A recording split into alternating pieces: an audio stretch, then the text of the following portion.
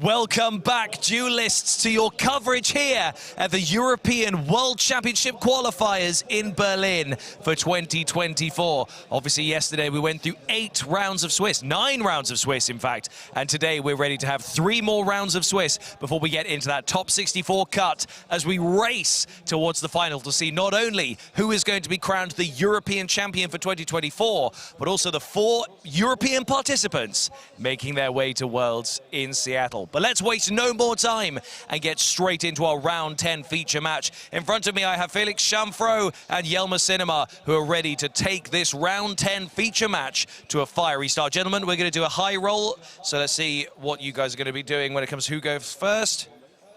Felix is going to roll first. That is an 8. And for Jelmer, there's a 10. Are you going to go first? Jelmer is going to go first. I'm going to hand you guys over to our wonderful commentary trio who are going to take you through the first feature match of today's coverage. Gentlemen, take it away.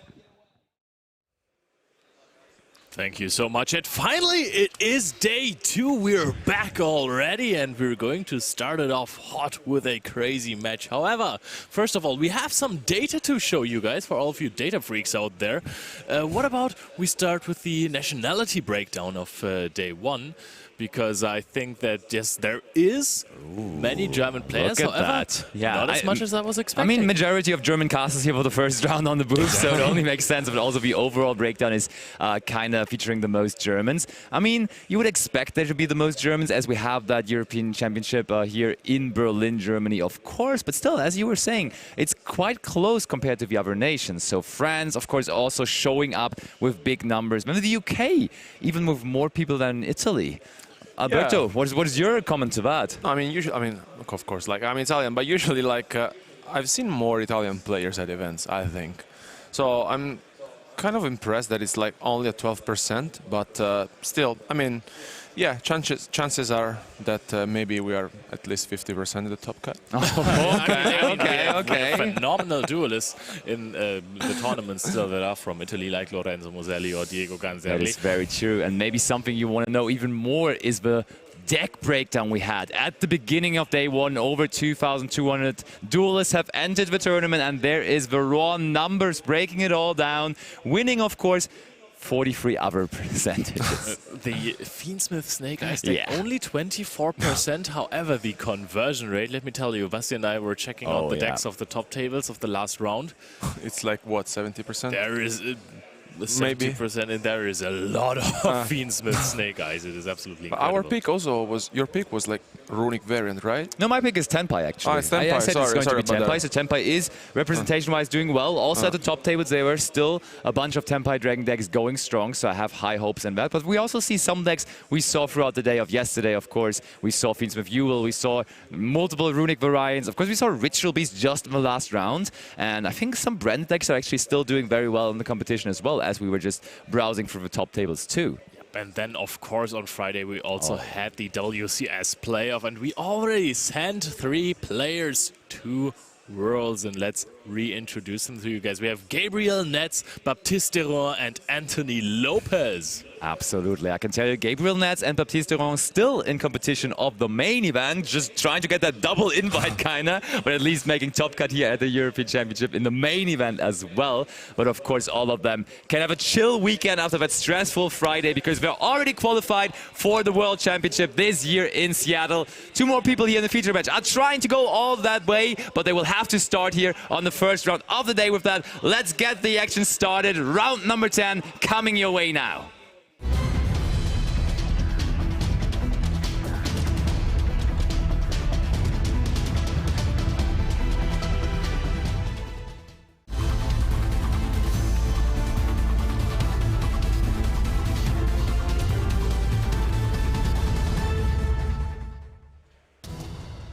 And we have a fan favorite deck here with us. And not only that, but also one of the most favorite decks of Leonhard König himself, of course, the voice strategy on Felix' side.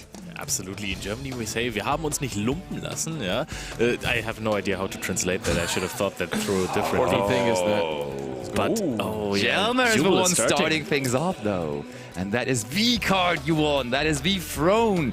the pinnacle of the deck, kind of. The field spell that enables everything, because you can choose between Samsardi, Lotus, or... Oh!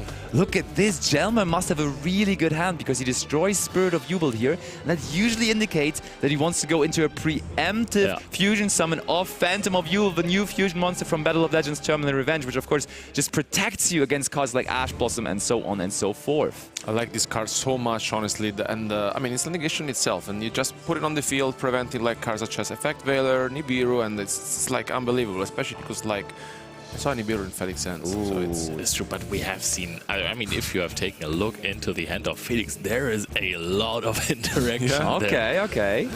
So we can be waiting for that. And I mean, if you can just... The thing is, usually against a lot of the decks, you could wait for a spot to go for Nibiru and then use Effect Veiler on the card, trying to negate the Nibiru, for example. Appaloosa, usually that's how it works. But with the Phantom of Jubel, they want tributes for cost to actually change the effect of that Nibiru, and therefore you couldn't really go after it with an Effect Veiler. But I mean, you can kind of do it the other way around. Just use the Effect Veiler first. Resolve. They kind of let it resolve, because why would they negate it? And then the Nibiru comes after. So there's definitely ways to work through that kind of a Jubel Fiendsmith combo here. And I mean, we yesterday in the last round of the day, of course, already had the Fiendsmith Jubel deck. There it wasn't really able to show off that well against Julio Valls and his Ritual Beast deck. But here we see, for the first time this weekend, the Jubel and also the Jubel Terror Incarnate, the OG Jubel monsters on the field, and I love that so much. And now we're swiftly and smoothly also transitioning into our Unchained engine here.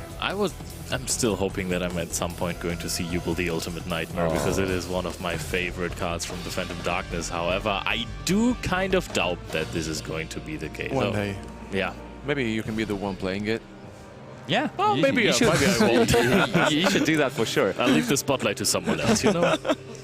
All right. We do get to summon out Spirit of Jubel here again by the effect of Gruesome Grave Skirmer, which was just banished from the graveyard. And I mean, the introduction of that card, there's not a Jubel in its card name, but this card is made for the Jubel strategy, made for the Jubel deck. The hand effect already great, because it helps you destroy more Spirit of Jubels or Jubels on the field, but then additionally to that also the graveyard effect, just bringing one of them back or special something from the hand is just so good. Sometimes helps you unclunking some hands where you can't really start in any other way, and then you maybe normal summon it and banish it from the graveyard to get a Spirit of Jubel out of the hand. So many applications for the card. Is incredibly good, and now we're going to see a Terror Incarnate special summoned again, Jubel as well. The deck is just popping off. It's really nice to see the deck comboing here. We're going to see a Link summon off 2, and yes, of course, we haven't even gone into the Moon of the Closed Heaven, because we also play the Fiendsmith engine, of course, also elevating the deck to the next level. It was really strong before the Infinite Forbidden. Now it's even stronger. That's absolutely correct. Jubel, as you also just saw in the deck breakdown, the third most represented deck in the tournament.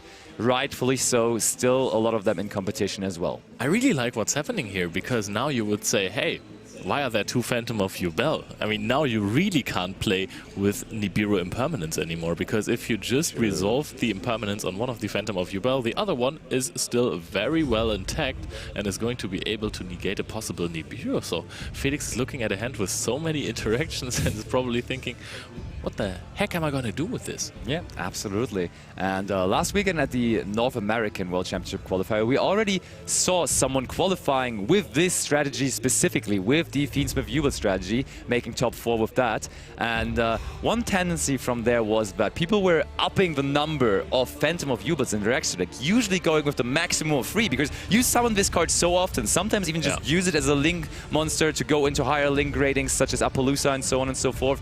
But Jelmer only included 2 into his extra deck, which I'm not sure whether I'm too big of a fan, to be honest. Yeah, I mean, I like the card so much on its level, maximize it just in case, right? Same, and especially because, like, in this situation, another one made a come out, but, you know, the Vultures made the scene here. And, I mean, what do you think, guys, about the deck? Because entering a tournament like this, if you had the chance of playing Fiendsmith Snake Eyes or the Jubel, which one would you have picked? Because, like, for example, I'm for Jubel. I really like it, to be honest. Like, And I get where you're coming from, honestly. I think the ceiling that the Jubel deck is providing on its opening turn is a little higher compared to the Snake Eye deck. And therefore, just going with the approach of creating a nearly unbreakable field is something I can see myself doing as well, for sure. Julio? I like this for smaller tournaments more than the Snake Eyes decks, for something like the WCS playoffs, where I thought I was going to see the deck a lot more, because when it has a higher ceiling and you're playing against the duelists that are the best in Europe right now, you might want to have this little extra edge that your deck can give you. In this situation, in such a long tournament, I think consistency is key. You're right. I can get your point as well. So we see Varudras on the field as well, and Felix. Does he have a moment here to do things? Wait, that is Nibiru plus Veiler. There is Nibiru. Jelmer.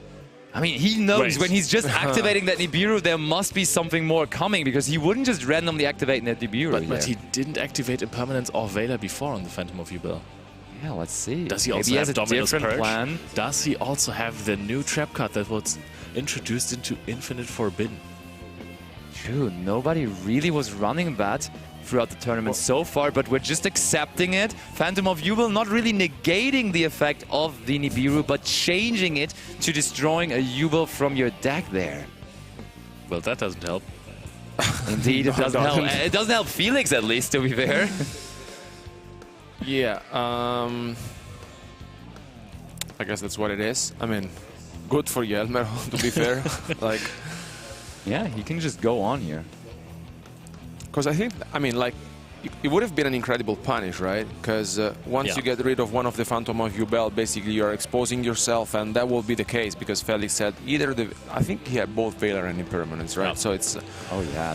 And I mean, you were mentioning Dominus Purge, which actually, as we can see with his deck list, is a card he is running. But that would have not been a card that could have been combined with that here, because Dominus Purge only goes after cards that search from the deck. So that would have not really mattered here in that spot. Oh, really? Yeah, it just says if your opponent controls a card, I mean, then you can activate it from hand, and you need an effect that adds a card from the deck to the hand, and therefore that would have not been the case. Yeah, and we get to the Caesar too. That's a really, really impressive field here by Jelmer. Having Caesar, having Varudras, the two very, very powerful Exceed monsters, backed up by Appaloosa, of course, And as well. no Phantom of Jubel anymore. Is this a Jubel deck? Are you sure about this? Oh, and Felix can't do anything, immediately packing up his cards. Jelmer and his friends are celebrating for him, and the crowd is taking game number 1 here with his Jubel Fiendsmith deck. I mean, I think the pressure made a joke on Felix here, because I mean, you open up your hand, you're sitting at the future match, and it's not an ideal hand to start things off with, right? Because you have a lot of hand traps, and I think you have some sort of follow up for the turn, but Nibiru was the only play he had. Yeah. I mean, I think he should have activated Veiler or Impermanence first. Yeah, maybe just he just slammed it when he saw one Phantom of Jubel, saying, okay, it's not enough, I'm gonna negate it with the Veiler, and then he just maybe a little misstep for him. And I mean, good that his opponent didn't see his deck. Maybe he also was just not really aware of Phantom of Jubel tributing for cost. That may have been the reason why there was that little misstep of holding the Veiler, thinking he could still just do it, but eventually, as you saw, that didn't work out, so that Nibiru sadly had to return back to the hand, and that was really not what Felix was trying to do there at all. I think that was one of those moments where you go, oh, oopsies. Well, let's move on. Go into the next one. Haha, that didn't happen. Of course, I didn't have anything else except for Nibiru. You gotta shoot your shot, right? But yeah, this didn't help him at all. I mean, there is the advantage that his opponent doesn't know his deck. That is a very good point. Even though I think that even if he doesn't have the engine in this game with a Nibiru on the field, you basically just need a monster, then you have a Little Knight. Your opponent was already very deeply invested in the combo, so there weren't too many cards in hand left. So I think that maybe this could have been a grind game that goes into the favor of the Voiceless Voice deck, because that is what the deck does best. Yeah, for sure. It is definitely very, very good at grinding. Now, in a going first scenario in game number 2, we see Felix and his Voiceless Voice deck is including a Solemn card into his side deck. And Leo, what would be the obvious one? Solemn Scolding. thank you for ruining my joke, because that is the one he's running, and I'm completely baffled by that, because nobody is running Solemn Scolding. So how did you expect that? I mean, if you're playing the Voiceless Voice deck, you're basically having all of your Spell and Trap cards face up, and Solemn Scolding has to be the only face down card that you're setting to activate it, and that is the reason why you're playing this card in the deck. I'm an expert on Voiceless Voice. So it's just an upgrade to Solemn Judgment, kind of, right? Yeah, because it hits more things than Solemn Judgment. So you can afford to play it in that deck, and so you probably should. I mean, I should have expected from the Voiceless Voice expert himself to know that, of course. It's not because I saw it in the deck list. Nobody would have thought that, of course, Leo. But yeah, Solemn Scolding, a pretty cool card. I don't think I've seen it in competitive use for a very long time, to be honest. I think Pendulums. That was, they Necros. played Solemn Scolding. Yeah. Necros as well, good point. With Ariana, you played this card. I remember searching that after activating Luster Pendulum, popping Ariana, searching another one. Those were good times, guys. Absolutely. Yeah. Those were really good times. Let's see, though, whether Felix can now have a good time in this match, as he's about to start game number 2. So let's go back over to the table.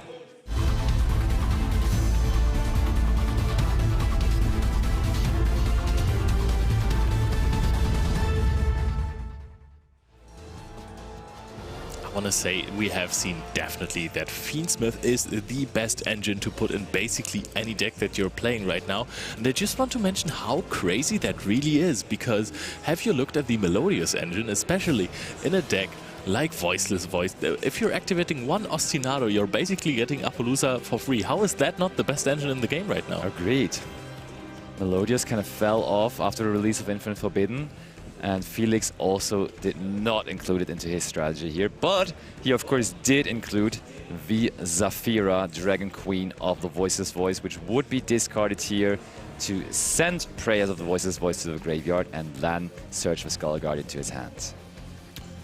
What do you think Jelmer might have sided in against like a blind, opponent? Because like, honestly, I think Felix is explaining to him the Voiceless Voice cards, because maybe he's not super familiar with this, right? So does he have like any generic going second card? What do you think? Don't think he expected the Voiceless Voice of all decks to be on the opponent's side there, but that is indeed correct that he has a couple of just generic going second cards. And I think Harpy's Featherduster is pretty good. He has that. Dracula No More, same thing, also decent. I'm wondering about a very popular going second card, Mulchami Perulia. 100%. How much does that do? Yeah, it's pretty good, right? Which deck doesn't normal summon? Yeah, you're right. Yeah, and I mean, sense. ritual summoning at the end of the day usually also happens from the hand, so that would be additional draws through Perulia. But Perulia would have been the first thing to activate most likely for Jelmer on the turn of Felix, so we can rule out that card kinda. But there is Ash Blossom and Joyous Spring now being activated, and I think we just used that on the effect of Skull Guardian, didn't we? Okay. But Pot of Prosperity might still be able to find the card we were desiring with, even though it's the Pot of Prosperity. He could get his desire fulfilled here by looking at the top 6 cards. Let's have a look together. What is it going to be? If there is going to be a low, because I think in his hand there might already be something like a Scolding. Oh, there's double Scolding being revealed. Oh, wow. Oh, and double Prosperity. Is that what he wanted, though? I think this is the worst Prosperity we have seen in forever. 100%. Yesterday with Ritual Beast, there was a Prosperity that revealed 2 Prosperity and a Canahawk, but the Canahawk was exactly what he wanted. So. Okay. I mean, this is not what you want, because like you have one Scolding in your hand. You're telling your opponent you're playing Scolding with this Prosperity, basically. Yeah. And the other 2 Prosperity is useless. And okay, so we just take Droll. Droll is phenomenal, which, though. to be fair, is really, really good against Jubel. Yeah, absolutely. The thing is, I think if you're not putting out a field at all with this, you're going to be able to play through Droll. We have to set one. So that is going to be all for Felix. Just the Skull Guardian alone did it. When that the Ash Blossom, my bad. That is a Nightmare Throne drawn from the top. If you're unsure on how to play through your opponent's field and you find the best card in your deck from the top, that must feel nice. However, the rest of the hand doesn't look too stunning right here, or rather it does definitely look stunning because there's not a lot of play here. However, I think that Jelmer is finding a way to get a negate on the field already. Yeah, we're just fusing from the hand, giving up 2 cards from a hand to contact fuse into Phantom of Jubel. Yeah, who does that nowadays? But Jelmer does. And I mean, that's pretty cool because you know there is a Drone Lockbird waiting in Felix's hand now, and you now have just summoned the monster that can deal with it. To be honest, if you're drilling and lockbirding now, then you're going to give your opponent an extender. They're just going to tribute the Phantom of Jubel and special summon a Jubel from the deck by destroying his spirit. But Solemn Scolding is something that can't be negated, so there is still a thing going on for Felix. There is the Nightmare Throne. Felix quickly nods, and I would have. You were wondering. I see your face, Leo. That could have been a card we could have went after. We could also just go after the normal summon, though. That is an Arcbrave call. Oh, there is Withdrawal and Lockbird. And so yes. did he? I think Are we Jelma gave negating the Phantom? thumbs up. Oh wow, things are happening right now. Okay, he's allowing me, right? So it's he has a plan, for sure. I mean, he doesn't expect the Solemn Scolding, but, you know, let's... Samsara Lotus is being normal summoned. Felix now thinking on the summon of that, because Solemn Scolding, as we were just explaining, basically combines all of the Solemn cards, so also the Solemn Warning Summon Negation would be appropriate. Now we activate the effect of Spirit of Jubel, and of course Spirit of Jubel can play around Troll and Lockbird by setting the Nightmare Pain here. Did Felix really think about that too good? I think we should have interrupted the Samsara Lotus, honestly. No, the thing is that, where do you activate the Solemn Scolding? I mean, Pain can't be activated right now, right? You can't add anything because the drone Lockbirds... You can still activate it because it's not an activation effect, so you can at least get the damage to your opponent. And I mean, there is a 2000 attack points monster on the opponent's side of the field and a Spirit of Jubel waiting already, so maybe we can just go with the old school Jubel mechanic of attacking into the opponent's monsters here. It's kind of Mikanko-esque what we could be about to see. Let's see. and here he can't even, like, negate the Jubel with his Scolding because, like, he does Jubel Chain 1, Throne Chain 2, right? So it's... Yep, that is apparently what is happening. I think now he feels really safe with the Troll and Lockbird, so he's waiting for a big summon to throw the Scolding. Or maybe if Jelma commits into a Yama here or goes into a Varudras, then you want to activate the Scolding. I think Jelmer, when he started looking for his deck, realized that he couldn't activate the effect of Nightmare Throne. Yeah, judges are confirming, talking to him right now. I'm pretty sure, and that is a smart decision usually, that you would side out the Terror Incarnate going second, and which is apparently what Jelmer did here. So, Jammer now still just with that one Skull Guardian on the opponent's side of the field, haven't found a way to summon another monster bigger than that, but we could activate the Nightmare Pain, we could deal some damage to our opponent, but first of all, apparently we're going to link off the Jubel here. And this looks... Are we going to the Feedsmith engine, or are we going to try and play with the Unchained engine first? There's multiple options for the deck. It looks like we're hovering over the Yama right here, but is this something that's going to be scolded? Moon of the Closed Heaven is going to be summoned, and I think at some point you want to activate your Scolding, because this Fiendsmith engine, it just provides so much value. Maybe you're waiting for the Requiem? I mean, you guys were really sure that there was a Scolding, right? Yeah. Maybe it was just not a Scolding, though, because I'm almost certain we would have seen a Scolding until now, so maybe it's just Dominus Purge, which kind of looks similar to Scolding. Does it though? Oh, okay. It's a trap card. It's a trap card, that's all I'm saying, but there is now Fiendsmith Engraver, first of all. At this point, I'm really wondering if there is a Scolding or we just... Yeah. Because no, otherwise, I mean, like, at this point, you would have activated 100%, right? That's what I'm thinking, for sure. So we now have found a way to Fiendsmith Engraver, and we can use the on-field effect, trying to get rid of our own spell and trap card there, the Fiendsmith Requiem, and the Skull Guardian while doing that. Maybe Felix is also just incredibly patient. There may be, you know, especially because, like, you can tell that he's thinking whether to respond or not, right? So he has to have an answer.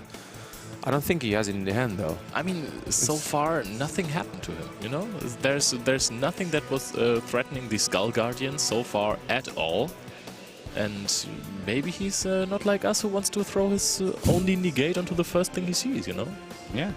So Felix is reading the Phantom of Jubel again, though, so that could indicate that there actually is a monster effect that he would be able to use, which would be the last card in hand.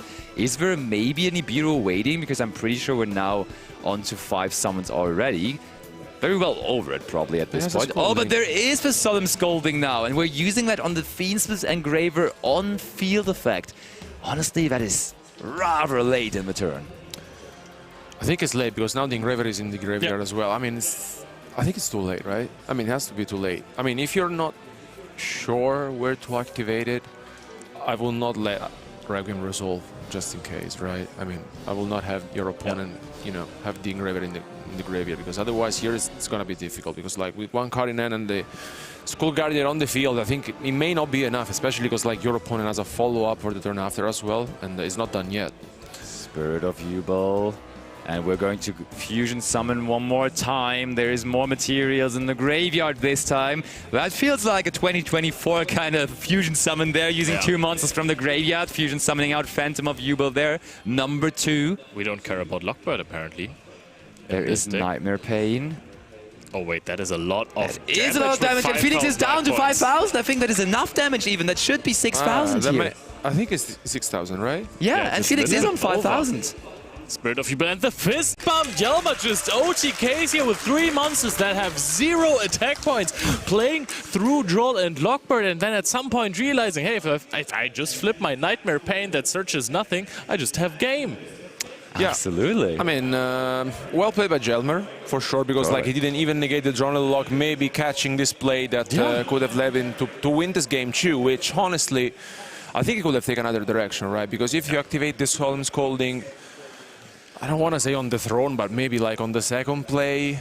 I think just using it on the normal summon is so good against Yubel. Just use it on the Samsara Lotus. I think that could have definitely shut down a lot there. In the first game, we have seen that his opponent maybe didn't exactly have too much experience against the Yubel deck by not activating a Veiler or an Impermanence first on the Spirit of Yubel.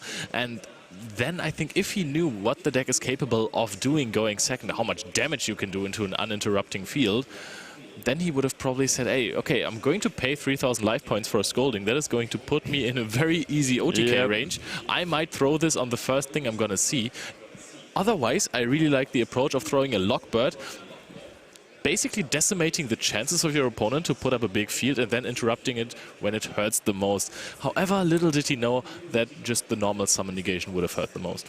Yeah, that's true. So that is the Voice player losing this feature match, but still, as you saw with their score, not completely out yet, because he only had 1 loss, 1 draw. So I think he's still now in the range where when he wins the last 2 rounds of the day, he would still make it. On the other hand, Jelma right now must be feeling good, winning first round of the day in day 2, and now only being 1 more win away from making top cut as well with the Hubert strategy. He's doing well. I like it. Yeah, I mean, it feels good. Like, you entered to the tournament, you had a future match round 1 in day 2, and you are one step away from the top cut, honestly, and it has to be, you know, very confident at this point, right? And I mean, how convincingly fast as well, right? Because that was a quick match. So he just woke up early to get here because it's 9 AM in the morning here in Europe. But then he just basically is done within 15 minutes with his first match, and he can go back to chill. He can relax a little more before going into the super important last 2 rounds of the day, of course. I really like the Yubel deck, and Jelma, he's just in it to win it, you know? This was a great performance by him. Also playing around a lot of stuff, even though there could have been some play for Felix in the first game. And Felix is, I think, with his voiceless voice, he must be speechless right now. I think he's voiceless, if you ask me, but you can definitely get behind that logic. Yeah, Leo, I mean, you expected Voice to do well, so do you think from here on they're going to move on doing a little better than here in this featured match? I think so. Voiceless Voice is by far the best deck in the field. It has been the best deck ever since it came out. It's my absolute favorite deck. There's so many different things you can do, like summoning out a Skull Guardian. There you go. Sometimes you even get to add a load to the field. That is really cool. And sometimes you also have a Soravis that is going to take care of a summon of your opponent's monster. So there is plenty of options. And I mean, Jelma really didn't see it coming, and I think he actually started in Nibiru's for the going second scenario. There was a Nibiru in his hand. He didn't hear it coming. He didn't know that he's up against the Voice strategy, because if you know that you're up against that deck, you probably don't even summon it. You don't really side it in. Because, yes, there is some combo approaches to the Voice strategy where you would be summoning 5 or more times, but sometimes they just summon 3 or 4 times, and that's it, and that's all they need. And then you kind of sit there with the Nibiru, kind of card you don't want to use, you can't use even, so don't really know. That is also the beauty of the deck. However, I'm not too sure if I love the pick of the Voiceless Voice now that everyone is just running Bestials again. This is also something we've seen quite a decent amount of T-elements, to be honest, in this tournament. And I was also extremely curious now that we only have 1 Chiron, 1 Havanus, and 1 Merly. How are you dealing with 6 main deck Bystials? That. Also, not only that, we even saw a Drytron deck still in the competition being at the top table. True. So how is that even possible? Because that is a deck that just historically has a big problem with Bystials, but still is out there fighting for their spot in the top cut. So maybe we're going to have Drytron in the next couple of rounds as well. Who knows? Drytron has been real quiet ever since Magnum came out, I'm gonna be honest there. But the Bystials have been so good ever since they came out in Darkwing Blast, I believe. They were phenomenal versus the tier element strategy. Basically, the only thing that was really keeping the tier element deck in check a little bit, at least for the Darkwing Blast format, you know. So that was, I think, a format where we didn't even have a YCS in Europe, but there was one in North America. Yep. They were playing that right before the Calbeck and Agido engine came out. And yeah, there was one time ever since Power of the Duelist came out. No, not Power of the Duelist, Power of the Elements. That was way back. That was way back. Where back. Sprite had the upper hand on tier elements. That is true. Yeah, I remember it. Bystials! Pretty short only, but that was a pretty cool time. But back to other times, back to the modern days, back to Jubel, Fiendsmith and Jelmer, because we're ready for the winners interview, so let's give it over to Ad and Jelmer. Thank you very much, Basti. I am here with Jelmer, who's just won that round 10 feature match here and is now 8-1-1 in this European World Championship qualifier. And actually, like quite a lot of the people I've interviewed over this weekend, your first feature match, and also you said your first time at day 2. My second time at day 2. But first time top coming this far. At the previous WCQ at Berlin, I made day 2 as well. Wow. But just barely, and this time it's a bit better. But now feature match, early in the morning doing a feature match, how's that for you? It's not that fun, but it was much more relaxing than I expected. That's good. And so do you find, because a lot of people at home won't realize how much pressure you're under when you've got lights and cameras and an audience knowing that the entire stream is watching you. Does that affect how you play? Does it affect how you approach the game, do you think? It affected me a tiny bit. I made 2 small misplays because of it. Forgot the Shavara effect, and I shouldn't have activated the Engraver. But overall, I don't think it mattered a lot, the stress with the misplays. And you had a bunch of your friends who are just behind the camera who all gave you a lot of fist bumps as you came off stage. You've got a big entourage of friends with you supporting you. Yeah, that's correct, yeah. A lot of them are supporting me all weekend. They gave me food, so... They gave you the fuel to carry it to a win. So talk to me a bit about Jubel and also going up against Voiceless Voice. Have you encountered Voiceless Voice so far this weekend at all, or is that pretty rare? Not this weekend. I've played it before. One of the friends from the group is actually playing the deck. Oh, wow. So I played a lot against that. So I knew how to deal with the deck. And wow. that's, once they basically summon the Skull Guardian, you can just kick for damage with it and they have no out to it. Perfect. So you were already prepared for this? Exactly, yeah. Oh, wow, that's great. Good stuff playtesting. So talk to us about your choice with Jubel. What is it that you like about the Jubel deck? It was either between Snake Eye or Jubel. Of course. And I just like the art type a bit more. The Snake Eye mirrors are very boring, very intensive. And with Jubel, you just make a really strong board, and sometimes the games are just free because they can't break the combo. And just so you don't get energy drained from all those hard matches, Jubel is just the right call, I think. Well, it's clearly served you well at this point. You're now 8-1-1. What was the loss? What was the draw? I drew against Centurion. Okay. They calamity locked me game 3 without hand traps, and I couldn't enter the battle phase with the Jubel to kick for damage. Goodness, okay. And what was the draw? That was the draw, and so the loss was Tempai round 9. Okay. Got shifted plus field spell every game. So that was not my match to win, basically. And what was most of the 8 that you went up against that you won? Is it mostly Snake Eyes, Fiendsmith? 2 Snake Eye Fiendsmith, 2 Tempais, and a lot of rogue matchups. Really? Yeah. Any weird rogue matchups that you thought were interesting that you went up against? I played against the Sprite Ice Barrier deck. It was, wow. It was really tough. Interesting. Well, best of luck in your next 2 rounds. You've got only 2 more rounds of Swiss. Do you think you could take it all the way to the top cut? I hope so. I really hope so. After this win, I I'm hopeful. You're driven now for those Exactly, last two. yeah. Well, best of luck. I'm going to let you go over and chat to Tom now, who you guys are going to go and do some play, so you can go over and join him in that interview. Thank you very much, Yelma. I mean, this is one of the things I like about this. A lot of people who it's their first time doing a feature match, cruising to a win, and at this point having a great record and maybe even making it to that top cut. But without further ado, going to hand you guys over to the amazing Tom Payne, who's going to chat with Yelma about some of his plays. Hello everyone, we're here with Yelma to go a bit more in-depth about that game. How do you feel about it overall? I made a few tiny misplays, but overall I'm quite happy. Well, yeah, I mean, that's to be expected. Feature match, first thing in the morning. Did you get a good night's rest going into it? Not really, not really. It can be tricky sometimes. You're here with all your friends to make sure you get that nice sleep. All right, well, let's dive into the first game. So we have our first clip here. It's a pretty simple clip, just you starting off the game with the Nightmare Throne even. So what's going through your head here? What's your favorite search target? I had a lot of starters on my hand, so I wanted to set up the Phantom of Yubel as fast as possible, so the hand traps in my opponent's hands wouldn't do as much. And he opened a lot of hand traps, and I could block them exactly with that Phantom. So starting with the Phantom is usually what makes a difference. I see. So when you've got lots of engine cards in your hand, you think you're happy just to go straight for that Phantom of Yubel, get that negation up. Exactly. So, I mean, what other cards did you have? How'd you follow it up? I basically had all starters, so the Gates plus the Samsara Lotus. So at that point, I won't gamble on them having infinite impermanence. So the Samsara Lotus is the correct call instead of the Gates. If you normal summon the Dark Backing Beast and they impermit, I would have been done. But with the Samsara, I still could have pushed.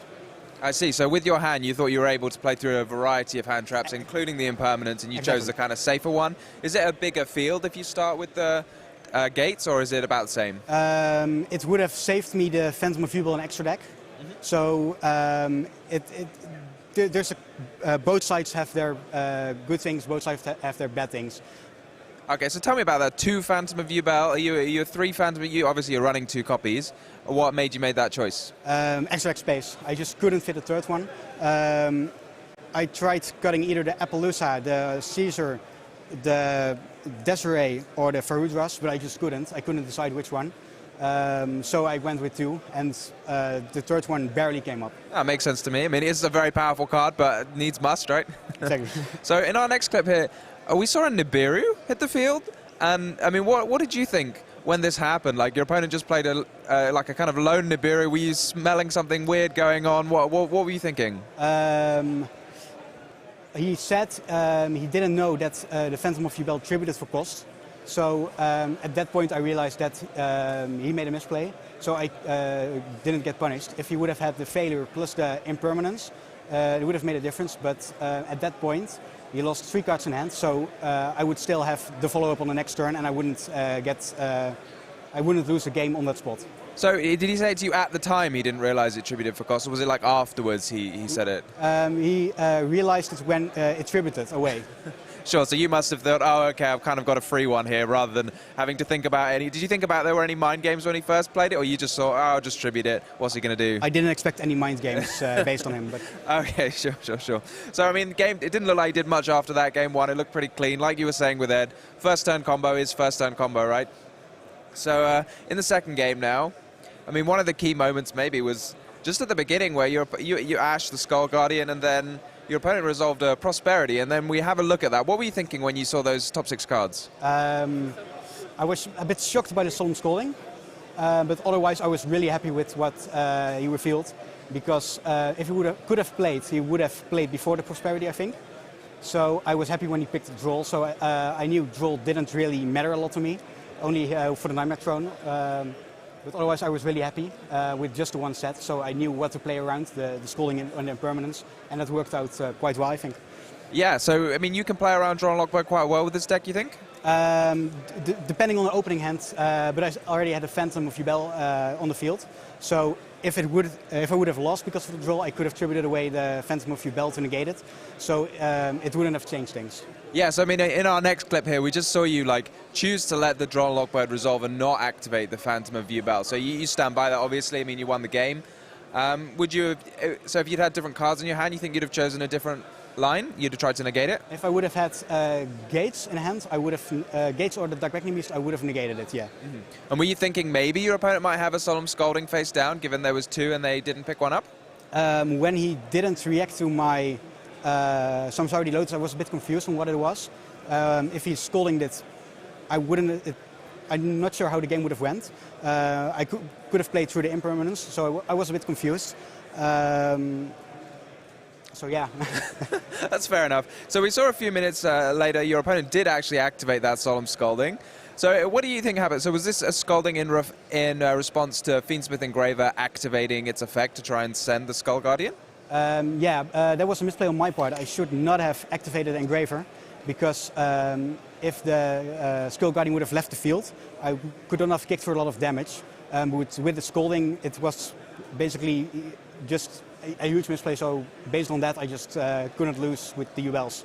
So yeah, I was thinking about that. I was thinking, like, how are you going to do... You could do a lot of damage while your opponent has a monster, but if they didn't have a monster, I was wondering how you were going to do any damage. Did you have a plan for that, or you just thought, I'll just sort of do my combo, I won't bother trying to win the game this turn, but... I would have gone into the Fiendsmith engine and pushed for a lot of damage and make the Appaloosa.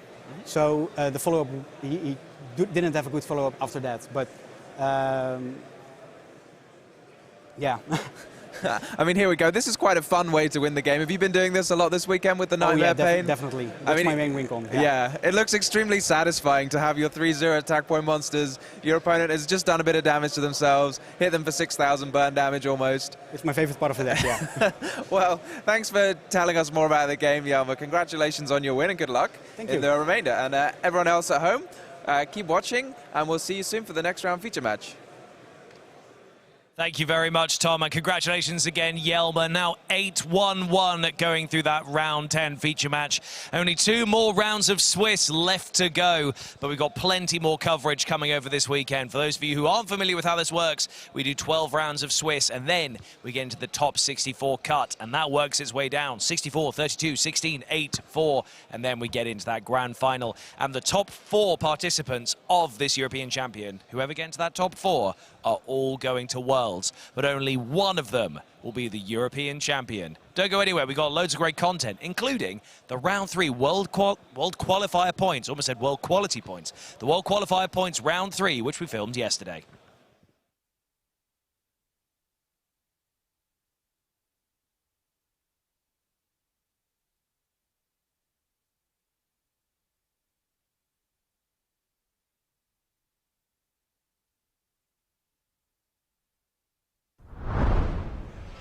Welcome back, everyone, to the 3rd round of the World Championship playoff here in Berlin at the European Championship Day 0. It's Friday, it's Friday. We are absolutely hyped for this next round. And I mean, we have 2 German casters here. Why not as well have 2 German players? Absolutely, and one of them has brought his pet deck again. A literal pet deck, if you want to say so, because it includes a lot of cats. It's going to be the Pearly deck, and it's so great that he stuck to that deck, because realistically, he played that deck throughout the entire season. It was the deck that brought him all the points that he has accumulated to get into this World Championship playoff in the first place, so I'm really happy to see him being with the Pearly deck still.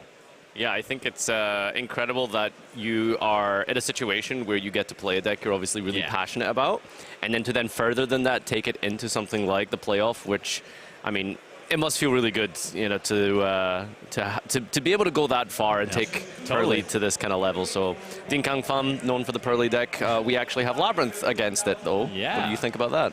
Yeah, it's a really nice row call, you know, at the NAWCQ. We've seen it pop off in the top 64 as well, with some quite nifty text. I think we've seen it in an earlier round as well today. Yeah. So this might be a very popular choice. It's a kind of a nice counter pick if you're expecting a lot of Snake Eye, and I think that's a fair call to make. Yeah, well, let's take a look and see how this one plays out. Our duelists are ready at the table. Let's head on over and get ready for round number 3.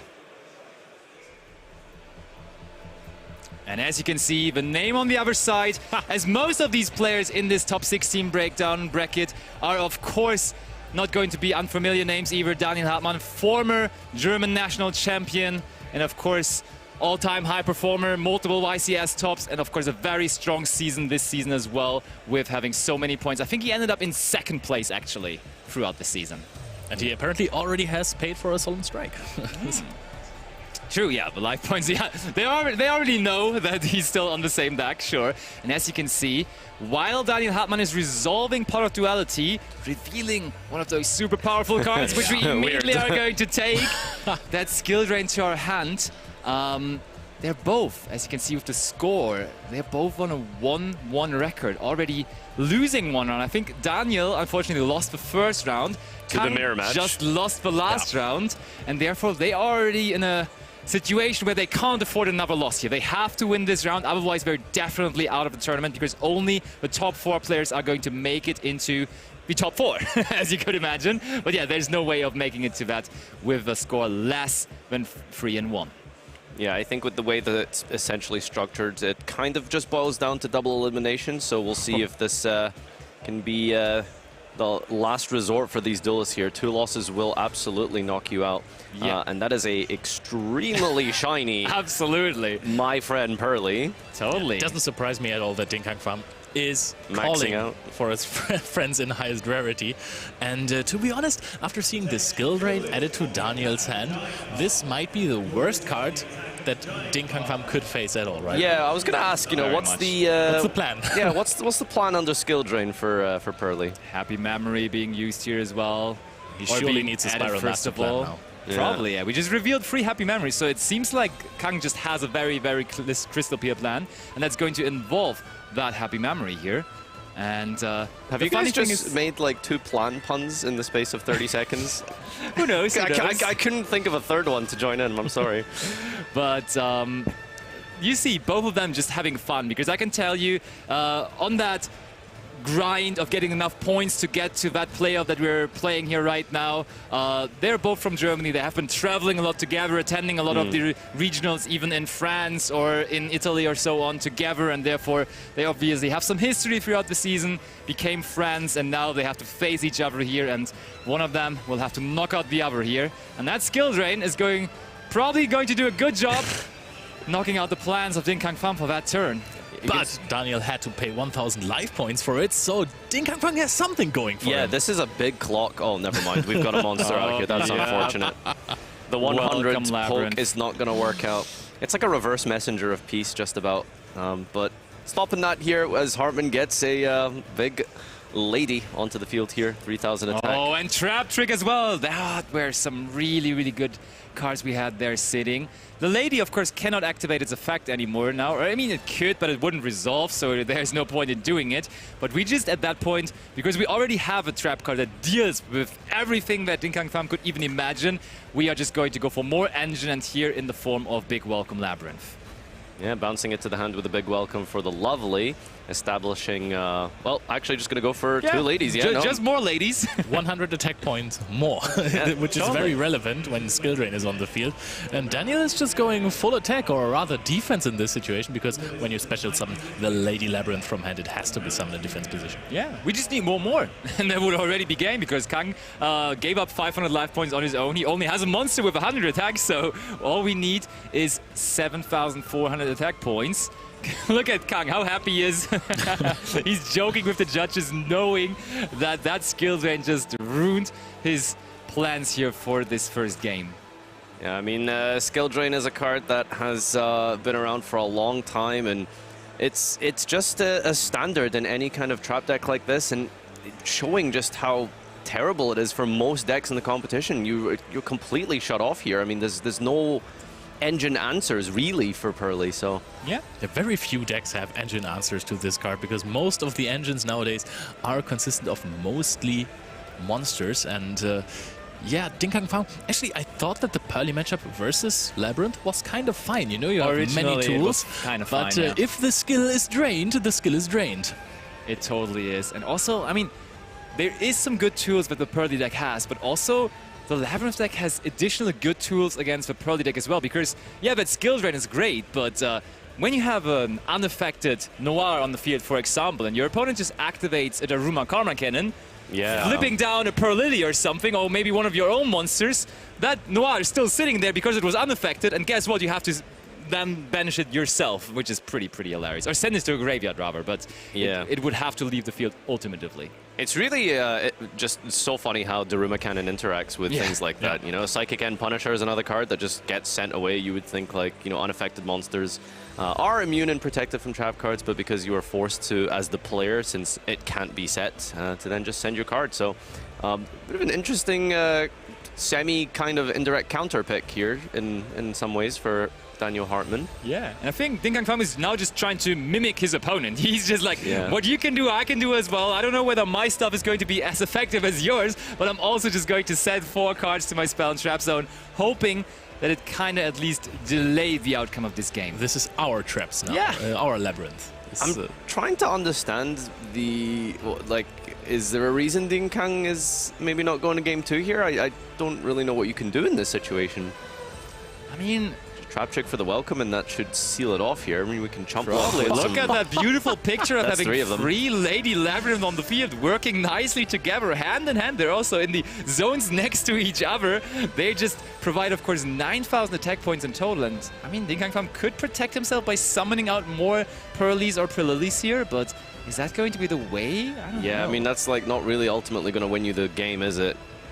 Oh, look at that. That is going to be The Black Goat. Oh, we're discarding the Black Goat Lofts. And interestingly enough, when we were looking at the list of Ding Kang Fam, we saw that he's actually main decking free the Black Goat Lofts, which is a pretty cool thing to have. And also additionally, one thing we didn't really talk about in his list, I think it does make sense that he's trying to get as much time as possible, because he's also main decking triple Cosmic Cyclone, which should for this matchup actually be quite handy. All of right, course. that is an option we can maybe go for if we can like live long enough, get rid of the skill drain, start playing the game. Yeah. And interesting, the triple Goat Laughs in the main deck there. You know, just because of Pearly having in-engine discards as your typical playstyle. We've seen that evolution over the last year or so, where Pearly kind of shifted from things like Dart Worlds, maybe some Shadal monsters.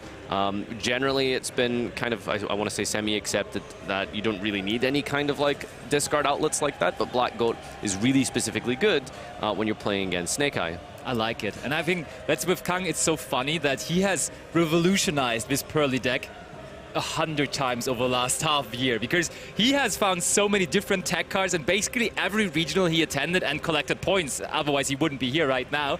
He just did some new technology, which was quite funny. Yeah, but the Blackout Laughs usually very strong. However, when your opponent also only has negated monsters, the Blackout Laughs, it rather cries here. And oh, this is a sphere! Dropped on Triple Lady! Daniel going above and beyond to end the game. However, Ding Kang Fang, he's having the time of his life. That is some main deck cards. That's a happy memory. That's going to be a very happy memory. Absolutely. That is hilarious, Tributing. honestly. I mean, the only way to recur this now is Big Welcome, bring it back, summon it again, and then you're kind of like on the back foot again, trying to establish more damage here. Honestly, Daniel, look, he can't believe that he just played into that. Yeah, that's something. We're going to reveal Pearly Yeet. It's not every day that you have to consider a game 1 sphere, to be fair. Yeah, totally not, but Just waiting to tribute and summon Ra at this stage. I That'll think- be the counter surprise. yeah, that's what these players are so good at, right? Just maximizing the chances that you have. Chances for Ding Kang Fam are very low here in this game overall, as he already saw that early skill drain, but he's just hanging on, trying to find at least a possible way to still win this game. Even though chances are low, he's going to work his best to somehow still end up on top, and I think that's why he's really good at this. That's why he is here, one of those 16 players. That's why he's maybe the best Pearly player currently in Europe. Yeah, I would definitely sign that immediately. I mean, I don't even know how he did it in the last year, because Pearly has never been on top of its game anymore since it kind of dropped in usage. But just Ding Kang Fang, he's just everywhere. He's just throwing those noirs around. And now, again, maybe if he finds a Cosmic Cyclone, can this be a game that Ding Kang Fang actually wins? This is hilarious. Daniel just passed back over. Daniel apparently has no more engine. Kang just switches that sphere mode into defense position, having now another defensive tool protecting against at least one attack. So this is all of a sudden looking like an actual game we're playing here, just disregarding the skill drain. I mean, I mean, this is one way to describe this. It is a game state of all time. Yeah. And we are trying to wait and stall out as long as we can, as Daniel did play into the triple tribute of the sphere mode, trying to find that Cosmic Cyclone off the top so that we can then bring out our cats without the negation of skill drain and try and play this one out. Although there is probably a very real chance that maybe Daniel has got a second one at this point, to be fair. One card that Kang is missing so far, Ken, is also the Pot of Prosperity, because he's also running that. So like his options of getting to that Cosmic Cyclone actually are plenty, as he's already thinning his deck so much right now as well. So he's kind of unlucky of not seeing the Cosmic Cyclone so far. Yeah, no, very good point. The consistency of the Prosperity has been absolutely staple in so many decks over its entire lifetime, and Pearly is another deck that has taken advantage of that quite nicely. Extra deck being quite flexible in what you don't need, or what you don't need depending if you're going first and second, so it's I do have the resources for that. Here's the Street being activated here.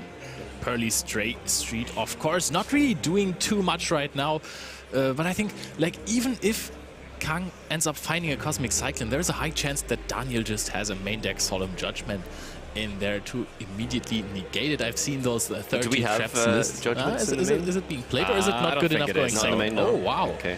Not playing So that. there's actually still chance. I was surprised at first that the sphere mode shifted back to Ding Kang Fang, even though there is a skill drain. However, this is part of the effect of tributing monsters of your opponent, so this is why that resolves.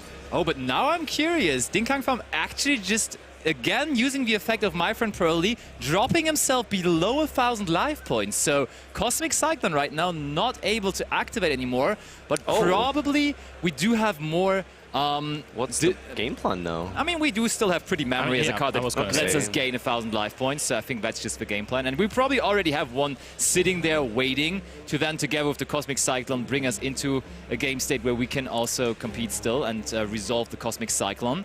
But it's funny, like, none of them really actively playing the game right now, because Daniel has no more monsters to attack with anymore, and Kang just doesn't want to play his monsters before that skill drain is gone. The thing is, for Daniel as well, I mean, he activated 2 Trap Trick to access Labyrinth cards, so he has burned through quite a lot. And as long as Ding Kang Fam doesn't commit any monsters to the field, he doesn't even give his opponent the chance to set back a Welcome Labyrinth. And also, what is that going to summon out? There's only one paying down We to are going 100? down to 100 life points indeed. No fear in the face of Ding Kang Fam, dropping himself down to 100 life points. But I mean, there must be a Pretty Memory waiting, and therefore he will have the chance to go up in life points again. But the real question is, when is that Cosmic Cyclone finally going to come down? Yeah, so this is currently a bit of a stalemate between both players. The goal of Daniel is to try and recur the Lady from the Graveyard with a big welcome. As mentioned by Leo, we've burned through a couple of welcomes already via... There it is, look at that. There is the Pretty Memory coming. So if we're activating the Pretty here to gain life points, I think there's a very important reason as to why we're doing that. Is it finally time to open up the floodgates for Ding Kang? But yeah, Daniel is trying to establish a way to re-summon the Lady, and Kang is trying to fish for that main deck Cyclone so that we can actually out the skill drain and begin playing and actually advancing the game state somewhat. So this is really a top deck war here between both players. Honestly, I think this is the moment. Oh, I think this is the moment. We're Yep. activating the effect of Pearl Lily. That must mean we also have the Cosmic Cyclone to pair it up with. Why would you otherwise do it? Or maybe we're just trying to bait out a Solemn Strike. That could also be And there is the Cosmic Cyclone, though. On skill drain, so can the second next one. skill drain is being chained to the Cosmic Cyclone. And we're back to square one. Right, we're gonna have to like go through this whole process again. Wait for another copy of Cosmic Cyclone. Gain the life with the Pretty before Daniel can try and get to a big welcome. Back to the drawing board, but the thing is, Ding Kang Fam discarded another copy of Pretty Memory for the first copy of it, so I don't even know how many he has left. Wait, this Are we is sure about really that? bad. I'm very sure about it. Okay, we're link summoning with the Sphere mode. Okay, so at least we can apply some pressure now, because so far we haven't attacked a whole lot. But this is the first point of damage that we want to deal. That was the most aggressive thrust I've seen of a monster. This is SP Big Knight. It's the biggest monster on the field right now. So But there's a big welcome, Labyrinth, finally. Yeah, no, we finally got to that resource. Summon out the lady, chump block the 16 attack, and switch it to attack next turn. And I think... You could just attack over the Big Knight. Yeah. It's going to become a very medium knight, I suppose, once it's been head over here. I'm pretty sure we have Sleepy Memory still, though, to at least protect the next battle damage coming in. Those niche effects, I love them so much. Oh, and Oh, scoops it up. All right. Wow, that was yeah, that was a grind game there. It's really interesting. You get into these game states in the in floodgate situations where both players are waiting to get the right card that they need, and Cosmic in the main actually almost Interesting working choice. out. Let's talk about it in general, because he entered this tournament, a top 16 tournament, where you expect like a lot of the top decks, a lot of Snake Eye Fiendsmith, a lot of Yubel maybe, and you bring in Cosmic Cyclone It's as the a best free card in the game, Oh Sebastian no, don't Lemke. remind me of that. So Leonard Cosmic Koenig. Cyclone is the peak of flexibility in a Yu-Gi-Oh card. You know, it removes spell or trap cards, but the trend lately has been that they also have graveyard effects, so you can actually perfectly remove them without them triggering. It is fantastic. It helps you in every situation. It helps to play through fields because many decks also set up some spell trap interactions. It is just the best spell card you could ask for. Played in every deck. You heard it here. Yeah, I mean, Welcome to it's- the Cosmic Cyclone TED Talk of Leonard Koenig, edition 150. He has been praising this card for ages now, but I mean, It it is was very his good. only solution here in this matchup. So, and Yeah. maybe, I mean, as I said, the parties are kind of connected. Like, maybe Kang knew that there are a couple of Labyrinth player entering, and then having that in your main deck obviously is a smart decision, right? I think it's got good application on everything, right? Even against Snake Eye, hitting like a Masquerena that's being summoned out of the spell and trap zone going second, that has, you know, uses there.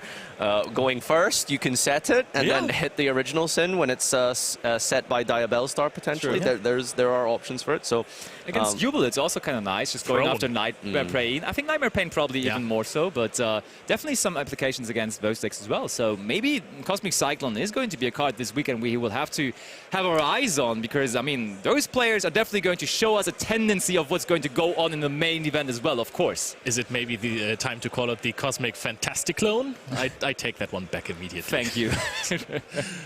So is MST just gone now, do you think? Yeah, I mean, there was a time where Mystical Space Typhoon had a little upper hand because you could play it in Sky Striker or in Metal Foes, where you could destroy your own cards, where you actually wanted them to go into the graveyard, and they brought a little bit of flexibility as well.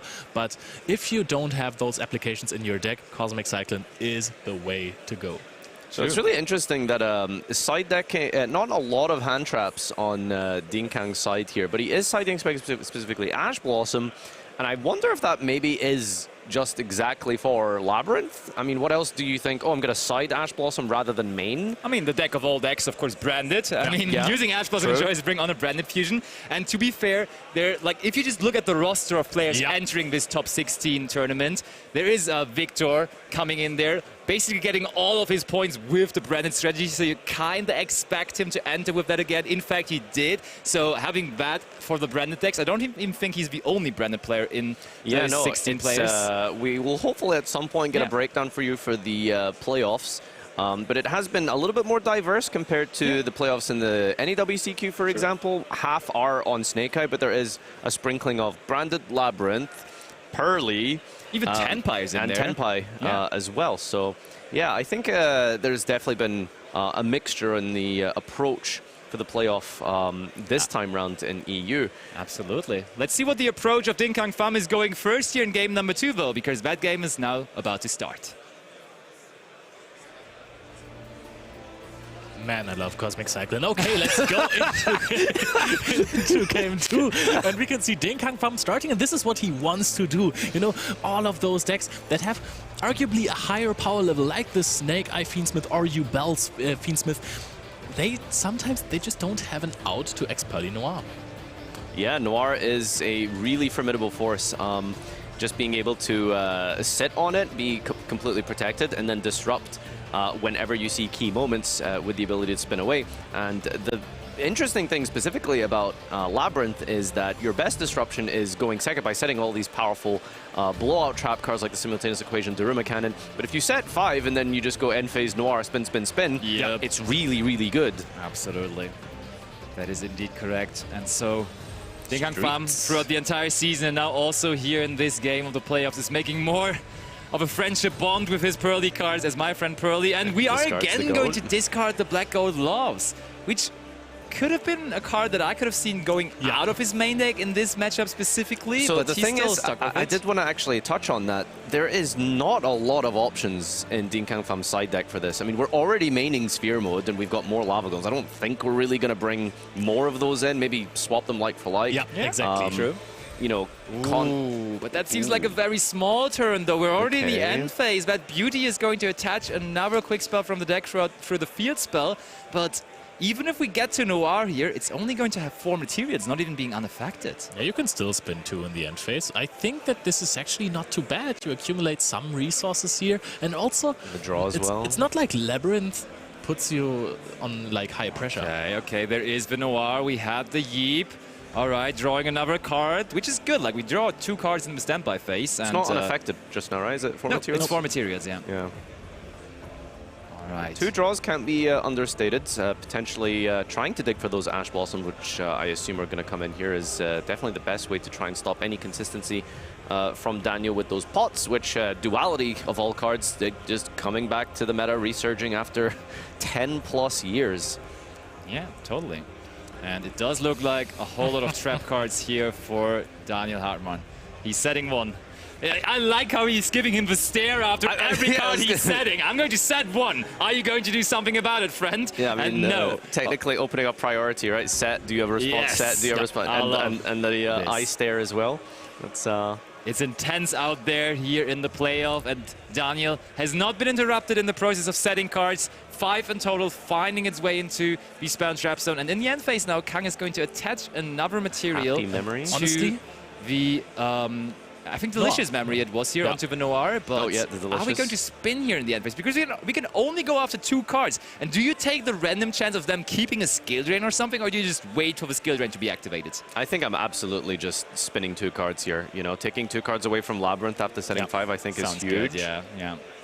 Also, they will have to commit more. You already have a big monster on the field. If they flip skill drain, they only have 2 more cards and a monster in hand to play with. But I mean, the trap cards that this deck is running, I mean, they just go hard, man. They are so impactful with the Torrential Tribute, the Solemn Strikes. Every single card of this can ruin your entire day. All right, but we do not spin. That's what I was thinking. Maybe we are just really waiting for a moment where we could use that Noir reactively. Yeah, I think like playing the resource long game here from Kang is the name of the game. Keep that Sleepy underneath, draw a card, just do some chip damage. And I mean, I'm also pretty sure there is a pretty memory underneath that as well. So we can use the other effect now that is provided through that with the Noir in our turn as well, going after additional cards. But first of all, there's... Yeah, we're going to use it in the draw phase here to prevent the draw from the Sleepy Memory. True. But I mean, now it's unaffected because of the Delicious in the end phase. Yeah, but you can still activate it because technically it could be set because it is a monster, like Exceed monsters generally would be able to be set. So that Daruma Karma Cannon is immediately just forcing out but it wouldn't have done anything. He would have had to send the card to the graveyard. No, there is no other card on the field that would have been set face down, so the effect doesn't resolve. Are you sure that's how Daruma works, with only 1 monster? No, it's like normally you can't... Oh wait, no, I think Leo might be right. Really? About this. Okay, interesting. The thing is, I think he has another monster in hand to chain it to the Daruma Karma Cannon. I think he has the Lovely, and that's fair, yeah. What his plan was. Okay, it looks like we're going to double chain here from the Noir, hit some other cards. Noir does target, right? Yeah, Noir definitely does target. So, like, the activation of the Daruma Karma Cannon certainly was a legal one because there is technically a monster that could get, like, booked face down because it's not a link monster. Like, if there's only link monsters, you can't activate the card, but here there would technically be a monster that could be set face down, even though it is unaffected for that moment. But yeah, you're right. Like, I don't think anything would have happened there immediately. Oh, but there's Dimensional Barrier for Daniel Hartmann, and like, Dingang Pham was forced to chain all of the effects there right away, and therefore just chaining that Dimensional Barrier there is kind of nice because he gets to keep his cards. But now, funnily enough, the card does not get sent to the graveyard anymore because it's not unaffected anymore, but he can just flip it face down, which I kind of like again because now that's okay for him, actually. The thing is, still in his turn, you know? So he's still barriered onto exceeds. Yeah, that's true. That is very true. So this situation is looking good for Daniel. Even though he went second, he immediately is in kind of a situation where it looks like almost he went first, honestly. 3 set cards, a lady now also joining on the field, his opponent under dimensional barrier. Those are great circumstances for Daniel here. Yep, those are incredible high impact cards, but I would have liked your idea, Nadir, of spinning some cards in the end phase, to be honest. Yeah, I mean, I think that's absolutely what I have done there, right? You risk getting put into exactly this situation here. The barrier is going to be really huge as well this turn. It's essentially going to act as a bit of a turn skip, plus whatever Daniel has set back there that can be activated at any point to then accrue more advantage via the Lady Labyrinth. But Pham does have a lot of cards in hand, generated from those sleepy memories, but also, most important of all, is they act really nicely into Lady to prevent the extra set from the deck here. So we'll see if Kang is going to try and use them defensively or try and mount an offense here. But the problem is under D barrier, I'm not too sure what you can really do. You have 2 linked monsters in your extra deck. Those are SP Little Knight, which would be a good option, and Anima, which isn't really doing too much right now. So I think we could find our way into an SP Little Knight, which could only deal with one of the random cards in this bounce trap zone because that lady can't be targeted. So I'm also very curious on how we're going to approach this. I mean, normal summoning, a Pearly can't be too bad. Let's see what we're getting through it. Yeah, the back row is not flipped for the skill drain. Oh, there's one Cosmic Cyclone. Street, okay. And now you have to shuffle it back, even though it was the best top deck ever. Yeah. That's a tough one. The thing is that the follow-up of Daniel is just not really there. If you can prevent the lady from setting another card with your Pearly quick play spells, you're actually kind of good to go, I think. I think that's the most important part of this is how exactly is Daniel going to try and force through this labyrinth? Do we wait in response to a spell to deplete Kang's hand?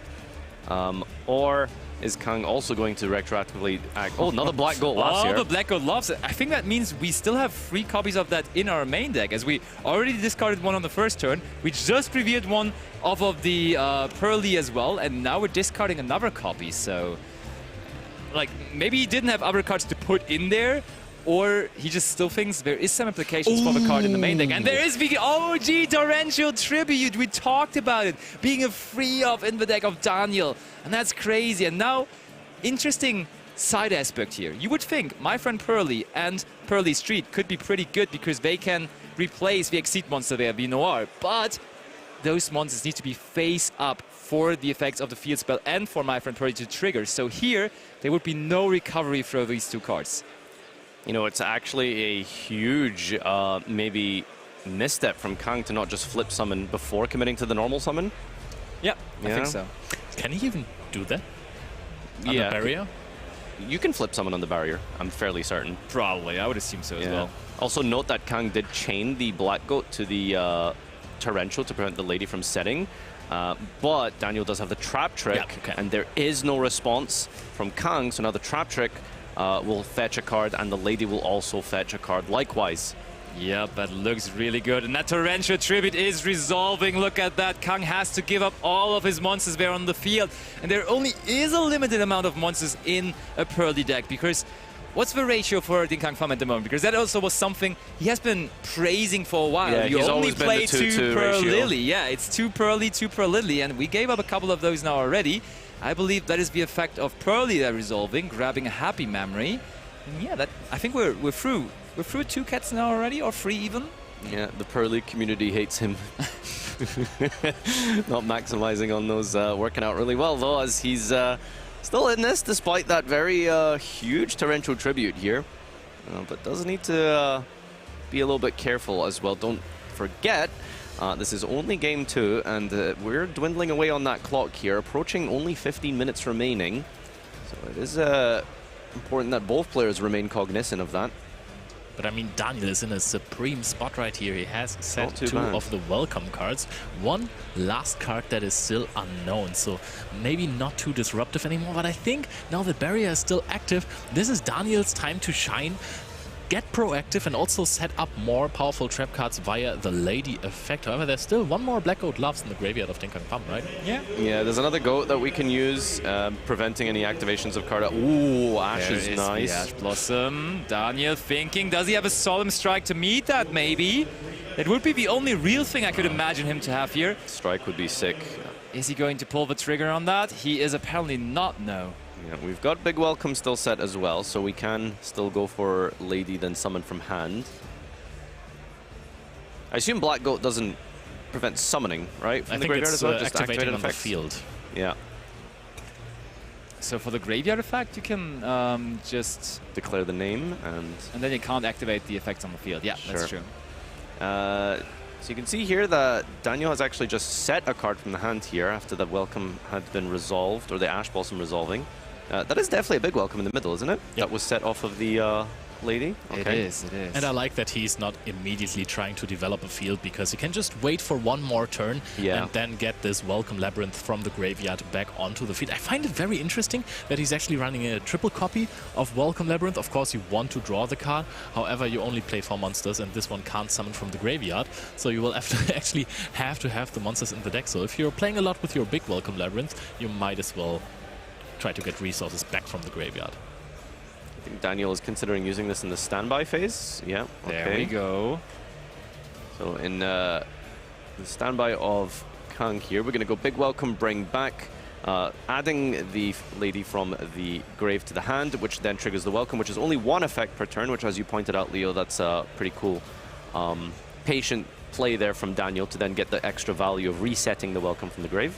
For sure, but now back to Kang, who now again has a turn where he does not have to worry about Dimensional Barrier anymore. Is Kang actually getting to play Yu-Gi-Oh here?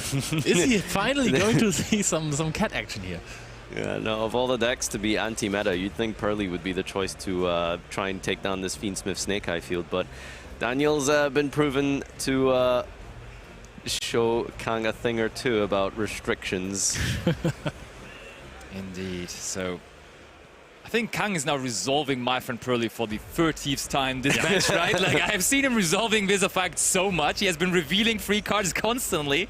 That's the move of the match for him so far, but until now it hasn't really netted him any Popular real... guy. Yeah, oh, that's a first pot of prosperity now, by the way. We talked about that card in game number 1. Are we going to be able to maybe fetch a Cosmic Cyclone this time We're around? going to reveal some more cards here. Yeah. This time 6 though, probably, unless he wants to only go for 3. Nope. Okay, we're already at for 4.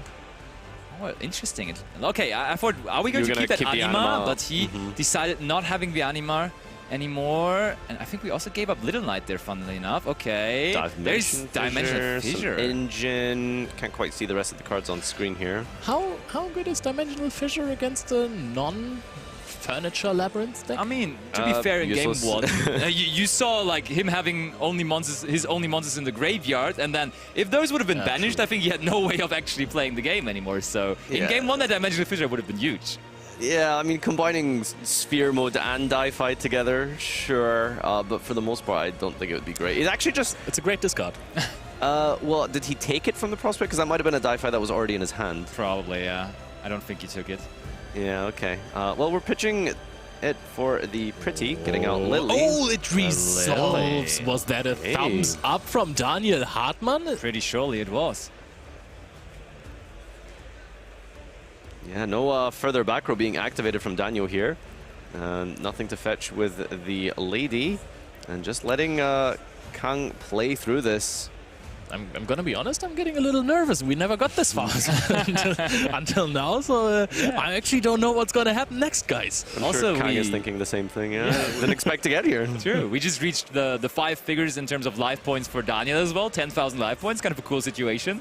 You don't often have that chance. Yeah, almost down to 10 minutes on the clock here. Yeah. There's a whole other game still to play potentially if Kang can beat this. So yeah, there's a long battle still to play here. These back and forth grind games between anti-meta picks like this can last a while. But another There's dimensional no way. barrier. There's just no way. We are not going to see Dinkang Pham go into his Pearly Exceeds because we can't. See, I was wondering why we brought down the Lady so early, and it's probably because we're trying to stop the summons of Oh, look at that, Cosmic Cyclone. Finally, that one as well. But this one is onto the unknown, right? The Welcome Labyrinth is still the sitting closest next to the deck. Yeah, so this is the unknown here. Yeah, can't Cosmic D-Barrier, can you, Leo? You can technically, You but I it can't doesn't really help. recommend it. So apparently tried. that card can also be chained, and Daniel is thinking about chaining that one too, and it's going to be Daruma Cannon. Okay. I mean, why would you not? You know, you still have the lady, so it just makes sense to activate it here because you can chain the lady, and otherwise you wouldn't be able. You're getting another Black Goat Laughs out. Yeah, Black Goat being used to disrupt the response of the lady, trying to prevent any advantage generated from the lady from setting from the deck here. And it looks like Kang is going to set and pass. That's how it looks. Yeah, that's really, really unfortunate. Can't welcome the end phase because it was set this turn, so we just have one draw here. But this one draw might not matter too much if we can get this welcome through. Lady's going to get a trap from the deck, and we're going to get another body. The thing is, now that Skill Drain isn't active, we can also get a Lovely, and that one is going to get so much more value out of this. I like that we're not using it. Just go battle phase first, again, because just keeping it otherwise simple, we're right? playing into Effect Veiler. Fair. Oh no, we're just not going to do it at all. All right, is it really not worth using? I mean, Daniel probably has tested a lot with this deck, so I would assume. Yeah, I mean, I trust that he correct. has a logical reason as to why he's not using this welcome. Here comes Yeep now, of course, also having a graveyard effect. Now, Recycling those interestingly lilies. enough, though, not using it in response, because Kang has been really hesitant on using his card. Welcome back to more of your coverage here at the Yu-Gi-Oh! World Championship qualifiers for Europe here in Berlin, in Germany. We're now into our round 11 feature match. In front of me, I have Nicholas Athansopoulos and Gabriel Susi, who are ready to take this round 11 feature match straight underway. Gentlemen, we're going to do a high roll to see who's going to go first. Gabriel's going to roll first. That's a 4. And Nicholas Athansopoulos has got a 6. Are you going to go first? Nicholas is going to go first. I'm going to hand you over to your wonderful commentary trio who will take you through this round 11 match. Only 2 matches left. Let's see what happens. Guys, over to you. Hello everyone, we're here for a round 11 feature match. You guys might recognize Gabriel Susi sitting there as Ed introduced him, a player who played in the World Championship qualifying playoff on Friday, but unfortunately didn't quite get that spot. And I feel like we've seen this at a lot of European championships. I mean, obviously the players in the World Championship qualifying playoffs have played extremely well throughout the year, so it's no surprise, even if they don't get the spot on the Friday, that we're still seeing them cut deep into the tournament on the weekend. Yeah, and I mean, he qualified last year. He has been there. He knows the feeling of attending the World Championship, and of course, he wants to go back so badly. When he lost that last round on Friday in the Swiss rounds, meaning he could not make it into the top 4, he was heartbroken. Honestly, after his feature match, I think he was still sitting there for like 5 to 10 minutes, just realizing that this is not the way this time, because last year he qualified for the playoffs, just running through it.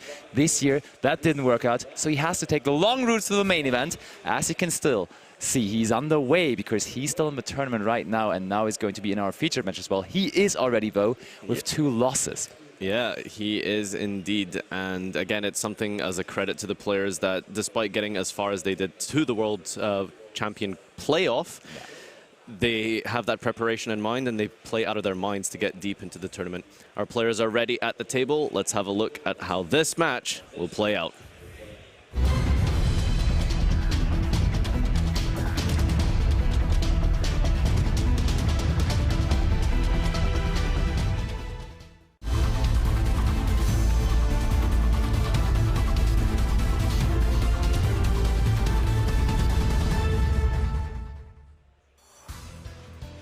There we go. And even though we've heard the Greek-sounding last name of Nicholas, they're actually both French. So it's going to be a battle between Frenchmans here.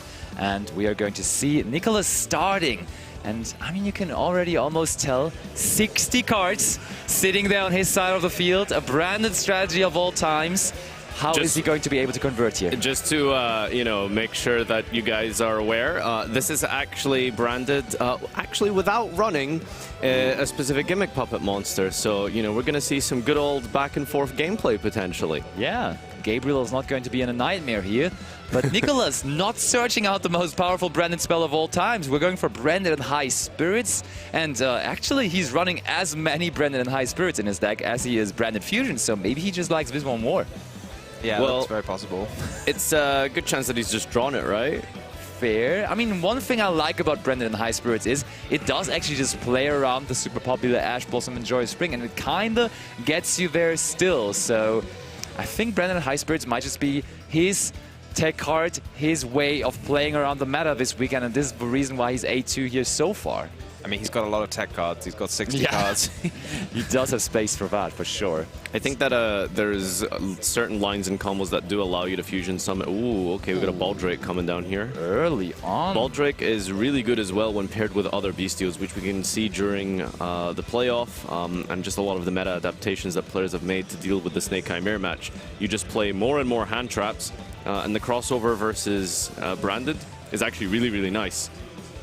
It really is. And Gabriel actually, and I think that is maybe the first time ever we've seen that, has decided to run even more Bestial Baldrakes in his main decks than Bestial Druid's Worms. Usually it was always more Druid's Worms, but there was Ash Blossom and Joy Spring on the branded fusion, so he did have that as well in his 60 card opening hand, but the Ash Blossom was there to answer it. You only get 6 cards. You don't get 60.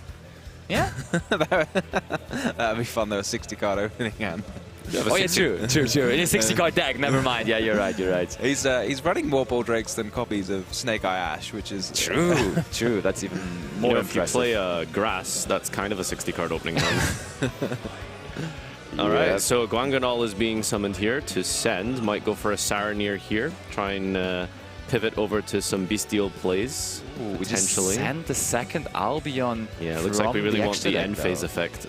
Ooh, polymerization! Oh, original polymerization, fusion summoning with the Agem Chain from hand, which is of course great because it will provide further value, but I think that was his last card in hand, right? Well, there's going to be a few more to replace it, right? You're going to get a draw of Magnum the Reliever, and you're going to get the search of Edge Imp Chain. So Magnum the Reliever is somewhat of a newish card. It's from Dune. What exactly does this offer us in branded? It's just a sort of generic fusion monster you can go into. If you're running Polymerization, it gets you a draw if you return a fusion spell, and it also gets you a pop, I think, on the next turn if you return a fusion spell, so a little bit of everything. It's interesting that he's incorporating the Edge Imp engine. That was sort of like, kind of like a standard in branded in the early period of time when it was being built, back when we had the Fairy Tale Snow as well being ran. But over time, it's kind of not really seen that much play, I feel like. Do you think it's a kind of standard piece of the branded engine nowadays?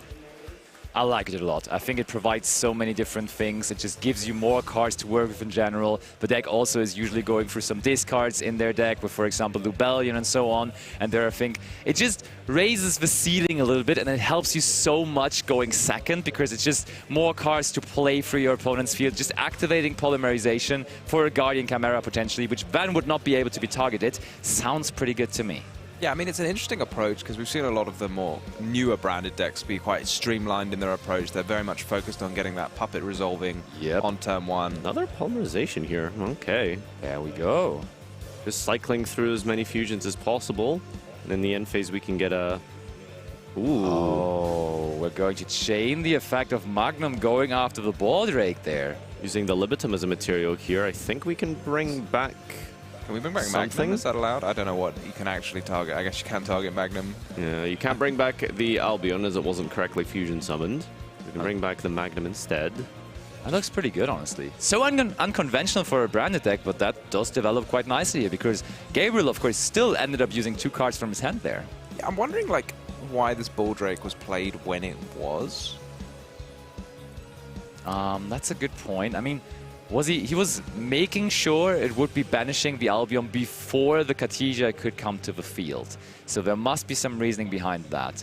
So I was thinking probably there's going to be another Bestial coming very shortly after, so that the on-field effect of Bordrake also is ready. But so far Gabriel has not decided to summon that out, if there is one. Yeah, so there was like no other Bestials, and like the Albion wasn't going to activate until the end phase. So I was, I don't know, maybe he's playing some mind games with Nicholas. And we are in the end phase now. As we said, Branded and Red with the Albion there. Anything else, though? And the Cartesia. This is the sort of infinite Branded you see where they get to add about 7 cards to the hand to the end phase. But I mean, is this enough? That's the problem, right? Like, if your Branded Fusion gets ashed, then you're in a situation where the plays become very weak, or you end up needing and requiring about 3 or 4 card combos to actually do anything relevant. You can see here that Nicholas has almost depleted all of his resources here, and what have we really ended on? A Karatas? Yeah, And that's about not so it. good. I mean, if you fusion with it, then you can summon a... Can you summon a Despia from your deck? Is that the one I'm thinking correctly? I think it's only when your opponent Yeah, I think it's when is- your opponent outs it. Oh, Yeah, I see. exactly. Okay, and Gabriel starts things off with Fiendsmith's Engraver. Of course, he is on the most popular deck this weekend. It is still the same deck, and I even believe the same list that he ran on Friday for the World Championship points playoff, and it brought him all the way here into the feature match with an 8-2 record. But be noted, if one of the players loses here, and one of them will have to lose usually, they will be most likely out of the tournament. Yeah, 2 draws is a bit of an awkward score mathematically, but we are reaching the deepest parts of Swiss today, and this is where players are going to be thinking about their tiebreakers, potentially, you know, checking up on some of their older opponents from previous rounds, seeing how they're doing.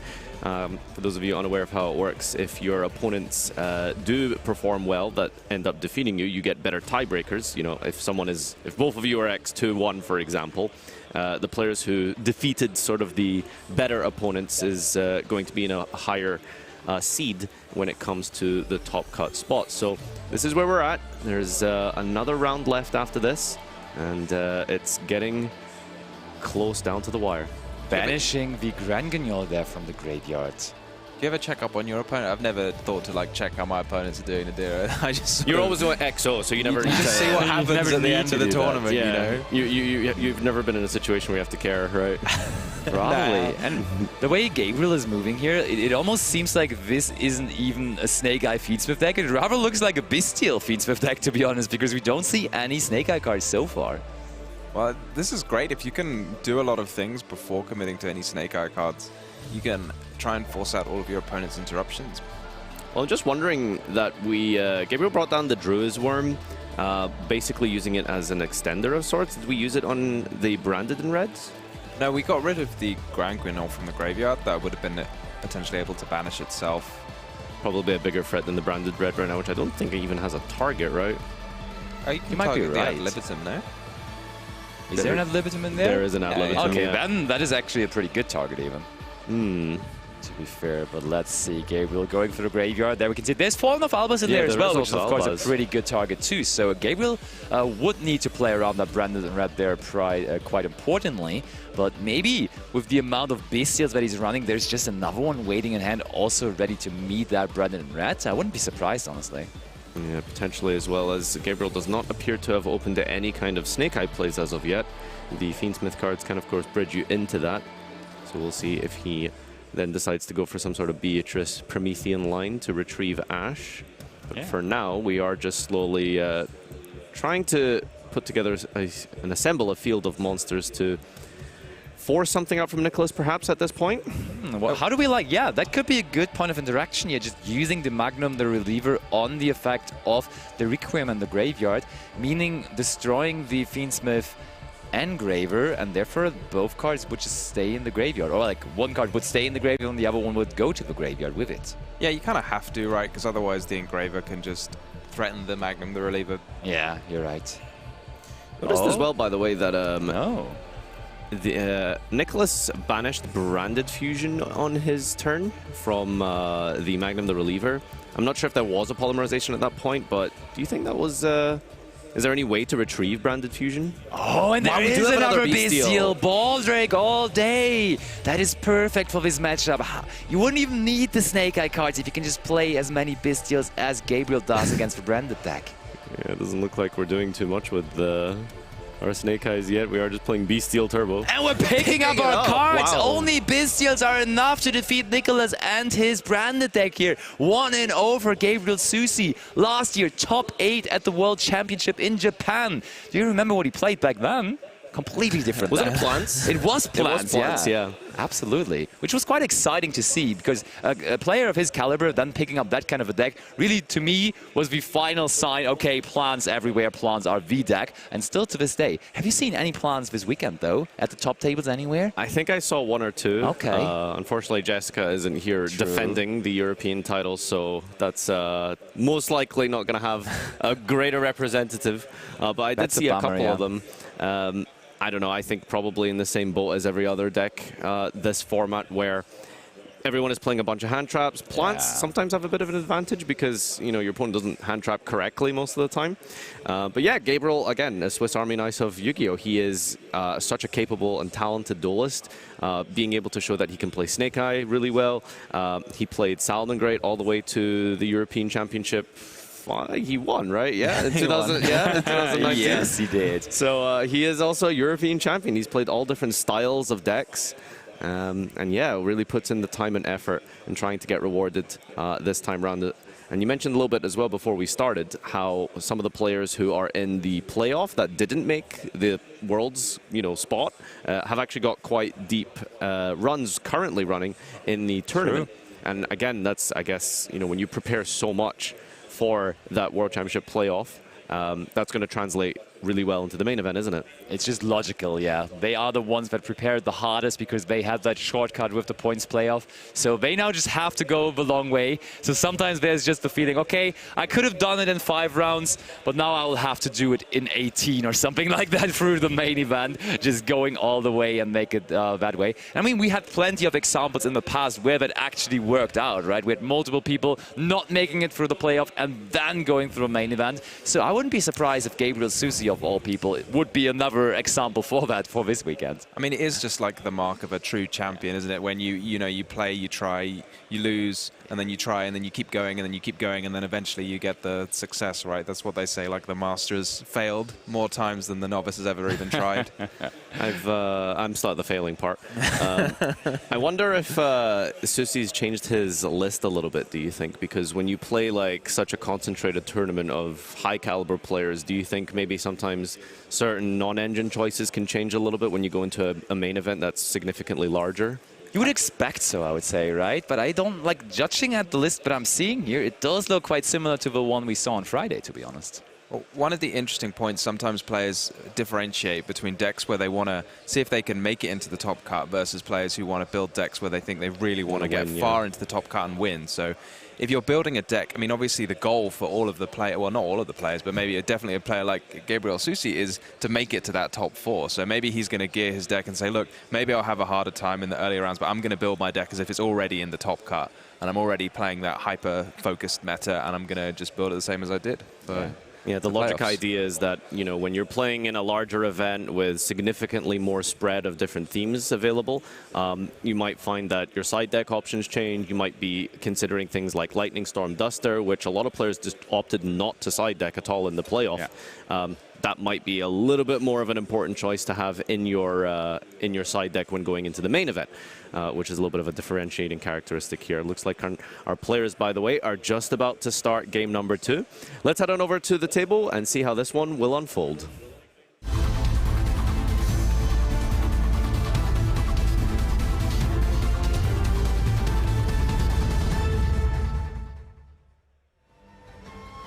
Game 1 heavily dominated by Beastials. Is Gabriel going to find these one more time here in game number 2 as well? I'm trying to stare at his hand here and see if we see an Ash Blossom and Joyous Spring is really the main defining factor. For sure, that helped. Yeah, Branded just looks so underwhelming if your fusion doesn't go through, right? Yeah, I mean, and the 3 Beastials have got to help. I mean, Gabriel is running a lot of Beastials, but I mean, it's a lot of Beastials compared to other people. It is only 6, so he needs to draw 3 of 6 in his opening hand, which is pretty good against Branded, I'd say. Absolutely. I feel like Nicholas has opened the Branded fusion, and I think he's trying to think of plays without just immediately dropping it.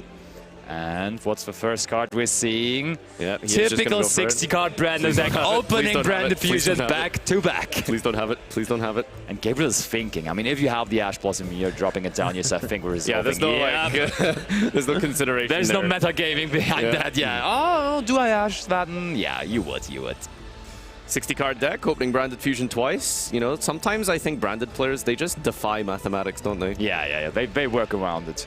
I mean, Tom, do you have a mathematical explanation for that? Yeah, it's because it's ultimate rare. Ah, that does actually make sense. Now I have. You just now get to start with it in your hand if it's ultimate rare. Speaking of ultimate rare, I think we sent an ultimate rare Fawn of Albas there as well. That's also very typical for Branded players, to be honest. Just going higher rarity, kind of being with the deck for as long as it is now viable in the meta game. So Nicholas probably a big fan of the strategy now for quite some time, and now maybe this weekend with the pinnacle of his success. Ooh, and there's Branded Regained. That is a card he was able to include into his main deck while not going after the Gimmick Puppet, which is quite surprising. Are we going to say that about every card? Yeah, Well, he chose to kinda. play this rather than Gimmick Puppet. Like, really? What you'll find is Gimmick Puppet, I think, aggressively has been considered the you know, best way to play Branded for sure. You know, even some Branded players find the frustration of, well, you know, unfortunately, it is just kind of the most optimal way to run it. But Nicholas here again, as mentioned, not playing the Gimmick Puppet and just opting to,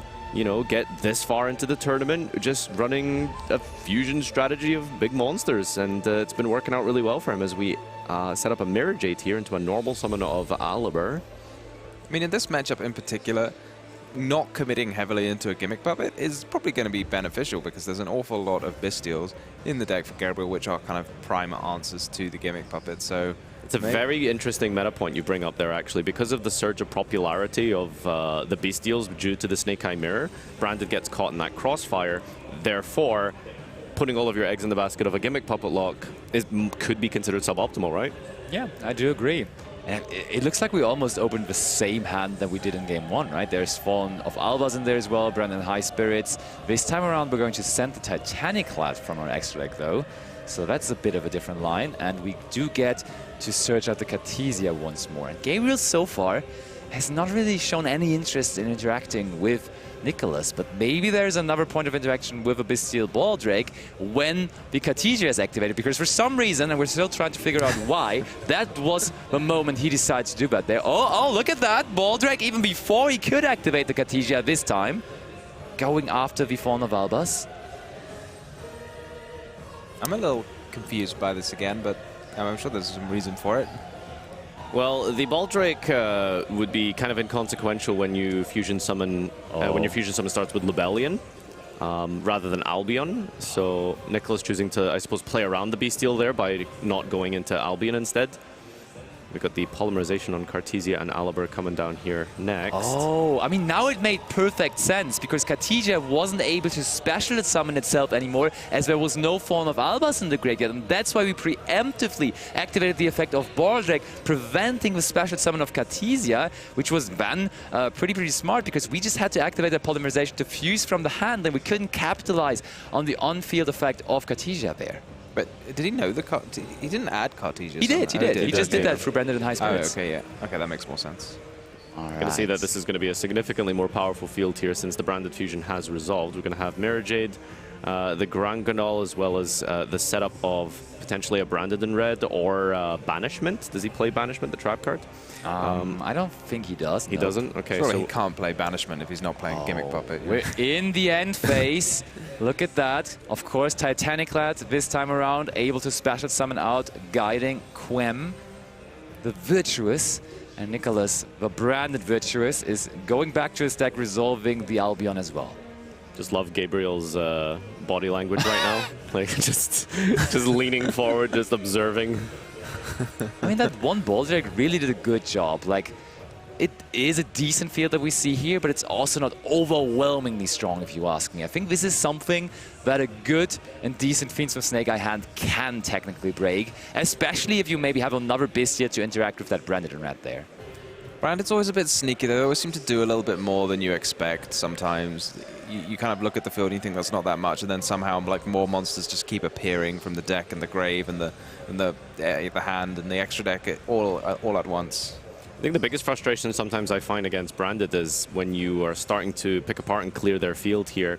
Unless you specifically, finish them off on that turn, it's quite annoying to deal with Mirror Jade, because if you set up a bunch of,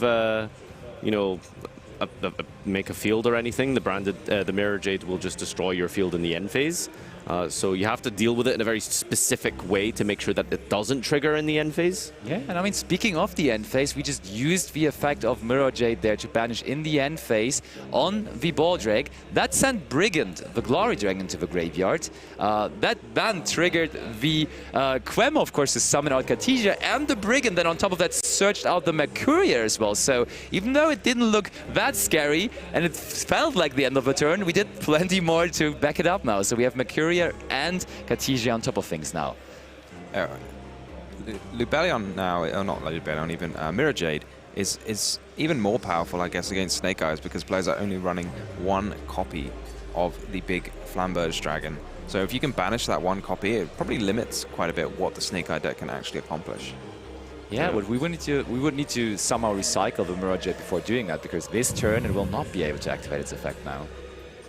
I believe in Nicholas. I reckon he can do it. I mean, he has Branded in red as a tool to do that. Also, of course, now Khadija in the main phase, able to use its quick effect to special summon out a fusion monster as well. So let's see. Snake Eye Ash into Poplar, starting things off very strong on Gabriel's side here, despite the lack of hand traps, really. I think when you play against Snake Eye, you sometimes can expect 2+ as a standard to come down against you. But just a singular Baldrake in both games here. In fact, the Baldrake and the Ash Blossom being enough in game number 1, just to show you how powerful these combinations can be specifically against Branded. But has a good engine opening comparatively to last game here with our Snake Eye Ash for Poplar for the Divine Temple. We're fusing away our Mirror Jade now together with a Tragedy from hand, summoning out Magnum the Reliever. Honestly, a card that is not seen that much in regular Branded builds, but Nicholas is relying on it heavily here. I mean, they are usually including it as like their 14th, 15th spot in the extra deck, but as we can see, Nicholas not only in game 1, but also now in game 2, summoning it out here pretty early. And here comes the Mirror Jade back. He didn't believe in him to get it, recycle it. You are so right. It's been recycled in just a second. No, it comes back with the Quem. There it is. You're so right. I think he can summon it again with the Limitum. Yeah, you're completely true. It's really crazy just how much of the recoverability you can have for your Mirror Jade. So bringing it back with Quem here to then use its effect. Mirror Jade is once, I think, while it's on the field, and then you can fuse it away again for the Brandon red, go for a different fusion, potentially Chimera, then the Ad Libitum that's searched out here, then triggers when it uses fusion material to then bring back the Mirror Jade again. Yeah. Yeah, it's once while it's on the field, and well, you can use it once, and then it stops you from using it the turn after. But then you can use it, so it's once every 2 turns while it's on the field. But it does have to be said that if Gabriel has another Bestial, that's going to really, really hurt Nicholas's turn here, because I think now the disruptions are very heavily focused on resolving this Branded in red. Oh, I like this. We're immediately going out of a Temple, because Temple against the Brandon strategy actually is pretty good, because they, as we were just explaining a lot, are summoning a lot on the opponent's turn, trying to recycle monsters such as the Mirror Jade. So having that monster in the spell and trap zone while Temple is face up is really, really scary at some point. I think I do see another Bestial in Gabriel's hand, so he's chosen not to just use it straight away and banish the Mirror Jade, and instead hold it for the Branded in red, which seems like a pretty reasonable thing to do. However, now it can be hit with the Mercurier that's in Nicholas's hand. Okay, there comes very good point. Yeah, Mercurier was indeed searched, and that's something that we're going to have to try and deal with as well. I was thinking, like, there was actually a chance to use the Juris Worm while there were no fusions that mentioned Form of Albaz, and I don't think you can Mercurier in that situation. True. We're now sending Rinbram to banish the Snake Eye Ash. But as you were saying, usually going after Flamberge sounds pretty promising, as you can't really recover that powerful monster from your banished zone. Choosing to keep the Poplar in the scale, and sacrifices the one in the hand here. Loving the mix-up of QCR and Ultra Rare from Gabriel, by the way, of the Poplars. Here we go with... Is there an Albaz for the Rinbram? There is indeed an Albaz in the grave. Yeah, because one got banished, but you think another one made it to the graveyard. Oh, that is a good point, actually. Original. And Nicholas maybe going for his graveyard now as well. Let's see together. Is there a Fallen of Albaz left in there? I think there's not, right? We go with the Tragedy. And Gabriel, he does probably have a Bistia to answer this, but as we were already seeing, there is, of course, the Mercuria still waiting in hand. Yeah, it's just so much stuff comes out of this branded deck when it's being played by a good player like Nicholas. You look like there wasn't very much on the field, and then all of a sudden more and more interruptions just seem to appear out of thin air. Yeah, that's absolutely huge here. The branded in red will not resolve, as you are witnessing right now, because the Mercurier is protecting the branded in red target from being banished by the Druid's Worm. And now we can make 3 materials here. It looks like maybe a Chimera. That would always be Guardian Chimera. There it is. And as we used 2 monsters from the field, we will also be able to destroy 2 cards. And the Ad Libitum is going to bring back the Mirror Jade. So it only feels like we used 1 monster on the field because the other one immediately was replacing itself. And it's also replacing itself with the ability of using its effect again now because, yeah, it's again there. New Mirror Jade, totally not the same one than before, but able to activate its effect again. Gabriel's in a hall of Mirror Jades. Oh, and of course popping the Sinful Spoils set from the Witch here. And the Witch herself as well. And after all is said and done, as mentioned, you still have a Mirror Jade left over. Okay, Wanted is a way, of course, to get another Witch, but that already was used, that already was summoned this turn, so that would only be a resource for the next turn, but still Wanted could be activated in the graveyard, of course, to get an additional draw. Ooh, we didn't even go after the Black Witch. We actually decided to search out the other Diabellstar card, the Snake Eyes Diabellstar with it. Yeah, this is nice from Nicholas, right? He's just counted the number of monsters that Gabriel can summon, and it's just not going to, like, he's got an answer to every single monster Gabriel can summon. The only way he can get another monster onto the field now is with the Fiendsmith Engraver. Oh, wow, that's a 1-for-1 draw. That is absurd. Wow, we can summon out a Oak from the deck here, potentially. Yeah, that is indeed very strong. 1-for-1 as the 1 draw that he got off the top there with the Wanted, discarding the Snake Eye Diabellstar and bringing out Snake Eye Oak. And that is a card that is not that easy to deal with because, yes, it is a monster you could banish with the Mirror Jade, but as he's activating the effect right now, it obviously is going to bring another monster with it. So now it becomes a lot more difficult to deal with this. Yeah, I was counting my chickens there. I thought Nicholas had it all sealed up, but I was not thinking of that 1-for-1 draw. How many did you have? How many chickens? Yeah. A lot of chickens. I thought Nicholas had enough to win the game. You should have rather had some snakes, I guess. Yeah. Speaking of snakes here, the Flamberge coming out is going to be quite powerful, but I'm just worried that because we still have a Mirror Jade online, it's going to act as a bit of a choke point, do you think? Yeah, I mean, Gabriel's got to figure this out, right? Because if he goes straight for the Flamberge, that Flamberge is getting banished and it's never seeing the light of day again. So you've got to think about what to do here. Can you force out the Mirror Jade while still keeping enough monsters on the field to stop anything else from happening? I think we're definitely going to probably see some Fiendsmith plays, right? Go for the Closed Heaven, do a bunch of Fiendsmith stuff, potentially use the Requiem Equip to try and maybe send the Mirror Jade, then Oak can use its effect to send the Poplar Skilled, and go from there, I think is what I'm sensing here. If you go for a Fiendsmith line and your Fiendsmith Engraver just gets banished after it's summoned off the Requiem, then you're left with a lone Oak. And the Poplar. And the Poplar. And then, the Flamberge. Then you get a Flamberge, and then what does Flamberge do by itself? Yeah, I mean, we could true. also maybe go for Dark, which would provide us extra monsters as well, as we already have a Dark monster on the field with the Anima. Well, and the issue with Dark is that it is a cuttable card since the extra deck is so tight. Is Gabriel siding or He is siding it? Dark, That's yeah. really important. But we start things off by using the Snake Eye Oak. So I think Gabriel just trying to get that Mirror Jade banish out of the way as quickly as possible and then reassessing what to do after that, and maybe from there on going with the couple of options that he has left. For example, that Dark potentially. Because Nicholas, if you see this Flamberge here, honestly, in his shoes, I would probably always try to go after it. I mean, you have to banish it, right? Because otherwise the Flamberge will just get rid of the Mirror Jade. Yep. Yeah, you can force but there's Fallen of Albaz in the graveyard still, so we can just go for the Rinpram effect in the graveyard too. Look at that. Yet another interruption. Ooh, Branded Retribution what a discarded. discard too, you're right. It's going to be a good resource for next turn here. We're chaining Mirror Jade, it looks like. Nicholas had even enough to get through all of these things. Okay, so we're banishing our own Mirror Jade so that the resolution means that Fallen of Albaz can then summon a new Mirror Jade to then send it back. This is so funny. Banishing our own Mirror Jade just to have the chance to summon out another one, and then the Mirror Jade is going to banish the Flamberge Dragon as well. Gabriel Susi clarifying, scooping things up. Brandon and Nicholas taking down game number 2, equaling the score here with a very, very unique approach to the Brandon strategy. But as you could see, working out quite nicely. How many Mirror Jades was that in that turn? I don't think I've seen that many Mirror Jades resolve in a singular turn. That was genuinely incredible. At least 4, right? Yes, that was a lot of Mirror Jades.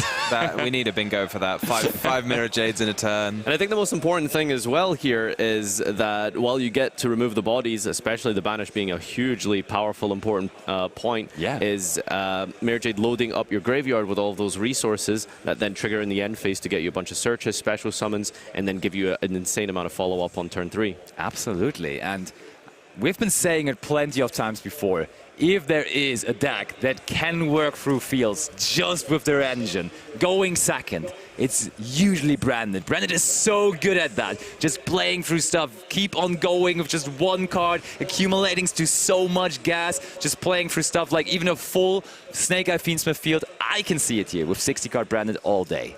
Yeah, but is Gabriel going to let that happen? Is he got something sneaky in his side deck? Is he going to bring in maybe a different dimension ground that he can search off an Angel of Blue Tears? I'm not sure what his... That package is indeed not in his not extra there. deck. Looking at his side deck, there is not that many going first options in general. I think he kind of went with the approach of having Crossout Designator as a tool going first, which is only, of course, very applicable to the mirror match. Though for the Branded strategy, he didn't really see that one coming. I can actually see basically nothing in his side deck that would have application for the Branded matchup, and I think this is most likely going to be his card-for-card list from the playoff. Yeah.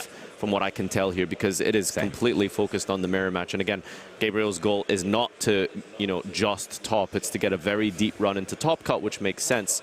But a barrier to entry for him is going to be Nicholas here on Branded specifically. Oh, yes. And we mentioned as well about how Branded can play going second through a bunch of fields. And I think what you'll see is that is very true in the approach, because Branded generally doesn't play, a ton of hand traps to try and prevent your opponent from establishing that field. Quite the opposite. They tend to go with a lot of field breakers. What kind of options does he have in his main deck? In his main deck, interestingly enough, there aren't that many, but then in his side deck, there's plenty of stuff coming in. There's Dark Rulers, there's Droplets, there is Triple Tactic Thrust as well to access the Dark Ruler and also access Triple Tactic Talons, which are also in his side deck. Or Branded Apparently, Fusion. all of his side deck cards are just going second cards, and he really, really tries to make up for that lack of going second cards in his main deck by siding them in, and he may as well then just draw them here in game number 3, of course. And one card also that has been seen a couple of times already throughout this weekend, but and usually it was close to timeout, is Ghost Sister and Spooky Dogwood. But in general, against Branded, we saw how many monsters we're summoning. I don't even like it outside of the timeout scenario, because just getting ahead so much in life points against Branded is actually quite valuable. They have lots of attack points, those monsters. You're not summoning like little 800 attack Snake Eyes. No, these all have 3,000. That's the thing. So I could actually see Gabriel just bringing in the Spooky Dogwoods here. This is a random side note. I really like how Nicholas is citing Shadow Dragon, just because when you have like a deck like Branded that has a generic access into your main deck via Branded Fusion, it's really cool. That just gives you a little bit of crossover for different matchups, where you can go Branded Fusion, send a very old school card at this point to then hit something like a Floodgate against Horus decks, Kashtira decks, etc. So I mean, probably going second in general, right? I think siding in Shadow Dragon might even here in that scenario become the case. It's definitely a crime to side it in without Shadow Fusion, though. However, it looks like the players aren't interested anymore in what we have to say, and they're ready to start their game number 3. So let's head back over to them.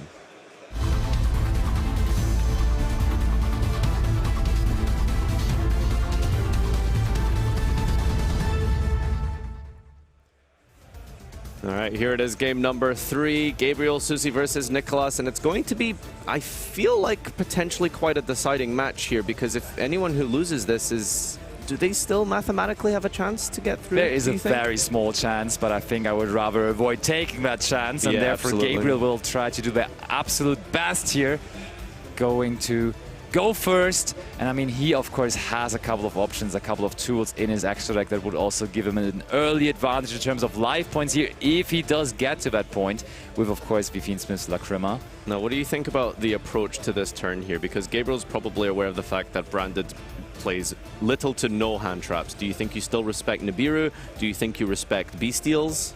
I think you do absolutely not respect Nibiru. I think in a 60-card deck, which is also on top of that Branded, which usually doesn't go with the approach of going with hand interactions, you just completely go all in here. You just go for the biggest combo you could ever perform and just disregard any kind of interaction. Of course, there might be a singular Bestial because they do usually play the good old Saronir, but besides that, I don't think you have to really worry about anything.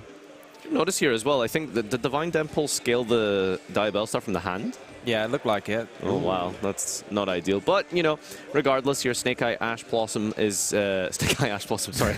my head's getting mixed up with these this Branded matchup. The Snake Eye Ash, just as a one-card combo, is going to be really formidable here and put up quite a multi-layered amount of disruptions here. And I think one of the coolest interactions that I think that Desiree offers you as part of the end field of this combo is... We know that Nicholas is playing Dark Ruler.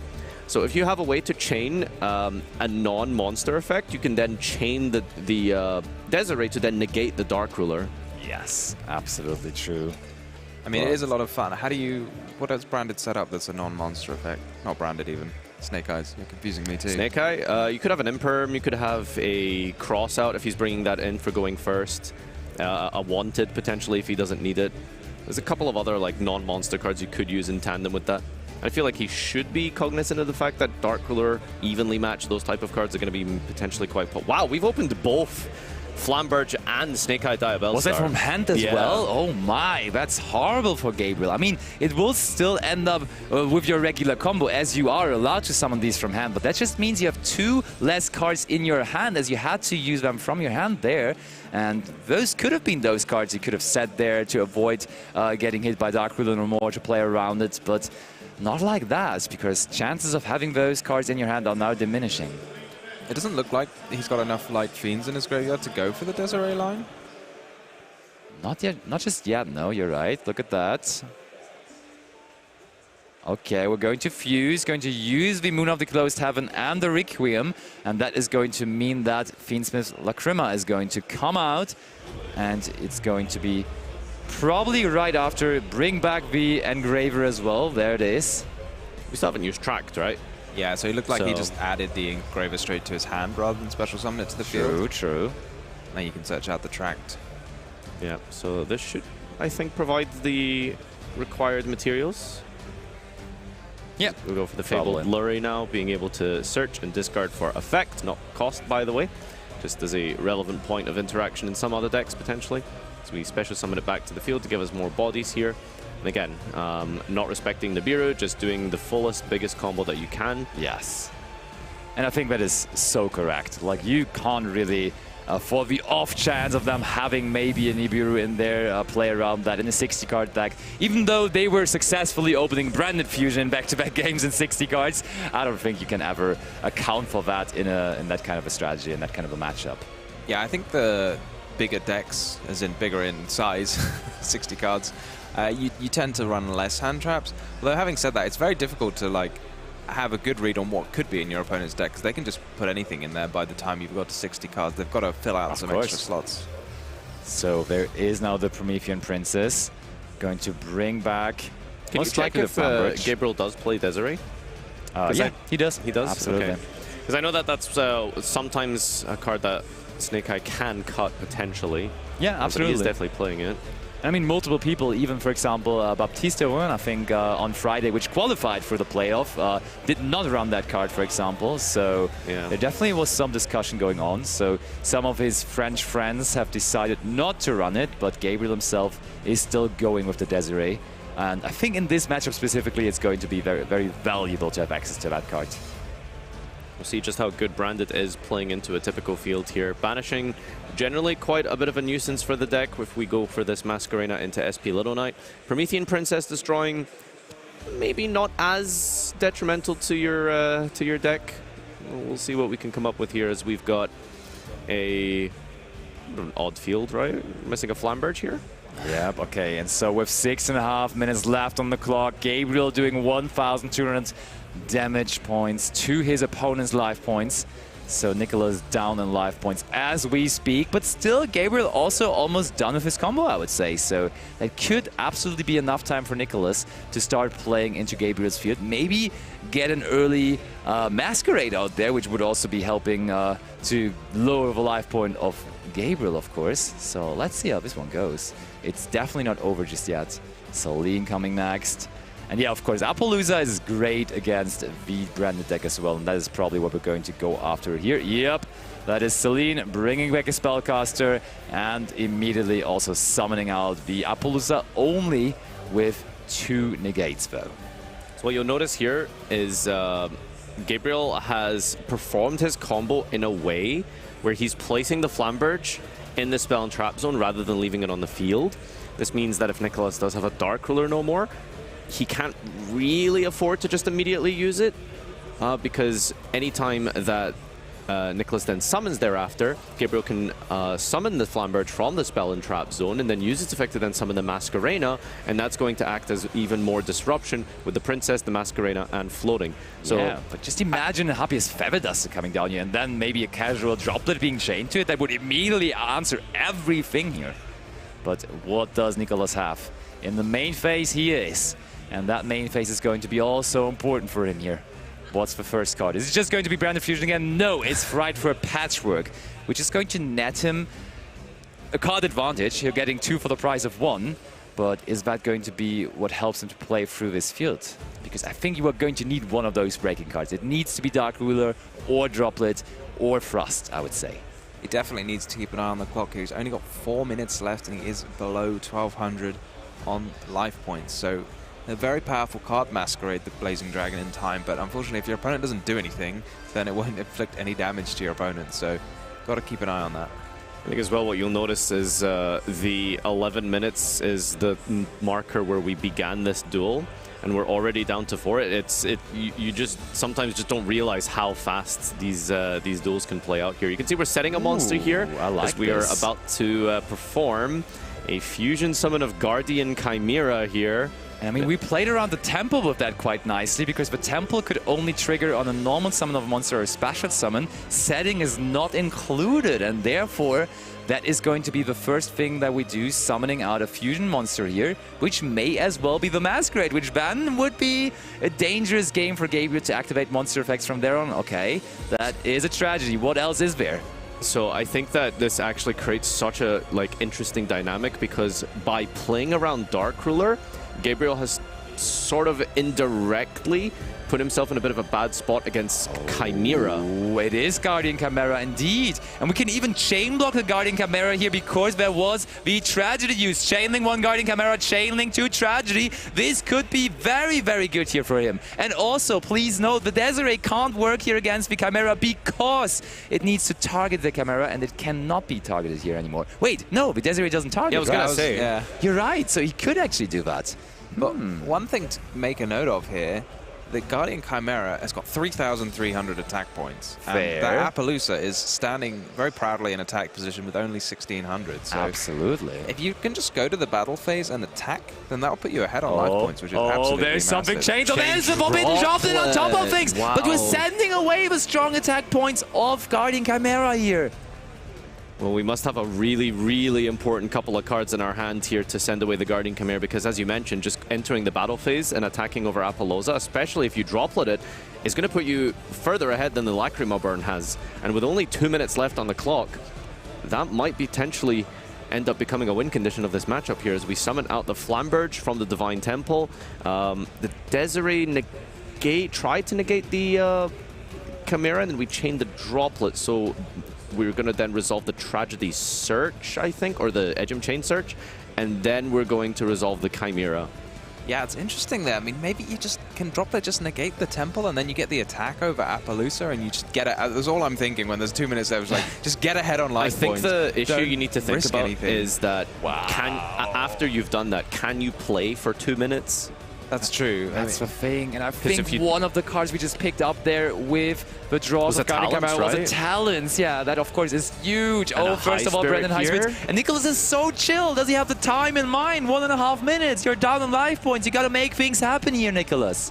Yeah, I mean, just he- activate the talents, take the Desiree, switch to attack mode and attack. Yes. Stresses me out when you're watching the timer, only We 1 are minute left. dwindling away on the clock here, down to almost 60 seconds. But yeah, I think at any point Nicholas is able to just bring out a big monster and attack over that Apollousa. The Flamberge getting destroyed, by the way, by the Guardian Chimera, as you might have noticed. Because that's happening mid-chain on the resolution of the Guardian Chimera, please note that we can't chain the the Snake Eye Flamberge to summon the Masquerena. So Masquerena is not going to be a point of interaction for this duel. It's so many things happening now, though. 45 seconds. Does Nicholas even get the chance here to do damage? It's going to be so close. Gabriel quickly resolving the effects of his Snake Eye monsters, which is very nice of him. Bringing back the Poplar now on top of it too, though. There is the Coritas. So many things Yeah, happening. he just needs to enter the battle phase, right? Just And- declare, and there's reduce nothing. everything to 0, and then attack. This should be enough. This is 25 damage. We have on field with 20 seconds left. It's going to be another We photo have to finish resolve here in this. round number 11. It literally is a photo finish as we resolve the effect of Poplar to search. Open game state time, declare Coratus, attack for game, single-digit seconds, 8 seconds, 7 Nicholas, seconds. there's the back base enough for the damage. Coritas. That's fine, just attack. Just go to the battle phase. Is it enough? Yeah, it is enough. Are we in the battle phase? Who knows? We Before are entering- in timeout. That's And it. I'm it's not time. sure whether we are. Is it battle phase? Is it end of main? Does he get to go? I mean, I guess sometimes... Yeah, I mean, we've Yeah. got some judges watching, so whatever's supposed to happen will happen correctly in this situation. You could say end of main phase, activate Druid's Worm to special summon Resolve, but I don't think that's enough of a play to prevent the battle phase from actually being entered. We'll see how the judges rule this specifically, because the Druid's Worm isn't really actively achieving much. You can see now that a judge discussion is happening during this point here, because again, all Nicholas has to do is attack into Apollousa, and it's the end of the game. So yeah, we're gonna have to take a little pause here as the judges discuss whether or not Nicholas will be entitled to enter his battle phase despite the end of main phase declaration of Bestial Druid's Worm. Yeah, I think for that moment, let's bring it over to us already while the judges are handling that situation, and we can then have a couple of words, because was it even necessary to activate the effect of Coritas? Because that was just kind of time wasting. Also, Nicholas, through the last 2 minutes, he looked so chill. He didn't look like he was stressing at all, but he should have been stressing, because he could have, like, if he stressed more, I think there was a possibility of just already being in the battle phase, to be honest. We also have a Talents in hand, right? Yes. Yeah, the Talon's going to just take the Desiree switch, just do the quick thing, I don't know. Exactly, just do the quick thing. I'm watching it, you just get so stressed when the time's ticking down. I mean, for us, they're looking at this nice display, we can see the time ticking down, whereas the players might be focused on the game. They might not have the clock in the forefront of their mind the same way that we do. So I mean, they do have a big clock just next to them, don't wonder about that, but definitely, of course, sometimes you're just so focused. You have 60 cards to hold in your hand as a branded deck, so you may have just all the work with that alone, so you aren't able to also process what's going on with the timer as well. We're waiting for, just so you guys at home know, we are waiting for an update specifically on what the call is going to be for this. Absolutely. And we'll give you an answer in just a moment.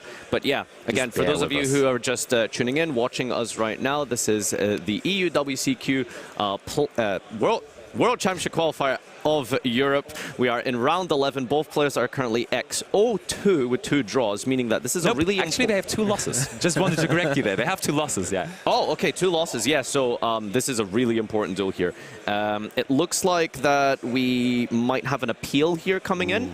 Okay. So yeah, this is going to be a discussion about whether or not during the end of time procedure, are you allowed to enter the battle phase when your opponent is declaring and resolving effects like your Druid's Worm summon? Is that enough of a meaningful advancement of the game state to warrant the pause before entering the battle phase of just attacking over the Apollousa? That's the situation we're in currently. The players are at the moment on a standby here as we try and get a head judge over to facilitate the situation and figure out, is this, because it's a very important moment, because someone's going to lose this. This is not a draw situation. Someone is going to be the winner by the end of this. Totally. And the loser will most likely not make the top cut spot. Absolutely. And you got to understand that, of course, feature match or not, you always have the right to appeal a decision, and it's very good right as well. And I think I would always try to make sure if I'm questioning something to get my second opinion on that, to get the head judge involved. And so I think I can already see the head judge being at the table in that situation is handled properly. But let's just, while they are doing their decision and they are going to take their time for it, talk about the Branded deck in general a little more, because Branded had a good showing here. They are maybe even going to win that featured match, but do we think it's going to be enough to maybe also sneak in a spot here in the tournament and make it to the World Championship with the Branded deck? Because, I mean, throughout the season, Branded did perform really well. I think over, for example, in Oceania, we had someone qualifying with the Branded deck in second place in their qualifier. We, of course, had your UK National Championship being won by Branded. So is it a deck that you can see winning here this weekend, or at least getting to top 4, I guess? I mean, it's one of those decks, as you say, it's never been the most popular deck, but it's been cropping up. It won the UK National Championships. We saw it in this feature match. Like, obviously it's down to time now, but I would definitely say the Branded deck is in the driver's seat. Were it not time, I mean, it's always fun to hypothecate on whether, you know, what would happen if the game wasn't a time. It is a time, obviously, so it doesn't matter for the outcome of the match. But when you're thinking about testing, when you think about how powerful the deck is, looked like he had a pretty easy time breaking through this field of Gabriel. So yeah. Just so you guys are aware as well at home, before or possibly at the start of Top 64, we will also try and bring you a deck breakdown, of course, and give you an idea as to what the current situation is in terms of the meta. I'm sure you're all curious as to just the breakdown of the decks themselves. What have you guys been seeing as you've walked around top tables? I've noticed there's been a surprising amount of Ritual Beast at top tables. Same. I absolutely saw that too. I also saw multiple Kashtira players, like not Kashtira Snake Eyes or anything, but actual pure Kashtira decks doing kind of well too, being still in the tournament, which surprised me quite a bit. And they took like more of a, I want to call it basic approach to their game plan, because they were including cards like There Can Be Only One, Rivalry, Skill Drain. So I can see how they had success throughout that tournament so far. Yeah, just players who have been asleep for a year. They thought, what was the best deck last year? All right, give it to me. Why not again? Let's make that Kashtira deck. Yeah, absolutely. And I mean, also, I think I saw multiple Memento decks as well. We had Memento on feature yesterday. I think you talked to Richard after, and that was a display of Masterclass with the good old Memento deck. And I think one of your other friends is also really, really underway with it, Vlad, I think. Yeah, Vlad is, shout-outs to him. He's currently X1. Wow. So I think he's all but locked for Top Cut. At this point, so yeah, Memento is also definitely going to be in the top cut. Shoutouts to him for performing with that. For sure. I saw a Drytron player at top tables. Yeah. I'm not sure if he lost the last round, but he was around about the X1 or X2 region. So Drytron, you know, new support with new 2 and the new Ritual Monster as well. Yeah. Indeed, Mewtwo was, I think even, I looked at his list, he's playing 3 Mewtwo, so he's really also making use of the new support, which to be fair is quite strong, so why would you not include it? Just that extra monster you can bring out, I can totally see it. And therefore, they are also still in competition. Also, we saw a couple of Runic decks. Actually, he was off to a pretty bad start, but then we saw that Vincenzo Orofino is also kind of rebounding, and Vincenzo Orofino is playing one of those Runic decks this weekend. And it seems like we do have now a final decision on the table, meaning we have decided the outcome of the match. Let's just quickly confirm. All right, we're getting an update from our judges right now as we say, just so those of you at home who have tuned in, essentially what has happened is we have had a flurry of plays occur for Branded. Branded chaining Droplet to negate Apollosa, reducing its attack, negating it, putting it to 0.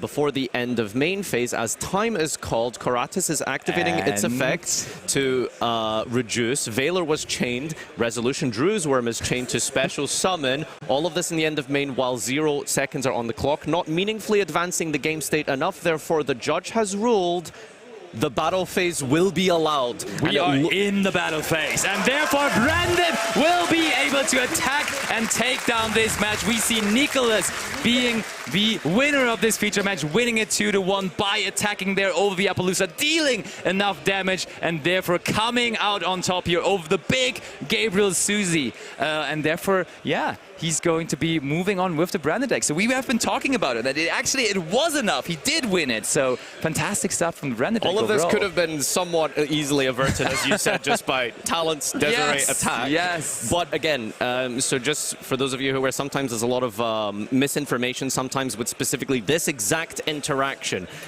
If time is called and you have declared end of main phase and your opponent has a bunch of cards to resolve that don't meaningfully change the game phase, you will be allowed to enter your battle phase. That is the official ruling that has been given here. So Here, yeah. yeah, in this situation at least, you know, obviously always check with your head judge, depending on the event, depending on the situation. But that is actually what has occurred, and Nicholas will be attacking with the Karatas for game over Apollosa. And unfortunately, sadly, commiserations to Gabriel Susi. Someone did have to lose this game. He will be most likely out of the tournament on an X3 record. Small, slight chance potentially, might still play on, but yeah. That coveted World Championship spot is looking very far and distant. We have a huge amount of action still to come underway, actually. There is, well, a bubble match next round, right? You guys excited for that?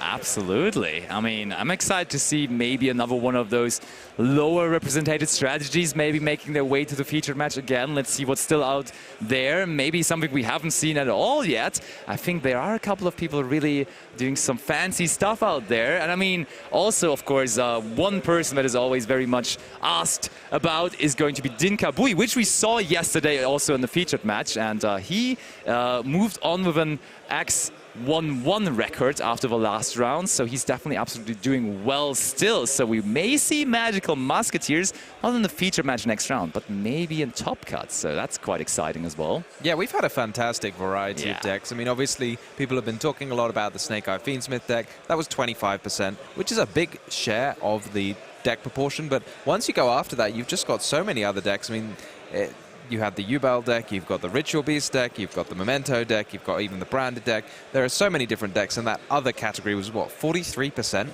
So anything, nothing was above 2% after Memento, so there's a huge variety of decks going on. Yeah, basically everything and anything could still make it in. 64 spots open to be taken. Of course, a couple of people now with the second to last round already kind of booking their ticket into the Top Cut by already being only with one loss or maybe even undefeated. I think the undefeated duelists before this round were both Fiendsmith Snake Eye players, if I saw that correctly. But also, someone we had on feature in the last round of yesterday was Julio Valls with Ritual Beast. We talked about it. That deck is really performing well.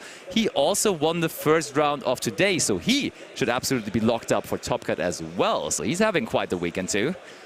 Yeah, I mean, it's fantastic to play with a bit of an unknown deck and just go in and perform like that, especially on the feature match. It's got to be a great experience for the players. Absolutely, very enjoyable for him. We've seen some exciting stuff, as you guys have mentioned. Yeah, lots of different archetypes and themes being played all throughout the weekend here. We are just basically waiting for an update to see whether or not we will be giving you a player interview. And of course, the post-match analysis that we've had set up over this weekend, I think, has been a great addition by production. So, you know, big shout outs to them. At the end of each round, you will have a player interview, and then you'll also have a couple of play-by-plays analyzed by one of us as the commentators. So I hope you guys have been enjoying this new edition. Yeah. And of course, you know, give feedback where appropriate. I think it's Absolutely. been. Let us know in the chat. I think it's been a great addition just to really get into the minds of the players and ask them specifically, you know, why did you do this? What was this exact moment about? How are you feeling? And what was the plan there? How's that been for you? Yeah, I've actually been really enjoying it. I was about to say, it's so nice to just sit down with the players afterwards. You can ask them, like, in depth, because we have our opinions, obviously. We're watching, but we're not the ones playing. We're not the ones making the decision. We can have a think about what maybe was going through someone's head as they chose to do what they wanted, but to actually hear it from themselves makes all much better. So let's see if Ed can take it away and tell us about what our players were thinking. Thank you very much, Tom. Yes, I'm joined by Nicholas here, who's just won that round 11 feature match, and that now means you're 9-2. Is that correct? Correct. Okay, so that's very good. How were you finding that feature match? The feature match is a very tense time for players. How did you find it? Maybe it's only me, but I'm not stressed during the feature. That's a positive point. But I have to admit, in the end, with the appeal and everything, it was really like a lot of stress. So talk to us about your perspective at that ending, because people at home, the commentators went through what was going on, but how were you feeling in that moment? I think he misplayed, because if he used Princess with a Velo in hand, I will never have time to go to battle. But since he used Velo and Druidstorm, that did not matter for the game states. I mean, it was clear that he just did action just to make actions which didn't matter. Okay. Yeah, that's my point of view at least. Okay. And so thinking about this, let's talk about the games that you've had other than this, because you've now won 9, you've got 2 on there. What were the 2 losses against? One against Tenpai, Okay. my mistake, and one against Baptiste Derouin. Yeah, I can't beat him. He's too strong. We've seen Baptiste in some of our World Qualifier points, Jules, so people would have already seen him in action.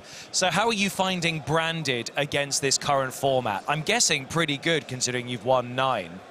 To be honest, no. It's just the deck that I'm the most confident with by far. It has been 2 years that I've been playing the deck. But I think the deck is really hard in this format because I know 2 really good Bonner players and they didn't even make it to day 2. So that means a lot. The deck is really tough in this format. Well, that's fair enough. I think we're hearing that pairings are soon going to be going live, so we will be letting you go so that you can go and get ready for your next duel. Thank you. Congratulations, well done. You've done a great job. Thank you. I hope that the next final round of Swiss goes well for you. Perhaps we'll be seeing you in the top cut with your Branded deck. We'll touch wood there. Thank you. Congratulations, Nicholas. Thank you. Guys, don't go anywhere. We're going to have more content for you, and hopefully very soon, your round 12 feature match. Didn't expect to get here. True. We just reached the 5 figures in terms of life points for Daniel as well. 10,000 life points. Kind of a cool situation. You don't often have that chance. Yeah, almost down to 10 minutes on the clock here. Yeah. There's a whole other game still to play potentially if Kang can beat this. So yeah, there's a long battle still to play here. These back and forth grind games between anti-meta picks like this can last a while. But another dimension. There's no way. There's just no way. We are not going to see Ding Kang Pham go into his Pearly Exceeds because we can't. See, I was wondering why we brought down the ladies so early, and it's probably because we're trying to stop the summons of Oh, look at that! Cosmic Cyclone! Finally, that one as well. But this one is onto the unknown, right? The Welcome Labyrinth is still the sitting closest next to the deck. Yeah, so this is the unknown here. Yeah, can't Cosmic D-Barrier, can you, Leo? You can, technically, but I can't really recommend it. So, apparently that card can also be chained, and Daniel is thinking about chaining that one too, and it's going to be Daruma Cannon. Okay. I mean, why would you not? You know, you still have the lady, so it just makes sense to activate it here because you can chain the lady, and otherwise you wouldn't be able. You're getting another Black Goat Laughs out. Yeah, Black Goat being used to disrupt the response of the lady, trying to prevent any advantage generated from the lady from setting from the deck here. And it looks like Kang is going to set and pass. That's how it looks. Yeah, that's really, really unfortunate. Can't welcome the end phase because it was set this turn, so we just have one draw here. But this one draw might not matter too much if we can get this welcome through. Lady's going to get a trap from the deck, and we're going to get another body. The thing is, now that Skill Drain isn't active, we can also get a Lovely, and that one is going to get so much more value out of this. I like that we're not using it. Just go battle phase first, again, because just keeping it simple, right? We're playing into Effect Veiler. Fair. Oh no, we're just not going to do it at all. Alright, is it really not worth using? I mean, Daniel probably has tested a lot with this deck, so I would assume. Yeah, I mean, I trust that he has a logical reason as to why he's not using this welcome. Here comes Yeep now, of course, also having a graveyard effect. Now, interestingly enough, though, not using it in response, because Kang has been really hesitant on using his cards, and he was usually trying to prevent the Lady Labyrinth from resolving, and that was another way of getting that value of preventing the Lady from resolving, but now we actively just use it in the end phase, maybe hoping to draw one of those cards. Also, of course, having the chance to search them out with the My Friend Pearly. So, yeah, Kang has some more cards in deck again. Yeah, you'll notice that Kang had all of his cats in the graveyard. 2 Pearly, 2 Lily, recycling with the Yeep here, and that gets to essentially let him play the game again. Do you think that Daniel maybe drew into the Lovely? Because otherwise, I think even if Kang responds to the Welcome Labyrinth, I guess if you've drawn the Lovely, yeah, you wouldn't use the Welcome because you could establish double Lady, but I mean, there is a risk of playing into Lava Golem, which is in the side deck. Could have been a direct swap for Sphere Mode. I mean, Sphere Mode is very much less likely to resolve than Lava Golem. Lava Golem still potentially as well not great, but as we talked about already, Kang's side deck, it doesn't really feel like it does much in this matchup. Okay, discarding another dimensional fissure. Okay, so this is our discard engine now. You said it earlier. We tried Shadows, we tried Dark Worlds, but now dimensional fissure is our discard engine of choice. Yeah, that's great against Snake Eye, not so much against Labyrinth here, unfortunately. Gets the third cat of the game, third Lily of the game here. Does he play 2 Yeep? No, it's only one Yeep. One? Okay. So, Kang with only 7.5 minutes. Down in life points. He will have to be the one that has to find a way here to get the life points of Daniel decimated. There is still big Welcome Labyrinth in the graveyard, isn't there? So we have that as a way to interact with Kang as well.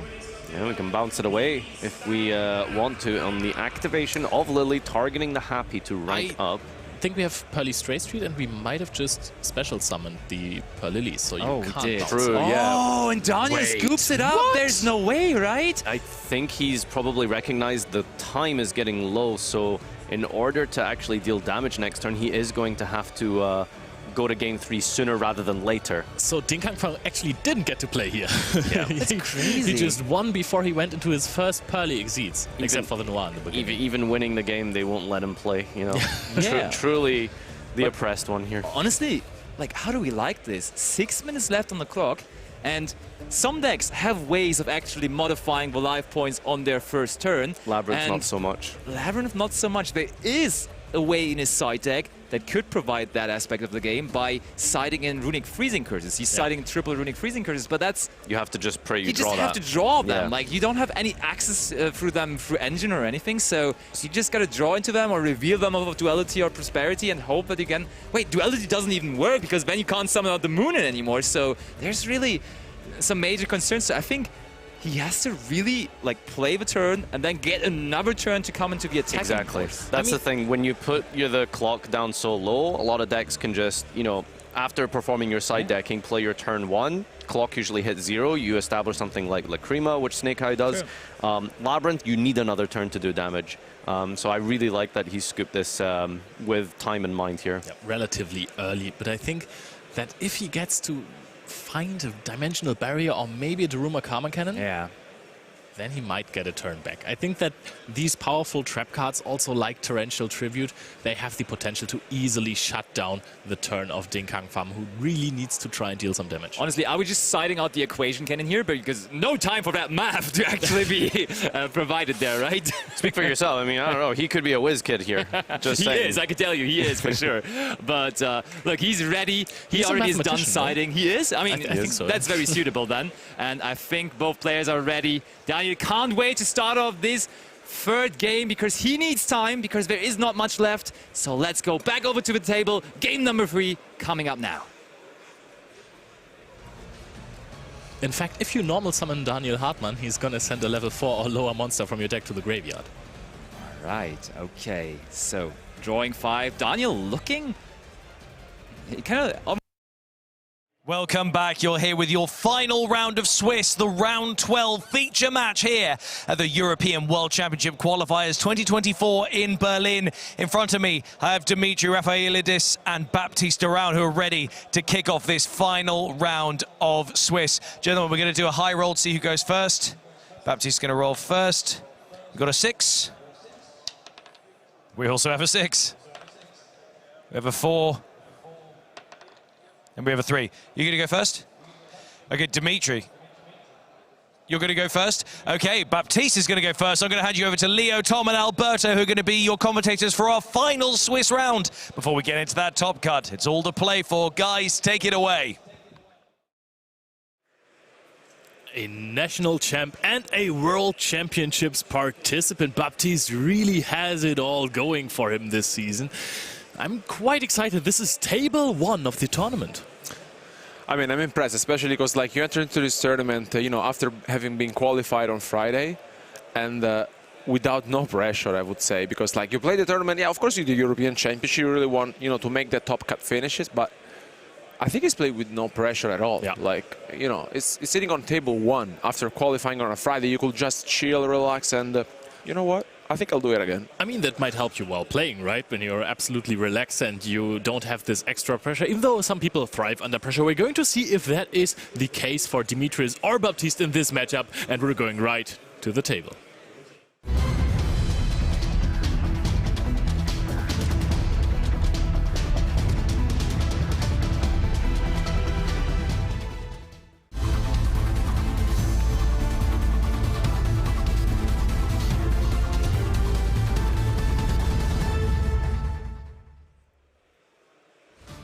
There we are. I think this might be the first Fiendsmith Snake Eyes mirror match that we're going to see in the main event. Of course, there have been quite some on the Friday. The first of many, yeah. I'm really enjoying that we are actually taking the time to highlight this table 1. Yeah. You know, both players are doing extremely well throughout the tournament. There's this rumor among players, they sometimes call it like the curse of winning Swiss, that you're doomed to lose the first round of the top cut. So it's nice to like celebrate the players and say, no, you know, this is an achievement that should be celebrated, going all this way and doing as well as you did in the Swiss round. Talents immediately to look at the hand of Dimitris, and there's Baldrake, Ash Blossom. Ash Blossom has of course already been used, a Diabels, the Flamberge Dragon, and now we're going to go into the Wanted, and that is going to mean that there's going to be a full combo on the side of Baptiste. That this wonderful one-card combo. What an amazing triple tactic talents. Kind of baited out the Ash there by going for the Fiendsmith engine first. Yeah, and then the second Ash Blossom, not a great hand left for Dimitris. No, nothing to interrupt Baptiste, and he knows what to set up, he knows what to play around, and he knows he can go kind of as greedy as he likes with this combo. Yep. You were mentioning before that we should celebrate the winner of Swiss a little bit more, and actually there's also something to be gained as per the last few YCSs. The winner of Swiss gets an oversized card version of the prize card. Yeah, I mean, Baptiste already has won something this weekend, I would say, and I think winning an oversized card is already enough, but going into the top cut, I mean, with an oversized card, I mean, yeah, why not? He's got to save something for the rest of us at this point. You know, he's already won a national championships and taken a world championship qualifier spot, and now he might be in the top of Swiss. I mean, given how this game is going, I mean, who's going to stop him? Yeah, I'm going to be honest with you. Maybe this is not the European Championship. Maybe this is just Baptiste's tournament. Baptiste Championship. We have to rename this, yeah, Baptiste Championship. Incredible player with an incredible season. Also performing at a YCS. Had multiple deep runs in the last ones. I think there was one top 8 with there. Last Euros, he almost made it to Worlds as well. Yeah. He lost in top 8 there. Yeah. I mean, he's always there. Like, yeah. You've got to give it to players who just keep showing up and keep performing well. And Baptiste is going to show us why he has been doing so. He's also one of the newer generations of duelists, you know, that we have some veterans around here like Joshua Schmidt, who has been around for ages and has been talking about how he has, of course, 20 years of experience that help him in some situations. But there are also some duelists that haven't been around for just so long. Now we're already going to see. By the way, is Baptiste running the same engine as in the playoff? I think so, yes. I see a Nightmare Griffin in the extra deck. Similar. Yeah, I think maybe if he has changed something, there may be, but in general, like, I think he didn't change much from the Friday playoff deck lists. Yeah, I'm still playing the Zelantis though, which is, you know, something that we haven't seen quite often from our Fiendsmith Snake Eyes players, but, you know. I think this is going to be one of these Nightmare Griffin games, actually, where he's going to set up a skill drain from the main deck. One of the few players who actually chose to run it in the main deck. And, I mean, you can just link off your Flamberge Dragon if you know that your opponent is not going to throw any Nibiru, the Primal Being, at you. Yeah, I mean, it's so nice just being, you know, with the talents, just gives you the full go-ahead. You can do whatever you want. You can sequence your plays in such a way to get the maximum value rather than having to leave things in particular zones to give you some insurance against Nibiru. Instead, we can just, yeah, play how we want to set up the optimal end field. That might involve a skill drain. I don't see why not. It doesn't seem like too much of extra effort to go into the skill drain. Yeah. I mean, the information that he just got as well is so incredibly important right here, because you know that your opponent is sitting on a Flamberge and Ash Blossom that is not going to do anything. Basically, there's only Black Witch as a play for your opponent, so I don't see which card Demetrius is waiting for to top deck it in the next turn that might swing this game around, especially if there is... I mean, to be honest, it just makes sense to wait this out to see if your opponent is playing something extra spicy. We might even get to a situation where Baptiste says, hey, maybe I don't even need to reveal the skill drain in my main deck yet. Yeah, I mean, it doesn't look like he's going to do that. I don't see how he's ever going to get to the Beatrice, so maybe he just doesn't need it.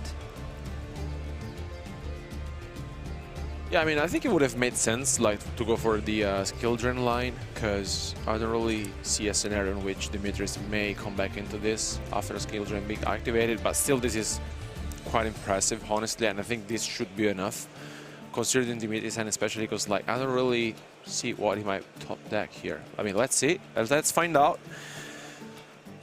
Not going for this line right here. And I'm quite curious about that. The funny thing is, what are you going to do here? Flamberge is being discarded, of course. Apollousa negates it immediately. Are we going to see some follow-up from Demetrius? A triple tactic talents, perhaps? Is that something that could help him get back into this game? Is that the true heart of the cards moment that we've been talking about? Now, Flamberge gets the IP out and immediately links it away. Are we going to see an IP or an SP Little Knight immediately to banish the Dia Bellstar? Yeah, it's just it goes to show. Wow. Yeah, what a show off. Like, just an unbelievable opening hand for Baptiste. Played out very cleanly, very calm. Yeah. Just, you know, look at your opponent's hand. You know you have the engine, so take out anything. You know what to prepare for next turn, and then just set up for it. It was just some textbook combo, right? He just went for the one-card combo, had the opportunity to look at the opposing hand with talents. And this is also something, a reason why some players are shifting towards this Field Breaker variant of the deck, because sometimes when you don't have all of the necessary hand traps, because the hand with Ash Blossom and a Bestial, that isn't too bad most of the time, but if you Ash Blossom one starter, your opponent has another one, and they have talents, there is basically only a 2% chance left that you're winning that game. Yeah, but having said that, if you go for those Field Breakers, then Baptiste's got you covered as well, because he's going to set up a skill drain if you let him combo off uninterrupted. I think that is a pretty clean call by him to be made, to say, hey, I'm going to run the skill drain in the main deck, because even if I draw this card going second against some decks, this is still incredible. Like, there are decks like Fluwandry is not really that big of a topic, but also something like Ritual Beast might have problems against it. Actually, I don't think Ritual Beast has problems against it. They also have the Steeds. But you know what I mean. There are some decks that have problems with skill drain, right? Yeah, I mean, like, I think if you really feel like, you know, you just want to, you know, close your brain and just say, okay, just play skill drain and, you know, I don't really think about it. But I think, I mean, like, he has two kind of scenarios, right? One line, the one that we just witnessed, or with the Apollousa, and then if he really feels like he can go for the Griffin and set the skill drain, which I think makes a lot of sense. I mean, in general, I think it's very solid, and I mean, I think he has a chance to have only one loss, and I think it's one of the scariest player in the room today, to be honest. And yeah. I mean, Demetrius now, let's see if he can make the 12-0 record, which will be insane. And I mean, our players are pretty much done with their side deck, so I would say let's jump into game 2.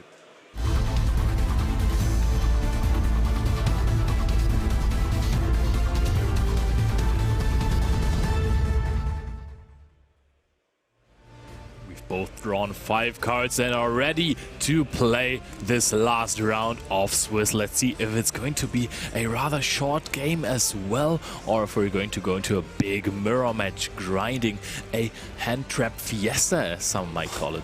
I mean, I just saw the ultimate combo in Baptiste's hand. I don't know if you got a peek at it as well. What? Ooh? This is a different kind of combo from Demetrius here. that is the anti-ultimate combo, and we're going to see so many cards that will play on Baptiste's side. I mean, if you're opening like this in a Fiendsmith Snake Eye deck, that means 100% that you have interruptions in your hand. Yeah. Oh, that's one. Yeah, that's totally one. Yeah. I mean, it's textbook from Demetrius. How do you play around Nibiru? Just don't summon any monsters. You can't get nib, can't get impermed if you don't have any monsters. Exactly. That's why so many people have shifted to Runic Stun. Yeah, exactly. And now it gets complicated, to be honest, because let's see if Baptiste has resources. Okay, he has the wanted, which, you know, is something to start things off with. You can put Bonnie on the field. Do you, like, I mean, you can summon the witch and start attacking. Do you bother? Because it might be a bit of a waste of the effect. You then won't have it for future turns. Are there gonna be too many future turns? Because if your opponent finds something to play with, they're just gonna send away the skill. Actually, if they have normal summon Snake Eye Ash, skill drain really also doesn't prevents them from their turn. Like, you can special summon out something. Ah, actually it doesn't. You just summon out Oak from the deck, send skill drain away, and summon back the Snake Eye Ash. Okay, I was saying all good. All good, and whoop, there we are. Okay, I like also that we're putting another resource into the graveyard, and we're putting our opponent on a pretty short clock here. Baptiste, he's not about waiting around. There's a skill drain, so you know, just summon some monsters, attack your opponent, and call it a day. That's how we play through skill drain. To be honest, the 1,000 life points that you're paying for skill drain are actually really huge there, because now you're at 3,700 life points as well, and that is really, really close. Usually you're not on a 2-turn clock, but if you find something else to normal summon, all right. Are we gonna go into a Flamberge here? Flamberge doesn't do an awful lot because you don't have two little monsters to bring back. But it is bigger than either of the monsters that were in play before, so why not? Maybe it can special summon skill drain out from the spell and trap card. And then it's a Destiny Hero Plasma. That'll be some new technology.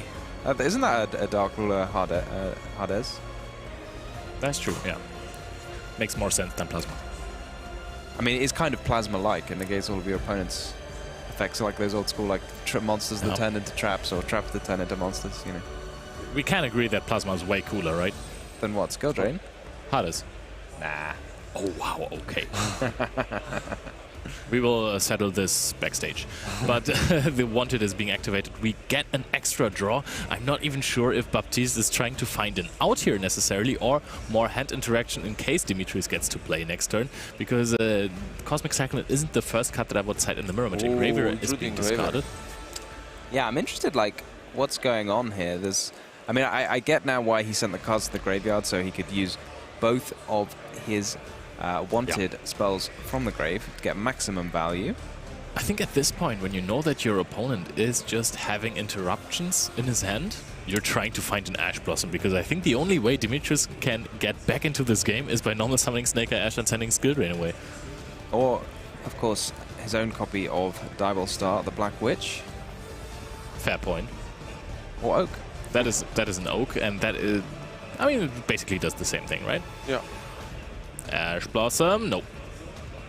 I mean, we still have the copy of Infinite Impermanence, which was, of course, not set in the skill drain column, because that does not work that way. Usually you can use the Infinite Impermanence to out those floodgates for one turn. However, you cannot activate it when skill drain is active, because skill drain negates all of these monsters, and you cannot target a monster for a negation that already is negated. We're activating the Crossout Designator as a response to the Infinite Impermanence. Is Dimitris back in this?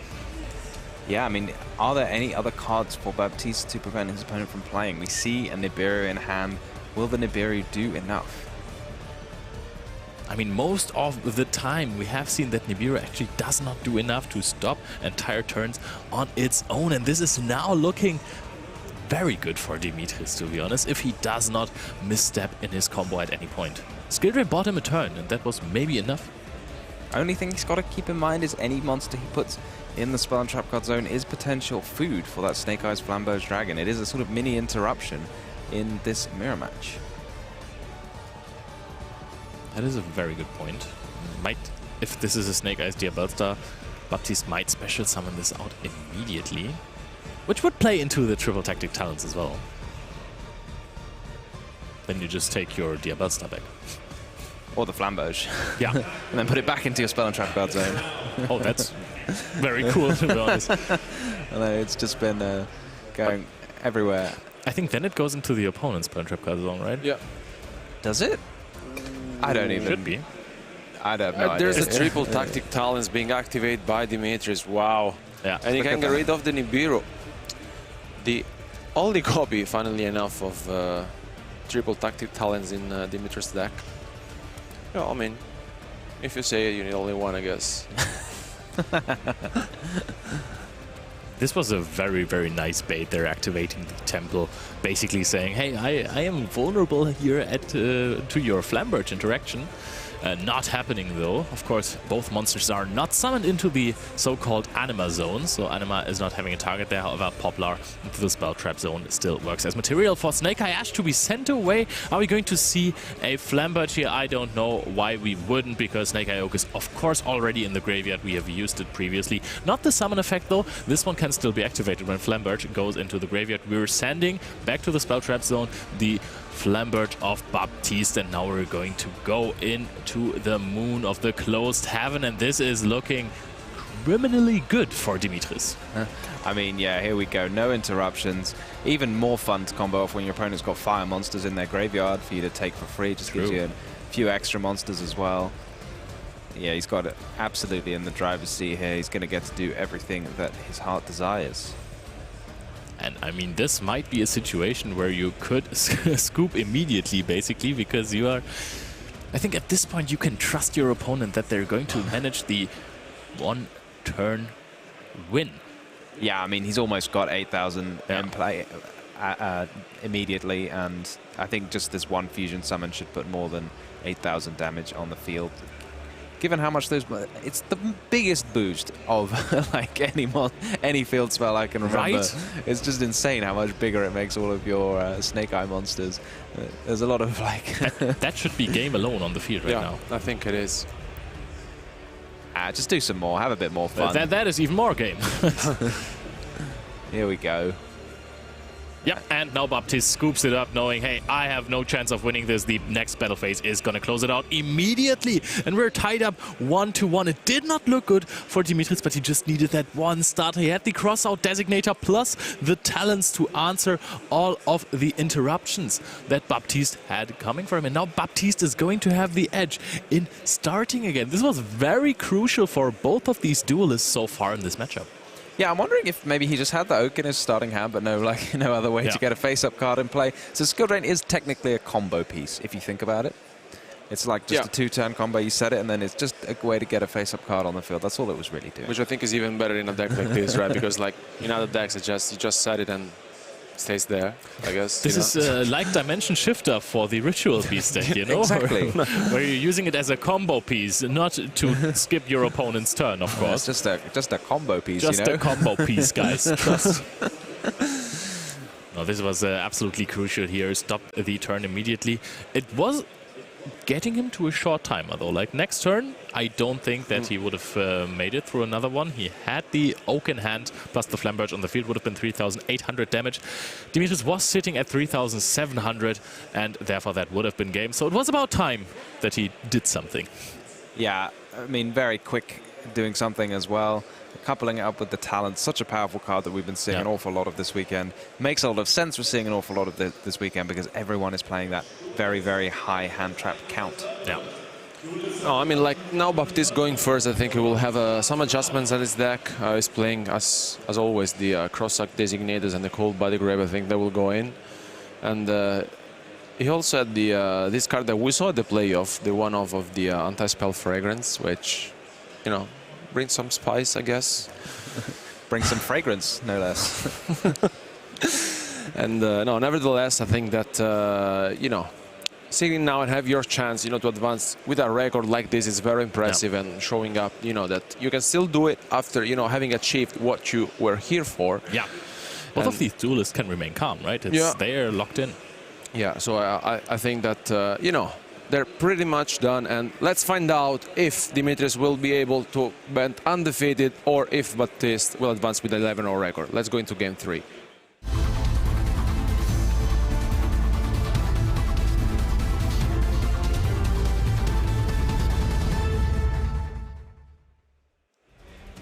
The all-decisive game 3 is about to start. Let's see where this is going to lead us. Just to give you some... Oh, Purulia is activated here. There's a crossout in hand. Are we running it on Baptiste's side just as a crossout target?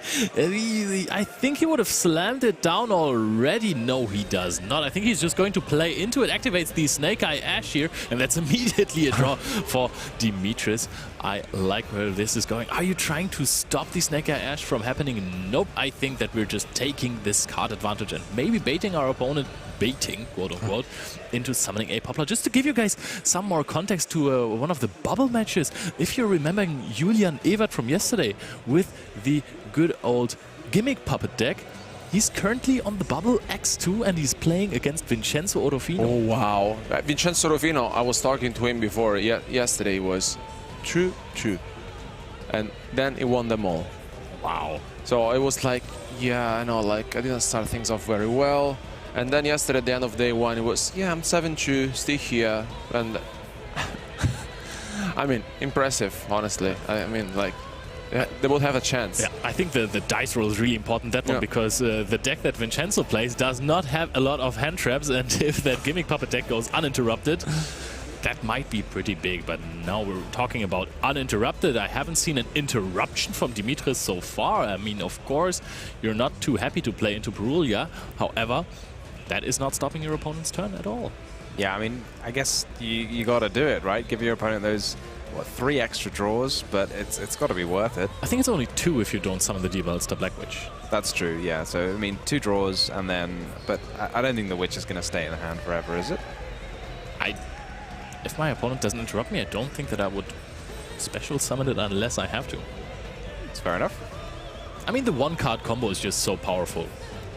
Yeah, I mean, you make a valid point. He's got the crossout designator already, so maybe there's just no need. I mean, I don't know. Does it do anything extra, you think, summoning the Dival Star from hand, or not at all? I don't think so. I think those cards are most of the time used as additional extents. However, he is running the Griffin package, so there could be a point made for that. But crossout designator can be so incredibly impactful when you're playing against a Purulia as well, because sometimes they try to get a Nibiru plus Veiler or Impermanence combo, and when your opponent is trying to hit you with this 2 hand trap combo, you can just crossout designator the Nibiru, the Primal Being, to ensure that your field is still staying. You could also try, if you're trying to negate the Nibiru with Appaloosa, you could also try to negate an Effect Veiler or an Impermanence, just to keep the attack on your Appaloosa. However, that is slightly greedy, because if your opponent has 6 cards in hand, there is a decent chance that there is Veiler plus Impermanence, or just 2 Veiler. Yeah, I think you're playing with fire a little bit there. Well, not in the way that you want to be, exactly. There is Engraver discarded, is going to search the track. Track might search Lurie, and Lurie also not a summon from hand. It just sits in the graveyard for 1 basic second.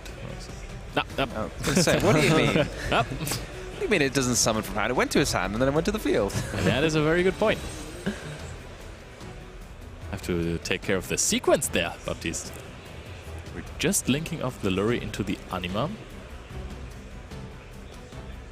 And that sounds like a Celine to me. I wouldn't see why we would go into the Anima, otherwise exactly there it is. And Anima is going to summon back out these Snake Eyes Diabolista. Such a powerful addition to this already powerful deck. Just checking there are actually 3 spells, yep. Demetrius had the same thought that I did. Reminds me of, do you actually have 3 Darks in your graveyard when you're summoning Dark Arm Dragon? Oh, I don't. That's one you would probably count very, very carefully each time.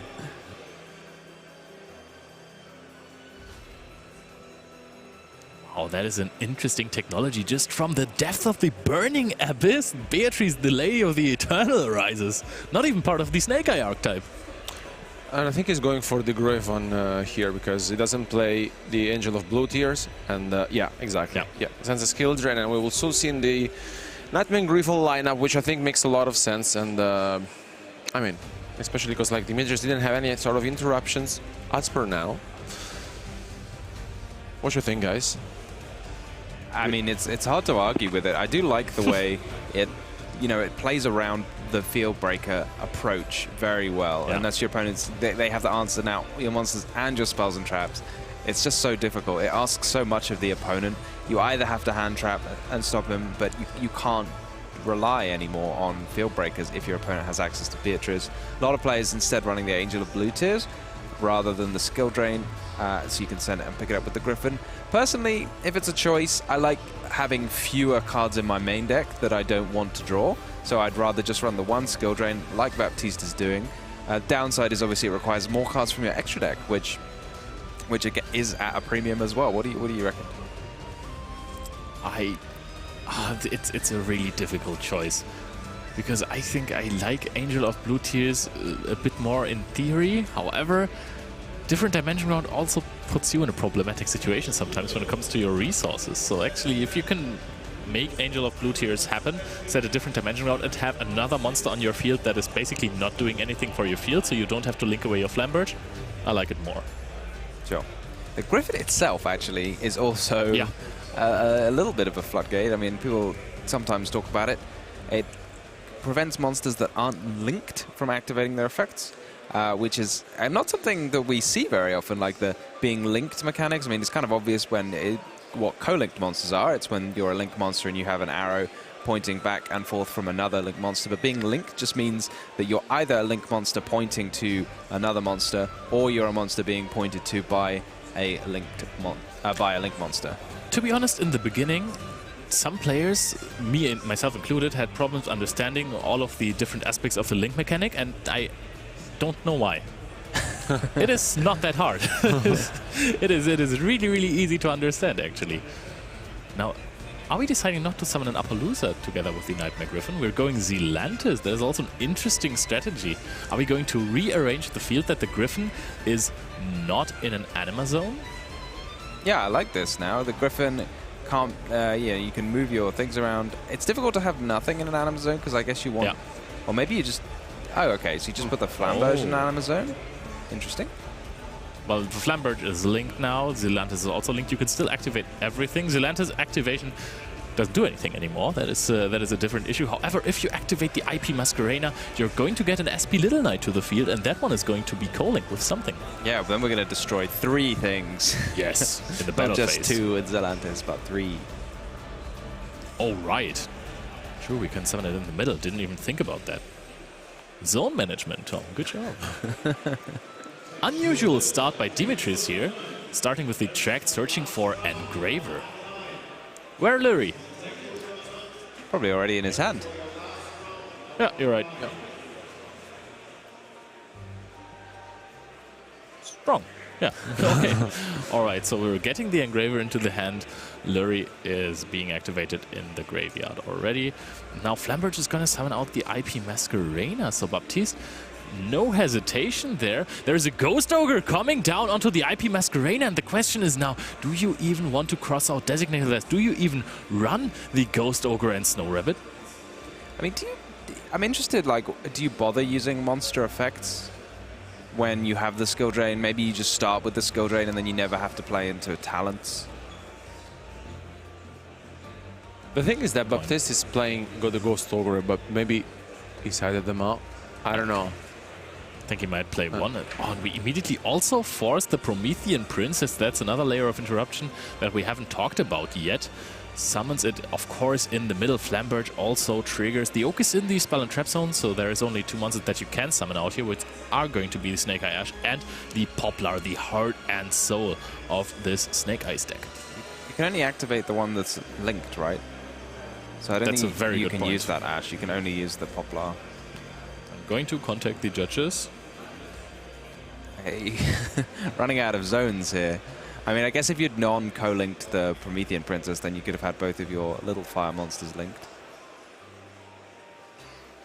Will Demetrius have an answer to this almighty skill drain?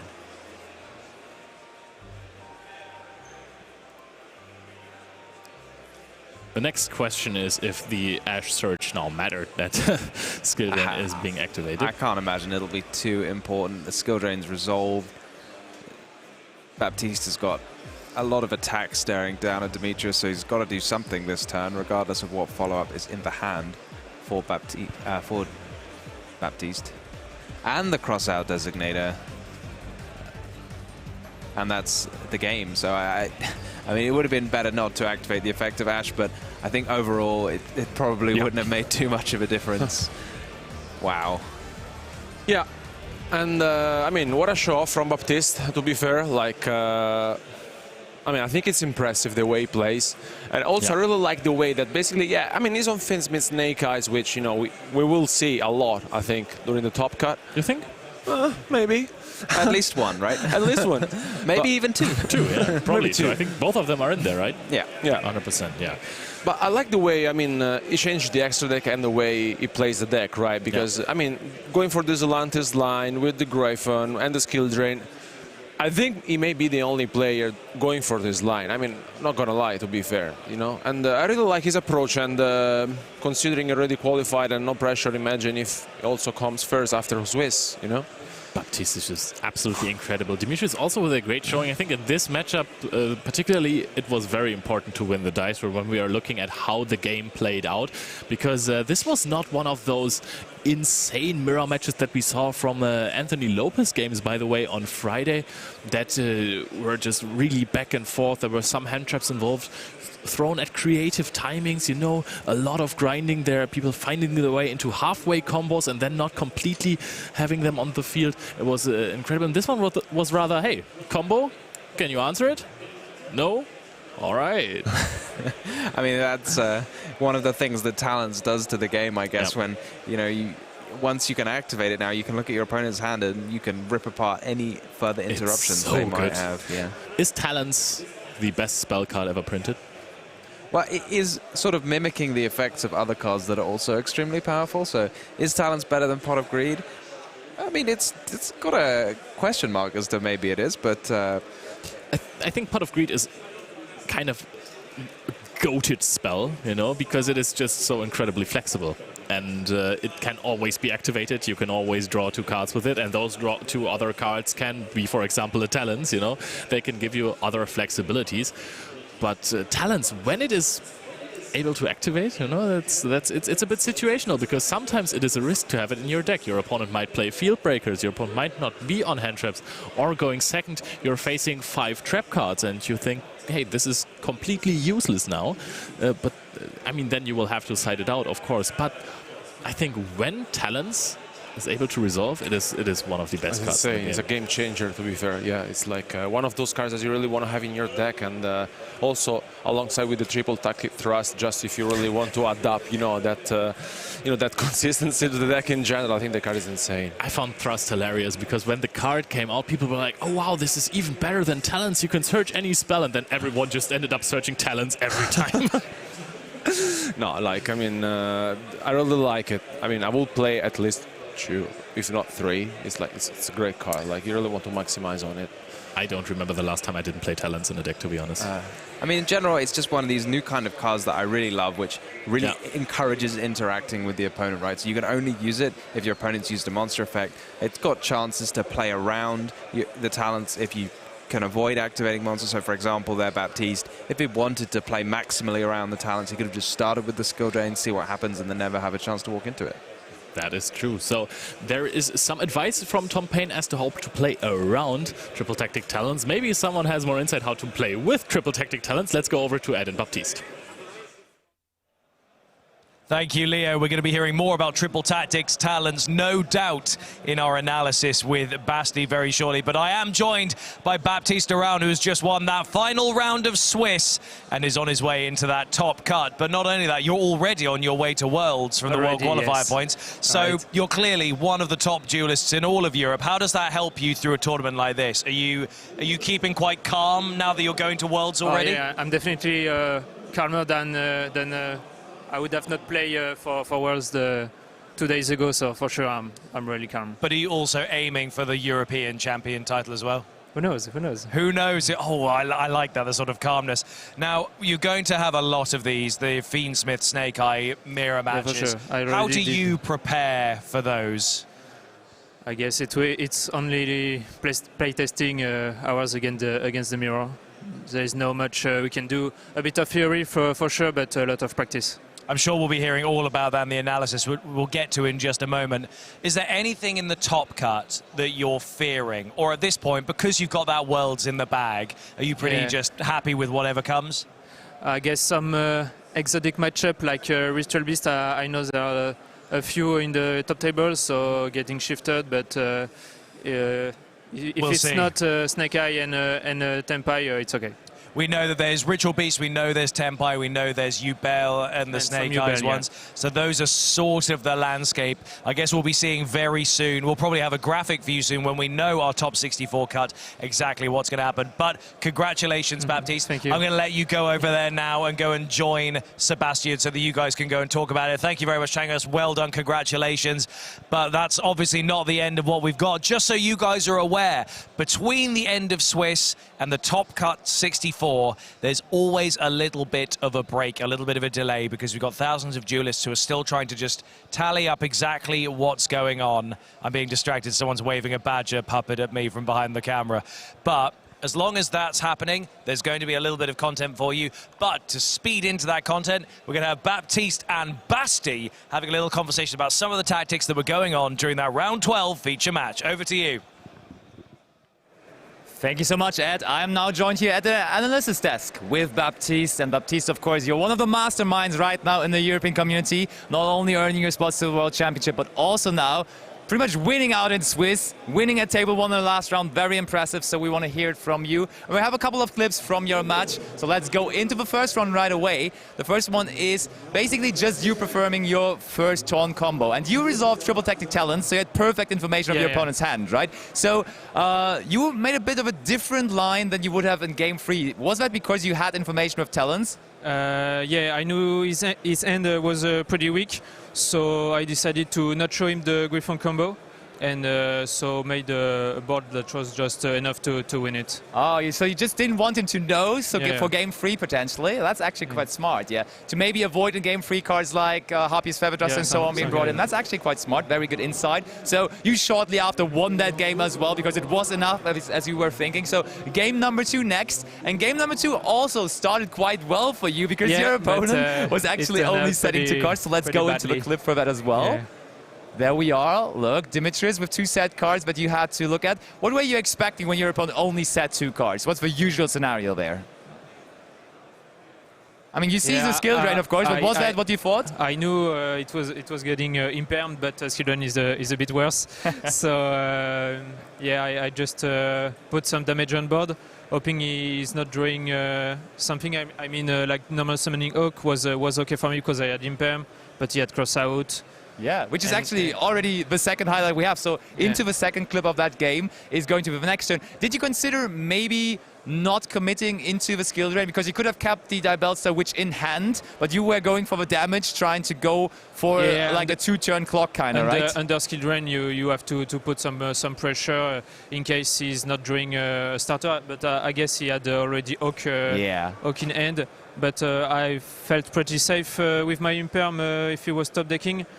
Something, but he had the crossout for it. Yeah, we are about to see it here. There is the Snake Eye Ash. You were confidently then grabbing that Infinite Impermanence as you had planned, and then Dimitris immediately would be able to answer that crossout designator. And you had no major interruption behind that, right? Was there anything in hand? I had Nibiru, but he saw my hand after Triple Tactic Talents. True, so another game that was very much influenced by Triple Tactic Talents. But then, of course, you had the chance to go first again in game number 3, and in game number 3, it started out quite quickly by your opponent discarding Perulia. So we have that here as a clip as well. And actually, funnily enough, you had Crossout Designator in your hand. Did you ever consider in testing or maybe here to bring out Perulia as a Crossout target? Or are you even running it? I considered it, especially against Tenpai, but I don't do it in the mirror. Okay. So I would prefer to cross out the entrap he's gonna draw than Perulia. I already have Ash Blossom and Cold by Grave for Perulia. True. How many cards did you end up letting him draw? I think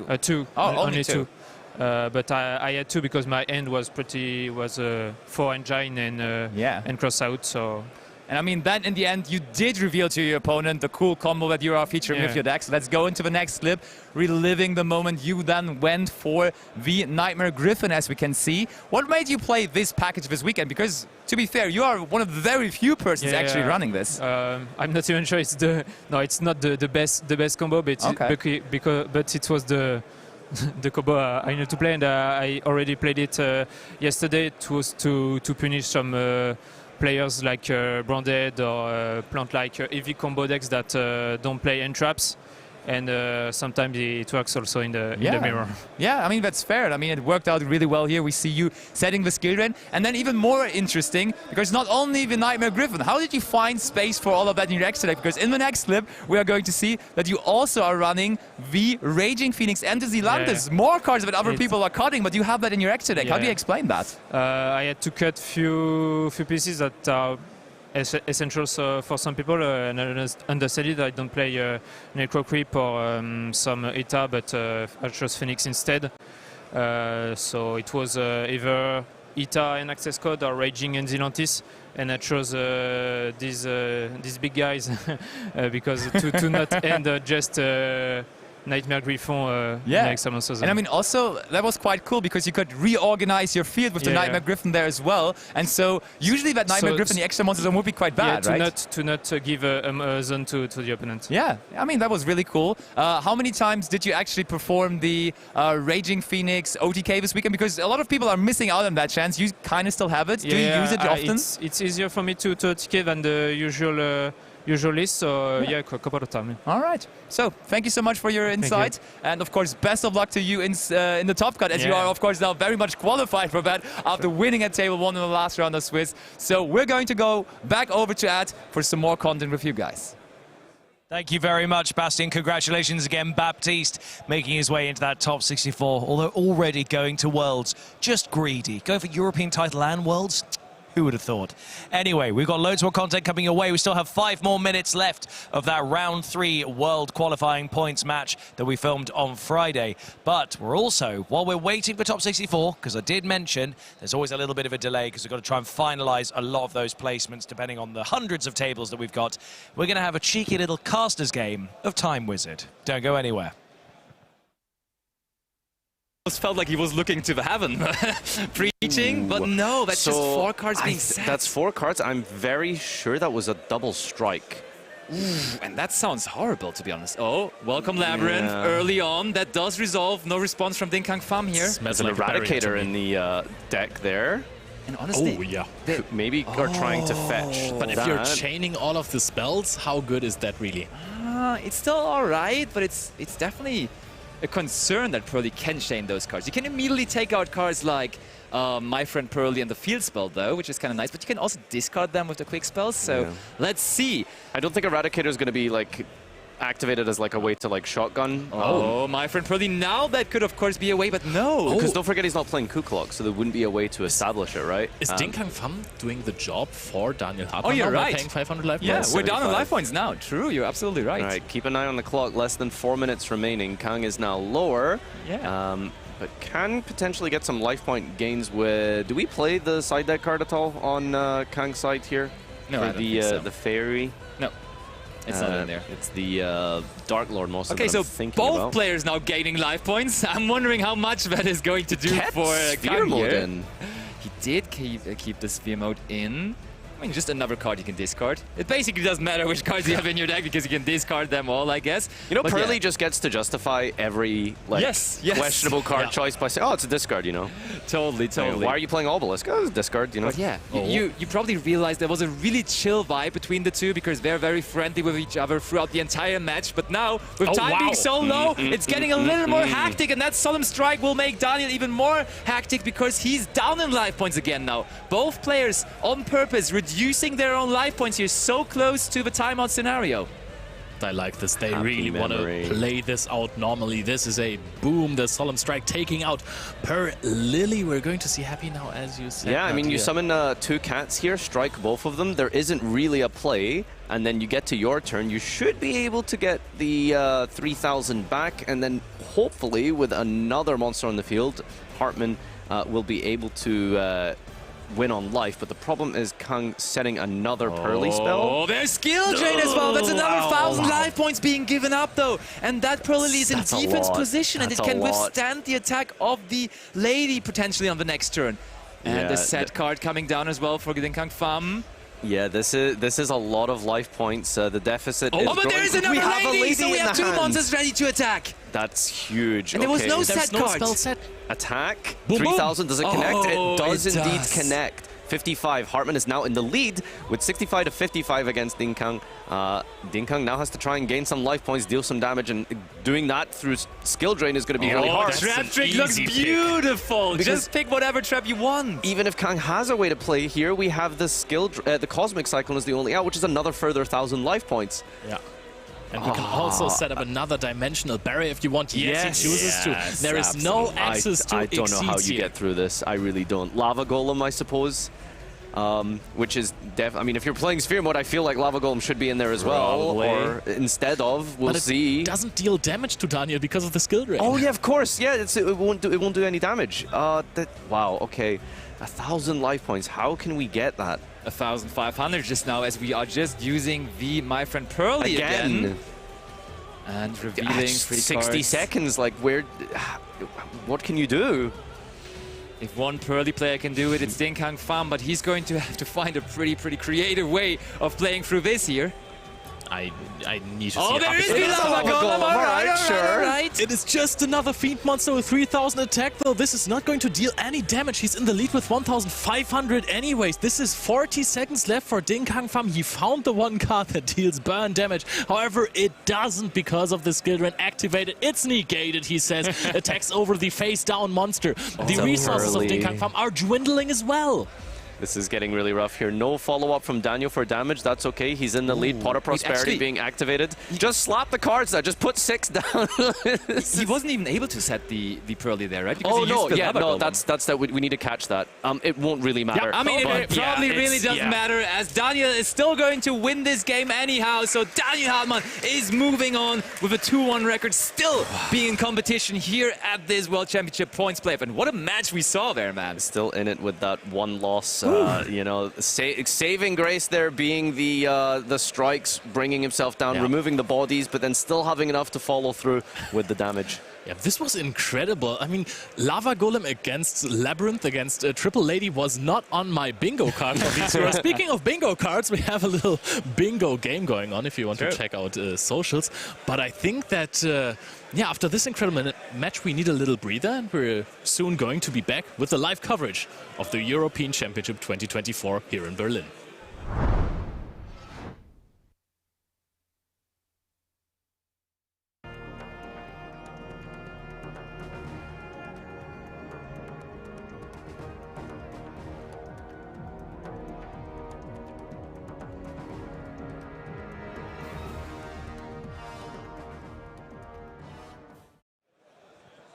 Welcome back to more of your coverage here at the European World Championship Qualifier.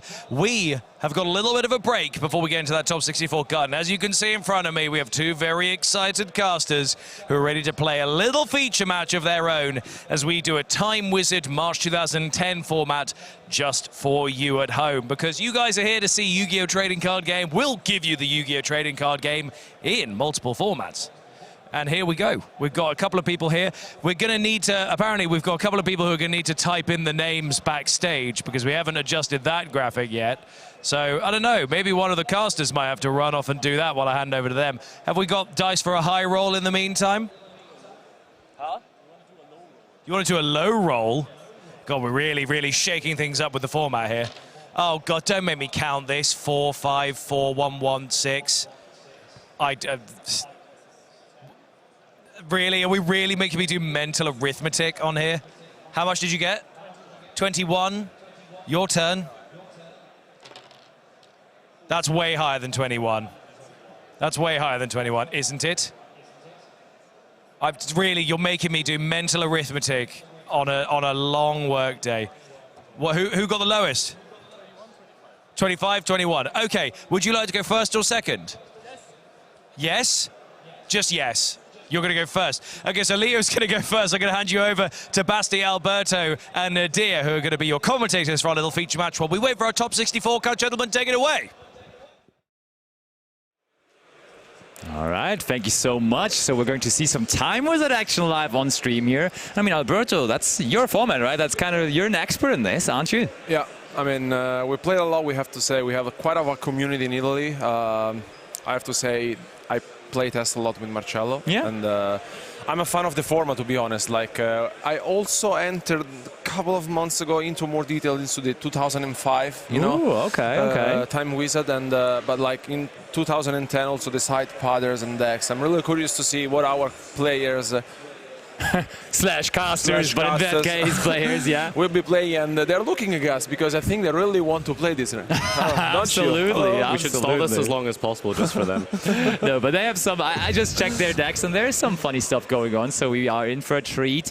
Of course, there are some dominant decks, and it's so funny to see with those Time Wizard formats that they still keep on developing. As you say, like siding patterns and stuff like that, they're still working on that. Like even though that format was so long ago, it's a Time Wizard format. It still gets revolutionized in some way at the very least. Yeah, that's what I like the most about this format. Like looking at, sometimes we also wonder when there was the Rabbit, Wind Up, and Insector. If you think about that, maybe players were only main decking one Maxi, which is insane. If you think about this, honestly, it's insane, guys. There's a lot of things that when you look back at your old deck lists, you kind of think to yourself, wow, that was a terrible list. Why did I play it like that? Yeah, I mean, like, if you think about that, it's like, doesn't make any sense at all. Like, there were 3 Veiler and 1 Maxi, so it's, I don't know. Speaking of no sense, we're about to see Leonard Koenig play some Yu-Gi-Oh! So let's go over to the table and see how this one turns out. All right, here we are for our Time Wizard 2010 format, and we have Tom Payne on Plants versus Leonard on Blackwing. We're going to see some good old Shura Kalut potential options as well. No Vayu Turbo, I think, right? Does this deck play Vayu? Like pure Blackwing? I think maybe it like does play like one, but not a whole lot. Oh, we've opened Whirlwind. That's really good. Oh, yeah. Leonard is giggling, celebrating. Of course, that's quite the start. What do you like more? Do you think the Vayu Turbo so-called version is better, or do you like the pure Blackwing version better? I really like Vayu Turbo just because it's a little bit more combo-based, a little bit more of a higher ceiling. You know, you get to bring out these big synchros, do some cool synchro plays featuring Plague Spreader with Dark Grapher. I think it's a really fun deck, actually. I quite enjoy playing it in 2010. The thing is that I think he has the key cards combo of the format, like Return from a Different Dimension, the Burial. You have the Chaos Sorcerers as well, if you really want to play it. And the thing is that, of course, it's like, I mean, the more you mill, the better you are in a position in which also with the Necro Gardener you can set up basically your Super Nimble Mega Hamster plus Raikou plus Caius, which is insane. That's a very good start. We've got Lone Fire Blossom here. That's going to summon out a plant monster. Spore is a card for your combos. You got Glow Up Ball, but of course the Dandelion is super, super strong. But it looks like we're going to go for Titanial. Titanial, that's strong, honestly. Is this negate targeting effects, or we're rolling a dice for the zone? That's really cool. that's a new master rule that's just been revealed. That's crazy.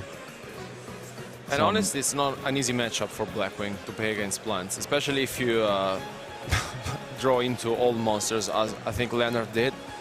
Oh, not attacking into Shura because of the Whirlwind searching. Did we search Kalut, I assume? I think I saw a Kalut, so that should have been what went down. But I mean, how can we ultimately avoid it? There must be a Dimension Prison, maybe a Raigeki Break or something like that sitting in the Spell and Trap Zone now for Tom. Does this deck play some of the synchrons, like Junk Synchron, and so is it like Quick Draw kind of dandy? Or just plant? Okay. Yeah, he plays plants, he plays Lila, plays Raikous. Is there Giga I think you play Amaryllis, actually. Amaryllis, I think that's what you go with. Exactly. Oh, okay. No Giga Plant, no Supervise? No, exactly. Okay. Sad to disappoint you, but no, those aren't in there. So Scarecrow Declaration. That card is in there. I didn't expect that one either, to be fair. This is the most annoying card, to be fair. This is the most annoying card for Blackwings because, like, for example, if I were Leo, I would have normal summon a monster because, like, I don't really think that Tom is sitting on a Torrential Tribute, to be fair. Looks unlikely, yeah. Yeah, I mean, like, you don't really want to waste your Titanial, and I think Leo is full of monsters, right?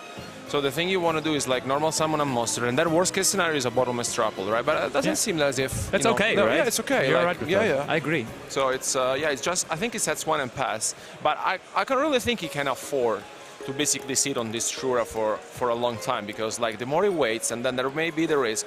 Let's see. Okay. Ooh, Wind Blast in the end phase, discarding to target the... Discarding Heavy Storm, okay. Really? I mean, you could have gotten that in a different way, but sure. Heavy Storm is... Oh, there is a quick card. Best spell in the deck, in my opinion. So we get to mill a card. Arm. And then we can't normal summon this turn, but we can search any equip from our deck to our hand here.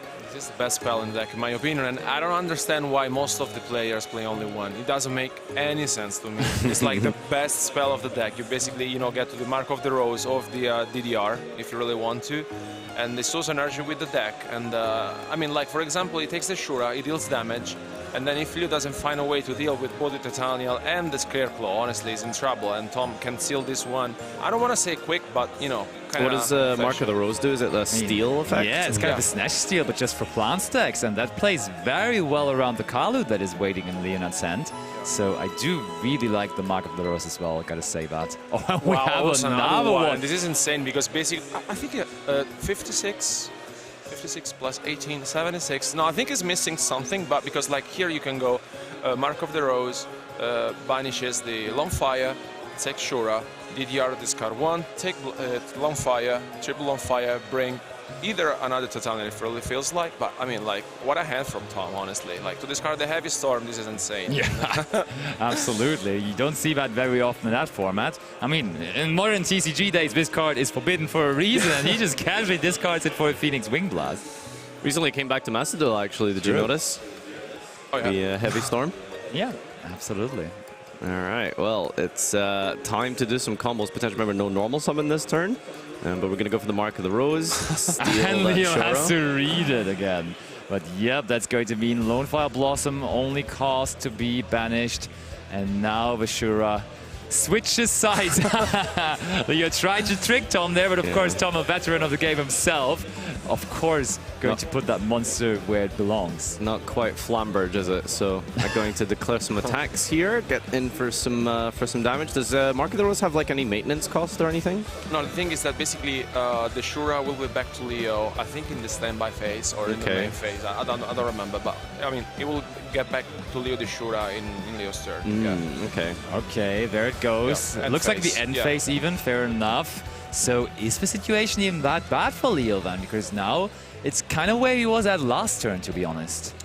Yeah, I mean, like, Tom preferred to hold on until the Regeki break, which I think it's okay. But, yeah, I mean, like, if I were Leo, I would have done this before, because basically you lost one turn, that's the point. And honestly, if I were Tom, I wouldn't even activate the Regeki break, because, like, you don't fear the Bryonak in this situation, because there's a Titanial. Yeah, and true. I wouldn't even discard it, like, Tom is a situation in which he's forced to activate the Regeki break, discard and DDR, which I'm not a fan of, to be fair. So there is the Regeki break on the Blizzard. Okay, so we are just going to destroy it, and yep, Tom is going to explain to Leo that that Black Whirlwind, when the monster leaves the field, is not going to resolve in Surge. Oh my, what are we seeing the there? Heavy Storm. Wow. Why didn't we do that before? I mean, okay, we wanted to protect our own Black Whirlwind, I guess. All right, well, a Heavy Storm clearing the entire field here, getting rid of the Swift Swift Scarecrow, as well as clearing our own Whirlwind, unfortunately. Normal Summon has been committed to. Tom is showing both of his hands, being like, yo, I have nothing left to show here. Just a Titanial and a Dream, it looks like, as Leo has a decent amount of in his hand. Here we got Kalut in the damage step.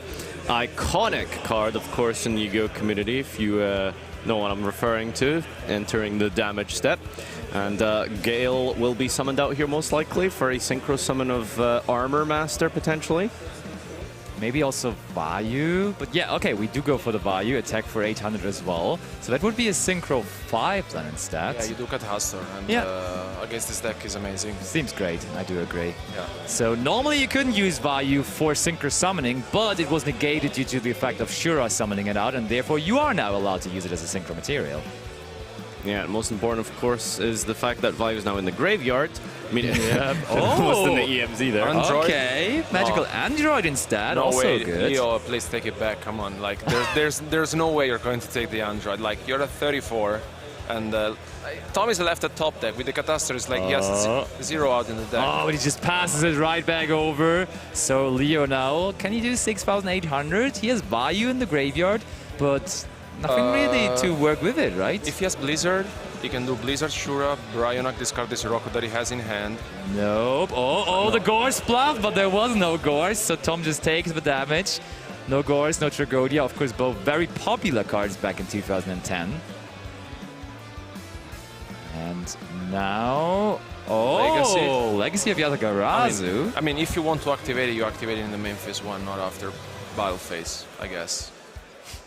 I guess. We just decided for main phase 2 here. Or maybe also in the battle phase, I don't know. But just after we attack, that's for sure. Setting another card, and now Tom with 2 cards in his hand. Can he do something? Ooh, the fertilizer is good. Fertilizer. That's a miracle. A miracle fertilizer brings back the Titania, which of course is bigger than the Magical Android. Card saw play all the way up until 2014 in the Sylvan deck, just as a reborn for any of your plant monsters. So super powerful card here, and is connected to the Titania via the continuous effect. So if we can maybe find an out to this, that could be a really big opportunity. Okay. There is the Blizzard now, though. Leo, if you had the Blizzard, you had game before, huh? I will tell you this. I think I bet you have to do like a seminar or coaching on time with that 2010 gameplay and deck building, because you have some very, very aggressive takes in that regard. Because not gonna lie. he had game, because he had Blizzard plus Sirocco. The turn before you go Blizzard Shura, Bryonak, you discard Sirocco, you turn back your own set card, banish the Vaya and the Sirocco. You had 23 plus 23, 46, plus 20, 47, 7k. Yeah, fair. All right, well, we've got a Synchro 6 play available to us now with this Blizzard, and let's see what we choose to make to out this Titanial. Which one is it going to be? Do we have access to... Yeah, okay, we just go for Bryonak here, I see. But I mean, we can... Yeah, I mean, we can use the effect of Titania, but it's still going to leave the field, of course. But we did discard a Shiroko there, importantly enough, because that is now going to, with the Vayu in the graveyard, mean we can finally perform that Synchro Summon from the graveyard. And yeah, that almost feels like 2024 Yu-Gi-Oh, right? Synchro Summoning from the graveyard, I can see that. Close enough, yeah. Tier limit for Synchro monsters, I suppose. Yeah. We're going to get in for some negated damage, negated effect of the Black Biome. Wow, another one. That's pretty good. Here we go again. One more time, one more miracle. And we're fertilizing the Titanial here. On declaration of attack, Icarus attack. That still leaves both of them on very little cards, and the monster was outed on Leonard's side as well. All right, well, lots of good top deck possibilities here for Leonard. Do we have just a set? Okay. What a game we're seeing here, Tom. What are we having this time? Oh, it's just a set monster. Ooh, okay. Could be a Raikou. Wow. Oh, no. That's huge. Oh, the combos. And I think the life points aren't accurate, right? I think we have game here. I think... That's it. It would have been Nectar Gardener and Plague Spreader Zombie. So we see Leonard actually coming out on top there. That was a fun game to watch, not gonna lie. The Gore's in hand as well from the Leonard side, so it still was very well protected. Think we're gonna do a best of 3 here?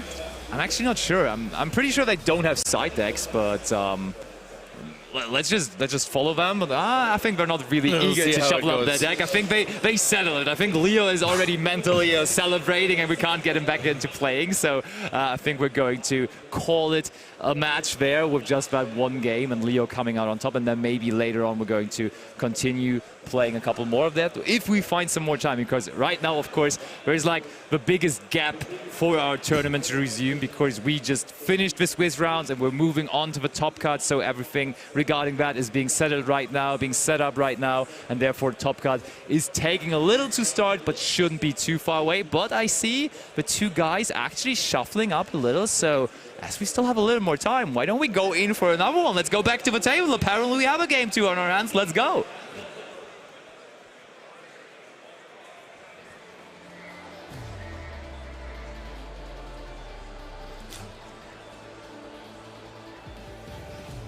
Leo won game 1. Yeah. Thank you for that interjection, Ed. All right, so we are going to have an extra little duel here for you. Just so you're aware, for anyone who's just tuning in, welcome everyone to the European Championship. This is the qualifier for the World's Championship in Seattle, the United States of America, in September. That goal has been achieved for a couple of our players this weekend here. The World Championship playoff we had on Friday, some of the qualifying games, and we are currently, as Sebastian mentioned, waiting for top 64 to be tallied up, stores corrected, and players to verify points and positions. And we'll have top 64 very shortly. But right now, we're going to have to, unfortunately, suscept you all to some Tom versus Leonard gameplay. Also, we couldn't leave you without Plans gameplay here at the European Championship, right? Therefore, we got Tom on there, bringing some Plans from 2010 to at least account for that. Because still, to this moment, of course, our reigning champion is Jessica Robinson with the Plan strategy from last year. And I'm going to be excited whether we're going to have one of those in Top Cut for this weekend. But for now, let's see some trap cards being set here from Leonard. Ooh, immediately going for the Compulse there. Yeah, we take. You tell me how much it is, and we can talk about it. Maybe I give you some lessons. No, because like Leo started things off with Shura and Gale, right? Looks like it. The thing is that activating the compulsory on the Titanial is never a good thing because of the trade-in. Okay, yeah, that's true. Mistake run straight in. So the thing is that if you activate the compulsory on the Titanian, it's like you're exposing yourself. Okay, he always has the whirlwind. Sure. Yeah. Okay. Now I see why you didn't normal summon Shura the tour before, because you knew that the whirlwind was there, and maybe you have to teach me. Was Black Whirlwind unlimited back in the day? Or Is is a 2. Oh, it's a 2. Okay. Yeah. All right, so still decent from Leonard to open it in both games. Yeah, it's a really powerful card as we attack. Raikabo is a good card to answer for Shura here.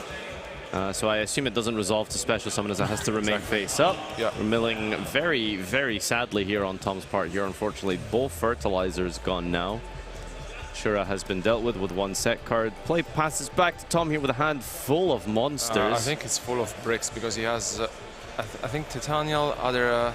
he has the Heavy Storm. Another instance of Heavy Storm. This card also being drawn left and right here from both players. Sam loves to set the Heavy Storm, the Pro Storm we like to call it sometimes.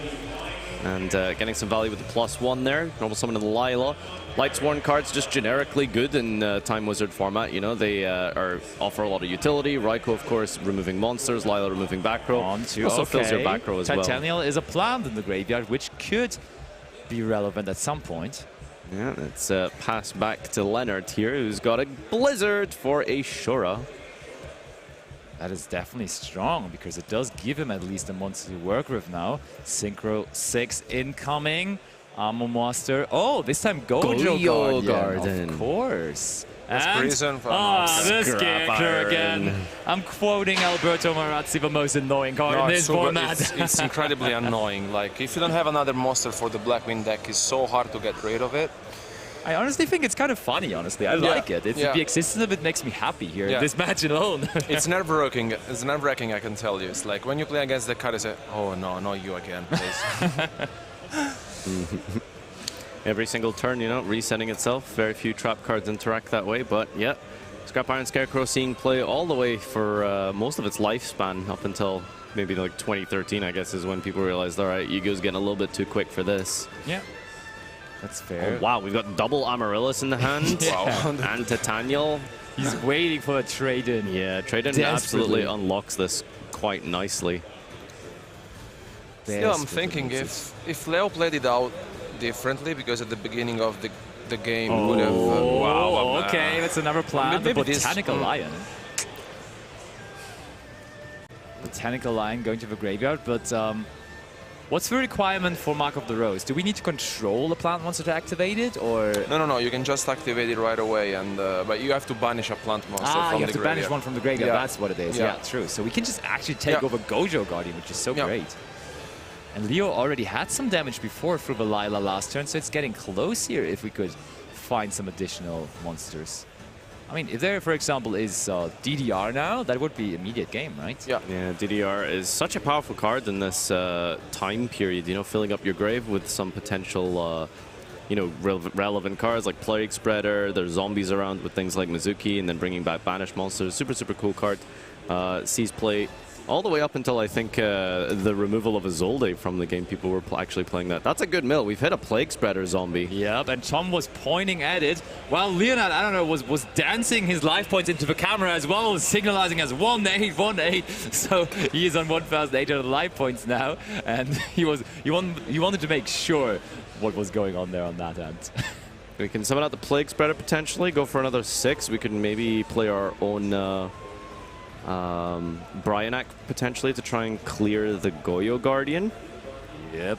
So we could use Goyo Guardian for maybe our own synchro plays on Leonard's side, or just attack as normal. Do we have any follow-up or answers? I see a lot of Boras in the hand.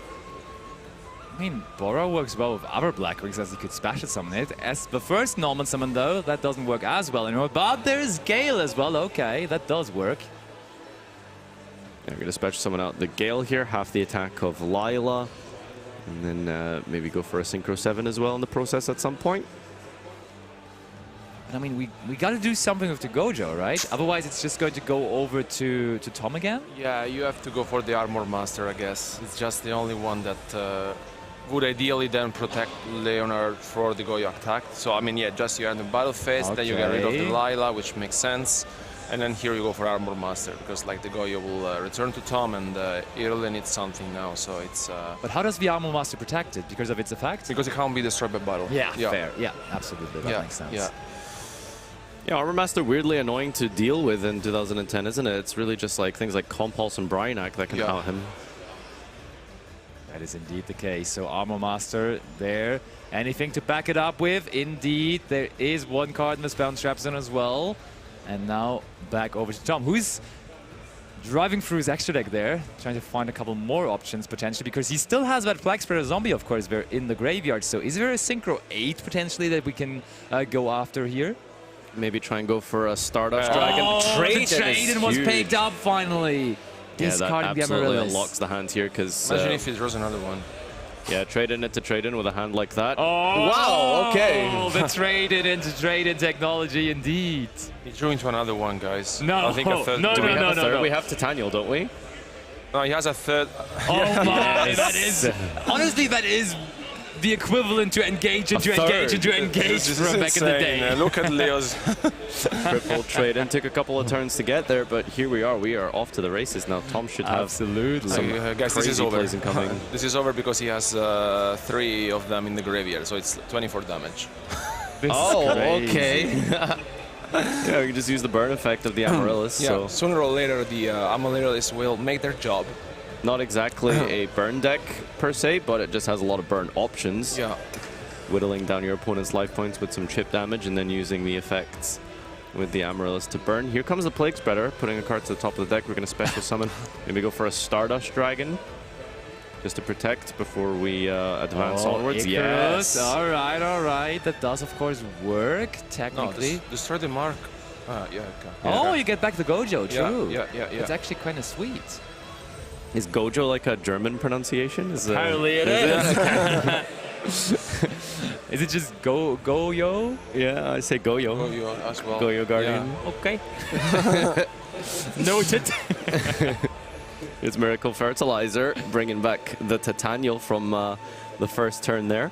And DDR as well, that's huge. Oh, wow, we're discarding Foolish Burial. That's how good our hand is. Leon has seen enough, so that is the second game to Tom, who is also in the camera signalizing, yep, I was the one winning here. And I mean, are we going to have a third game now as well, or are we just going to call it a friendly tie between casters? What are we going to do? Why not? We'll see how we are looking on pairing so far.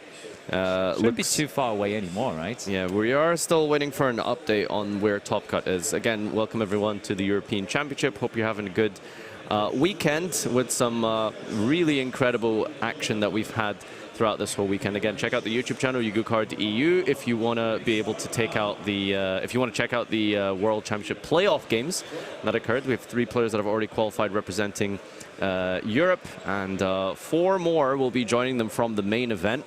We have top 64 of Swiss, and then over to the top 4. Yeah, is when we'll get the rest of our representatives. Sorry, we're just getting an update here, trying to figure out exactly what we're going to do. I think we will be having a game 3 here. So let's head on over back to the table and see how this one unfolds.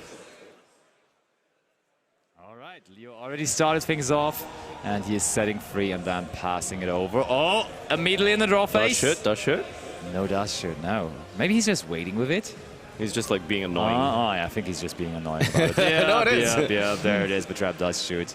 Tom says, I don't have cards in hand, what do you mean? Okay, Foolish Burial, on fire, Amaryllis. Just full knowledge of the hand here. Ridiculously powerful card back in 2010. It's absolutely fantastic. Doesn't want to pick the Amaryllis, weirdly enough. We're going to put back that Lone Fire. Especially with the Fertilizer in the hand there. So we got Fertilizer, Lila, Foolish, Amaryllis, and MST. But there's still a combination of Foolish Burial plus Miracle Fertilizer, which is kind of cool. Also, with the Lila and the Mystical Space Typhoon, we have answers to both of the cards in Leo's Spell and Trap Zone. So that looks pretty good to me, honestly, here for Tom. Like how Tom is just playing with his hand open at this point here. Declared attack for 17 and doesn't commit to the MST before the normal summon, interestingly enough. More than happy to just throw out Lila onto the field, acting as a bait of sorts to just deal with our backer here. Icarus attack. Yeah, dead Icarus attack. No Wing Beast on the field. Tom is celebrating that like a real win. Oh, we're not even going to use the Mystical Space Typhoon at all now in the end phase. No, we're just resolving the effect of Lila. Plant. Okay, no plants milled here. End phase Legacy Yatagarasu. So well played around that by Tom to not use the Lila. Great stuff, honestly. Well, we did use the Lila. We just hit the right card, apparently. You know, got the 50-50 there, so... But the MST still is now there to go after other cards that Leonard has to offer. Yeah. Oh, attack with Shura. That's going to resolve and summon a Vayu or a Gale here. I would assume that is the Mystical Space Typhoon set there, right? Because why would he set the Foolish Burial? It would be some next level bluffing going on there. Well, he literally showed him, didn't he? With that confidence. So, yeah. Fair, yeah, true. Absolutely true. So, is it going to be Vayu again, or is it this time going to be, just Vayu one more time? Please no Android. Why do you hate Android? What's wrong with Android? No, the thing is that, he knows Tom's hand. Yeah. If he brings on the field Catastor, it's like... how the deck deals with that. It's like, I mean, you have a couple of cards, honestly, but that's the best one, to be fair. Like, Andrew does nothing. Yeah. Catastor is... Did he pass? Yep. Oh, no synchro play? Okay. Tom doesn't have much either here. We're just going to set one and pass back. Okay, so Tom apparently not desperate enough to activate the Foolish Burial together with the Miracle Fertilizer. What is he afraid of, honestly? Just Khalud? Probably just Khalud, right? Because Khalid would be the only card that would justify just leaving these two on the field, right? Yeah, but... feeling a little bit confident, I suppose, that he's going to survive another turn, right? Yeah, maybe I think he just wants to wait if he draws into anything like... because, he could do Foolish, then Fertilizer. I mean, he commits a little bit, of course, but doesn't have a good hand, to be fair. So it's... maybe he's hoping to draw into a trade-in or something, but... Does see a monster? Another... Is that an Amaryllis? Yeah. Oh, double Amaryllis in his double hands. Amaryllis. Yeah, this is why this plant deck sometimes doesn't see as much play. It's a little bit frustrating sometimes because when it does pop off, you know, as we saw triple trade-in, it's really, really strong. But, you know, you will have occasionally drawn some hands like this, which are screaming for a trade-in. So we go Foolish Burial for the Titanial, and then we can bring it back with that Fertilizer. Yeah, now we kind of feel forced to do that. Banishing. Oh, but DD Crow to answer it, and that's huge. Denying that summon of the Titanial. Yeah, I think is Miracle Fertilizer once per turn. I'm pretty sure it is. So if we can somehow survive here, maybe with tribute summon for Scirocco. Is there a Torrential? Yeah. Is Torrential, okay. But that now leaves a Scirocco plus a Vayu in the graveyard, of course. We can go for the 23 here. Do we still have enough? I'm not sure if the life points are fully accurate. Yeah, I think it's... he has to have two Khalud. One and two. Okay, two Khalud sliding over there, meaning indicating that that is going to be the game. Are we calculating? We are handshaking indeed. Yeah, Leonard Koenig comes out on top, and Tom once more reveals the two Amaryllis he had there in his hand. And therefore, Leonard, after... He lost game one, right? Yeah. And then he came back. Yeah. Let's head on back over to the table here. We have a very important update for you, so let's get things underway. It looks like the pairings are complete for top 64.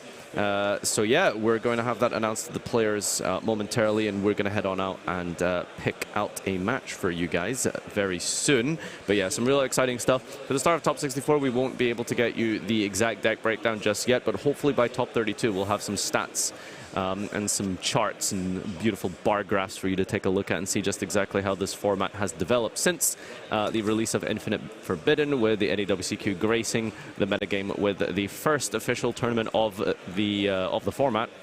So we'll see just exactly how that's evolved from the European portion and side of things. I guess we should probably head on out now. Absolutely, all right. Absolutely, stay tuned for that. We are going to come back then with Top 64, with the most important part of the tournament. So stay tuned for that. Not long to go anymore until then.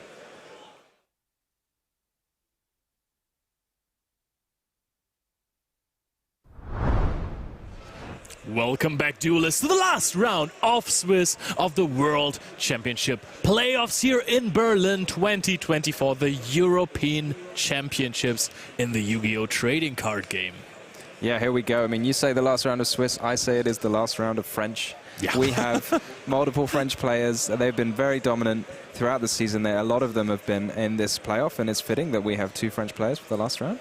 Yeah, I mean, I would say it all comes down to this because it's true. You're in or you're out. Yeah. So it's basically the bubble match, if you want to call that, because we have Gabriel Saucy, you know, very famous French player, sitting on 2 wins and a draw.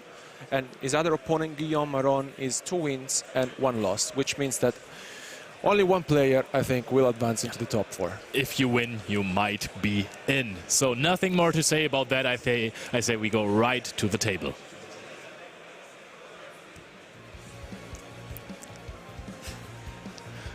All right. Have we already rolled the dice? No, that we are an 8 for Guillaume, and Gabriel is answering with a 6.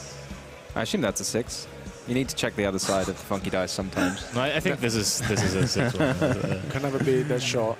I'm always double checking, you know, Just in case. I'm just like, is that actually a 7? You know, I think it might be. I just know because I actually have exactly this dice. So.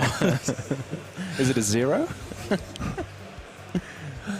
Anyway, Snake Eye Ash is going to be normal summoned here, and now we're in for some fun, for some Snake Eye Fiendsmith combo here. We have discussed this already. This is going to be the deck to beat for this European Championship, and this is also quite telling, as this is in the playoffs. The players say, hey, this is my immediate chance to qualify for the World Championships. I'm going to bring the best deck there is. Yeah, definitely the most popular pick. Did a fantastic showing at the recent North American World Championship qualifiers, so no surprise we're seeing a lot of the best players choosing this to take and give them the best chance of winning this World Championship qualifier.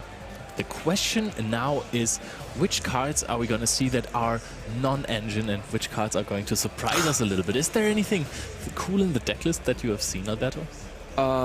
So in Guillaume's main deck, I would say that is pretty much standard. I would say like a lot of different hand traps. Ghost Roger will be played this weekend, and in the side deck I really want to talk about it later, honestly, because I really like, you know, some spies in Gimyo's deck.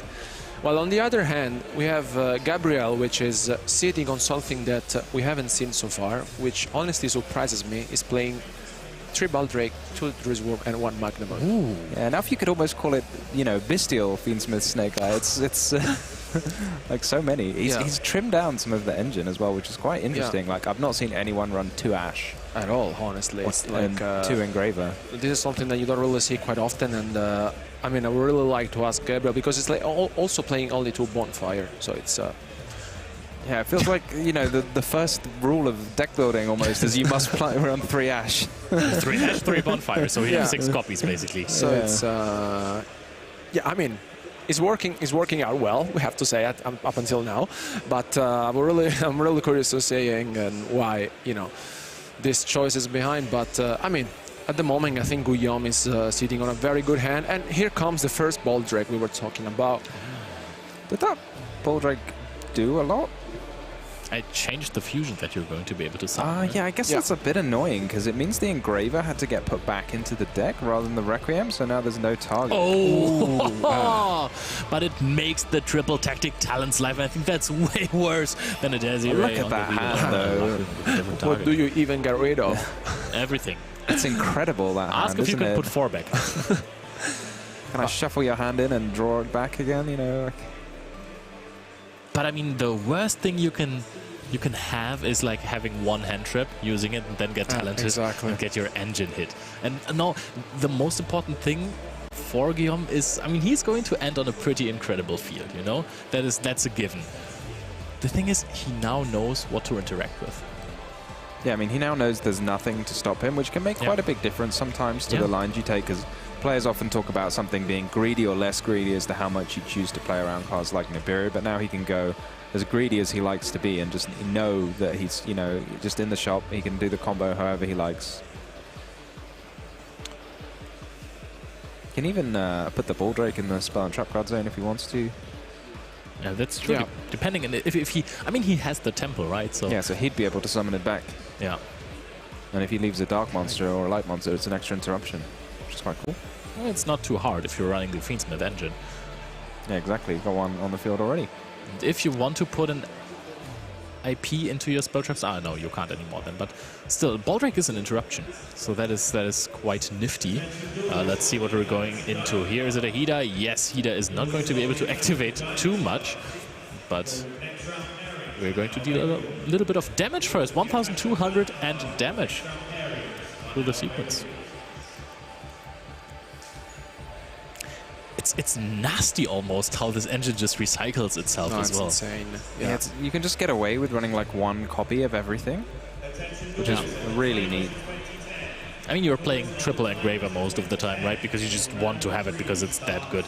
Now we're going into Celine, and I don't know if this is okay. We're summoning back, of course, our Spellcaster Snake Eyes Diabellstar. Question is the combo so good that was being played by Guillaume here? I mean, at this point, I suppose we're going to put the Ball Drake into the Spell Trap zone. Yeah, probably. We've got an Appaloosa. There's no clean answer for it for Gabriel, so he might just have to chunk through those 2 monster negates. Makes sense. Yeah. So that's one, and I think that may be it. Is he going to have like a convenient monster to tribute for the Ball Drake?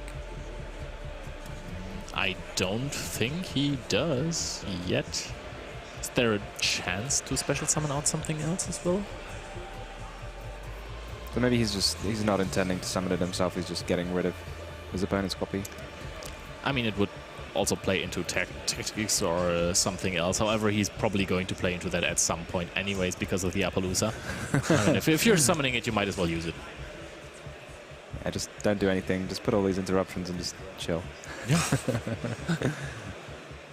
That is sometimes funny when players come to you and tell you, I played around tactics so hard, and then he broke my field. So, did you just not activate your cards? Yeah. Oh yeah, that's right. Actually, the only person who ever told me this was Basti.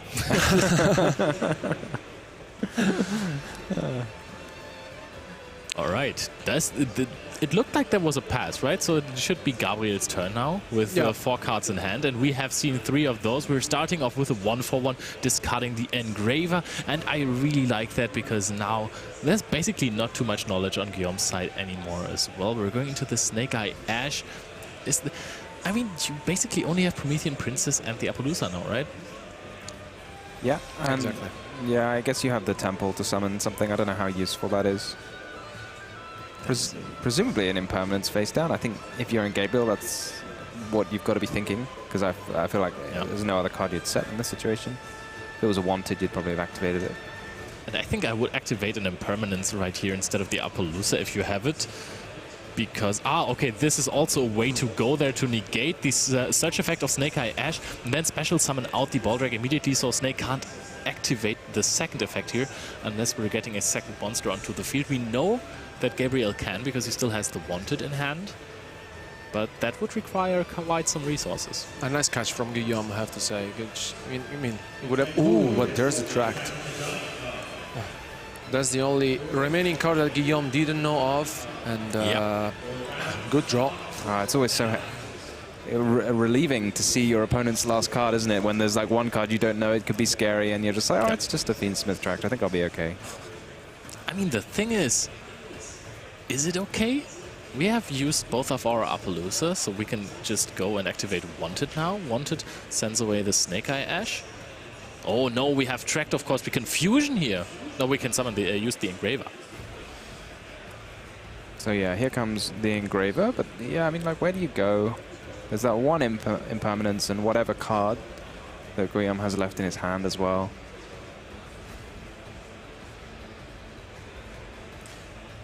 And the princess, lest we forget. So he's definitely not going to have a dark monster at any point if the princess is coming out now. And now we're also going to collect some additional resources here with the Flamberge Dragon getting back the Ash and the Poplar. I mean, this is looking phenomenal for Guillaume so far. It's so incredibly hard to play through this field, even though it wasn't too much.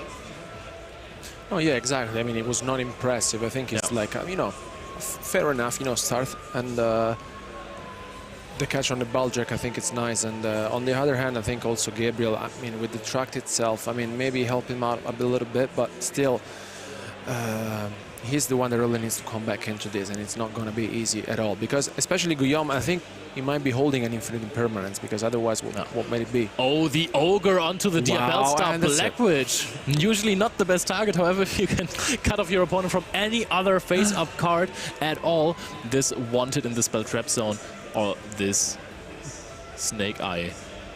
Spell card, help me, please. Original Sinful Spoils, yes. Doesn't do too much. Very nice of Guillaume to give his opponent the Bull Drake back. It's very easy to do sometimes when you've got, especially if you've got the same sleeves, you know, if you've taken control of one of your opponent's cards. Yeah, a nice game one for him. It's always, yeah, like, when you can look at your opponent's hand like that, it's so powerful, like these kinds of effects. And Triple Tactics Talent, the fact that, you know, normally looking at your opponent's hand, not so good going second, but Talents has different things you can do going second. Just incredible card. That is true. And I'm just thinking, because honestly, this field didn't look impressive at all. No, exactly. I mean, but the thing is that speaking of Triple Tactic Talents, Gabriel is not playing it at all. Which is... It's... I mean, his list... Yeah, I think this is something that I've never seen, to be honest, because it's like... I think it's very different from the ones we usually see, right?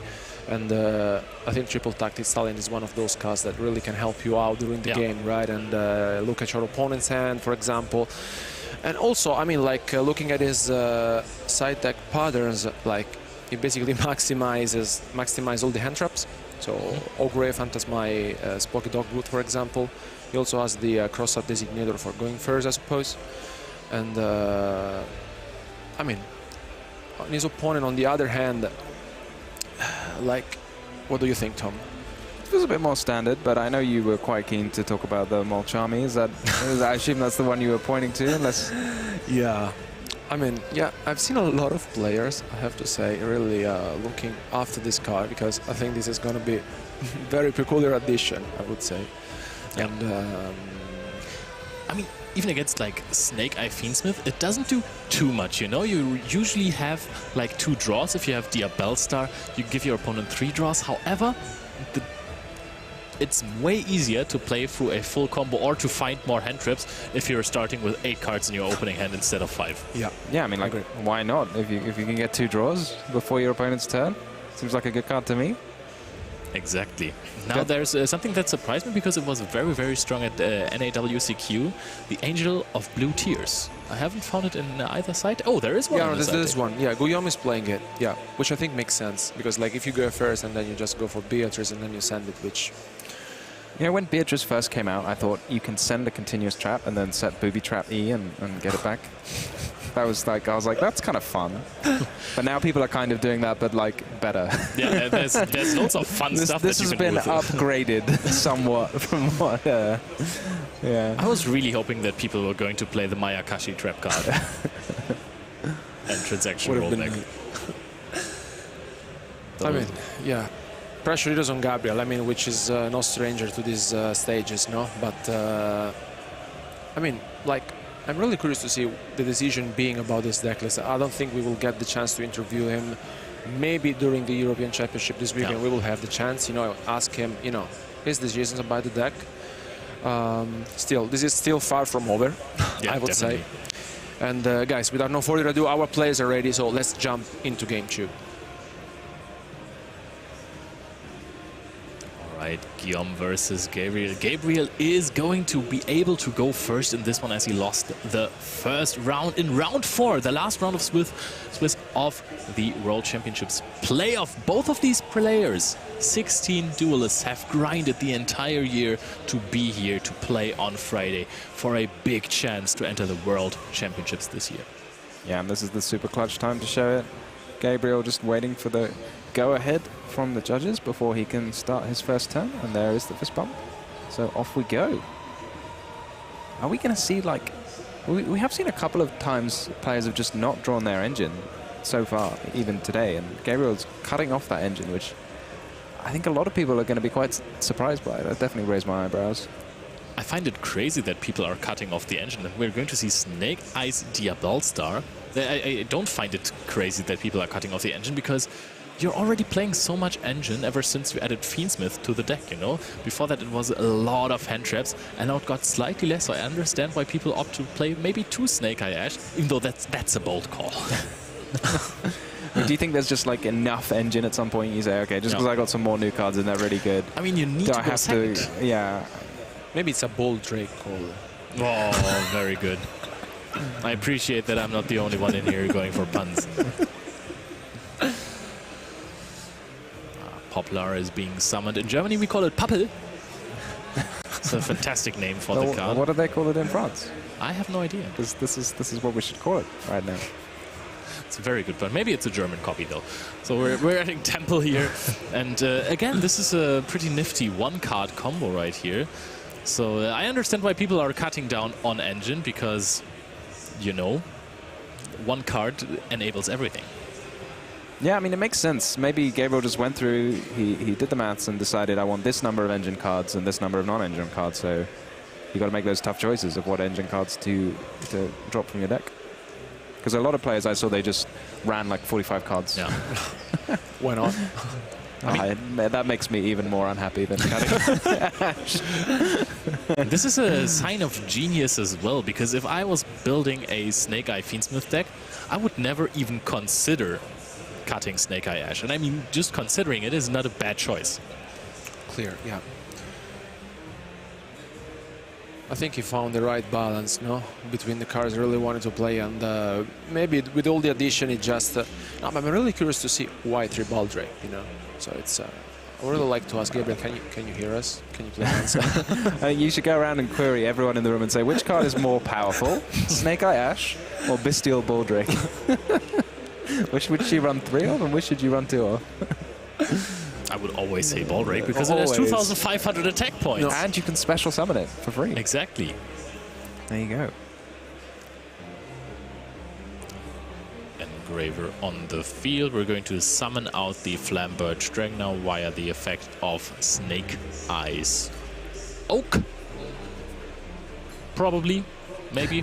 Soon. Everything's possible. Ah, there we go. There it is. Did that come from his hand? Might actually. I haven't been keeping track of how many cards he should have in his hand. There is the...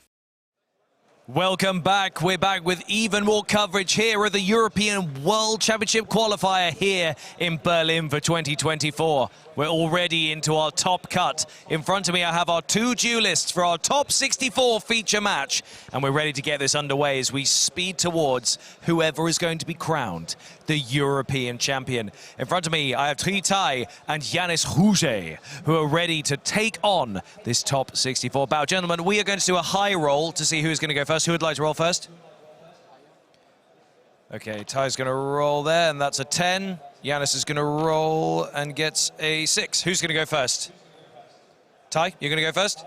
Okay, Ty is going to go first. I'm going to hand you guys over to Nadir, Leo, and Basti, who are going to be your commentary trio for this top 64 feature match. Guys, we're in the top cut. It's getting exciting.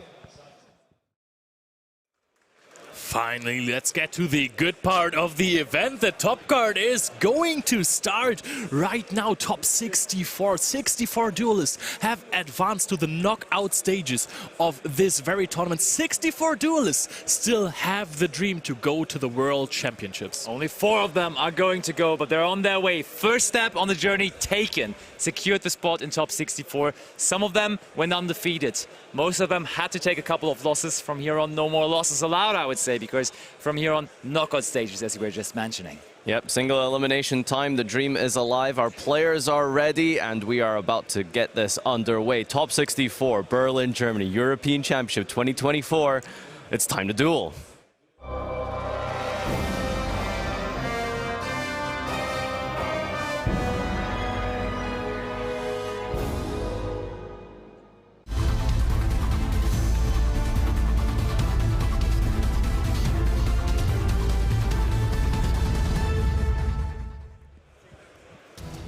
Actually, I just said 64 duelists have the dream remaining to go to the World Championships. However, the first person after Swiss is already qualified. So what happens when he gets to top 4? We're going to think about that later on if it comes to that. First of all, we're going to focus though on Tritai and Yannis on the other side. And Yannis realizes what's going on Big here. combo. Because that is a set 5 and a pass by Tree. And the community is loving it. Tree from Berlin, not from Berlin, but from Germany at the very least. So, of course, having the local crowd supporting him here. Set 5, feeling spry as we get played back over to Yannis here, who is playing Ubel. We've got the spiritual gates to get a Dark Beckoning Beast for the normal summon to then add a 0 attack monster. Do we have an immediate response coming down here from Tai as we have our Ubel combo ready to play?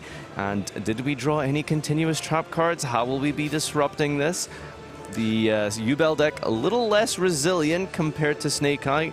And is it going to be able to take down 5 set cards? I'm quite curious as to how Tritai is going to play this out, actually, because if he has a simultaneous equation cannon, is he going to let his opponent play into it first, then try to deal as much damage with it basically as possible, and then rely on the other traps to basically close out the turn? Yeah, very good point. I mean, it's the conundrum of the hand traps as well sometimes. Do you let your opponent commit, wait for specific choke points, or do you try and cut them off early? Well, we've got a summon of Samsara the Lotus. But destructive Daruma Karma Cannon. It feels like every move now in Top Cut from here on will be celebrated by the crowd, because that Daruma Karma Cannon really looking good, being able to set both monsters there for Yannis, and he just has to live with that for here now. Yeah, don't forget as well, you can contact fuse with face down, so maybe at an absolute minimum we could have a Phantom being summoned at least. But yeah, that's an absolutely fantastic start. Immediately booking 2 monsters means that Yannis is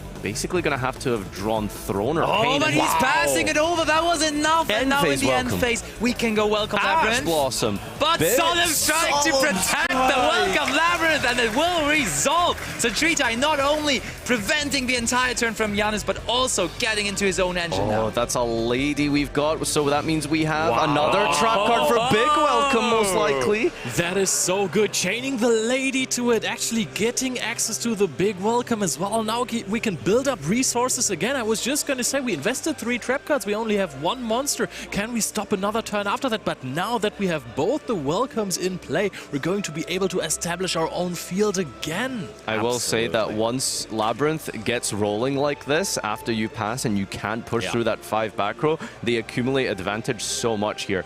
For example, Lady here gets a free normal trap card from the deck, and then the Lovely is going to take a card away, and then on the following turn, Lovely gets to reset Big Welcome or any other normal trap from your graveyard. So the snowball keeps rolling and expanding. There we go, bouncing out the Lady. Resolution, a card has been returned. That means we get to destroy something. Now, destroying against Ubel is that's what I was about to ask. Are we going after the hand? Oh, that's bold. That's a bold call. Is there a Ubel to be destroyed? No. Okay. Unfortunately for Yannis, has gotten the draws of some of the lesser optimal cards in this specific matchup. Of course, main decking to try and beat Snake Eye or the Mirror match, but that's why Labyrinth has been a very formidable anti-meta pick, because so many of these hand traps don't do much against your deck except specifically Ash Pulse, but that's okay. We had Solemn Strike, didn't we? Yes, and Nibiru, funnily enough, can only be activated when 5 summons have been done in 1 turn, and Tritai is not even playing 5 monsters. I don't think this version of Labyrinth can summon 5 times even if it wanted to. Very, very tough, that's true. So Tritai in a perfect situation, starting off here in the first round of Top Cut. Now even going after set monsters here. Are we just trying to maybe seal it here this turn? Yeah, I could see it, honestly. I think we're trying to accumulate advantage here, getting the welcome to reset, 1 effect per turn, then destroying the monster, getting some damage here. Do we have a big welcome? Yes, we do. Trap trick, and we're packing up on cards. Tritai with a dream start here into the first round of Top Cut, taking down game number 1 here with a 5-minute super convincing Labyrinth turn there. Who said trap decks are slow nowadays? We just summon 3 monsters that have 2,900 to 3,000 attack points, and that is always going to be enough for a game. Absolutely, and yeah, his opponent, he went 11-1 in Swiss, which is such a strong record. But from here on, everyone is the same. Yeah. It doesn't matter anymore. Tritai barely slipped into the Top Cut by making it with X3. A couple of people made that. Yeah, we did have some X3s making it through, so trying to keep that dream alive as we have now hit Top Cut, because it doesn't matter what happened before. All it counts is what you do from this point onward. Yanis is on the back foot, however, and yeah, I think this is going to be a bit of a tough position to come from, don't you think? Absolutely, but I mean, Tritai really experienced with the deck. I can tell you, he, for example, also top German nationals with the deck, and even going way back. He has been playing this deck for maybe the last year. He really perfectionized it, and now he also adapted to the new situation, is running the new equation cannon and all that kind of stuff. So I'm really excited to see him here in Top Cut. I think he even played it over the pond, right? I remember him being in Top Cut of YCS Las Vegas in the Team YCS together with Steffen Eichelberger and Tom Kleinegräber, and there is a chance that he also played the Labyrinth strategy there. Yeah, we can see that this Labyrinth list that came out of the NAWCQ has definitely defined Labyrinth gameplay. We see a lot of tech cards here, like the Runic Flashing Fire, like the Simultaneous Equation Cannon, definitely becoming a centerpiece of the Labyrinth strategy. And it's been successful, as you can see. A lot of the Labyrinth players, even in the playoff matches, running similar lists. Obvious centerpiece of his extra deck, of course, Dante the Traveler, Burning Abyss. Yeah, we're having a close look. It is in there, of course, because of the equation cannon being a handy rank 3. I don't think we're going to see it being summoned, but still a nice add-on. I want to say that I really thought that Dinka Bui was going to play this deck, because obviously he's very seasoned with Labyrinth, but he thought, hey, this is a very spicy deck that someone else invented? Nah, I can't have that. Labyrinth is far too vanilla for Dinka at this point. You know, that's why we're... he's also topped, if you're wondering, with the magical muskets. Of course. There's actually been, we were just having a look at some of the non-Snake Eye decks that had managed to make Top Cut. We'll have an official breakdown and chart for you to take a look at, hopefully for Top 32. But before then, it looks like our players are just about ready for this game number 2. Let's get back on over to the table and see how this Top 64 match will unfold.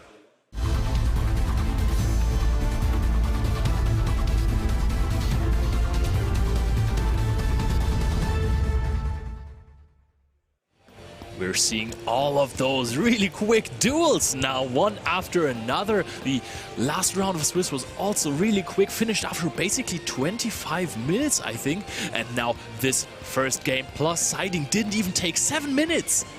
Yeah, I mean, listen, who needs... But there's the Ash Blossom for Perulia. Tritai had one of his very few, very impactful going second cards there, but the Ash Blossom protects him, and he has the Nightmare Throne on top of that even. Wow. And now, if that Perulia doesn't resolve, that is crucial for Labyrinth, because if you're going second, you really need every single card to play through a field. Now, on the plus side, unless we've drawn multiple, Ash Blossom is one of the few hand traps that is really good against Labyrinth, so maybe you're happy that it's been traded out specifically for the Perulia. It means that your welcomes are going to be potentially forced through on the following turn here, but yeah, this is going to be an absolute ridiculously strong... This is going to be a nightmare turn. Yeah, hopefully we'll finally showcase for you. Actually, I think it was in one of the games that I didn't cast, but we did manage to see that full Ubel combo. And as you guys know, there is the argument of just how good Snake Eye is versus Ubel. Ubel, I think, offering the highest ceiling and just some of the craziest end fields we've seen, right? Did I just see an Archfield Eccentric in the Jubel list? Yeah, I was about to say his side deck is really stacked with cards that could be very favorable for this matchup, because he apparently built his entire side deck for the Labyrinth matchup. So, I mean, he will need it, because game 3, if it gets to that point, he will have to go second. But there's plenty of cards. I don't want to spoil it just yet, but yeah, there's some really special cards there for potentially. real, man, for real. But there is, first of all, the Phantom of Jubel. Okay. And that is protecting against further monster effects. Not really that they would be expected against the Labyrinth deck here in that turn, but already good to have the Phantom of Jubel up on the field. It's a nice little piece of the puzzle here that Jubel is showcasing for you all. The ability to go into a monster negate very quickly before committing to your big combos. It can't be understated just how powerful of a utility that has in the deck here as we sequence through, sequence, with our new Necroquip Princess, allowing you to use it as a one-card fusion fodder with the equipped monster. Going for the sequence fusion summon, gonna go and get out Lacrima now. Oh, actually, Aerial Eater, of course. Yeah, no, first of all, that is the loop of Jubel, utilizing both of the new world premiere fusion monsters for the deck. So this card way more popular in the Jubel strategy than it is in the Snake Eye strategy, right? We saw very few Snake Eye players running it, but in Jubel, it's almost a staple, I want to say. Yeah, no, absolutely. And I suppose one of the shortcomings about having such a powerful utility fusion is that the Jubel extra deck has gotten super tight over the course of the last this last set.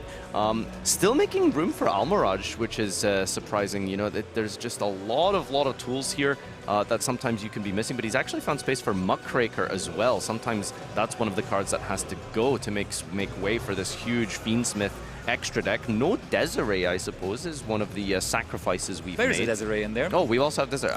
Are we playing just 20 extra deck cards? How are we putting this all in here? I mean, actually, interesting enough, there is Desiree, but on the other hand, there is no Lacrima. Oh, it's the other way around. Okay, interesting. Yeah, maybe I guess you just don't need Lacrima. I suppose there's no burn win condition, I think, for Jubel now, right?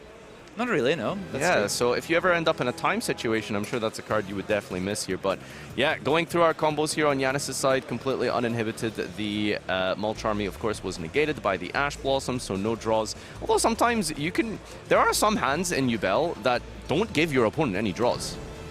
That's true. And now we went over into the Unchained part of our deck. And honestly, I mean, the Unchained deck, when you resolved Yama, that was what everything was all about. And Yanis is already kind of done with his Jubel combo, which is already looking quite strong. And we are now just also continuing with more. Yama. Okay. More Yama. We can't just stop with all of these Unchained Yamas. So I feel like that is a bit of an unconventional choice to play 2 copies of Yama, but normally going into the Soul of Fire. You were asking how many cards there are in the extra deck, but apparently we have enough space to play 2 Yama. Yeah, okay.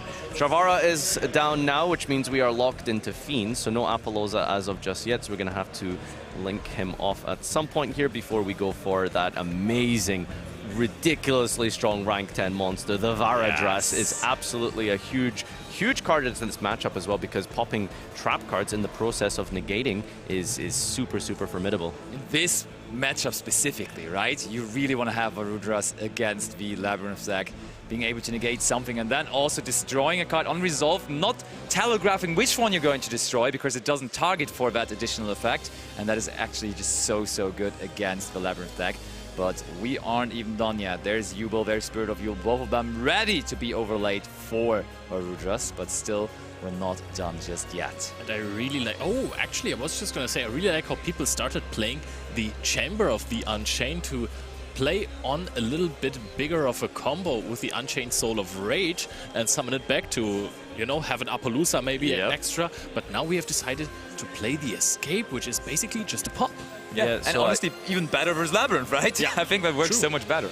Yeah, so I think the sort of debate there is when you play Chamber, it gives you a little bit of an extra layer of disruption versus Dark Ruler specifically. It just makes your deck a little bit more resilient against it, whereas the Escape here, a little bit more powerful in an extra disruption, but of course, you know, you do risk losing to Dark Ruler specifically. But in this specific instance, I don't think we're going to be seeing a Dark Ruler in a deck like Labyrinth, as play has passed over to tie here as we set 1, 2. But honestly, I think even against Dark Ruler, this would be alright. Look, I love the eye contact. Only 4. That is a Only 4. lackluster Labyrinth combo. But Basti, you were going to make a point how Yeah, I Escape mean, because also Escape plays can around actually it. just destroy the Rage on the field, Yeah. and then you use Yama in the graveyard to bring it back, and then you're kind of playing around the Dark Ruler more still. So that would be the case, but we are, of course, not in danger of facing Dark Ruler more here against that deck in the first place. But of the advantage of playing 2 Yama, I suppose, is where that kind of comes in here as we go into the end phase. Oh. And here it is, Escape.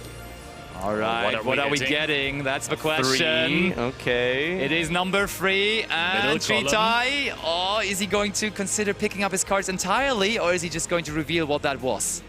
Yes, he's picking them all up! Equalize the 1-1 Giannis with his Jubel deck, making sure to take this one to bring it into a final and third game. He just got comboed back, basically, and this is one of the risks of playing the Labyrinth deck, you know? So if you basically lose the dice roll, or just even in game 2 after you won game 1, your opponent is probably going to just combo off without any kind of problem, even if you have Purulia against decks like Snake Eye or Jubel. Sometimes you just get 2 draws. You can only set 5 trap cards, you know that. So there is a problem going second. Sometimes these fields, they cannot be broken by just setting 5 traps, and your opponent is always going to get a full combo off. Yeah, and I mean, you just saw the Eccentric there already in game number 2 coming in there, but there's so much stuff going on in his side deck. It's crazy. Like, the Drone Lockbird, dude. The Drone Lockbird is going to be so good against Labyrinth, obviously, but then he has one extra deck monster that he's deciding to side. It is Nightmare Phoenix, which already is getting us into the direction of playing against the back row deck, but the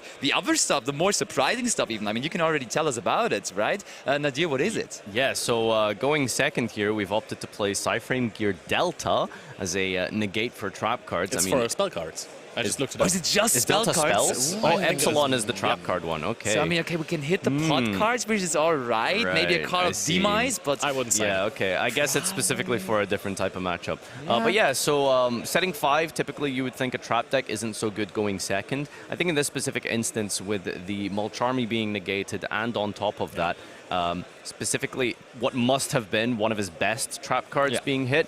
Typically, trap cards need to be utilized in combination with one another to deal with a big explosive turn 1 combo. And, you know, there's plenty of tools that deal with it, like the Daruma Cannon, like the Simultaneous Equation. So activating all of these cards in tandem with one another is absolutely the name of the game here. But it looks like we are going to go to game number 3, of course, and our duelists are just about ready for this one. This is a nail-biter here. We'll be back in just a moment.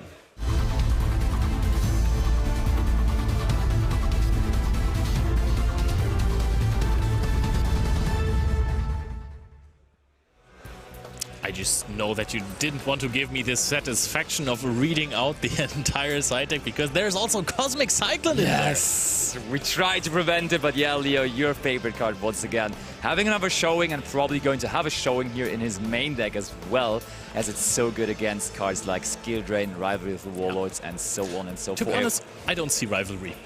Yeah, true. Would be a bit of a waste against that kind of a deck. For sure. You know, I'm just going to say, you are excited about Cosmic Cyclone. Please do understand that Ty is running Dante, Traveler of the Burning Abyss, in his extra deck for the reveals of the Simultaneous Equation cannon. So in some heroic honorable mention, we have managed to find the Burning Abyss top. As we 1, 2, 3, 4. Okay, we're back to Trapped and Lord of the Heavenly Prison to protect against cards like Harpius Feather Duster, of course, as well, because that is also another card that Giannis has in his deck. Where is your removal now? There is not going to be a replay of the top 4 of last year's Euros. There's a Duster in his hand! There was a Duster, actually.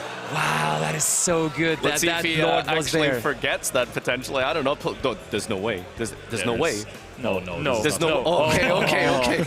Woo. It looked I was like worried a spell for a card. second. It was a spell card, but it was not the Feather Duster. Now, do bear in mind that Lord has the effect to protect all set cards on the field. Even monsters, by the way, that does occasionally come up. But your back row is protected from destruction, so Harpy's Feather Duster completely useless in this scenario. However, Lord will have to eventually come down at some point if Tai wants to get some potential follow-up, setting any normal spell or spell card from the deck. Now, you're going to want to use it as your last interaction for your back row once you've depleted all your back row to then restock.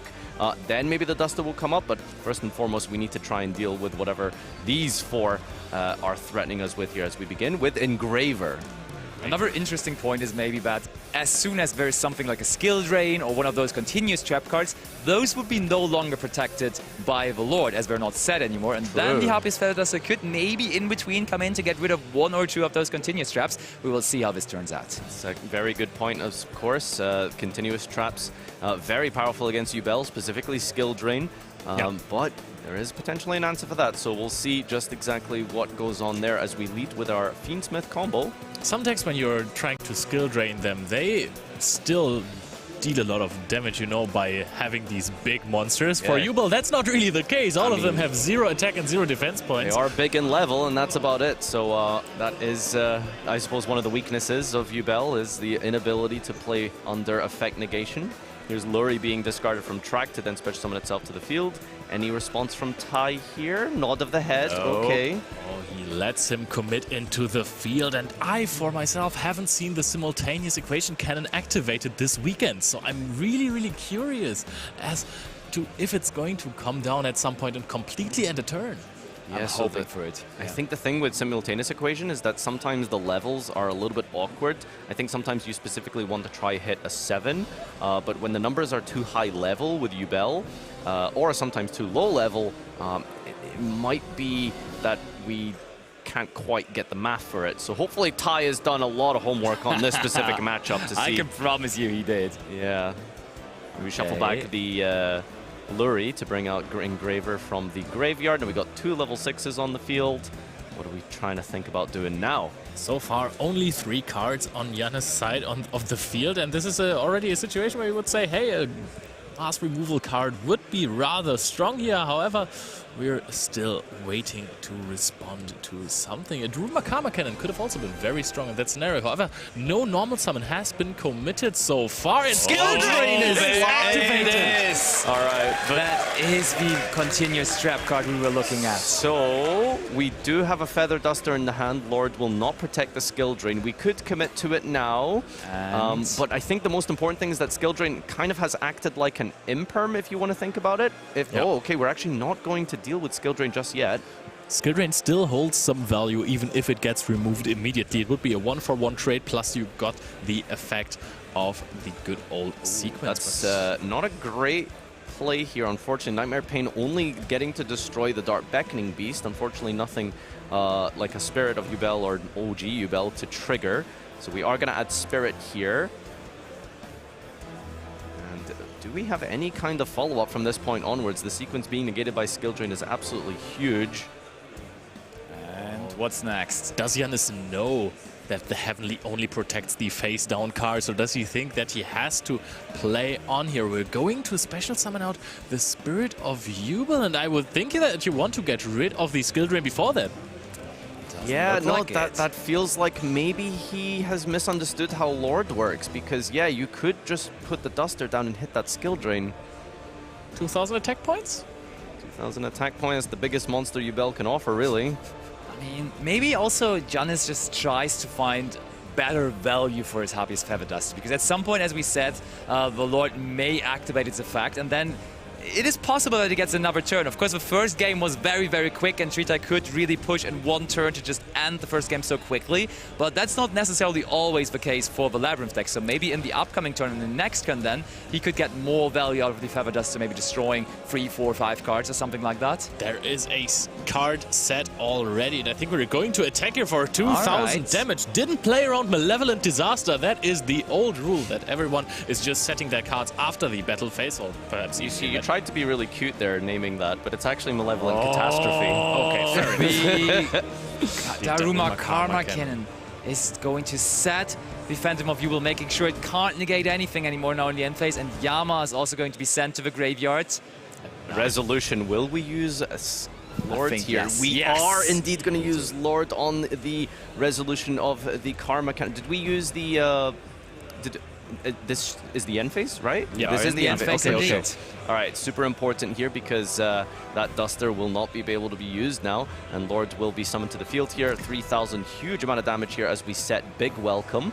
So that's going to net us some engine, indicating that the other 2 cards might not be a way to access more Labyrinth cards, but could just be more disruption. We'll see. And I think that also in the next turn, the Heavy Storm Duster, the Harpy's Feather Duster is not going to be too impactful because you can just recycle a lot of the Heavenly Prison back to your hand with the big welcome Labyrinth. So we're in an endless loop of protecting the back row, summoning a big monster out. Yeah, I think the only issue is I don't see a way for Labyrinth to end the game in this scenario, because normally what you do is you can go big welcome, bounce the Lord, re-summon the Lord, but then because there's a monster set on the field, due to the skill drain, we can't destroy it with Lovely. So I'm not sure if we can deal 8,000, so it might just be that Janus will get another turn out of this. So first of all, I think Tai tried to read the face-down Phantom of Jubel, then realized it is French, and that wouldn't help him a whole lot. And therefore, as we are here in a European tournament with plenty of nations clashing against each other, he will have a translation for that Phantom of Jubel, just completely making sure. Because of course, with a lot of the Jubel monsters, they do something when they are destroyed through card effect. With the Phantom of Jubel, though, it doesn't really profit off of that. It has enough effects. Yeah. It can help you to destroy other evil monsters from the deck, which is also, it tributes for cost, so which is also very important that it's face down now with the Daruma Kamaka, and this wasn't just a tool to get rid of the Yama and get the Lord of the Heavenly Prison out. We're checking our graveyard. Are we going to have some plays here, perhaps? We could use the effect of Yama if we wish. Are we going to do that, though? That's the question. The thing is, I'm not sure if it's worth it, because what's likely to happen next is the big welcome to summon out Lady or Lovely, bounce the Lord, and then potentially resummon the Lord if we're trying to just get in as much damage. But I actually really like keeping the Lord in hand to then protect in main phase 2, potentially. I mean, you don't know that your opponent has the Harpy's Feather Duster, but it has worked so well so far. I mean, the thing is that your opponent has given you the signal that it doesn't have the Harpy's Feather Duster, because you would think that he would activate it to get rid of the skill drain before going through 10 motions without activating any effects. Potentially, yeah. I agree. So Alright, there it is, still in the battle phase. Yama is going to chump block for the Engraver, and then big welcome is now going to summon out Lady. Lady bouncing Lord. And now finishing off Engraver. And that is another layer of interruption as well. The big welcome in the graveyard to possibly bounce a monster from the opponent or from your own side. The question is now, the big question, are you going to reveal and Lord is revealed as well. That's how we do it. And back over to Janus it goes. Does he find an answer? Is he going to now preemptively go with the Harpy's Feather Duster to only destroy the skill drain? Or does he have another way to start things off here? Thinks if you only destroy the skill drain, there is now a Lady on the field as well. The Lady is going to have an extra effect, is going to add more layers there, more resources for Tritai or interruptions in the next turn as well. Yeah, that's the deadly thing about Labyrinth, because by this point, skill drain has kind of achieved what it needed to do, which is giving you that turn of setup with your sets. Now that everything is online with Lady locked and loaded, skill drain actually becomes a little bit redundant here. So even if we do 1-for-1 on that Duster, it's not really going to be that great still of a situation, because we have 3 more sets still to play through. It looks like we can go Engraver, recycle to summon. Still not doing anything Jubel related just yet. It's a set monster! And setting another card, and this looks like the turn is going to be passed after this, or are we contact fusing? I mean, we could do that from hand anyways, so that doesn't really make sense. We're passing over to Tritai. Are we going to go for more plays in the end phase on the side of Tritai? Another big welcome is being activated! That's huge, because now we also would have the opportunity to summon out more monsters. We can trigger the Lord. I think we can step by step maybe get to enough damage here. We get multiple monsters out with plenty of attack points. Yeah, and resolution here, I wouldn't be surprised that we bring out the Lord. The protection no longer relevant or valid, because it is now the end phase, as we special summon out a Lady, which is then we're adding and then revealing. First of all, the Lord. And Lord's going to be able to set anything that we need. And then we can then resummon the Lady that we just bounced here. No Lovely required under skill drain, just big 3,000 attackers, the big advantage of Labyrinth. What's it gonna be? We haven't dealt any damage so far. We have the bounce for the big welcome in the graveyard. We're going to be able to have monsters with 9,000 attack on the field. We also have another big welcome. Is this the attempt for Tritai to go for a game and advance to top 32? I think he's lining up for that. That is sure to be said. He has one way to deal with a monster in the graveyard with the big Welcome Labyrinth, but he needs to deal with 2 monsters, of course. He definitely can't do 8,000 this turn under skill drain, unfortunately, so we are just going to clear here. Yes, big welcome. I mean, could go for 6,000 and then, oh no, he can't activate the second big welcome then if he bounces one. I think he needed a Welcome Labyrinth specifically in his back row, but apparently there wasn't any. The question is, does he have a target for big welcome? Yeah, he definitely still has Lovely, surely. And also just the third. This lady, actually should be enough, actually, because we're going to summon Lovely, bounce Lord, resummon Lord, right? This has to be enough. This could work, for sure. Oh, play 3 Third lady. Summon Lord. Lord back to the hand. Are we going to do it? 3 ladies and a rock. Is it time? Ooh, no, we're attacking, so we're not going to commit just yet. I mean, we're feeling safe. We're in a good position. There's no need to rush. We are so far ahead, so we may as well take another turn. Now, we're going to set with the Lord, though, and pass it right back over. We don't need OTKs. We just need trap cards. We want those trap cards to be safe. Giannis is there on possibly his last turn, facing 3 ladies of the Silver Castle. Well, I mean, we did see 3 ladies get sphere moded earlier this weekend. Doubt that's going to happen in this situation. What a picture, though, right? Those 3 ladies next to each other. I don't know whether that was the way intended. But we have Tritai taking it down with the Labyrinth deck, moving on to top 32, keeping the chance alive here for his ticket to the World Championship. He's on his way still. And also, if I remember correctly, top 64 is the big one you want to win, because then you're getting a prize card after that in top 32, right?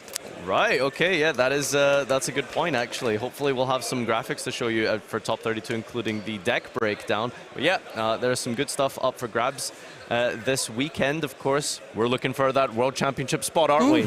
Absolutely. That is just the perfect start. Getting that first one out of the way, because the pressure building up in Top Cut is becoming so much more. Like, you have that top 64 final standings. You see, oh, yep, I made it in specifically for Tritai with an 8-3 record, not being sure to make it in, or 9-3 even. And then he has that good news. Okay, I am in. And from there on, of course, you got to deliver. And he delivered, man. He delivered. I mean, this could be a Marcello Barberi YCS winning story as well, who basically just got knocked in on the got locked in on the bubble and then won a tournament, and this is phenomenal for Tritai. I'm gonna say no bias here, absolutely no bias. Okay. However, the Germans haven't been doing too hot this weekend. We don't have too many of them in Top Cut. I was also checking the names over there. We didn't send one there on to the World Championships on Friday, as opposed to last year. We had multiple people. We had Jonas Koschel, we had Dinka Bui, we had Christian Thomas. Am I missing anyone? I don't think so, right? Yoho as well. Yoho, of course, and all of the Master Duel players, yes. So we had 4 players in the TCG World Championships, and there is none so far. We are in Berlin, so maybe... The UK does have one over you, I'm just saying, you know. I know. If you're trying to play numbers here, right? I mean, we were the most represented nation going into the tournament, so it would be quite an upset not getting anyone through all the way up to top 4. Zack, zack. But yeah, we are at least off to a good start with Tritai having such a good showing there. I think he may as well be the only Labyrinth player in Top Cut. I don't think I saw too many overall. So we were looking at the break. This is an unofficial reveal, I suppose, of sorts. But we were having a little look at the deck list for non-Snake Eye. There was at least like 3 or 4 Ritual Beast. There's 2 Memento, 1 or 2 Branded. And I think that's it for most of the non-Snake Eye decks that I can think of outside of Tenpai. That was like 10 plus Tenpai. The Memento deck in tops that was 64th, right? Was Richard Schaber that we have made it seen on the featured match. And Vladis as well is also still battling it out in top 64. Joshua Schmidt. Of course, the Runic Nation still going strong. Actually, there's, I think, 4 or 5 Runics in total as well. How do you want to count Runic? You know, I mean, it's Runic. It's all Runic. Are we separating it between the... At least 2 White Forest. Okay, all right, at least 2 White Forest. They're all in the same family. family. Awatos in there in some of these deck lists. I'm just saying. They are Great card. Loved it in True Draco. If you really want to see Runic Amano Awato variant, please do let us know in the chat if you want to see that next. I'd be happy to provide that. I mean, actually, that was yesterday one of the best featured matches we had of Benjamin versus Joshua Schmidt, the Amano Awato Runic version. It just looked phenomenal to me. Yeah, not every day you see a deck out, let alone 2 in one match. So. To be honest, I think they see deck out a lot. They definitely do see it. Yeah, that's true. That's very fair. All right, we're just waiting for our players to get things together. Remember, we also have this incredible highlight reel for you to take a look at. So after the match, we have our player interview, and then, of course, next after that, we have the highlight reel featuring the player themselves having a one-on-one discussion with one of our analysts for this round. So hopefully, I think Tom or Alberto will be able to take you through the mind of a Labyrinth player and see just exactly what some of those niche little interactions were for that matchup. So it's been a great addition for the production of this event. So Same. yeah, hopefully you guys will enjoy it. Yeah. So what do you think is in the mind of a Labyrinth player? Do you think that you're building your deck and you're thinking, I love traps? Do you think while playing, hey, I love traps? Let's find out if Tritai loves traps. Let's go over to Ed. I can safely say that he does love traps. Having Ty here next to me, winning with that Labyrinth deck. Ty, congratulations. How are you feeling? Thank you very much. I'm pretty relieved because in Euros, as always, you have to win top 64 to get the prize card. Yeah. And afterwards, like, pretty chill, and then you can look forward for the next matches, and then you are more relaxed. Now, we were just talking before we came on camera. You have got to top 32 at Euros 2022. Yes. Now, do you think you can go further than that in 2024? Yes, I think so, yeah. Yeah, you're feeling confident? And I hope so, yeah. I'm feeling confident. I think that's all we can ask for. So, you've just been up against the U-Bell deck, Yep. and actually your deck, especially with things like Skill Drain, really lends itself going up against that matchup. Yep. At what point were you starting to go, right, I've got this, I know what to do, I know how to work around this? I mean, it's like the U-Bell matchup was like, we tested it a lot, and as long as you know the combo line and stuff like that, you know what to do and when to interact. And one thing the U-Bell doesn't do really much is if they do not have access to the Fiendsmith cards, they cannot really OTK you, so you can chill. And with the Flacket, you can chill more, even. So this is why I did game 3. Yeah. Is there anything that you're worried about going up against in the rest of the top 32? As long as it's meta decks, it's fine. If it's...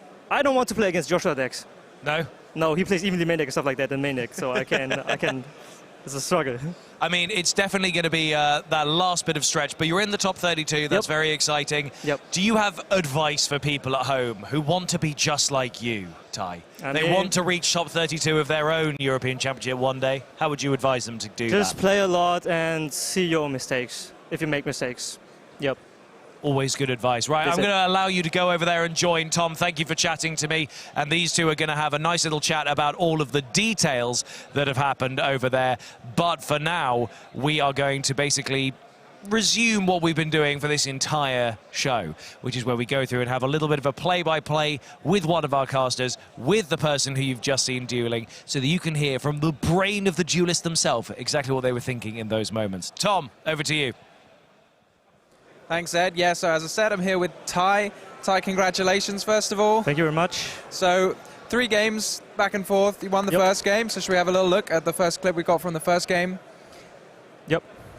So, I mean, here's the time. You chose to activate this Daruma cannon here. Yep. So, you said you practiced a lot with the matchup. Yep. How do you know when to activate your interruptions? I mean, at this point, if he gets the effect of I don't even know the name, but the effect of this one, he gets into the combo, like, safely, and I didn't have like any floodgates, I think, which is why I wanted to prevent that. And with Daruma, he needs to set the monsters. He doesn't get into the graveyard. Yeah, and I think yeah. So I mean, as you can see there, it looked like he just passed the turn. So that's what happened, right? And then you had the 2 copies of the one welcome and one big welcome. So how do you choose which one, for example, to activate first? What goes through your mind there? Is there a big welcome? Oh, was that? It looked like there was a welcome and the strike. Oh, it was welcome and the strike. It's too shiny for me. Yeah. So, all right. So on to game 2. I mean, that game looked very routine. Game 1 for you, right? I mean, I don't know if you agree. So yes. You flipped your 1 Daruma cannon, and then you had the strike for protect. So in game 2, you were going second. Do you have anything to stop your opponent going second, or do you rely on all of your traps? I play 3 copies of Dimension Shifter, which doesn't totally stop him, but it weakens enough that he can't make Desiree with the Fiendsmith stuff. And the Mochami, which, if he wants to make a good board, he has to commit a lot. But yeah, Ashford. So, I mean, you got the Mochami there. Do you like that card as a side deck card against a lot of different decks? I said it in a lot of times. I drew it 2 times, and it never resolved, really. So, I mean, I mean, to be fair, Ash Blossom and Joyous Spring, it's the kind of card that's going to be super powerful against you, kind of no matter what, because you need to resolve a welcome or a big welcome. Are you kind of happy if it gets hit, or you'd rather, I mean, you'd rather they just didn't have it at all, but... I mean, it depends on the hand. If I have a hand like with 4 trap cards or 5 trap cards, I'm pretty fine with it. If I do not, then it's like it's like tiring. Sure. And when you see your opponent here, they're comboing off, do you think, what are you afraid of seeing? What are you afraid of them doing with the Yubel deck? That he ends on with the XYZ monster he ended on with, and the fusion Fiendsmith monster, the Desiree. The fusion monster. Yeah, so obviously those are the most powerful cards, because I guess you're not too worried about monster negates, just the cards that can interact with trap cards, as you say, the Desiree and the rank 10, which can negate a monster effect. So, or a trap even. So on to game 3, let's have a little look. So, I mean, to me, the thing it kind of centered around was the fact that you had this Lord of the Heavenly Prison. It's just off shot here. I mean, I don't know if you know, but your opponent did actually have the Harpy's Feather Duster in hand. Did they? I didn't know. I just saw it afterwards. Yeah, so you're just playing around it here. You didn't want to risk it. So, I mean, how do you think? So this is the end phase here. You summon the Lord of the Heavenly Prison, right? So there's no chance to be hit by the Harpy's Feather Duster. Yep. So is this something you sort of choose to play around, or would you summon it ever? Would you ever take the risk? I especially choose it to do it at this time because I know in the end phase you cannot duster me. And I know the big welcome will resolve because I have a strike set, which means I cannot even get my Ash Blossom, and then the Lord just gets back into my hand, which means I can still activate it. And as you saw in the feature match, I'm always looping it. And with the big welcome, I have an interruption more, and I can feel safe with the strikes. Yeah, that's super cool. Like, it's a nice little loop you can do there. Yep. So, I mean, the only kind of other point I wanted to talk about maybe is just a couple of turns later. So you're attacking your opponent. You look like you're very much in control here. And it looked like you took kind of maybe a slower line. So did you think you might have been able to push for game on that turn? Or did you decide, you just thought not possible? It's not possible. I mean, on skill run, he has to summon like 2 or 3 Yubel monsters, which I was pretty confident he didn't have. And even if he went to the battle phase and attacked my monster, I could bounce with Woodwalkom the Nightmare Pain, so I prevent the damage. No, I was wondering, do you think you could have won the game on this turn here? Probably not. No. But I mean, I guess you don't need to, right? You have all the protection in the world. There's no cards you might be thinking, well, if he draws this, I'm in trouble or anything like that. You just think, I'm chill. I mean, after we purged turn 1, I felt like, well, the Yubel deck is well known for playing evenly matched, and after we passed turn 1, he had like a lot of cards on the field, so I wasn't worried about that. And it worked out really well. So yeah, there's not really anything else you're afraid of with the... Nah, because Duster you can activate on Scaling is fine because I still have 3 back rows which are still alive. As well as Cosmic Cyclone is also just trades 1 for 1. And yeah. So overall it looked like a pretty dominant win for you. Do you feel like this is a good matchup, or do you feel like it's can go 50-50 depending on who goes first? Yeah, the deck is built for the meta decks, like Snake Eyes and Yubel, and I felt like also going second is also a really good there's a really good chance to win. And after siding, it's like even much more achievable. Yeah, well, thanks for giving us these extra insights, and congratulations on being into the top 32. So now we're going to send it back over to Ed before we continue with more live content. Here, chatting to you guys, making sure that we're hearing about all of those proper plays from the top 30 players. Always very exciting. Oh, and here we go. Oh, we almost walked in front of the camera. I thought, God, you just get into the top 32, you think you could do anything. So we've got a little bit more time to wait before we get all the results for top 32. Second those pairings are available and we've got our feature match selected, we'll be right back with even more. But until then, we have some more Yu-Gi-Oh! For you. Fiendsmith's Sequence being summoned. One of the best cards of the deck. I mean, I think in terms of power level, all of the Fiendsmith cards are kind of on the same level, right? All of the cards are the best cards, yeah, you get to put back. This is where we drop the Effect Veiler. And that's reasonable to me. Does it seem reasonable? You don't like it? I like it now, because this is a point where you say, hey, maybe I just only have 1 hand trap, so I'm not throwing it to maybe prevent a full combo, which actually with this hand could have worked. It looks like this was a pure 1-card combo hand. But if you're saying I just have 1 hand trap, I'm trying to decimate the field of my opponent and not trying to go all out on the Snake Eye Ash summon, I kind of like it. You're making the field a little bit weaker. Yeah, I mean, it cuts off, I mean, a full Beatrice, basically. That's what it would have been with the La Prima. And it saves you, you know, a lot of damage. I think it makes sense. You just activate it then and then hope that it may be enough. Oh, Nibiru, the primal being afterwards as well. We are not even waiting for a possible Appaloosa play to drop. Nibiru plus Effect Veiler. This is nice. I like this. Let's see how Gabriel continues to play through this. This was not a decision of, hey, I'm just going to decimate the field a little bit. No, we're trying to go for the win with hand traps. Yeah, it's an interesting choice there. He's like not held it all the way, so maybe he didn't want to see an IP put in the spell and trap card zone, so just going to play the Nibiru before that. Cut off some follow-up. Is Gabriel going to use his Temple? Good idea. I mean, he also still just has the effect of the Snake Eyes Diabolstar. You can always use that as well. But Temple is for free, right? Yeah, but I suppose the Diabellstar puts an extra card in your spell and trap card zone. True. So maybe just... And they have no other way to get it back, so... And if there's going to be an extra Bestial or a Phantasme, then you can summon out the Oak as well here. We're going to go into a Link 2 now first. The SP Little Knight banishes the Nibiru. And is this going to be SP Little Knight pass? Oh, wait a second. Was there no... Oh yeah, there was no extra deck monster. Oh, wow. Wow, what a misstep here from Gabriel. And he has no fire monster on the field currently. So if there was a card as fantastic as, for example, Cosmic Cyclone, he could also cut off the Promethean Princess here. Why not? Yeah, it's a really upsetting SP, that, isn't it? Yeah. This one can immediately just be attacked over. And I think he passed. Wow, we're casting the deck of Gabriel. This might be a 2-0 for Guillaume. Wow. But I mean, he first has to play this turn as well. Also, we figured earlier that this might have been... Okay, normal summon Lurie. This also doesn't look too great here. Go into the Requiem immediately. So maybe both of these duelists only have hand traps in their hand and one card they can try to play with. Yeah, I mean, Lurie's very powerful just as a normal summon. Ooh, Ash Blossom on the Requiem. Always good fun. Did we not use the Temple? No. Okay. No need. I mean, I think at this point Gabriel is trying to not play into Talents. He's already played into Talents. Because then he activates Snake Eye Oak as well. I mean, he's used Dash, so... No, that's a very fair point. Very fair point, actually. And now Temple is being activated. SP immediately responds by banishing the Nibiru, the primal being. Now I'm really curious as to what Guillaume is trying to do. Oh, and this is a Snake Eye Ash in the Spell and Trap Zone. Is this maybe a sign that he's just going to pass over and tries to accumulate resources in the next turn via his Temple? Wow. Oh, there is Talents. Draws 2 cards.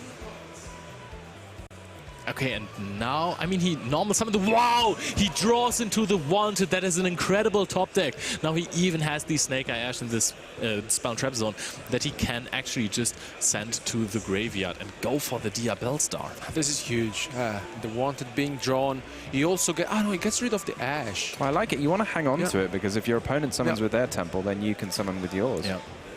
There is an Effect Veiler onto the Diabellstar Black Witch. And we are actually not using the Temple again on Gabriel's side. Well, you don't want to now, because otherwise you then trigger your opponent's Temple. Yeah. Passed. Yeah. Pass back. Has that token got enough defense to survive? Yeah, it does. It has all of the defense of the Flamberge, right? Okay. When there is SP coming back as well. You could also, in the end phase, think about... Oh, no, these are just returning. Yeah, returning to the field is one of the trickiest mechanics sometimes to figure out, because it's its own thing. It's not a summon. It's not really anything. And maybe that's why it's not too tricky at all, to be honest. Yeah, but there's just weird summoning. things like mind control and and then banishing it, and there's always lots of strange rulings surrounding these things. It's true. Yeah. Like whose zone, whose field it comes back to, and. Engraver is now going to be discarded. I think that was the Engraver from the top track. Is going to be searched. Searches for Lurie, and Lurie is going... okay, this was just the graveyard. This was not an Ash Blossom discarded here. Oh, this is looking good for Gabriel. I thought Guillaume, by stopping the first turn of Gabriel, is having the upper hand here, but now it looks like the complete opposite. Yeah, it was amazing. It looked like he'd basically got everything he wanted, Guillaume. He had some engine, he had some hand traps, but Sometimes having that suboptimal engine start means that you're sort of more vulnerable into only a couple of hand traps. Nightmare Phoenix discarding the Effect Veiler. So this kind of forces your opponent to use the Temple now if they're going to use it. Special summons out the Oak. So he's going to take Gabriel's Oak, and then Gabriel can take his Ash, which is quite funny. I like how he's cutting off the access to Oak for this turn, to be honest. However, giving your opponent a free Snake Eye Ash is maybe also not the most ideal thing. I mean, you can also banish the Oak, and then you do get it back, right, if you banish it, because it's yours. Yeah. That's a chunky graveyard for Gabriel there. It's like almost as big as his deck now. Also 5 or 4 extract monsters used already. Snake Eye Ash is being summoned, activates the effect, and here we go. We're going to continue and see a little bit of another beautiful Snake Eyes Fiendsmith combo. No, we are not. Are we not? Okay. Oh, too late. Graham's like, no, I'm not around to see this. I was leaning back already, enjoying it, and then it was over immediately. We didn't see too many impressive combos so far. I know the deck is built, the deck is well known for having the most incredible first turn combo, being super resilient to hand traps as well, because you have these different starters that also work as extenders. But we haven't really seen the deck shine so far. Yeah, I feel like because of the way a lot of these decks are built, I mean, obviously a lot of players talk about this, is it kind of hangs on a knife edge. Like, as soon as a card resolves, that's kind of it, because you have all of these interruptions to stop your opponent from doing anything, and then once they do something, it kind of means you're out of stuff, and then they do everything, and you're like, oh, I guess I'm done. So this time, nobody resolved anything, basically, until Gabriel just decided. And that was it. Yeah. It's like, oh, you resolved Snake Eye Ash successfully? But we also thought that for a moment that Guillaume might have had this one, honestly. I mean, because like for Gabriel's turn, it was not impressive at all. I mean, like, yeah, he had, I think, 3 interruptions with Veiler and Ash and stuff, but still, I mean, now entering into game 3, I mean, if I were to pick one, honestly, looking at the side decks, I mean, Guillaume has the Angel of Blue Tears, which is incredible. He's also got those 3 crossout designators to help him go first, which is really neat. Yeah. Yeah, he's definitely built his deck with some attention to going first. I feel like I myself, when I built decks a long time ago, you'd always be like, oh, I'm going to go first, I'm going to win anyway. But I think now, like, there's so much stuff going on, maybe you actually need to, you know, give yourself an extra boost going first. I also like how the side deck is also basically ignoring any other deck. Like, there's plenty of side deck cards that are just generically good cards, like Dark the Dark Charmer or Access Code Talker, which you a few weeks ago or a few months ago you would have had in every deck basically. And he's just saying, hey, I like this card going second against Fiendsmith Snake Eye, and I would not prefer it against any other deck. This card is not super impactful, but I need every little bit of an edge that I can get in the mirror match. And this is how Dinghang Pham won many matchups, because people didn't have an Auto Noir. I mean, I really like the idea behind siding in cards in your extra deck, because the extra deck is so tight now. Yeah. So you want to be able to say, okay, I'll use the cards depending on whether I'm going first or second. Like, if I'm going second, I want this extra Charmer because my opponent's going to have a Dark Monster in their grave. But going first, you might want different monsters like the Beatrice, for example, to resolve your Angel of Blue Tears. Yeah, I mean, also like the approach that basically everyone is siding in different cards, because like we see no skill drains in this matchup, for example, so we have which we saw before, and I mean, the Access Code Talker I think is the most, from what we see, like played cards in the side deck, because everyone is siding in it. And yeah, Cross Out I think it's one of another card that we will see a lot. I mean, I really like that. Still, I mean, the deck. I mean, you can argue that maybe out of 40 cards, maybe 33, 35 cards are, you know, mandatory, and then you just have, you know, some edge of adjusting it. Well, that's what we thought, but Gabriel, I don't think any other player is running 2 Ash. No. I think two there's no way, honestly. So yeah. he's definitely, you know, taken a hammer to the traditional rules of deck building. He's just said, no, I'm going to build my deck how I want to. So, Alberto, what I'm hearing is you're disagreeing with the deck building of the great Gabriel Susi. No, I'm not. I'm not disagreeing. I could never, but I really want to see the reason being, you know, that I'm really curious, you know, what, how he tested and why. So maybe we will find out. But up until that point, guys, you know, our players are trying to get their spot to go into the top 4 and playing the chances to qualify for the World Championship. So without no further ado, let's jump into Game 3. 4 players will make it to the top 4, and then one of them is not going to go to Worlds. We're going to have 2 semifinals played out. Those players don't have to play another match because they will be qualified. And then the losers of the semifinals, basically, they will have to play out one last match, which will decide the 3rd and final spot of this playoff to go to the World Championships. But we're getting ahead of ourselves. One of these players will be in those 4. Yeah. And let's figure out who it's going to be. Gabriel. Oh. That was a very, like stop. Okay. Now go. Okay. It's just about displaying authority, right? Yeah. You want to let your opponent know, hey, I have a part in this. And stop. And go.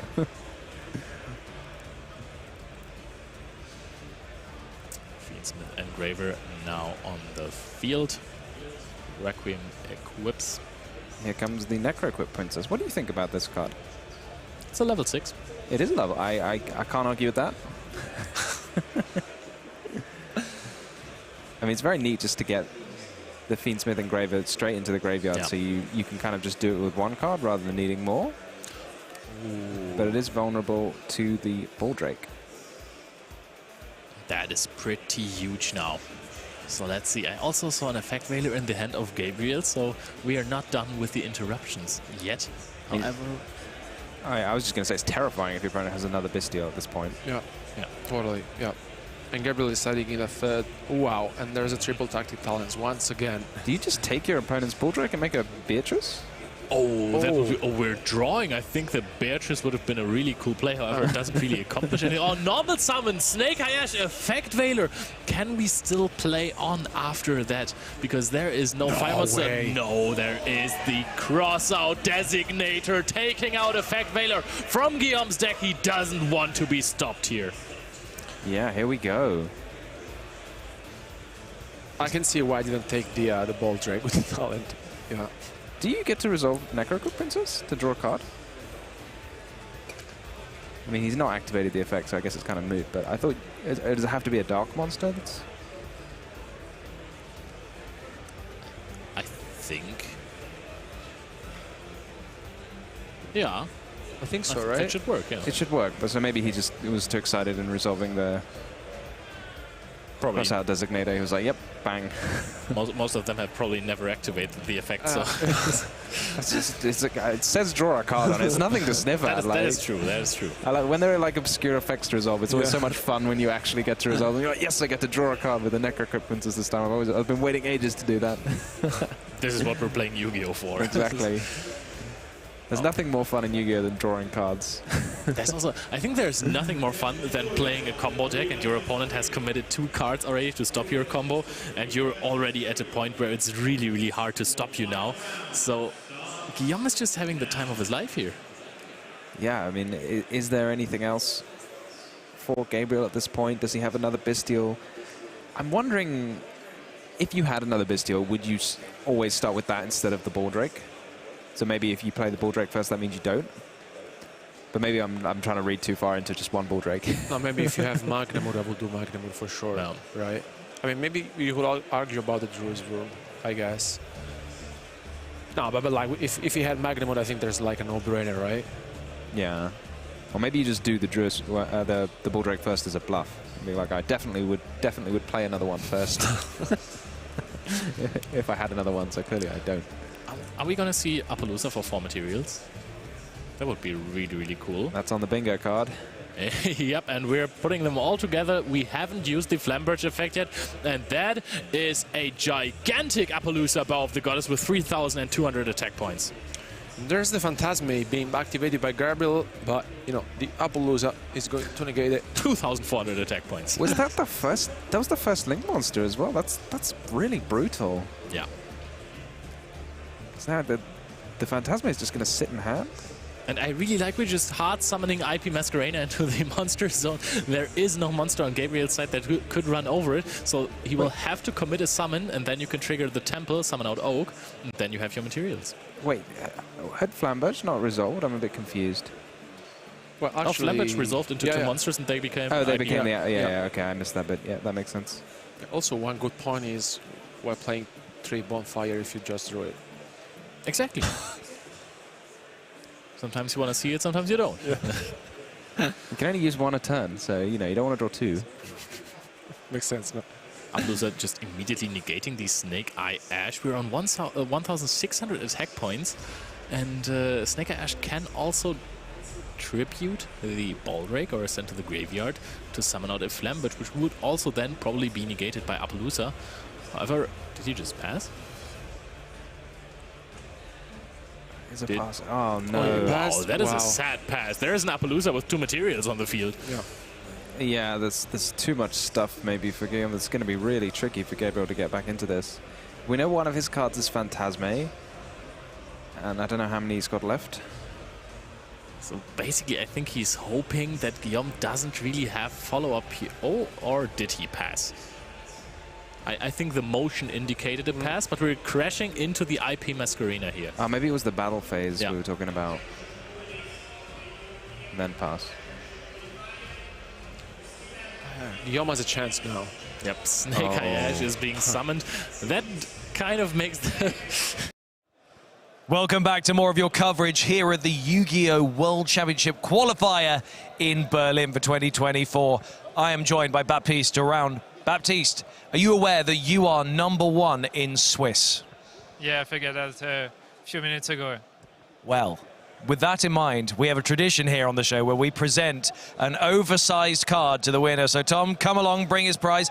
This is an oversized version of another verse Gluttonia for you for being #1 in Swiss. How do you feel? Amazing. It's like Christmas. It's like Christmas. Like Christmas. Well, congratulations. You deserve this. I hope that you carry on with this luck throughout the rest of the tournament. Guys, don't go anywhere because we're going to be back very soon with our top 32 feature match. The chances for Gabriel smaller, starting off the turn on an empty field with a battle phase, with an Appaloosa with 2 materials left or 1,600 attack points left. I don't want to say counters because there aren't counters. Yeah, I mean, you can almost here just... You don't even need to link summon, so you can just leave the opponent's... Well, I mean, he is going to link summon, okay. But like, scratch that. You know, you can leave the... I was just thinking, like, just play into as little cards as possible, Nib, Phantasme, etc. But I mean, you have the app, I suppose you might as well do stuff. I mean, the thing is, you could also just now rely on this pure strength of the deck, meaning that the Snake Eyes Temple, the Divine Temple of the Snake Eyes, gives 1,100 attack points to each level 1 monster. So you already have quite a bit of damage on the field, plus you have the Snake Eyes Diabellstar there as well.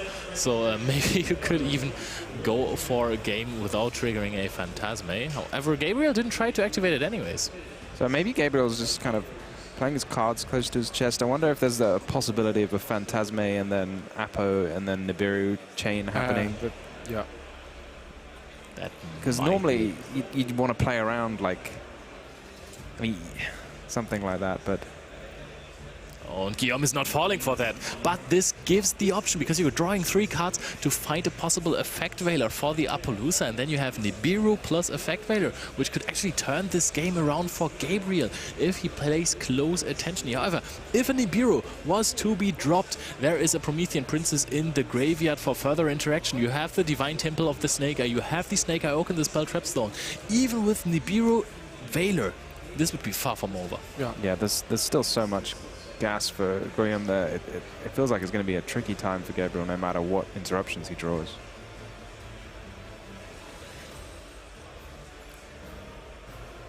He gets to use the temple now. Do you use the temple now? I don't... Yeah, of course. Okay. I would do the same, 100%. Definitely use the temple. So I was going to say the same thing. Definitely. But I mean, you already still have the Promethean Princess here. I'm not sure how much you need the body here when it means that if you were to be Nibiru plus Effect Veiler... Wow! He's just going to take it? Yeah. Are we attacking for game here? Yeah, you go for game. Are we summoning another monster? Might as well. Yes. I feel like we're over 5 at this point anyway, so... Oh, we are shivering here on the Guillaume side. He is way too excited here. He thinks, oh, this might be my entrance into the top 4. I should be in there if I can attack for a game here. Gabriel, please don't have anything. Just let me attack. Let me finish this. Druid Worm is being activated, targeting a light or a dark monster in the graveyard of Guillaume. This can't be in the battle phase, right? Because if it's in the battle phase, you lose to Nibiru. Yeah. But then if you do it in the main phase, then your opponent can just put it in the spell trap card zone. So I don't really see how it's kind of a lose-lose. Yeah. In the main phase, yeah, Flamberge can just push it away. Yeah. But in the battle phase, you can fearlessly negate it with Appaloosa. So we're going to see. Yep, the Druid Worm is being pushed back. Gabriel was hoping for an Appaloosa that negates. And wow, we're going to see it negate here. Nibiru doesn't do anything. Are we still on for a game? There's the handshake. Guillaume advances probably to the top 4 by reaching a 3-1 score here, beating Gabriel Soucy. Whew. Very calm, yeah. Like very clutch play there, playing around all of the hand traps very carefully. You know, he was in the commanding position, but you've always got to keep your head on straight. You've got to not just walk into anything that you don't need to, and he just did it perfectly. No, I mean, like, I think it was impressive because he could have get ahead of him because, like, you know, there was a lot of things going on with Appaloosa for 4, and then he just said, you know, I'm not taking the bait. Yeah. Just resolve the Phantasme. I really want to play my cards, and then I have the talent to basically close the game and seal it. And I think he played it already well.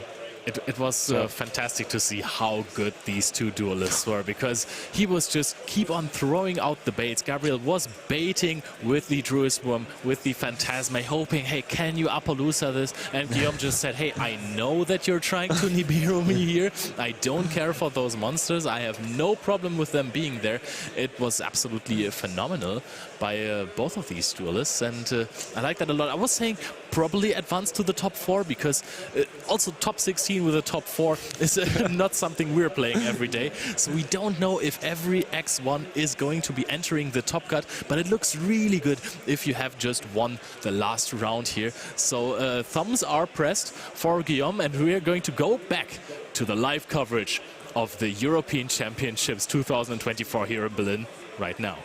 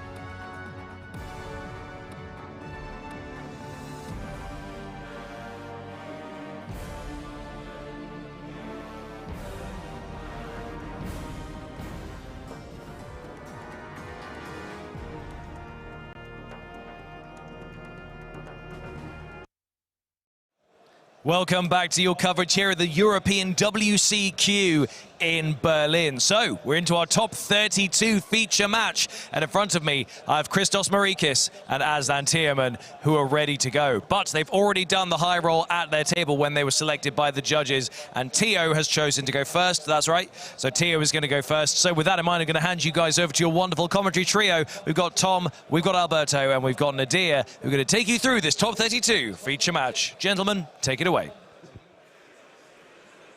Thank you, Ed, and welcome everyone to top 32 of the European Championship. Exciting weekend and lots of action still to play for.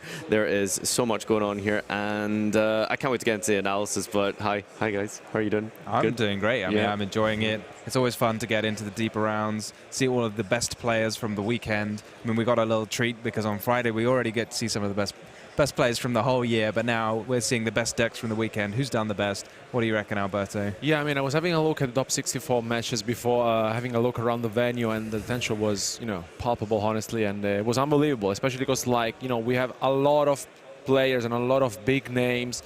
For example, I have my man Lorenzo Muselli, the current Italian national champion, still in top 32. Still going, still going. I don't know if Vincenzo Rufino won, honestly. I have no idea because I saw him also in the top 64. There was also Joshua Schmidt, a lot of, big names on the screen. And maybe we had the chance to have them on screen as well. But, nevertheless, we have another name that you, Tom, have some experience with the player we have at the table, I guess, right? Just before we head into our players in our match, we do want to quickly take a look at the next slide here, please. We're going to explain some of the deck breakdown for you this weekend as well, some of the representations from the various nations across Europe that have come forward to this tournament. So as you can see here, unexpectedly, I suppose somewhat, Fiendsmith Snake Eyes taking just about half of the top cut spot.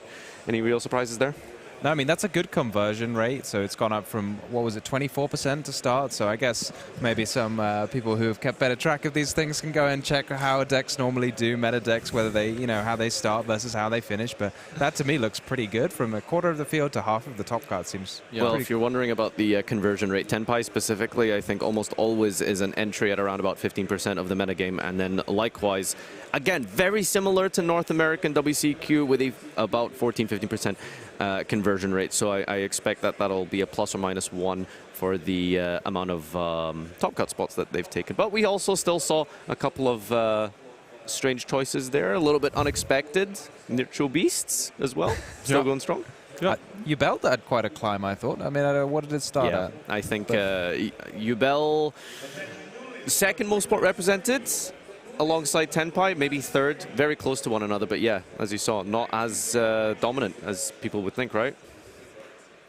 Yeah, I mean, I was expecting, honestly, a little bit of numbers, but maybe players decided to rely on the Fiendsmith Snake Eyes, which makes sense. But, I mean, outside of the deck, I mean, I think Yubel is very consistent and has a lot of different interactions and negations on the field and disruptions, so I guess, maybe we'll get the chance to see it once again in action. But, I mean, I guess for this future match, it's like, speaking of weird or different decks, we have two different decks. Tom, you want to go through them? Yeah, I mean, they're decks firmly from the other category. So on the one hand, we have another Runic Stun, which we saw yesterday.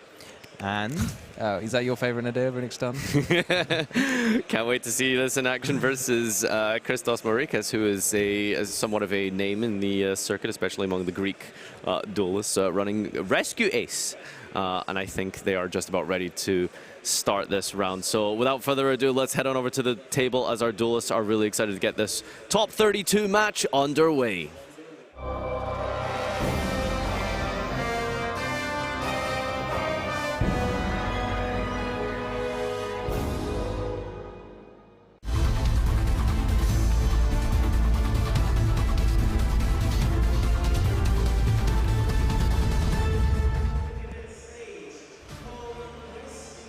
Here we are, game number 1, top 32. Welcome, everyone. Hope you're having a great weekend. Teo actually did win the coin... I keep calling it coin flip. Sorry, too much math to do. Did, in fact, win the dice roll here. And there is a Mono Iwato normal summoned into Pota Duality. No Ash Blossom here. Is revealing 2 Runics and a Terraforming. Was that Terraforming we took there?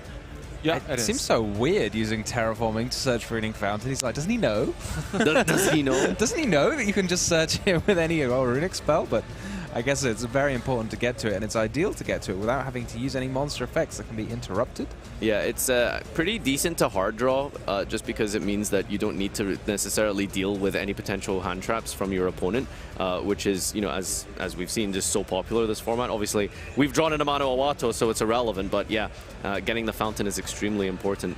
Just 2 set cards and a bounce here. All right, over to Christos. Very fast hand movements from Teo there. He's shuffling his cards. You think that's nervous? I mean, there are some players who just do it all the time anyway. They're just like constantly shuffling their hand. And no, it's specifically because I would assume a deck like Runic goes into time very often. I mean, Christos as well, playing against Joshua Schmidt in top 64, unfortunately knocking a fan favorite out, but they did go into time, and that's generally where Runic tends to spend most of its event.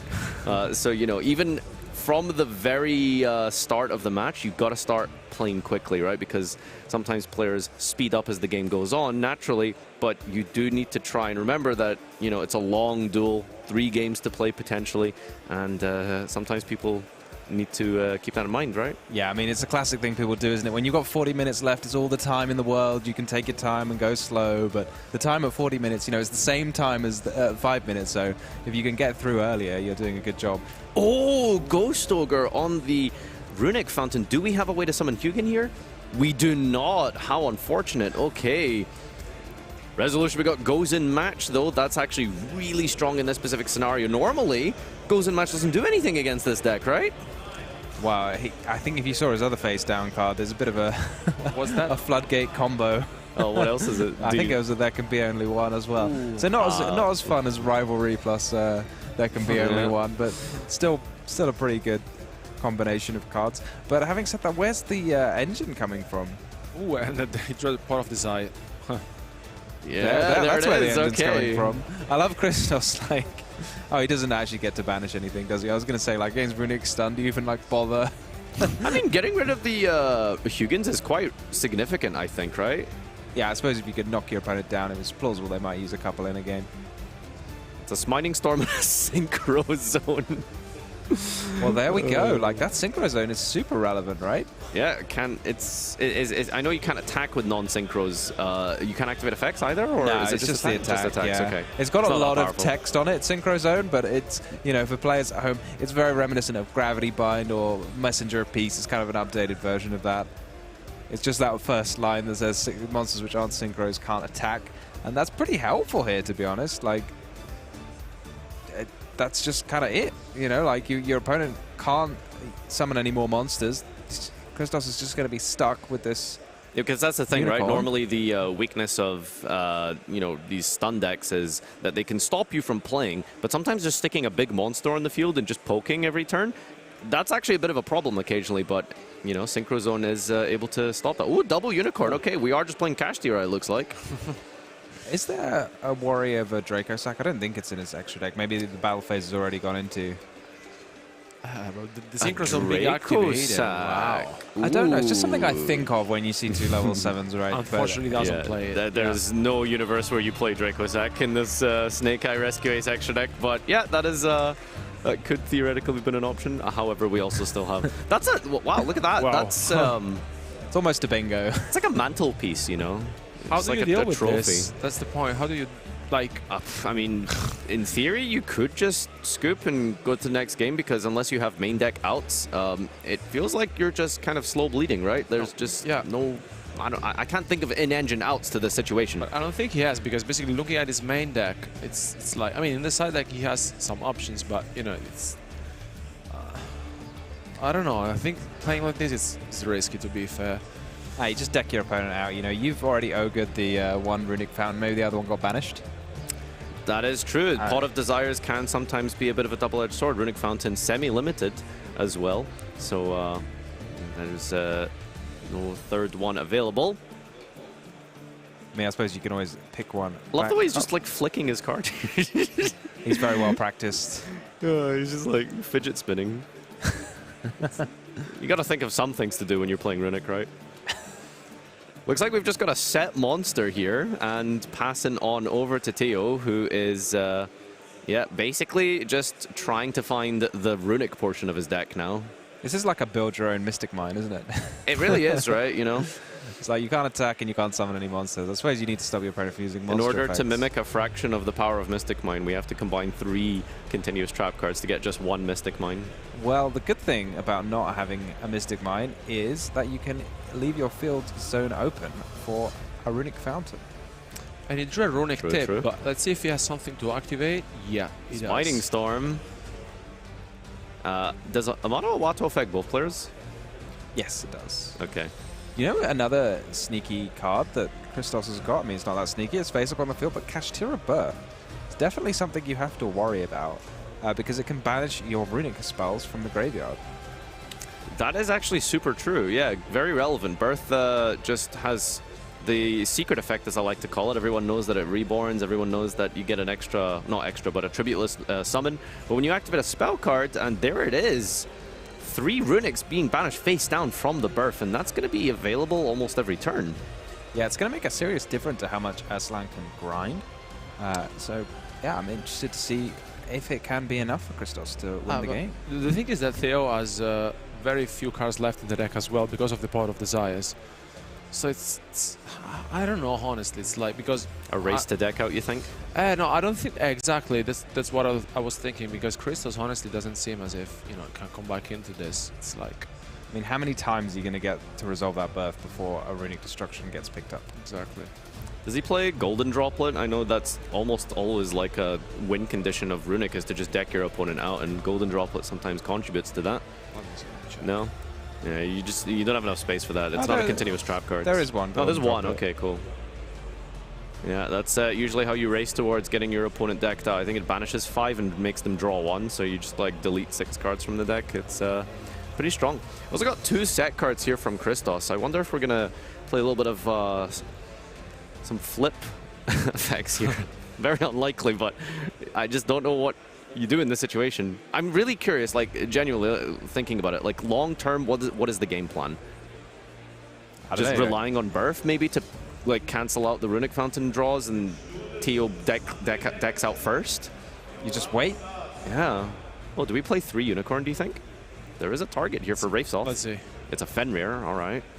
Is it even worth searching Fenrir? Like, just leave it in your deck to try not to deck out? I don't know. Can you tribute set under there can be only one and goes in? Yeah, of course. So maybe you could tribute set Fenrir, flip it up, and anytime a monster effect's activated, it banishes a face up, I guess. Step 1, you know, tribute summon Fenrir. Step 2, half of the Step 3. Wait, that was a tribute set. It was a tribute set. Oh, wait, is this part of the bingo? That's not part of the bingo. A tribute summon slash set is... it did not. This does not say slash set. Okay. I'm the bingo police. Is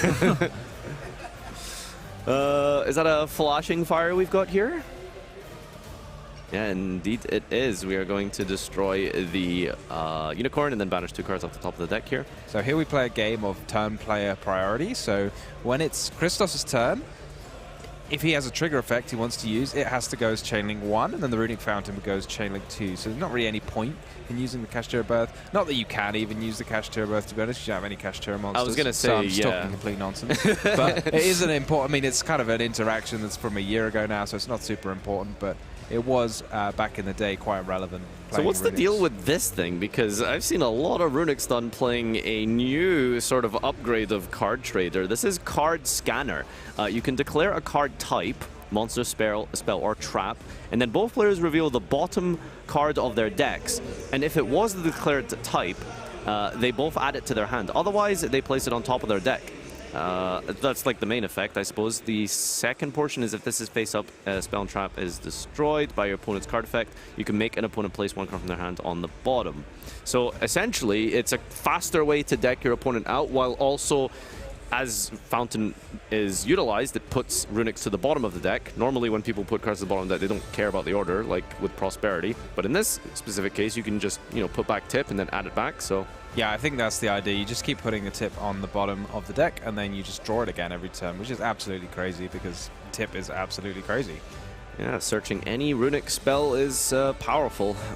So, do you think we're maybe a little bit like tied up on our spell and trap zones? We have 1 zone for Runics, the other zones unable to be utilized. I don't think we need anything else. You know, it would be nice to have space for a judgment, but it's not necessary, right? I mean, Christos is going to need to clear some of them before he starts doing anything anyway. Yeah. The thing is, what's Christos' plan? That's the point. Yeah, I don't know. What's the plan? Like, genuinely. Especially because like he's an experienced player, right? Like you don't really want to get into time with with stun, like with running stun. Like yeah, especially when you consider the fact that, you know, if worst case scenario, if he loses this, maybe best case scenario going first game 2, he wins that. Going second in game 3, I mean, there's a Munin that is very much a win condition for Runic. So you want to get the loss out of the way quickly, and I feel like this is a losing battle here, but you know, it's never over till the last card is played, I suppose. I mean, it's by no means guaranteed, so the timeout rules are slightly different in the top cut as opposed to the... It's a very good point. You want to tell us a little bit about how it works? I should have said that, not that, because I know they're different. I know they're different. If it goes to time, obviously, like in between games, or if time is called, let's say a time was called at the end of the, or during the second game, and it caused it to go to 1-1, then it is not just a draw, obviously, because we can't have a draw in the knockout. So instead, I think the first player is determined randomly rather than and you don't side deck choosing. either. And yeah, so it's not just as cut and dry as they go first and get to go Moon. I think you also get 4 turns rather than just ending the phase. So yeah, you might be right. Don't quote me on that though. People at home. Clarification from judges, if you can let us know, please. We'll clarify that for you, of course. But yeah, we'll get there when we get there, because right now Theo is playing a very high-level type of chess right now, as we put together the other types of pieces of Exodia to try and bring this game to a close soon. He's only got like 4 cards left, but I guess at the end of the day, you can just banish cards at a sort of rapid rate from Christos. Yeah, I think Christos's deck is looking mighty thin here as well. This is Runic combo. It just takes a while to come online. He's got actually quite a few here. 5, 6, 7, around maybe like 15-ish. Yeah. We were having a look at his deck before, actually. I think he has at least 46 cards in his deck to begin with. So, what do you think of time-rending Morganite? We haven't seen any of the Runic decks play that. Maybe they're worried about decking out themselves. Yeah, you know, it's suffering from success, right? You draw 2 every turn. Might be a risk of decking yourself out before your opponent. We did see in the previous feature match, of course, which you can check out on the YouTube channel, Yu-Gi-Oh! Cards EU, for all of the action that has already occurred this weekend. We saw a double deck out in a Runic Mirror, and both players going down to like single-digit deck counts near the end of it. So yeah, that is something to pay attention to. Christos once again peeking into his extra deck. I'm not 100% sure what's going to come out of it. It's got to be a wind monster. Let's have a little look and see if he's got any wind monsters in his extra deck. Most of them seem to be fire or light. Oh, Appaloosa, there you go. You could make an Appaloosa somehow if you can get 4 other wind monsters. Well, I can think of 3 unicorn. I don't know what the 4th one is. Well, no, you can't even use the same name. Yeah, so I don't know if we have the winds to be able to facilitate. Is that another tribute set? It is another tribute Can I set. trade 2 tribute sets for tribute summon on the bingo sheet? No. Okay. No, this is not allowed. Right. I've got your bingo sheet. You're being very anyway. unreasonable right now. I am being very unreasonable. I think Leo had bingo anyway, like yesterday. Yeah, well, so he claims. I'm dubious. All right, so Runic Tip, getting more cards here. It's a Runic Destruction that's going to banish. I believe Destruction is 4 off the top. Destruction is indeed 4. And then the droplets, that gets rid of another 5 cards from Christos' deck with 1 draw. So I have a feeling that he will be okay not to be decked out. Is there a target recall by the graveyard? Oh, no more Amato. All right, so Amano-Wato's going to stick on the field, I suppose, for 1 more turn, since it'll be negated. There goes Fenrir, and Nibiru also great card in this matchup, I feel, right? On Nibiru? Yeah. Yeah, it's the superior rock monster. We've seen quite a few rock monsters, to be fair. We've seen the Rock of the Vanquisher, the Amano-Wato. Seen Block Dragon, once upon a time. Once upon a time. Yeah, just 6+ cards in Theo's hand here. Card scanner, gonna get that tip from the bottom. Search again with the tip. just multiple deck thinning going on here. There's a slumber as well. It's another 3. This is an upfield battle, but we said it's like, I don't know, at the beginning maybe. I mean, I don't. Yeah, I genuinely, in this position, I don't know what is going on. Yeah, I mean, like, you could save time, I guess, right? It's just, you know, almost 15 minutes have passed, and you're going. I'm trying to think of the benefit of trying to play out this type of situation. I'm not really sure because, you know, like we mentioned, if you go second in game 3, it would have to specifically be the top cut time rules. Maybe that can work in your advantage, but I don't know. Win the war, not the battle, I suppose. We could be in for a long one here. I think that's a singular card left on top of the deck here for Christos. Yeah, and I think there's more than one for Teo, so I think he's kind of job done so long as Christos doesn't pull a rabbit out of the hat on his very last turn of the duel.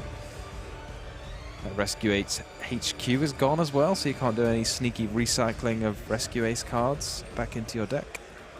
Yeah, HQ is really good because it also recycles your cards in banishment, so that's a huge advantage as well. Okay, now we pick up our cards and scoop up game 1. So yeah, that's probably as well as you expect it to go once Amano hits the field with the 3 mantelpiece continuous trap cards of Gozen, Synchro Zone, and what was the other one? There can be only one. There can be only one. Yeah. So sometimes a bit of a frustrating strategy to play against, but you know it's a different type of Yu-Gi-Oh you play in these type of duels, isn't it? You know, you gotta like think about, you gotta play to your outs rather than trying to do like these standardized combos and you know, the typical end fields that you would see that these decks can make don't sometimes interact with a Runic deck, right? Yeah, I mean, it's a different type. Again, it's completely different. It's a different type of combo almost, because like most players, they do their own combo. And to be fair, it can still take about the same amount of time, just a lot less turns. You know, they often just put up this massive field. And instead, you don't put up a massive field, just stop your opponent from doing anything. And then gradually like grind them out over the course of a 15-minute duel, rather than taking 15 minutes to do your combo and then just winning on the next turn. Yeah, good point. Do we have anything that Christos might want to bring in for this matchup? There's 1 Cosmic Cyclone. I'm seeing quite a lot, actually. There's the Harpy's Feather Duster, 3 copies of Evenly Matched, so... Yeah, probably not worth bringing in going first, right? Possibly not the Evenly Matched, but definitely the Harpy's Feather Duster. Yeah, just the you Duster bring and in the Cosmic. Cyclone and the Duster for sure, and I mean... But then again, Duster not so good against Runic because of the Hugin protection potentially, right? Yeah. So it's... not yeah, again, like, that's the thing, right? When you come to a tournament of this size, this caliber, this quality of player, you expect to face a lot of the best deck. And as you saw from the Top Cut breakdown, which you can check out on the social media, of course, on the Yu-Gi-Oh! Card EU Twitter, for example, 49% of Top Cut is in fact a Snake Eye. So, you know, there's a reason why people are side decking and even main decking so many cards specifically for that matchup. And that's where decks like this come in, you know, to really take advantage of the fact that people are, you know, not building their decks for them. But I think also we talked about this before yesterday, playing a deck such as Runic in this sort of like a moment in the top card. I think like if you face a deck like this, honestly, you're very scared. It's like that deck that you don't really want to face, you know, because like you can lose to it, and if you advance into the top 16, honestly, I think you will give it a hard time to our duelists. So yeah, here now Christos is really on the shoulders on the back on the wall, and it's not gonna be easy in my opinion, especially because like he has very few cards to deal with all the resources of Theo, which I think is also very confident, right, from the way he played. Is there much of an Ed field that Snake Eye could put up specifically for this matchup, right? I mean, normally you think of like Apollosa, Desiree sometimes, but you know, in a Rescue Ace variant, I'm not sure if you're going to be well, actually he does play the Fiendsmith engine, so maybe you still have that, right? But Apollosa, for as an example, not going to be very relevant at all, right? I'm trying to think, like, none of the Rescue Ace cards actually interact with spells and traps, do they? Yeah. They just negate monster effects or destroy. Do they destroy? Is there one that destroys? It destroys a card, right? Not a monster. So contain. Yeah, there's contain. Extinguish. And extinguish. Neither of them. I think it's monster. Yeah, nothing can deal with spells and traps. So that's probably why Christos has felt the need to put them in his side deck. Question: if like Christos, he knows that you know his chances to win are very low, right? If he goes second and just prays. Because you only have 2 cards, right? You have the Cyclone and the Duster. It's like, I don't know. I don't know. I think like maybe just trying to get all of your resources out of your deck and make a field and potentially leave HQ up as well, which is really important, is worth it. My only like fear is that I think Runic Stun definitely sides evenly matched going second. Yeah, it does. So that is a big risk, and we'll see what type of risk he's taking here, because it looks like our players are ready for game number 2 here. Let's head on over to the table and see if Rescue Ace can bring it back against Runic.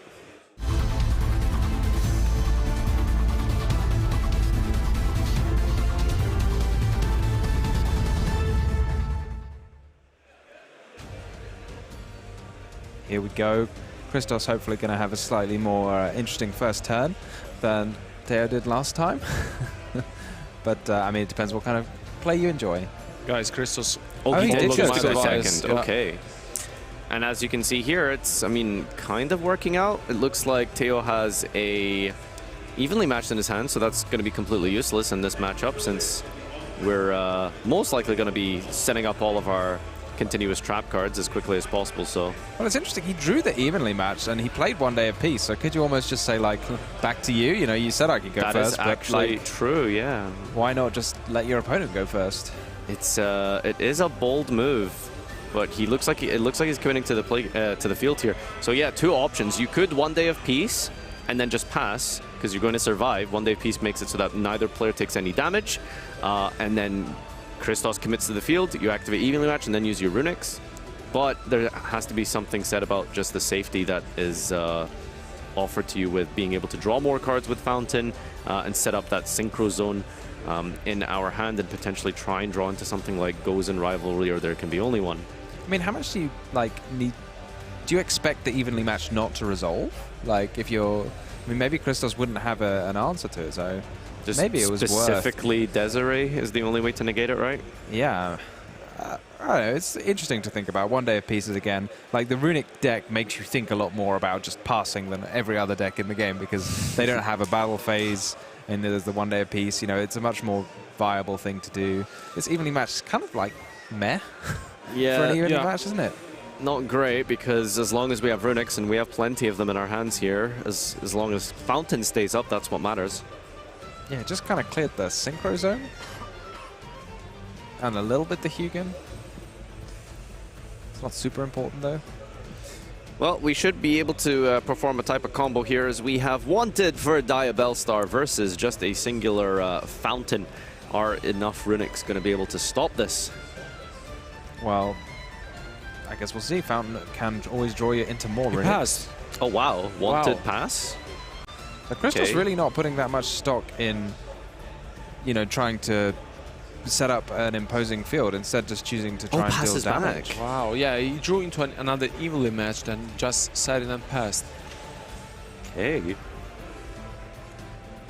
Do you think we're waiting for, like, maybe one of the Cyclones or the Duster and then try and push? Or there has to be a reason that we're doing this almost chess-like back and forth here, because Christos clearly has combo and has ways to play, but he's holding off for a reason or another.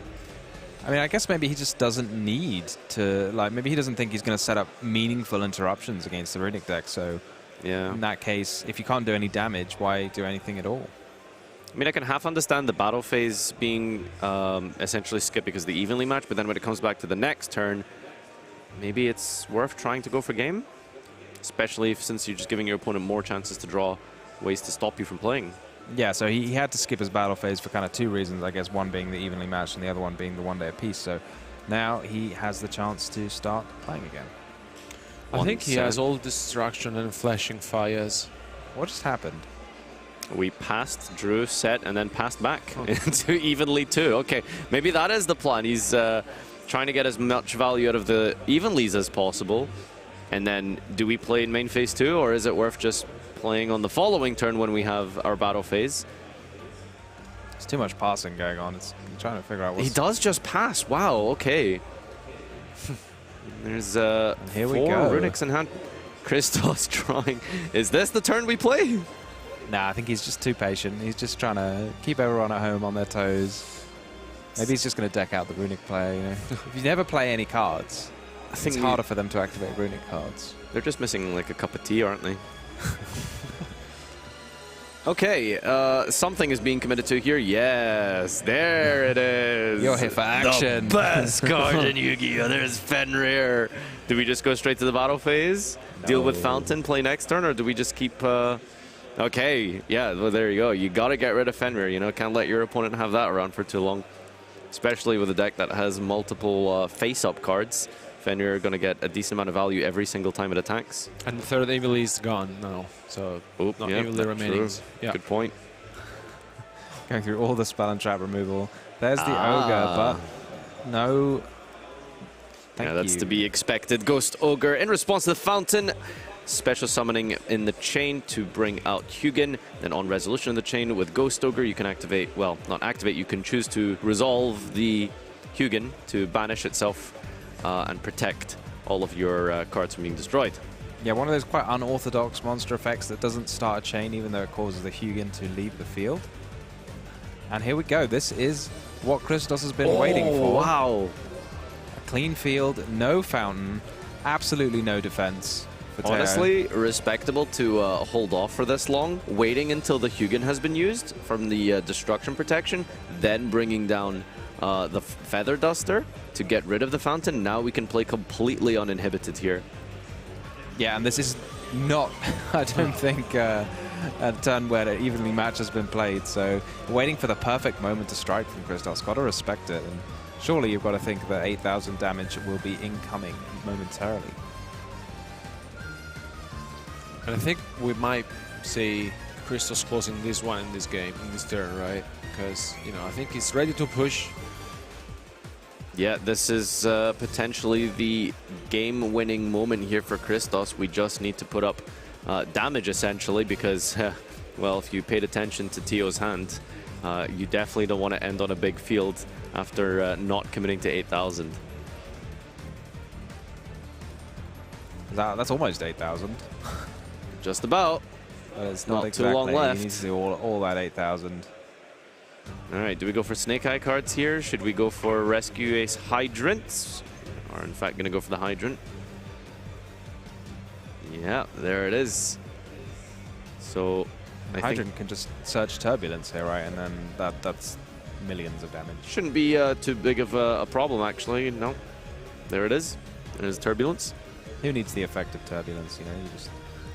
Pretty rough matchup, I think, overall, don't you think, for Rescue Ace? Just because of the advantage of all of those, you know, searchable disruptions from the set 4 of Turbulence. Not really offering much interaction in this type of duel, right? Yeah, totally. Yeah, I mean, Christos showing a really unique way to play it, just saying, you know, I know that, so I'm just going to wait to commit. And there it is, scoop it up, and the end of game number 2. Christos takes this down with a very, very patient approach there. I mean, listen, if you're taking a lesson or anything to beat things like, you know, stun deck specifically, sometimes it isn't just about going all in and doing your combo. That is a perfect showcase and example of how sometimes patience actually does pay off.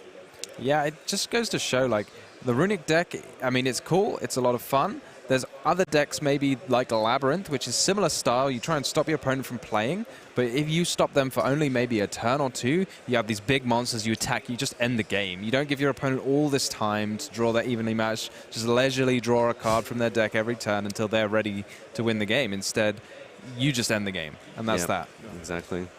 And I think also Christos' experience here made the difference, because, like, he decided to go second, which, you know, I think was the right choice given his side deck, and he just basically waited for the right moment, and then when it was about it, he just pushed and won game 2. I think it was very impressive, to be fair. It's like, I think he's been playing this game for what, more than 15 years, I guess. Yeah, I mean, how many players do you think would have had the patience and the courage to execute the strategy like that, going second against a very scary deck that can put up a ton of floodgates on their first turn? It's like almost like an old school approach to, you know, effect damage that was used in like chain burn and things like that, right? Where you used to play very differently against those kind of decks, you know, 5-10 years ago, compared to just a regular sort of standard Yu-Gi-Oh deck, right? Like the approach is different. You don't commit as many monsters. You don't spread your field out as far for things like Just Desserts, and it's a different approach. It's a different skill set you have in the game when you take upon this type of matchup, right? Yeah, exactly. It is fun to be able to play against different types of strategies. I mean, sometimes being shut down from doing what you normally do means you have to be creative and figure out other ways to win the game. Can you get the max value out of all of your effects? Can you do strange things like tribute set Fenrir's? I'm not really sure what Christos was trying to achieve, but maybe he had a plan with it. Yeah, game one, not too sure about that. I'm sure there was a reason for it. There was one like little cool interaction, I guess, that could have worked, right? So remember when he called by the Amano? So it stays on the field, you wait a turn, I think it activates the return to the hand, and then Fenrir can then use its effect. Aha. So maybe he was trying to get himself into a situation where that exact niche situation was occurring. Perhaps that was the game plan. But a whole new game plan for duel number 3 here, because Christos very likely will be going second. And I think our players are just about ready. I think we're good to head on over to the table and see how the conclusion of this top 32 for the European Championship 2024 will unfold.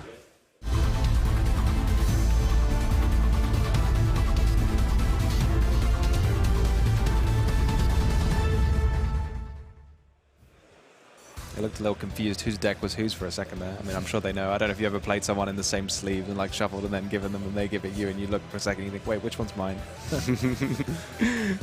Playing the same sleeves, you know, sometimes when you're swapping decks and stuff. Ever put your opponent's deck in your own deck space? Oh yeah, definitely. Yeah. Shoutouts to you, Jesse Cotton. All right, that's a spooky Dogwood in the hand, by the way. This early on, 14 minutes left on the clock. I mean, I guess it's game 3, might as well. It do probably expect it to last a while, so there's a 1 day of peace. It has, I think. Yeah. What? This is quite interesting, actually. So this is almost like a counterpoint to Christos' strategy, right? Because Christos' strategy was, I'm going to wait, I'm going to take my moment, I'm going to destroy all your spells and traps, and then I'm going to go in and end the game on 1 turn. But if you do that, and then your opponent has a spooky Dogwood, how are you going to end the game on 1 turn? It's almost impossible. Yeah, it's a good point, especially when you're in that situation of taking so long to wait until you have the wave to clear the field. You start playing, then Dogwood comes down. So it's almost as if you're back to square one in that situation, aren't you? Yeah, and if your opponent can re-establish a few more floodgates after that, yeah, you're just right back to where you started with. That is exactly correct. Interesting, like, he's not flipped the skill drain. Is there, like, a reason? I think he wants him to commit a little bit into this Dogwood, and then when something actually threatening is summoned, then the skill drain can be flipped, right? Because he does want him to commit a lot with things like Smiting Storm, probably wants to try get ahead in life points as well because of the, well, I mean, it's going to be a long game. So I think I actually do quite like the skill drain not being flipped yet. So he can't take any damage this turn, or at least he can't take any exactly. damage. Yeah, 1 day apiece, so I think Dogwood would just prompt Christos to pass, probably. Mm-hmm. It's so weird, like it's just a completely different game of Yu-Gi-Oh, isn't it? It's funny he didn't use Dogwood in on the Sinful Spoils because it's just not going to gain anything. He could just pass there, so still holding that Dogwood for most likely a summon of a larger monster to get some real value out of that, because long term Tio will go lower in life because at some point that skill drain is going to have to be flipped up, so that deficit will have to be made up somewhere, and Munin is usually how you do that, but not with a skill drain on the field. So I think yeah, now that I'm starting to like put together the roadmap in my mind, I do think that I really like the skill drain being held and the Dogwood being used at a very specific time to make sure that he gets ahead. Then he can flip skill drain and then play the long battle. But you can't just keep skill drain up, like face down forever. You need to actually stop your opponent from doing things. Why though? Not what does he do that actually interacts with him? I mean, surely at some point he's going to threaten to pop the skill drain. Okay, well, when we get there, we flip skill drain. Yeah, but then you haven't dropped the door. I mean, this seems a little suspicious to me, but I guess we'll see how it goes. The Runic Stud Master Tio himself will try and give us a seminar on this. through this duel here. There's an SP Little Knight. Yeah, that one definitely has to be used now. Forcing it out early. Do really like this play from Christos, actually, not going through a Fiendsmith line, not trying to, you know, play it trying to play it in like a super spicy way. Just deal with what is most likely a very good continuous trap card, especially if your opponent just sets one and passes and nothing else. You know what's really funny here? He's immediately checking to see if Turbulence starts a chain.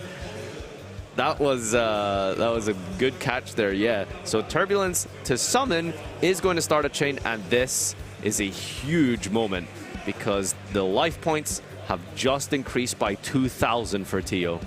Do you think this is a little early? I mean, you're gonna have to play this duel for a long time, and like Tio's not gonna win this in a turn or two if he wins it. So maybe like, too early, honestly, especially because like he really needs something out of his deck, and the Pot of Duality, another one. Oh my. So I think the only downside here is that was a very quick tip. I like that. He picked up the tip before he'd even seen the third card. He was like, give me this. Yeah, so I see what you're saying, but in the end, I think that there's a lot more variables that can go wrong potentially if you wait.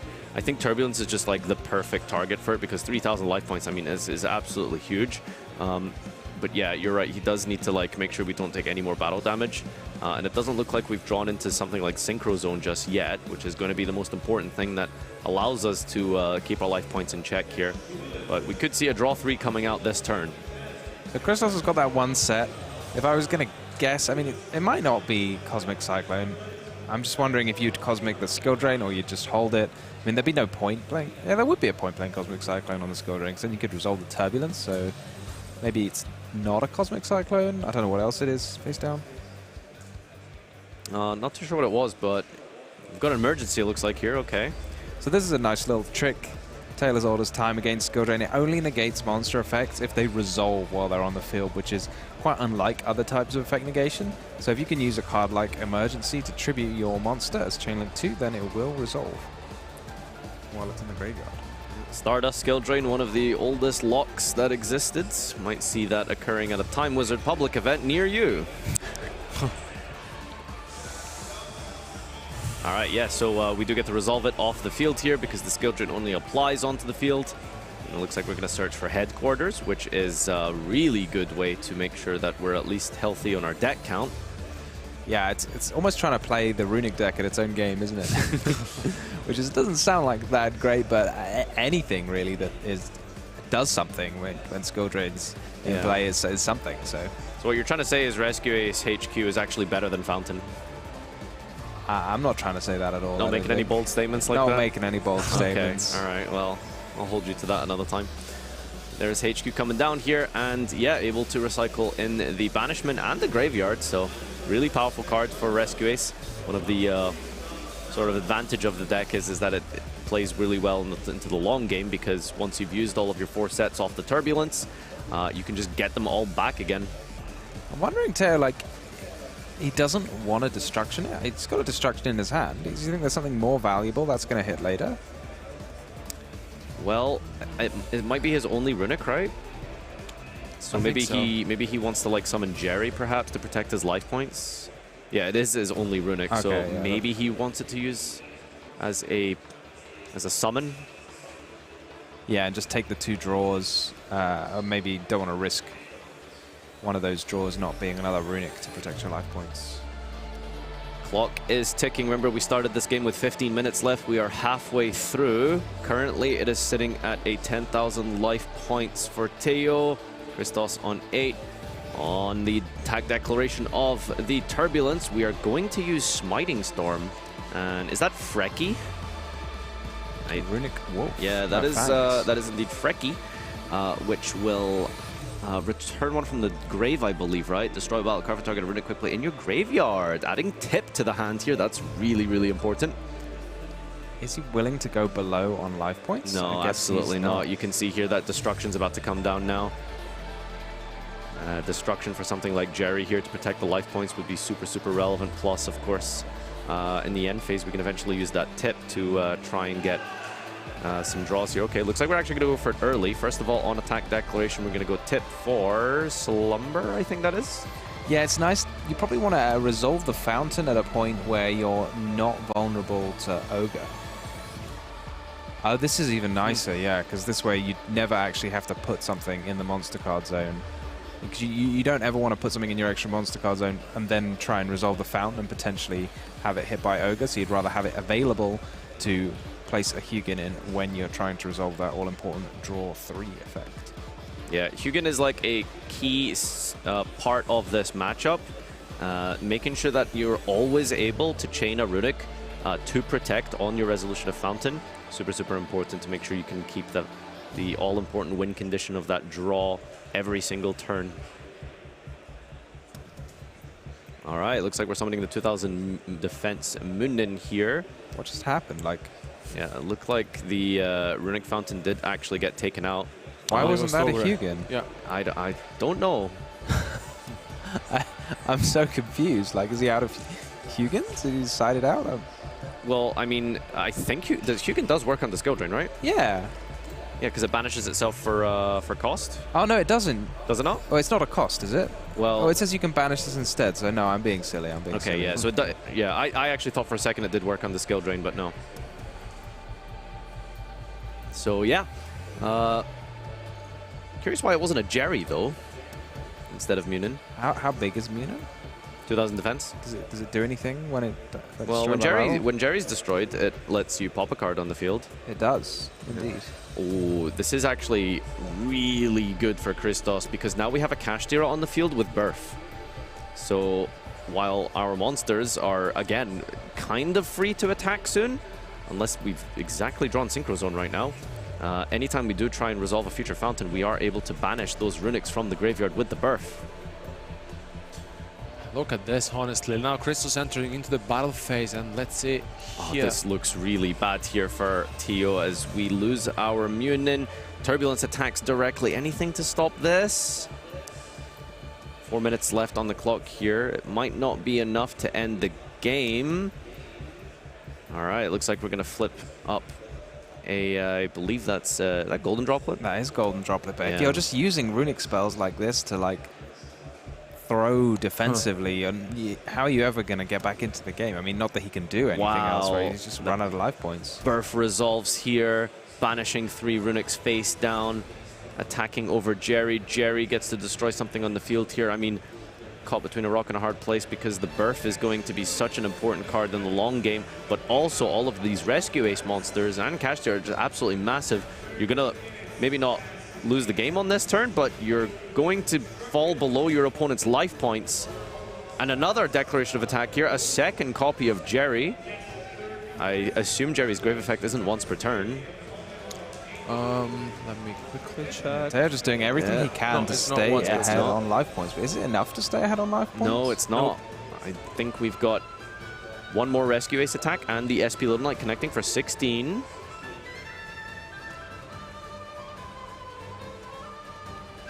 Has the fire attacker attacked already? What did he draw? I think it's got to be exactly Card of Demise. Oh, Synchro Zone would be completely really turn this game on here. its head, couldn't it? Yeah. Battle phase start step, Synchro Zone? No, Synchro okay, summon? looks like we're Link summoning. Access Code Talker. Apo. Okay. So you can... Oh, there it is. You can activate Access Code Talker to destroy Skill Drain by banishing itself for cost. Oh, and that's a scoop right there. Teo losing out on this one. Christos taking this game down. And despite the fact that how long game 1 took, just about making it within the time frame of normal time procedures.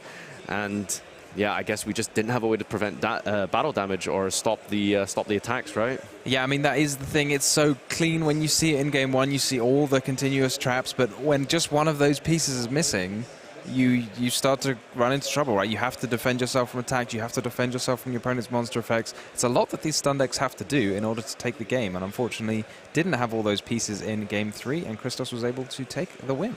I think the comeback begins from the choice of going second in game 2. Like, that was the, I think, the starting point from Christos, because like in game 1 you couldn't really do anything, and looking at his side deck, he has a couple of cards, but like if he went to go first, he had only the Cosmic Cyclone and the Arpis Feathered Duster, which is not like a going first card, but you know, you have to side that in.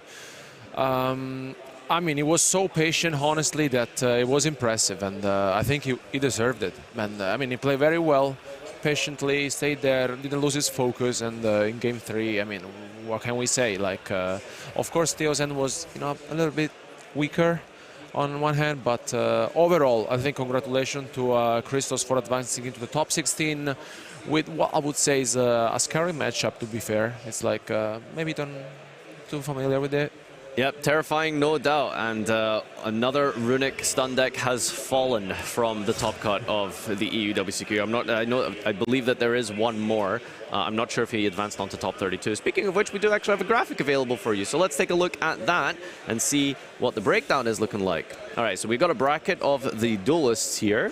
So you can see some familiar names from the European circuit here. We got Marin. I mean, we've got right at the top of that bracket Baptiste, yes. Having just been on an absolute tear this weekend. So you know, the very, very fun first world problem of what happens if I've qualified for Worlds and then also win the European Championship, right? That's, it just happens all the time somehow. Like, I guess players who have qualified are just playing extremely well this season and thoroughly deserve it. And we see again and again these players doing extremely well in the main event. Yeah, here's another look at this bracket here. Maxi, who was on feature, playing that Go Second Snake Eye deck.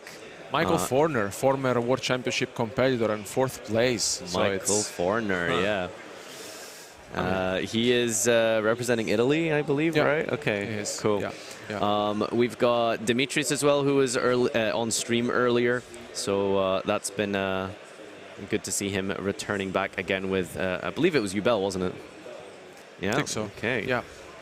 And for the final group here, we got Ryan Jobbery, of course, from France, playing against Taitri, actually, from playing Labyrinth. So that's a Snake Eye versus Labyrinth game. We'll see. He doesn't play Labyrinth. He's from Labyrinth. It becomes. Oh, he's from the Silver Castle. Thanks for catching me out there, Tom. DiMaggio is in as well. Alessandro.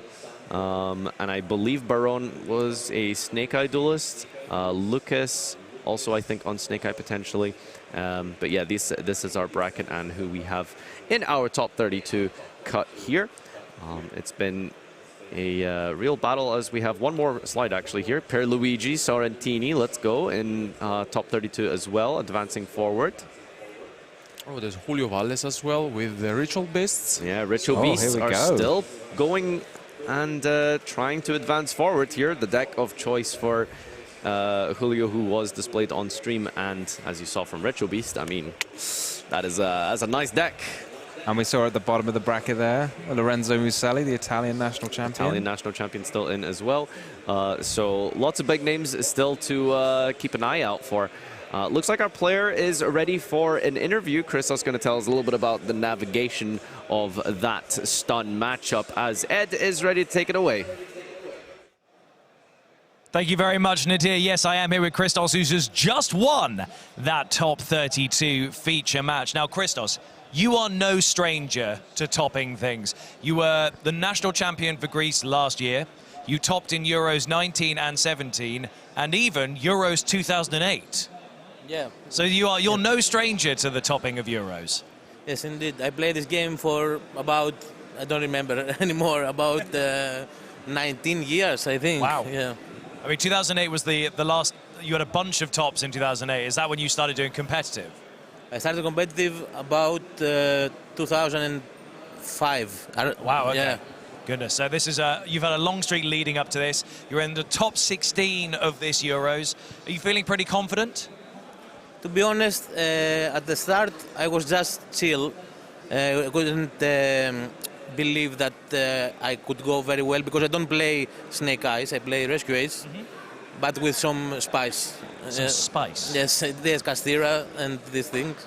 But later in the rounds, as they passed, I saw that the deck has got very much potential. And then I have a feeling that I can do much better.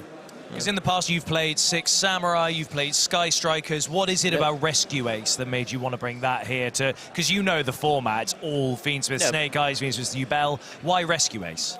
It's the deck that I know to play better of all. and I always trust this technique, I guess, because if you just play the best deck and you don't know how to use it, then you will probably make many mistakes and lose. That's an interesting philosophy. You don't necessarily have to play the best deck, but if you know that deck backwards, you can navigate it. And adapt to the format. Yeah. So in fact, let's talk about navigating, because in that you were against Runic, the kind of stun decks, and they're kind of frustrating to play against sometimes. So how do you prepare for navigating around Runic? In the tournament, it's like the 5th Runic that I play. Oh, really? Yes, and I won all of them. Oh, I hope so, yeah. And because my deck in the end board, the first turn doesn't do much, I put him to play first in the second game. Okay. Doing first. So I can OTK him or try to draw advantage with the evenless that I take, the evenly match. And if you don't commit many cards on the field, they can't play either. So when you get the chance, you OTK him like I did, the OTK in the game 2. So you said you were up against about like 5 Runics. What were some of the other people you faced during Swiss? There were 3 Runic Stuns and 2 Runic Whitewoods, the new ones. And any other decks outside of that? Like, did you go up against some Snake Eye Fiendsmith and things? 2 Snake Eye Fiendsmith only. Really? Yeah, no, only. Wow. 4 Tempai, I think. 4 Tempai. Yeah. Okay, so those are kind of the decks that we're probably expecting to see in the top 16. Obviously played by some top players. Are you feeling confident about moving on through the rest of the Top Cup? Yes, to be honest, I feel confident. And I believe that with some luck, I can maybe make it to Worlds. I don't know. Fingers crossed for you, mate. Congratulations Thank again. you. We'll be seeing you hopefully further down the line. But guys, don't go anywhere, because Leo is going to take you through some of the tech that we saw throughout this duel. Hello everyone, welcome back to the analysis corner, and you're thinking, hey, why don't we get some Runic stun analysis? So, oh, okay, so I thought I was off for a second. All right, okay, so Runic stun. We have seen some of those decks so far in the tournament, and if you're wondering, hey, what do I do if I'm playing against this deck?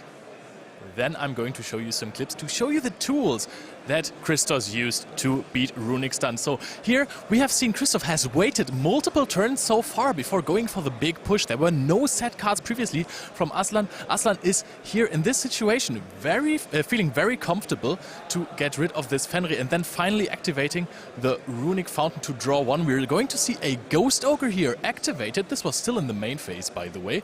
Ghost Ogre is going to come down for Christos any second. Yes, there it is. And of course, you know that Runic can always protect their Runic Fountain. Goes into the Hugin, Hugin resolves, Hugin banishes itself, and we're going to not see the Runic Fountain destroyed. The draw goes off. Aslan is looking very strong here. It is still looking good for him. And then you can see that Christos is going to completely shut off Aslan here, because there is going to be the Harpy's Feather Duster, get rid of the Runic Fountain, no access to Hugin anymore. The draws from Aslan weren't perfect, and he was free to OTK back then, so he actually just had 4 monsters or 5 to the field and then won the game in 1 turn, because you can't give this deck any more time to get back into the match. And then you saw that the Ghost Ogre and Snow Rabbit was crucial. I'm going to show you another clip yet from the 3rd game. And that is going to be the situation where we are going to see a Ghost Ogre. And would you look at that? Aslan is not trying to protect the Runic Fountain with the Hugin. And why is that?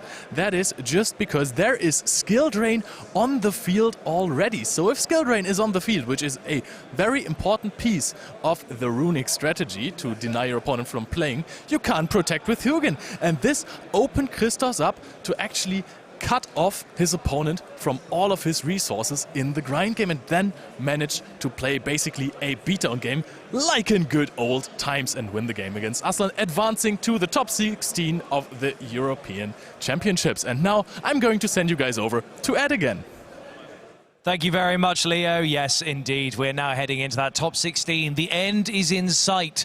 A European champion will be crowned. And as a few people have already mentioned, we will also be seeing 4 of our top participants here making their way to the World Championships. in Seattle at the beginning of September, which is going to be very exciting for a lot of people, and I'm sure everyone wants to see exactly what's going to be happening there. But don't go anywhere. We've got those feature matches coming up as soon as we can provide them to you, but as you guys know, things happen in between rounds. Some things have time extensions, some judge calls might need to be resolved, so the second we can get a top 16 on, we will. In the meantime, we may come back with a quiz, but for now, let's guess some cards.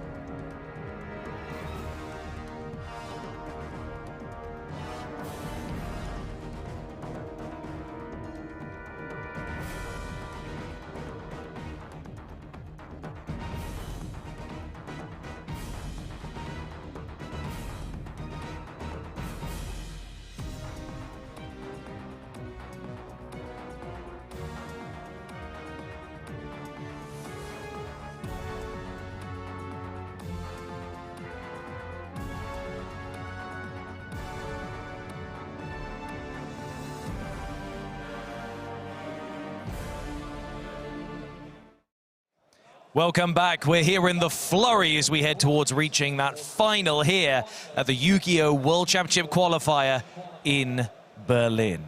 This is the top 16, which means we're heading towards that final with every single one of these duels, and whoever wins this will go through to the top 8. In front of me, I have a previous topper of the Euros last year, Esteban Rail, and Wael Aluch, who is ready to take this on. Guys, we're going to do a high roll, see who's gone first. Okay, Esteban has rolled a 3, and Wael has rolled higher than a 3. Oh, are you letting Esteban go first? Okay, he's letting Esteban go first. So in that case, I'm going to hand you guys over to Leo, Bastian, Alberto, who are going to be your wonderful commentary trio for our top 16 bout. Guys, we're almost there. Thank you, Ed. Indeed, almost there. Top 16, the air is getting thinner and thinner. At this point, you can basically touch your ticket to the World Championship to Seattle. Only 2 more matches have to be won, and these guys were in the featured match. Did it with a deck that I, this weekend, called to maybe make it all the way, and I mean, one of them is going to go into the top 8. That is true, and winning in top 8 would mean that you're already qualified for the World Championships in Seattle this year, so... Top 4 then, yeah. Winning in top 8, of course, you're absolutely right. I'd say, let's go over to the table and get top 16 started!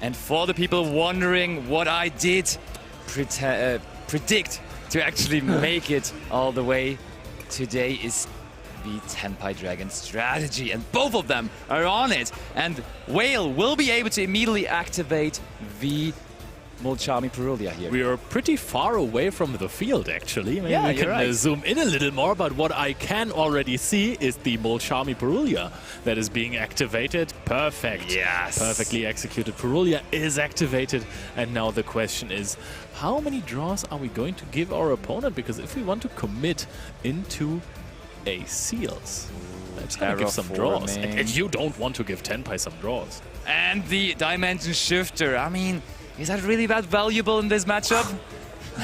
Both of them probably relying on that card, but still Esteban figured it's worth activating it, because that means now Wael is going to be hindered by that card on his turn, and then when it goes back to Esteban, when Esteban, hopefully in his eyes, is going to have another turn, he will not be under the influence of Dimension Shifter anymore. The thing is, what do you want to do here? Because if you commit a seals to the field, you're going to give your opponent 2 draws.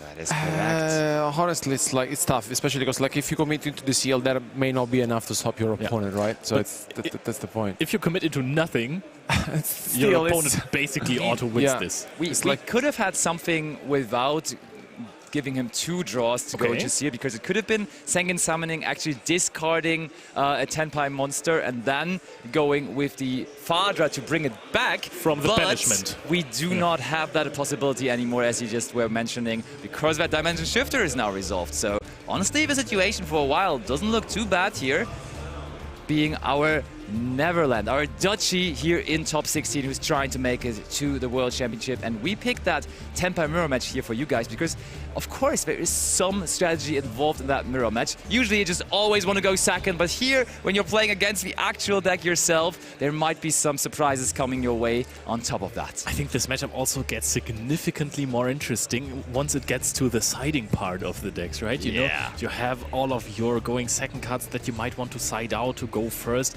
but now we have again Roku and a Chandra on the field. And this is already looking very, very good. Yep, looking good, looking good. And also, Wael is actually running a card that hasn't been super popular lately, but he decided to run it. And honestly, in this matchup, it might be completely insane because he's running super polymerization. So he has an opportunity to get rid of dragons. So I think for Esteban, it was actually good that he didn't go for the seal, because that could have just, without responding, be fused away by that super polymerization that Wael could potentially have. Wow, and here I think Wael has a chance, especially because I don't think Esteban has any sort of interruption in the hand, and I mean, as you mentioned, Leo, I mean, if you pass, I mean, you're exposed And if you still continue to play, you're exposed anyways. So it's like a limbo, I would say. And I mean, the normal sound of Pydra just gave our opponent the drawback that he used by discarding the Perulia. This is looking grim in game 1 for Esteban. Now we are going to see the Pydra on the side of Weil as well. Is going to search for a Sengen. Which one is it going to be?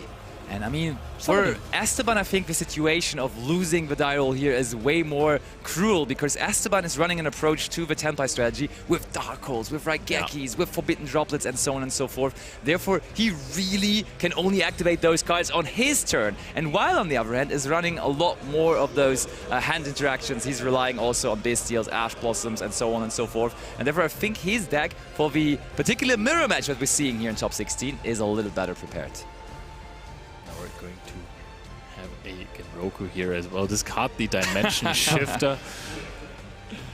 Shifter not around anymore. Genroku also on the field. More and more monsters coming down. Whale declaring, yes, I would like it to be a level 4 monster, because that is, of course, optional to be done. But Whale wants that Genroku as a level 4 here. And I do understand why, because that now enables us a level 8 Synchro potentially if we want to go that route. Wow. But let's see whether that is going to be. Which ones do we have there? I mean, there's a couple of options. I think when I'm looking at their level 8 synchros, there is going to be, for example, the... Yeah, give me a moment, give me a break. Do it, Basti. Name one. There is, for example, the... Sangen Kaiman is activated. Oh, okay, still nothing. So maybe he just wants it then as the... still as the level 7 opportunity. That could also be the case. Was gonna say, keep on looking, I'll take over some. Okay, so Esteban thinking, does he have anything to prevent this? Are we in the battle phase yet? Because of course in the battle phase, both players, yeah, I think we are in the battle phase, because there is now the Sangen Kaiman activated on the side of Esteban. This is actually a decent Super Poly target here then, right? Absolutely, look at that. There is the Fadra. Fadra not even able to summon anything from the graveyard. Genroku coming out too. I mean, okay, we have now 3 monsters, but that super polymerization looking beautiful there in the hand of Wild, and there it comes down. That is insane, because we can, without response from our opponent, just take away the monsters that will be able to otherwise synchro summon in the battle phase. And keep in mind, sometimes through Dimension Shifter, you're struggling to deal enough damage. Garura deals double damage Not here. That is looking really, really good. That's so much damage. Oh, hold on, hold on. Oh, are we somehow restricted to only summon our dragon monsters here? Hold on. We were getting a little too excited here, I believe. What does Garura says? I mean, I think Garura wasn't the problem here. Or was it Garura? No, it wasn't. I think it was a restriction. Did he activate maybe the effect of Genroku? Genroku could be the one saying that you're only... Yup. Look at that. Oh, wow. You cannot special summon monsters for the rest of the turn except dragon monsters. So I think Genroku was the crux here, why he couldn't use that super polymerization. We were already celebrating him for that super polymerization tech up, but honestly, if you're not even able to use it in that scenario, that's absolutely not that great. I mean, Genroku is considered phenomenal support for the Tenpai Dragon deck, and you would want to use it, but sometimes you just need that extra little bit of help of the super polymerization. Now I'm really curious, because Esteban is also going to be able to play with him a little bit there. How are we going to try and OTK through Dimension Shifter, basically? Are we going to give our opponent back a turn? Esteban, are you cooking? Esteban might still be in this, because in the battle phase, both players are now allowed to perform synchro summons. But then next turn, Esteban would have to play against a set super polymerization. But it's quite the problem card there, to be honest. I mean, maybe we have a way to get rid of it in the main phase while that second summoning is protecting us. That could be something. But first of all, we're also going to use the effect of Chandra. I mean, SP Little Knight will probably also just get super polyed away. If I'm looking correctly here, I see an Earth Golem at Ignister. Also takes away your opportunities to attack directly. Yeah, that is that is the next problem there. But okay, we are in the battle phase, and I think both players now back and forth announcing their effects to synchro summon here. So let's see who ends up synchro summoning first. Looks like Weil is going to be bringing out something here through the effect of, I believe, Genroku was the last one activated there. And Which one is it going to be? Oh, it's really, really taking a moment. Yeah, he has that Samurai Destroyer up there. First card laying in his extra deck considered. But that's usually your card you want to have against the Jubel deck. Also not a dragon. Oh, also not a dragon. You're absolutely right. That. True. Maybe he forgot again. But I mean, he didn't summon it out. He was just considering it. And now Esteban is using all of his monsters. And that, of course, is pretty strong because we are now going to bring out the Sangenpai Transcendent Dragon. And does that also work in your opponent's battle phase? This says your opponent cannot activate cards or effects during the battle phase. So this card alone is shutting down Weil now. He chained, though, his own monsters to Synchro Summon, so at least those Synchro Summons here are going to go through. But after that, not a whole lot going to happen, and there now is going to be the Odd Ice Meteor Burst Dragon. Yep. Okay, we're attacking. Now Genroku is milling 3 cards from the top of our deck. Almost. But this is really tense. I don't know whether either of these guys expected to play a Tenpai Mirror in top 16 that deep into the tournament. They made their choice, brought a deck that is decently represented, but of course not like the most represented deck overall. Overall, in top 16, we do have 3 Tenpai decks remaining, which looks almost little to the 10 Snake Eye Fiendsmith decks we still have remaining in top 16 overall. Still, the bracket, the pairings worked out in the way that these two guys here are facing off against each other.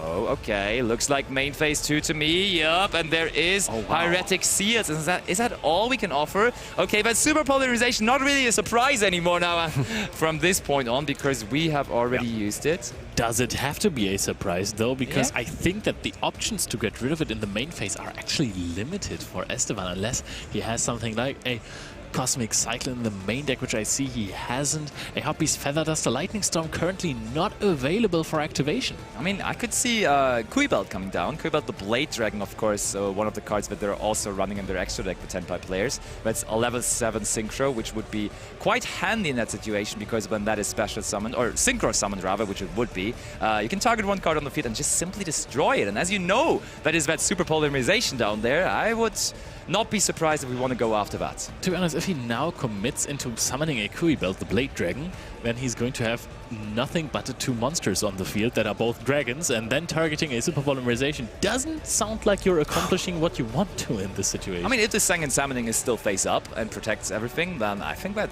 would absolutely be fine. But please be noted, of course, the Hieratic Seal could also be used to then maybe in that same chain get that Sangen Summoning into the hand. Yep. And therefore that could be a risky move overall. Okay, Pot of Prosperity picked up for Esteban. This is one of the nicest one, honestly, because here you can really look after something that you really need to take care with the Super Polymerization. Honestly, it's going to be very difficult for him. Let's see if he can find a solution out of this deck. 6 cards are going to be banished. I think the Kuibelt is staying in there. We are still having that option. Want to keep it. And what are we trying to get here? Do we just try to get Engine? The thing is, with Sangen Summoning, we already have a way to get to Engine. But, okay, that all looks pretty measly. Okay. Oh, I mean, Raigeki could be something, but not really. Raigeki at least baits out the seal immediately. Yeah? Yeah. Honestly, cool. I don't really dislike Raigeki because it just rules out the factor of interacting with something more relevant in the end. But it is going to be the Forbidden Droplet instead that Esteban takes. Still baffling to me that you can Droplet a 0 attack point monster. Yeah, I agree. That should absolutely not be allowed. It's criminal. Okay, we put the Transcendent Dragon into attack position. Also, deck building wise, interesting decision by Esteban to just one of the Transcendent Dragons. A lot of people are running 2, but he only went with 1. Okay, now we are going to put that Sangen Summoning back to the hand. Are we in the battle phase? I would expect so, right? Yeah. Very interesting now, because Esteban knows that their Super Polymerization is here. So honestly, without playing also with the Sangen Summoning, being in hand is going to be a bit difficult for him, but here comes Fadra. Of course, still no Tenpai monsters in the graveyard, as this is the first turn in this duel where Dimension Shifter is no longer a thing. We can't be in the battle phase because Transcendent Dragon is up on the field, so... Oh, you're right. We must be... Yo, that's a very valid point. It was just Sangen Summoning trying to activate there.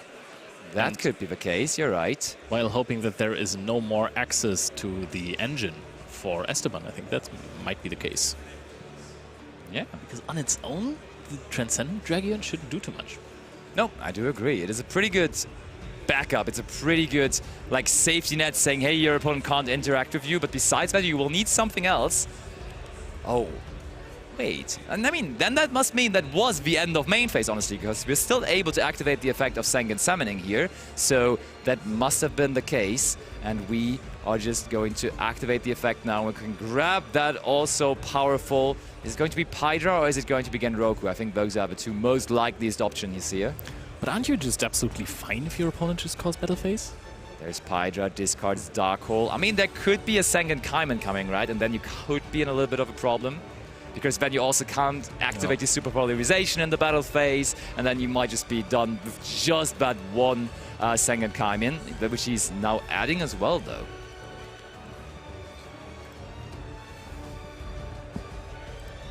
So, what's next for Esteban? Sounds like battle phase to me. There is the Sangen Kaiman now. I mean, then the Super Polymerization is also shut off, right? You can't activate effects. Right now, you can't, absolutely. I think maybe what Weil should have considered was when he put that Sangen Summoning back to the hand, he should have immediately, when the Fadra came out, used the Super Polymerization to fuse with his own monster and the Transcendent Dragon, and that would have given him at least a chance to activate it at all. But the way it works right here, right now, I think Esteban is free to go, and he's just stopped by that one Fadra there, which at least cannot be destroyed by battle here. But we already have, of course, the Sangen Summoning of the field on the field. We could get ourselves into position to summon out Trident Dragon as well. And honestly, Weil last turn actually took damage while attacking, so Weil is down to 5,000 life points. And I could see Esteban having the opportunity here to deal technical 10,000 points of damage and even through that Pot of Prosperity, make it happen here in this turn. Yeah, I think he can make it, because, I mean, now I think it's too late for Weil, and let's see if he can find a way to special summon the Trident Dragon. Is that going to happen? Biden Dragon, of course, in the graveyard would be great, because that could destroy the Oh, look at that. We're going to use it now. We're going to destroy the Sangen Summoning. Okay, Trident Dragon will be able to attack multiple times now. But how are we going to get rid of the Fadra here? That is going to be the case through the... Oh, we're also going after the Super Polymerization. And there's the Droplet, of course. Of course, but Droplet is sealing the deal. So that was the right choice with the Pot of Prosperity, because that is sealing the deal here for Esteban. And Esteban Ray is taking down game number 1, being only 1 game away from top 8 now. I'm impressed. He absolutely knows what he's doing with the Tenpai Dragons. Totally. Yeah, I mean, especially because like he knew that the Super Poly was there, and I think he was patient enough to deal with that, and maybe kind of a misstep from Weil, because like he basically lost the momentum where to activate the Super Polymerization in the spot, and I mean there was never a situation. There was the Sangen Summoning, and then there was the there was the Sphere, right? Yeah, true. But why did he activate this at the end of the battle phase? End of main phase. I mean, if Sangen Kaiman is there, it's over. Oh, yeah. If he has Sangen Kaiman in the battle phase, there's just no way we can do any of the things anymore. You can't activate the Heretic Seal in the battle phase, you can't activate the Super Polymerization. I think that one card just immediately seals, and therefore I think it was a risky decision to just go with it, because still he couldn't stop what was about to happen. Yeah. I mean, there was nothing really unknown. He just searched out a monster. I think what he should have... I don't think it really was avoidable. Esteban just had a really good way to play through there. The thing is, like that, he gave his opponent the free search for Sangen Summoning, got the Pydra, and that got him the Sangen Kaiman. So he didn't have the Kaiman before, and got it through just bouncing. Actually, that actually was the guaranteed way to Sangen Kaiman, right? You're right. Maybe you should have just taken the risk of maybe there not being a Sangen Kaiman. I see what you say, for sure. But on the other end, you can't really guarantee that, you know? But it's actually... a real big change in the mindset, because these guys have been going second all day long. They had a very, very crystal clear game plan every time, trying to go through potential snake eye fiends for fields and so on and so forth. And now being in top 16, they sit down there and they're playing a completely different game now in that mirror match. It's pretty insane to me. Totally. And what do you guys expect in a mirror match like Tenpai? Like, your opponent lets you go first, so what cards do I expect that he will side in? Ooh, if there would be barrier, that would be nice, but I have to say, okay, there's one barrier actually for Weil. An interesting card, though, in the main deck even of Weil is the Sengen Kaio. So he actually, even in the main deck, is kind of prepared to go first, because he is running that also powerful trap card of the Tenpai deck as well, which was recently introduced in Infinite Forbidden 2, because that can just pretty much give you another turn, buy you another turn. I think, therefore, that may be the way, even if he... I think going first or second, you may just want to keep that Sengen Kaio in, like when Esteban will make the choice. I really like the inclusion, because that is going to be a good card in the situation he's in right now, the mirror match. And honestly, I think it was very impressive that Esteban won game 1 after losing the roll, which is something that, honestly, I mean, you pray that you win the roll in the mirror match, but, you know, it happened, and I think this is something that, you know, to be aware of, and I say that our players are done with their side deck, so let's jump into game 2.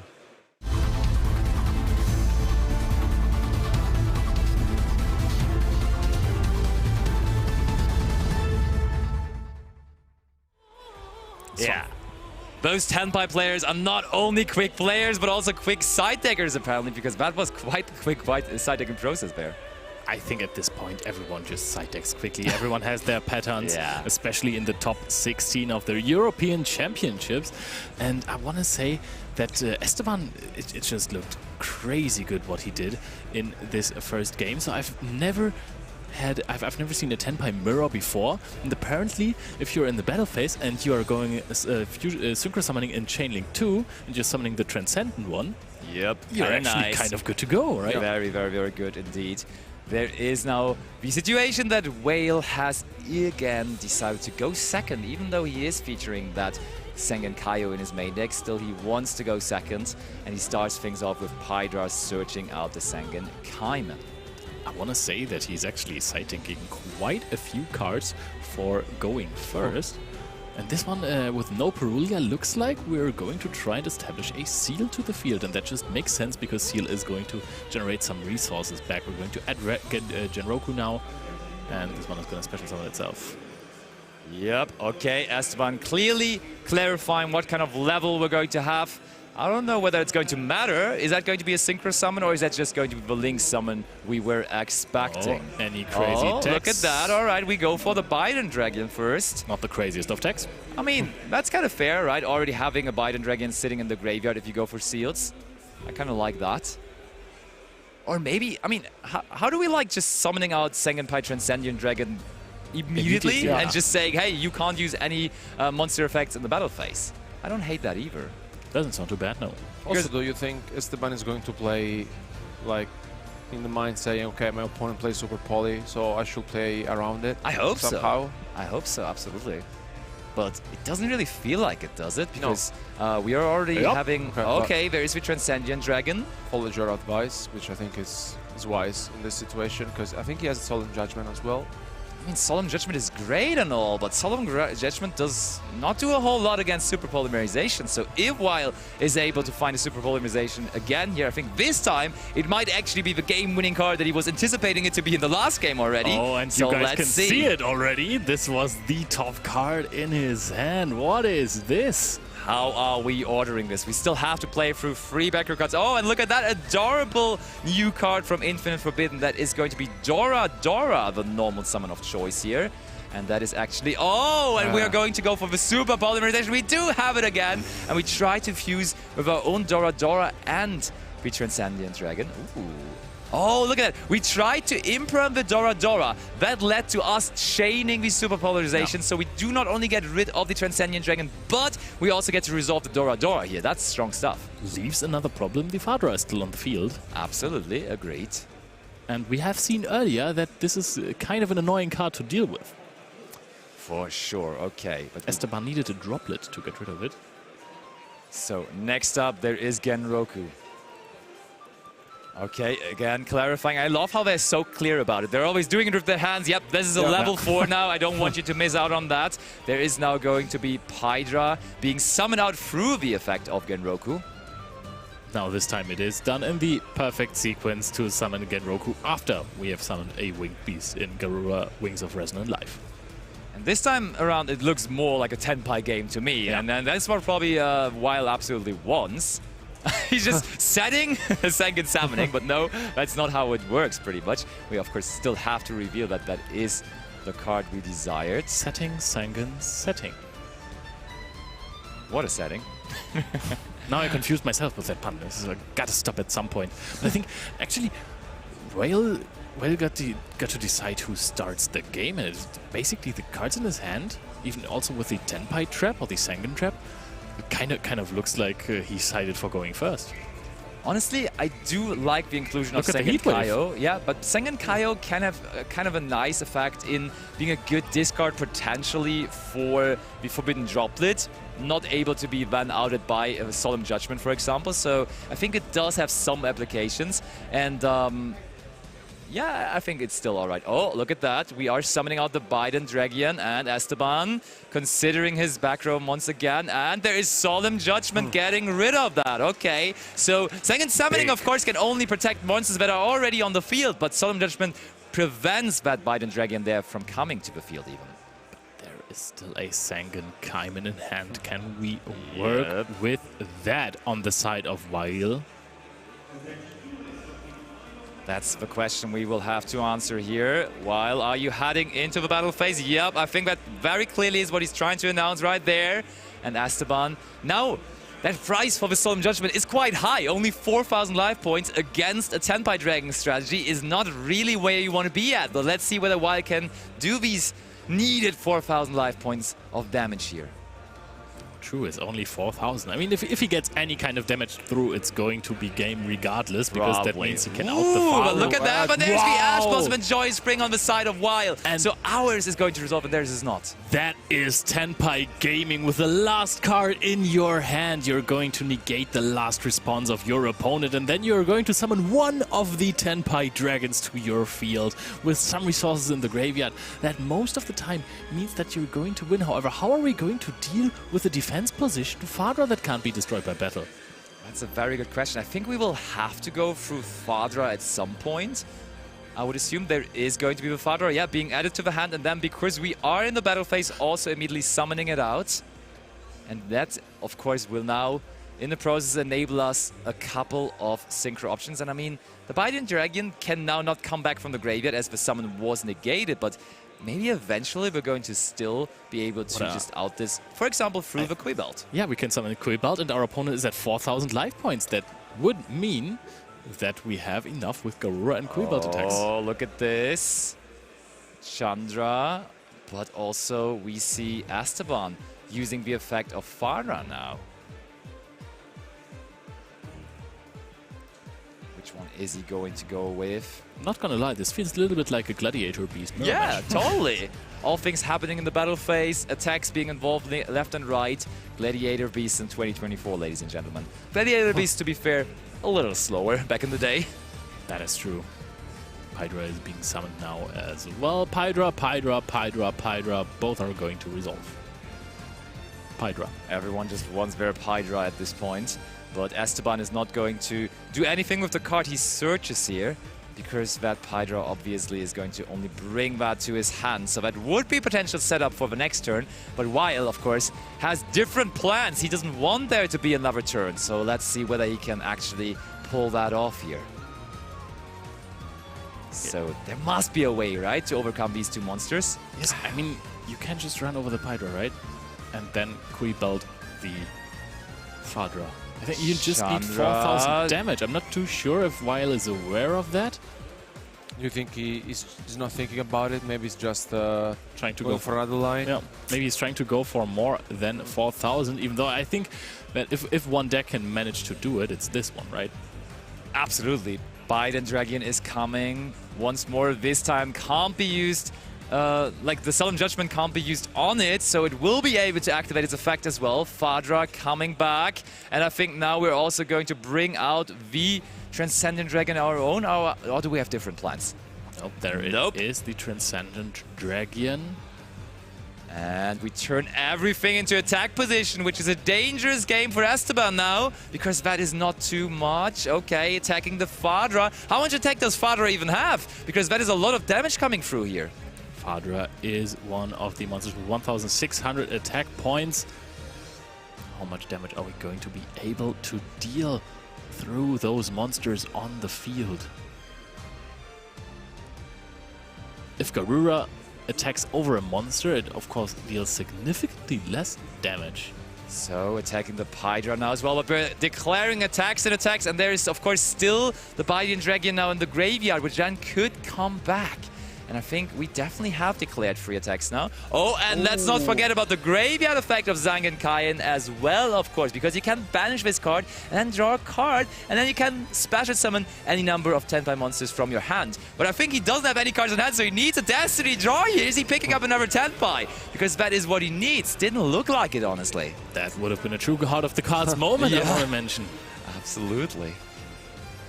But, oh, while honestly it doesn't look like he gets there. He's very much thinking right now, going for his extra deck. But usually when you're so furiously looking for your extra deck and looking for options, you don't have a clear plan, honestly. Yep.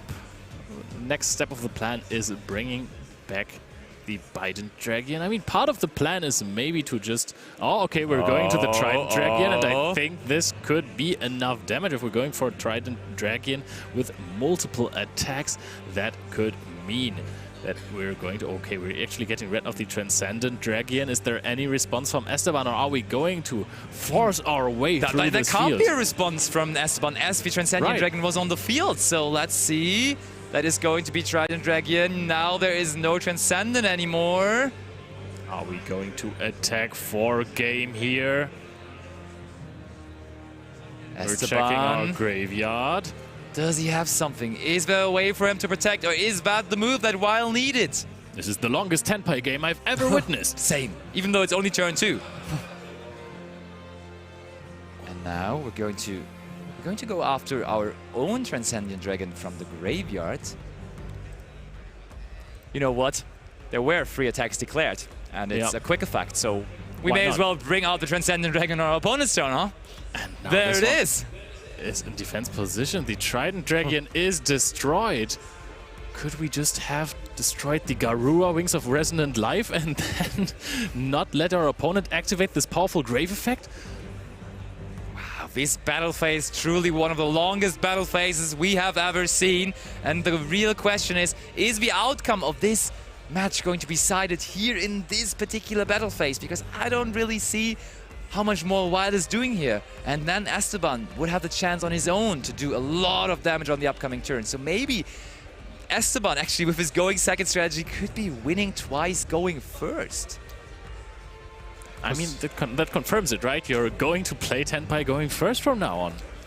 I'm down. That's what I thought when I called Tenpai the winning deck for the weekend. For sure. Oh, but you can tell that Whale is struggling, honestly, to find, the solution to this. It's yeah, pressure is high. He doesn't want to make a mistake, and I think the card he drew off of that draw with his Sengen Kaiho was a spell card. Wow, is he going to crash the Garura, or is he's crashing the Garura? Draw. He needs another draw. The Destiny draw. Is it this time going to be one that helps him? There was so much potential damage with the Garura, right? But now that is not going to be the case anymore. I mean, I think if he just didn't destroy his own Transcendent Dragon, then he could have just stopped his opponent from popping his own Trident Dragon. And going to draw another card. That is Sangan Summoning. That is not going to cut it, at least not in the battle phase. One of the few cards of this archetype that you can't activate in the battle phase from hand. Very correct. So, right now we are going to continue. Looks like Weil is heading on over to the main phase 2, checking his moves, checking his opportunities.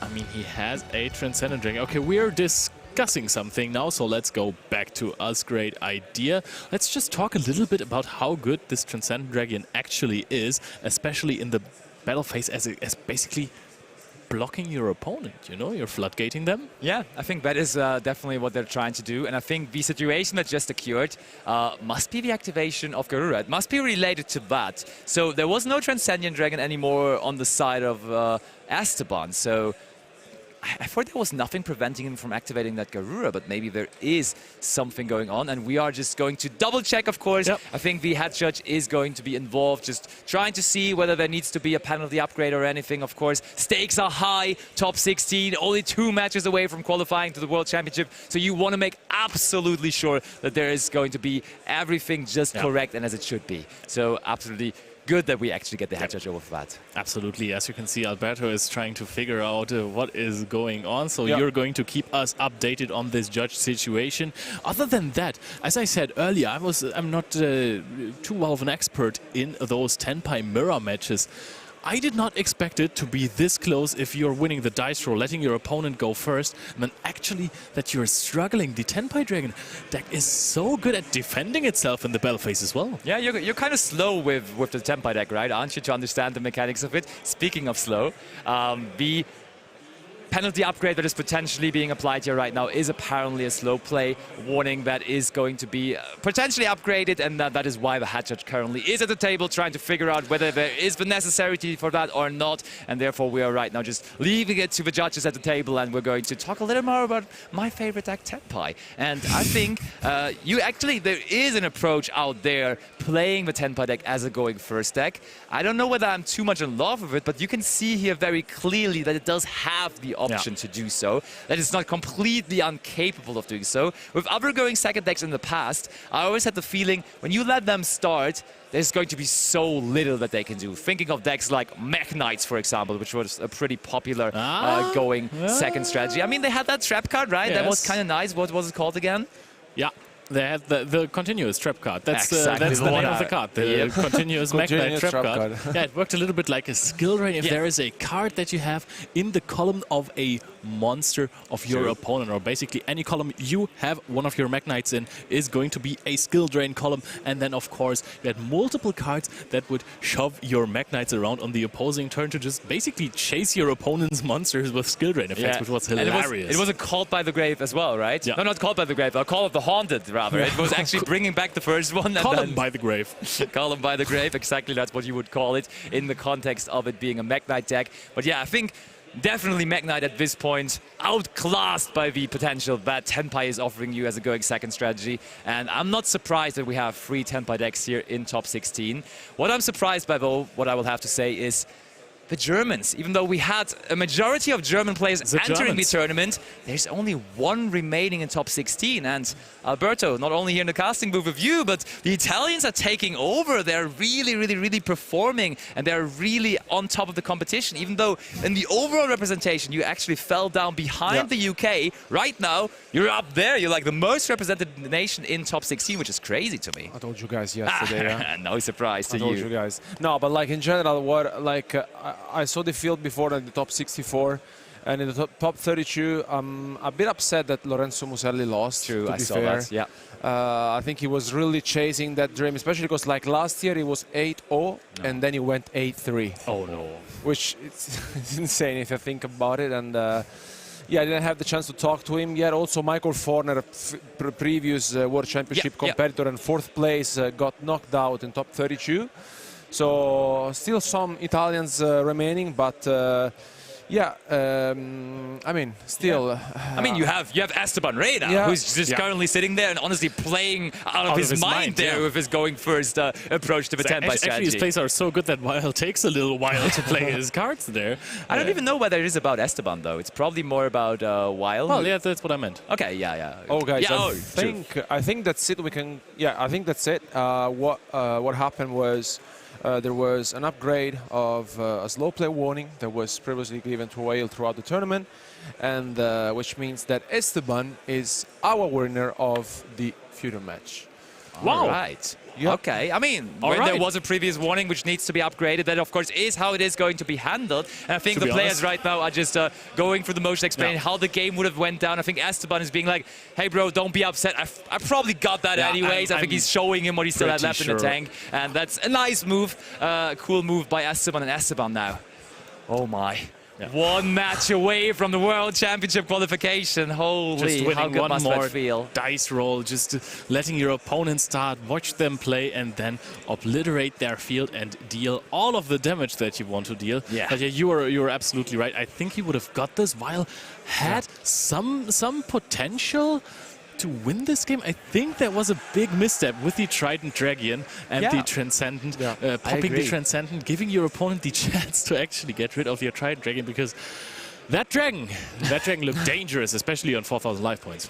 Yeah, but honestly, Esteban really showed that certainly wasn't the first time he was facing another 10-pie deck, because he was completely aware that also his Transcendent Dragon would be a quick effect on the opponent's turn and their battle phase, and it was also majorly important because it is just blocking your opponent from playing pretty much entirely. So he really had all the moves already prepared to then be the outcome, the winner here, and that was then also the outcome of a swift 2-0, even though the upgrade there came in with the penalty, but he really played that out really well. I really like the way he was patient. Basically, like if we think about the two games, there was not something, you know, that big that said, well, he got this, right? I mean, somehow he won. Honestly, I would say. Honestly, 90% of the game, well played. Esteban didn't really do too much. Yeah, exactly. In game one, was more whale activating cards, right? Yeah, he was just leaning back, being like, okay, yeah, I got this. Esteban in game one was like, okay, I'm going to summon Transcendent in your battle phase. That's all I'm committing to. Then I'm going to watch you struggle while you definitely can't OTK me. I'll have the Fadra to stall some time there, and then I'm going to OTK you back, which was a little bit of Esteban playing. And then in game two, just basically the exact same thing, you know. Actually, he was sitting on Fadra, saw his opponent was struggling, and then took this one opportunity that he got to summon back the Transcendent Dragon to get rid of the only card that was threatening him for game, and phenomenally played. The calmness on this man is incredible. Yeah, totally. And I mean, it's quite the way to enter that kind of a tournament. It's quite the way to enter the World Championship qualifier here in Berlin with free Darkhold, free Raigeki, to Lightning Storm and all that kind of stuff in your main deck. I mean, you gotta appreciate it, not gonna lie. That's pretty cool with all these old school cards coming after the people. It's a classic. It's very much a classic. And I mean, I love the return of Darkhold and also Raigeki, because to be fair, those cards weren't really that popular in the format before Infinite Forbidden, but now with the Fiendsmith inclusion, apparently everyone is on these cards. I'm also gonna say I'm a little bit surprised by this, because still a lot of the time Appaloosa is being made with IP Masquerena as material, especially because you can afford to do that now with the extension of the Fiendsmith engine in your Snake Eye deck. And therefore your Appaloosa would just go when your opponent is going to activate Darkhold or Raigeki, and you're also going to recycle that IP Masquerena basically immediately, summoning that one out. Maybe even if you're knowing that you're against Tenpai with Raigeki, with Darkhold, you can do that in the draw phase, do not play into something like a Talons, and then chain it to Raigeki and Darkhold as well, summoning something like a SP Little Knight, which then of course loses the chance to banish something important on summon. However, you still have that Farfa-esque effect. Absolutely, and I mean, for the people rooting at home, maybe their favorite deck, I can quickly give you an overview of what's still left in competition in general in top 16. Of course, a couple of the matches may have already been played out there on the floor, but overall, we had 10 Snake Eye Fiendsmith decks. Then we had 3 Tenpai, obviously just lost one of them, but also can confirm that one of them moves on to top 8. And then there is one Rescue Ace deck, our previous feature match, of course, with Christos Marikis. He looks good, honestly. I think I have some high hopes in him as well. Handsome man. Yeah, that for sure as well. But he has some kind of a top 16 curse at European Championships, so let's hope he can overcome that. He's playing the absolute outsider deck, right? Absolutely. And then there's also still Julio Valls with the Ritual Beast deck, which we featured yesterday, and one lonely player with Jubel as well. But man of the hour, of course, is going to be Esteban Rey, who's moving on to top 8. So let's hear it in the minutes view. Thank you very much, Pastor. Yes, I am here with Esteban, who's just won that top 16 feature match. And now you're heading into the top 8. Congratulations. Thanks. How do you feel? Fine, thanks. Yeah? Very fine and excited. Excellent. So now you've got one more game left, and if you get into the top 4, you're going to Worlds. It's a dream. It's my dream. It's your dream? Yes, it's my dream. Only one more to go. Do you think you can do it? I don't know. It's very difficult, but I want to prove, and I'm too concentrated. How did you find the Tenpai mirror match? It's very difficult because if you lose the die, it's the difficult matchup. But if you testing and know all deck, you can win. And if you hope the mistake of your opponent. And what other ones have you gone up against? What other decks have you dueled against in the tournament? Snake Eye, Snake Eye. I imagine, yeah. 2 Ubers, and 1 Runic Stan, and 1 Snake Eye, Vanquish Souls, Fire King, Okay. 60 card, and 4 Snake Eye, and 1 mirror match. Which did you find the most difficult? Mirror match. Yeah? Yeah, I'm so scared for mirror match when I lose the die, and it's too difficult for the die. Okay, if you could choose the deck to go up against in the next round, which would you hope for? I'll all except mirror match. Okay, anything except mirror match. Oh, fingers crossed. I hope so. Well, congratulations. Thanks. I'm going to let you go over to join Nadir now because you two are going to go and discuss that. So I'll let you go. You put that down and go head over there. These two are going to sit down and have a conversation. Thank you very much. Congratulations again, Esteban. It is amazing that one duel separates some of these amazing European duelists from going to Worlds. And obviously a couple more, and there'll be maybe the European champion. But there can only be one European champion. But there could be 4 Worlds participants. Will Esteban be one of them? Let's head over to Nadir and Esteban to talk about some of the plays that we've seen in that last duel. Hi, welcome back, everyone. Yes, we are here at the highlight desk here. Esteban, congratulations on your victory. Before we get into clip number 1, I just want to quickly ask. So, Tenpai mirror match, you said you're quite afraid of it. It's not like the easiest form of skill expression. What is your dynamic in the Tenpai mirror? How do you approach it? The first, I prefer to special summon my Synchro Monster, Tenpai Synchro Monster 10, and I want to starting with the monster. First is very difficult, and I prove to survive. Post side, I can put judgment, and always I special summon Synchro 10 Tenpai when judgment. Because if my opponent special summon the same synchro monster, I can do judgment, and my opponent can't destroy my monster or to keep me. Yeah, solemn judgment on a big monster, absolutely. Have you considered any other options like Heat Wave, for example? That's quite popular. With my deck versus the Snake Eye. Okay. I prefer to see Shifter. Okay, yeah, of course. I play Old Board Breaker and All in Shifter Hand Trap. Okay. And I want to not stop, but destroy Old Board and OTK. Yeah, okay. So rather than preventative, yes, make them don't commit. Prevent. I want to cure the bird. Yeah, exactly. All right, let's see clip number 1 here. So this is the first battle phase. This is Wail's turn here. This is you in game number 1 here. Can you walk us through this a little bit? You are synchro summoning on his turn here, and somehow you've managed to survive this. What exactly is going on? Can you tell us exactly how this played out? I special summon my synchro monster, and my opponent must to resolve Chundra for synchro summon 7 because Genroku is a tuner. Then my opponent special summon Audize for lock me. Yeah, the Audize Meteor Burst prevents you from using in the battle phase. I mistaken in this moment because I must to put my monster into the attack.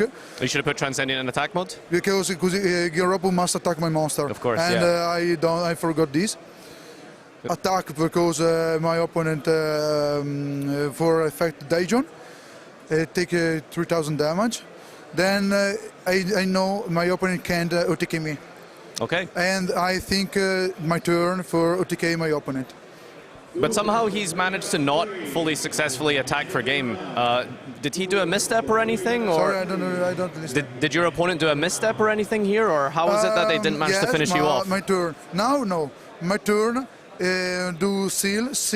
When I put my monster in an attack, my opponent wanted active seal for pop my field.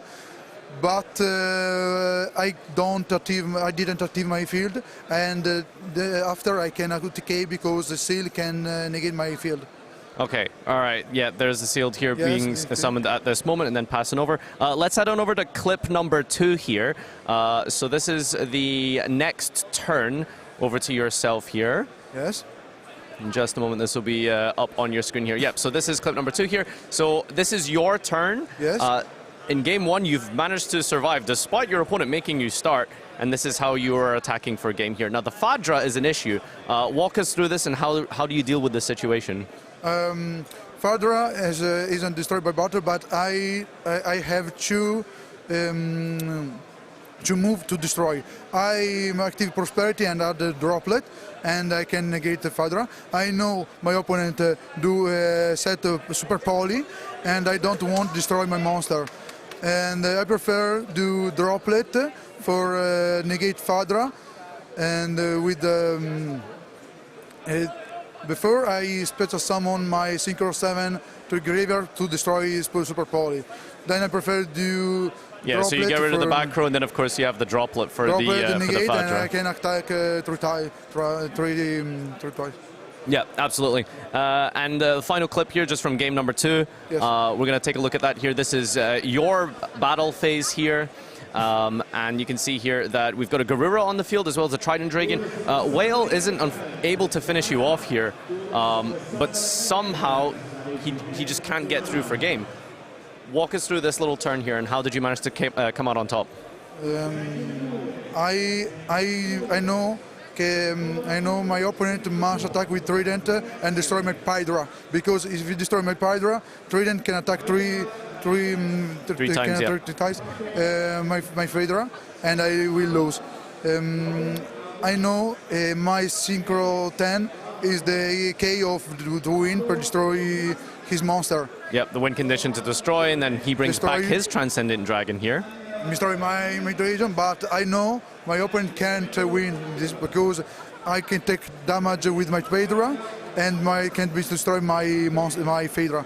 And the next turn, I have Field and Phaedra. I will OTK 100%. Yeah, regardless. So, I mean, the key point here is that you did manage to survive his battle phase. Yes. And then from there, you were able to capitalize with your follow-up. Then I see my opponent, because my opponent take game loss, but I see my opponent I will win anything, anywhere, because I play Cool Belt. Cool Belt destroy your his synchro, and I will OTK. Yeah, so just to clarify, of course, for the viewers at home, there was, of course, a upgraded slow play warning, but irrespective of that, Yes. gameplay-wise, you still had the game regardless of the outcome. So congratulations, Esteban. That Thanks. was really well played. You're now going on to top 8. Yes. So, very close. How are you feeling? Fine, but I want to win the whole thing? win, and I want to go to the World Championship in America. Yep, that's the goal, the World Championship.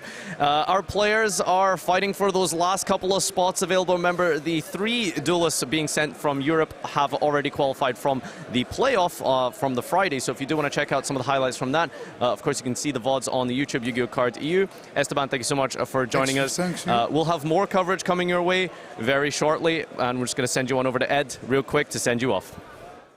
Thank you very much, Nadir. I really enjoy interviewing any of our duelists from Europe, because they'll sometimes say, my English isn't very good before it, and they speak better English than I speak any other language. I could never talk about a duel in a second language, but some of these guys are amazing. And what a duel that is, to be getting into the top 8. But now comes one of the parts of the show that every time we do a YCS or every time we do a Euros, I have to be put through my paces as an improvising interviewer, because I have to do a rapid fire interview with our top 8 duelist contenders, but that will be coming very soon. The duelists are ready. We're just wrangling them all together, and then very shortly we'll come back with that very, very rapid fire interview with all 8 of them, and then we'll get straight into the top 8 feature match. And remember, whoever gets through this is going to Worlds. Don't go anywhere.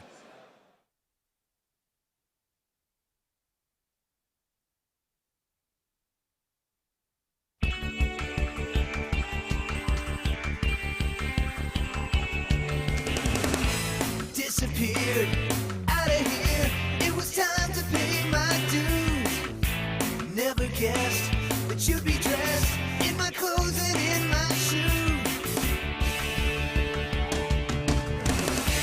Thought you were so tough. You had it all under control. Now enough is enough. Gonna take back what you stole. Give it up, 'cause now I'm back. We're going in. Big brother! You're here! You're here!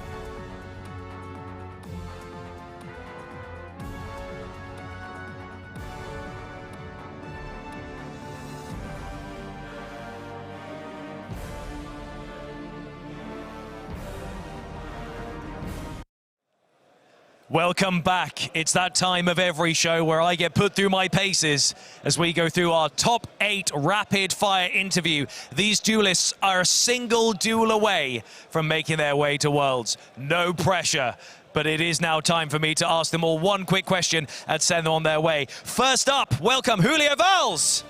Now, a round of applause here for Julio. Now, Julio, I do need to ask, you have been a previous national champion. Can you be the European champion this weekend? Of course, I am so focused. I tested the deck a lot. All they see why I'm playing, but I think that I can get it so easily. That is excellent. That's what we like to hear. I shall let you go. That is you, and that's Julio Valls. Next up, we got Mauro Gallardo Franco. Now, Mauro, you're up against the previous national champion. He's feeling confident. How confident are you feeling? I think I will win this tournament. Oh, now that is the kind of spunk we like to see. Right, thank you very much, Mauro. You guys go and get ready for your feature match because we're going to have that very, very soon. Coming up next, Samuel Bibot. Come on in, sir, come on in. Now, how are you feeling so far in the tournament? Well, I'm feeling great, actually. I have no idea how I ended up here because I was on holidays the whole month of July with my girlfriend, and I came back on the 24th, received the cards from Info on the 25th, and came here on the 26th and learned the combos while I was on the plane. So I have no idea how I ended up here, but I'm very confident. You should feel confident. Do you think you can make it to Worlds and make your girlfriend proud? Oh, yes, I can, definitely. That's what we like to see. Thank you very much. I shall let you go as well. Coming up next, we've got Manuel Carlin. Oh, we've got an audience for Manuel. Manuel, do you feel like you're going to go today and make all of your friends proud? Will they lift you up in cheer? I hope so. I'll try my best. That's all we can ask for. Very well done getting this far. Best of luck. I shall let you go as well. Next up is Dimitri Rafaelidis. Come on in, sir. Come on in. Now, Dimitri, we've seen you before. How confident are you feeling? I'm feeling really confident. I hope to win. Well, we hope you win as well. Now, what would it mean to you to make it to Worlds? A lot. It means a lot, yeah. Well, best of luck to you, Dimitri. I shall let you go as well. Congratulations to all of our top 8 so far. Esteban Rey, you're up next. Now, Esteban, we have seen you before doing this. We've seen you already in the feature match. You were very confident. Are you still feeling confident? Yes, now yes, I am still confident for now. Just breathe. It's all going to be fine. Do you think you can take the European title? I don't know. I want to do, but I want. He wants it. That's all we can ask for. Congratulations on getting this far, Esteban. I shall let you go as well. Up next, we've got Jeremy Nouveau. Come on in, sir.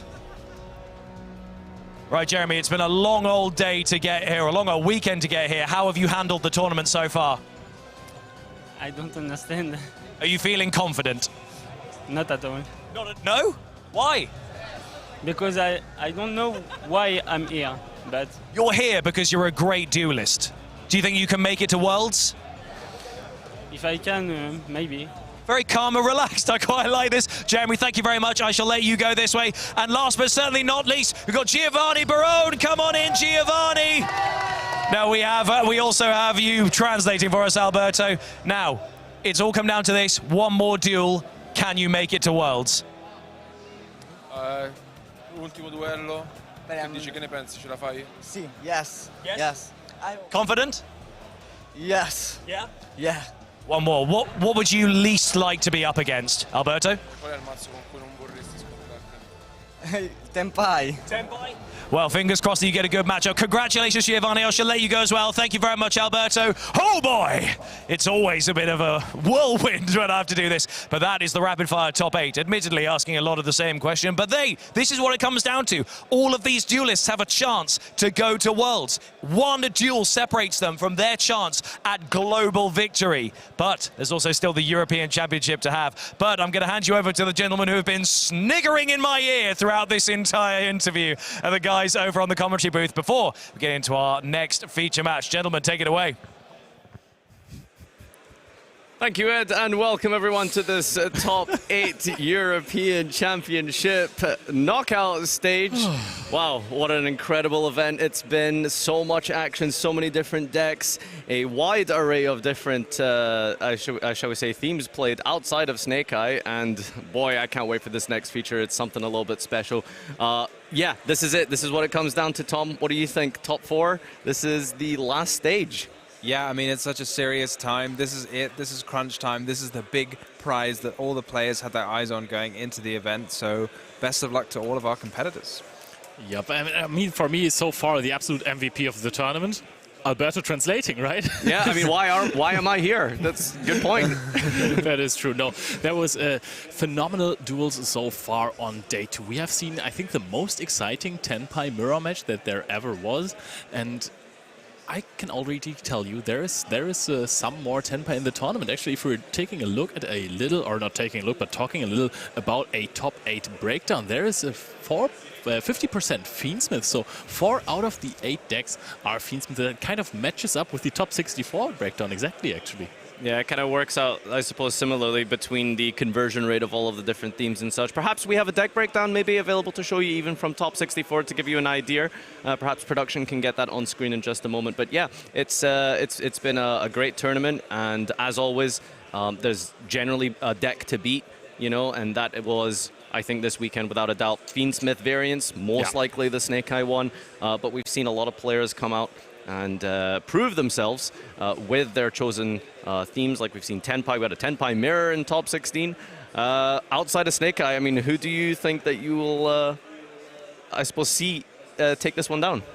I mean, if you had to guess. If I had to guess, I'm going to stick with Snake Eye. I don't know. I know it's a bit of a Yeah, cop out. Snake Eye? Yeah, okay. I mean, it's copping out here. I'm definitely copping out. Yeah. It's a very interesting metagame. Like, as we've seen, it's kind of well structured. We've got that top dog, but then we've got all of the other decks kind of piling on around it, not far behind. We've had Ritual Beast even. We've had Tenpai. We've had Yubel. Everything to play for. Some runic cards as well. You a fan of those? Oh yeah, the runic cards, dude. I love analyzing runic matchups. I love highlighting clips from this. No, I don't think that we have any more runic in the top 8. Whew. But now we have 2 duelists. Those were the 2 duelists that were at the beginning of the top 8 interviews, and there were quite some duelists who said, hey, I don't know how I ended up here, but those 2. They were locked in. Julio and Mauro, they just both straight up said, hey, I'm going to win this tournament. One of them is lying. Well, I mean, we'll see how that one gets put to the test. But yeah, I think it's interesting. Sometimes when you come to an event like this, you kind of learn your combos like last minute and get a couple of favorable matchups, and maybe fortune is on your side sometimes with your opening hands and top decks and the right variants of hand traps that you use against your opponent, and you just make it. But what do you think you do in this sort of high-pressure situation, Tom? You've been in this position before. How does it feel to be in like a deep top-cut scenario? I mean, you just play the same as you've done. You don't get here without having practiced a lot. You've just played another, 15 rounds or whatever to get here already. That's the warm-up rounds, right? Exactly. Yeah. So, you take it as it comes. You've got all that confidence going into it. I mean, as you say, these players all say, I'm going to win. Well, obviously, they should believe they're going to win. They've already won. Yes. They've done almost all of the way there. So, I mean, props to them, right? That's the mentality to have. Top 8 at Euros is already a huge deal, but of course, we said it earlier, we're going to say it again, it all comes down to this matchup now. Yes, there is going to be a European champion at the end of the day. This glorious title, you're basically going to be immortalized, but you're basically also going to Worlds if you're winning this round. And this is what most duelists are aiming for. You want to go into this precious top 4. The glory of being at the World Championship is even more mortalizing, I want to say. Yeah, glory to be had, no doubt whatsoever. One final step remains for these top 8 duelists. I believe we have a top 32 deck breakdown available now, so let's slide on over to that and take a look at some of the breakdown for this event here. Okay, so this is the bracket that we've had for the advancement so far. You can see some of our duelists that have made it all the way here. Manuel versus Samuel is one of the top 32s that advanced onto, that could be advancing onto top 4 here. We saw okay, moving on here, we've got the Esteban, as you just saw on the feature match, taking down Wael. Will be playing against Esteban versus Dimitris. So both of those have already been on stream. Both of them might be familiar with one another's decks to some extent at this point here. Decent amount of representation as well from various nations. We've got a couple of Spaniards. I think Germany is maybe the one that's lacking, aren't they? Yeah, Tritai lost in top 16. I'm going to be honest, there's so many, I want to say wildcards, so many duelists that we haven't even seen before in other tournaments. Usually the top cuts of those tournaments are absolutely stacked with names that you've known from YCSs, multiple champions and whatnot. And this time it is incredibly exciting that we have those duelists that haven't been there so much yet. But I have just gotten the information that we are ready, so we're going to give it over to Ed to do the ceremonial dice roll. Here we are. This is the top 8 feature match here at the European WCQ in Berlin. And right now, it comes down to these two duelists in front of me. Two friends from the Spanish Yu-Gi-Oh community, Julio Balz and also Mauro Gallardo Franco, who are both ready to do this. But only one of them can move on through to the top 4, which means that person will go on to the World Championship in Seattle. There's a lot riding on this, which means it's a lot of pressure, and they're on a stage with lights and a huge audience. And all of you watching at home, you can imagine that the pressure is tangible here. It really is. But guys, we're going to have to do a high roll. So who's going to go first? Julio, you can roll first. That's 10, okay. And Mauro. Oh, an 11. Okay, Mauro, you going to go first? Mauro is going to go first. I'm going to hand you immediately back over to your wonderful trio of commentators who are going to take you through this very exciting top 8 feature match. Thank you, Ed. And we are ready to go just about here with the dice roll being concluded. You think you roll a 10, you're very confident, but I suppose an 11 will have to settle it for Gallardo. Definitely, and I think we're almost past the intro stage at this point. I think we have talked long enough. Let's go into possibly the most important duel of both of these duelists' life. Let's start the top 8 of Euros.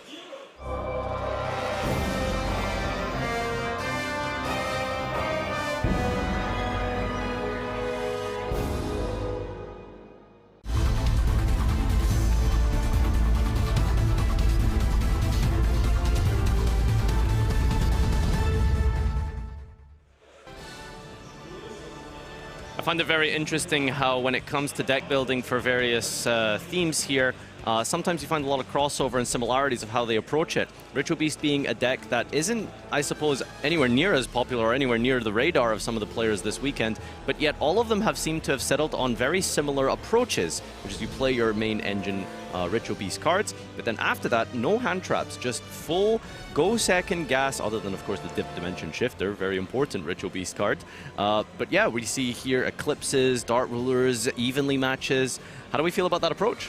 Well, that's interesting, because one of the questions I had, we saw Julio win his feature match, but we saw him win the games when he went first, right? So it's always a question mark next to every deck is, you know, almost all decks nowadays, they can do something powerful on their first turn, but the question is, how can you come back if your opponent's gone first? They've done what they wanted to do, and we see the approach here of Julio is to play all these board-breaking cards, evenly matched, Dark Ruler, etc., etc. So let's see how that pans out. I want to focus a little bit more on one of these field-breaking cards, and that is the Book of Eclipse, because when Snake Eye is the most powerful deck, how good is this against the field? Yeah, so I think the cool thing about Book of Eclipse, when timed well, it's actually really devastating. So typically a big issue for many decks actually is Apollousa. So what happens is that Masquerena will be activated to try and perform a Link Summon with another body, usually Flamberge, to go into a SP Little Knight. But if you chain Book of Eclipse to that, all of the non-Link monsters get set, and then the Masquerena has to resolve and force a Link Summon, and that actually usually deals with the Apollousa, which you would think a card like Book of Eclipse doesn't in fact normally do that. That is really strong, but then again the question, why don't you just use Mind Control to take the Appaloosa? Well, Book of Eclipse. multiple different applications. You know, you can go first, you can go second. True, yeah. Various different versatile situations that we've seen something like a Book of Eclipse be in here. And as Mauro here is playing through his combo, we see that he has open Snake Eye, Ash, and Wanted. So this is going to be a full combo here. Perhaps maybe from the fact that they are from a similar community, maybe they know of one another's deck list, perhaps they're familiar with each other's lists, which means that Mauro, I think, will probably want to go in as hard as possible here. Definitely just put up as many disruptions as possible and go through the biggest line that exists in Snake Eye, which is, of course, Two cards that you would absolutely be very happy to open in your top 8 match for Game 1, and that is Wanted and Snake Eye Ash. Yeah, I mean, I guess Mauro will have this challenge of improvising a bit. Maybe what is the best field to end up with here against the Ritual Beasts? Yeah, I think the biggest scary part of the Ritual Beast deck isn't so much the Ritual Beasts. We can see that the Dimension Shifter has not been used and not been drawn, so after that, you know, you're going to be dealing with the Dart Ruler, the Evenly, as we all mentioned, and the biggest ways to circumvent that, as we saw a beautiful play by some of the duelists on the previous feature, where you can actually end with a Flamberge and a Masquerena both in your spell and trap zone to deal with Dark Ruler, and then at some point when they commit to the field, you can then pop out the Flamberge from the spell and trap zone into Masquerena for your disruption, and that's one cool way to circumvent that. But we'll see what type of field Mauro puts up to try and deal with that exact situation that could potentially be here from Julio's hand. Did you see Julio like just speeding up Mauro, just fishing out the engraver from his graveyard while he was resolving the To be honest, I really like that, speeding it up a little bit. Yeah, Ritual Beast is a deck that I don't think was going to be going to time that often. It really is just sort of like a cinematic experience usually when you play going second cards, isn't it? If you lose the coin, keep calling it coin flip, you know, Macedo brain. You keep losing the dice roll, you will just be watching your opponent play the game, and then finally when it comes to your turn, you can start using these really powerful go second cards. Yep. At this point, when we're looking at this combo, how good would Nibiru the Primal Being be? Yeah, Nibiru would be really strong, but the thing is, I think Mauro is specifically taking some lines here that don't actually respect Nibiru, because most likely is aware of the fact that Julio is not on any disruption. So yeah, while Nibiru is a super powerful card against Snake Eye, it's not really that good unless you pair it with other cards. And specifically in this situation, we don't have to worry about anything like that. I would definitely agree on that. However, I'm always quite confused when we're deciding to go for lines that don't respect Nibiru and you're really going for this Appaloosa just for your end field to disrupt your opponent on his turn. Why aren't we going for an Appaloosa with more material? I think it's just a very convenient way to make Appaloosa using the Link 3, because I don't know what other use you have for the Link 3 body, so you might as well just invest that into an Appaloosa. And I think if you get 2 negations out of an Appaloosa, you're probably happy already. There's not really too many monster effects being activated from Ritual Beast that you can kind of like worry about, in the sense that, you know, when Snake Eye Ash comes down, you use Appaloosa, but then you also have to deal with the second effect. Normally there's quite a few stops on Ritual Beast immediately as they progress through their combo. Something like Lara, for example, could just cut them off immediately if you negate that with an Appaloosa. So really important card effects are kind of concentrated into the early portion of the deck compared to something like Snake Eye. So yeah, 2 materials, more than enough to deal with the situation. Plus, of course, you do want to vary up your different forms of disruption in the shape of things like the Desiree, the Masquerena, and again, just diversifying your end field is a very, very important way to deal with the go second field breaking ability of a deck like Julio's, built specifically to go second. Well, probably obviously wants to go first, but you know, built in such a way that going second is going to be an easier time versus Snake Eye, rather than praying with the hand traps essentially. And now the Desiree is sitting there next to the Appaloosa. And how are we going to get back into our Snake Eye engine? Yes, there it is, the original Sinful Spoil. Snake Eye is going to send away the Snake Eye Ash from the field, getting back the Oak, or getting the Oak from the deck. Oak is going to activate, and now I was worried for a little second that we have issues getting a Flamberge onto the field with an IP Masquerena. But I think... Yeah, never any issues. Yeah. No, I mean, it's a fairly valid point. It's always something to worry about. But Mauro had it all under control with his original. Is that so? Because I think, I mean, I would have thought you kind of need to get another body on the field here, right? If you have something else, of course, then be happy to go for it. However, if we don't have anything else in Sequentia does attach now, but we need something else on the field. I almost thought we would have to go for sending the Temple away to go for a Flamberge from the deck and then summon IP out. Is this a possible misstep in the combo? I am a little confused how we've not ended up with the Flamberge used at any point during the turn. There's no Princess. Yeah, no, that's a bit odd. I'm not sure if we've taken a specifically different line for another reason that I can't quite give you the answer for just now. It'll have to be something that we'll take a look at afterwards in the analysis. But yeah, Mauro has actually just ended on IP, Mask, and Desiree. Forgoing the Flamberge access, not having Promethean Princess. So yeah, this might be somewhat of a gift to Julio. We'll see. I do think I spot a couple of hand traps in Mauro's hand, however, so that's definitely huge. Now we're giving away the temple, which is going to lead to follow-up for the next turn. Of course, the original Sinful Spoils has already been activated, but that means that we can go for a Promethean Princess here. Go.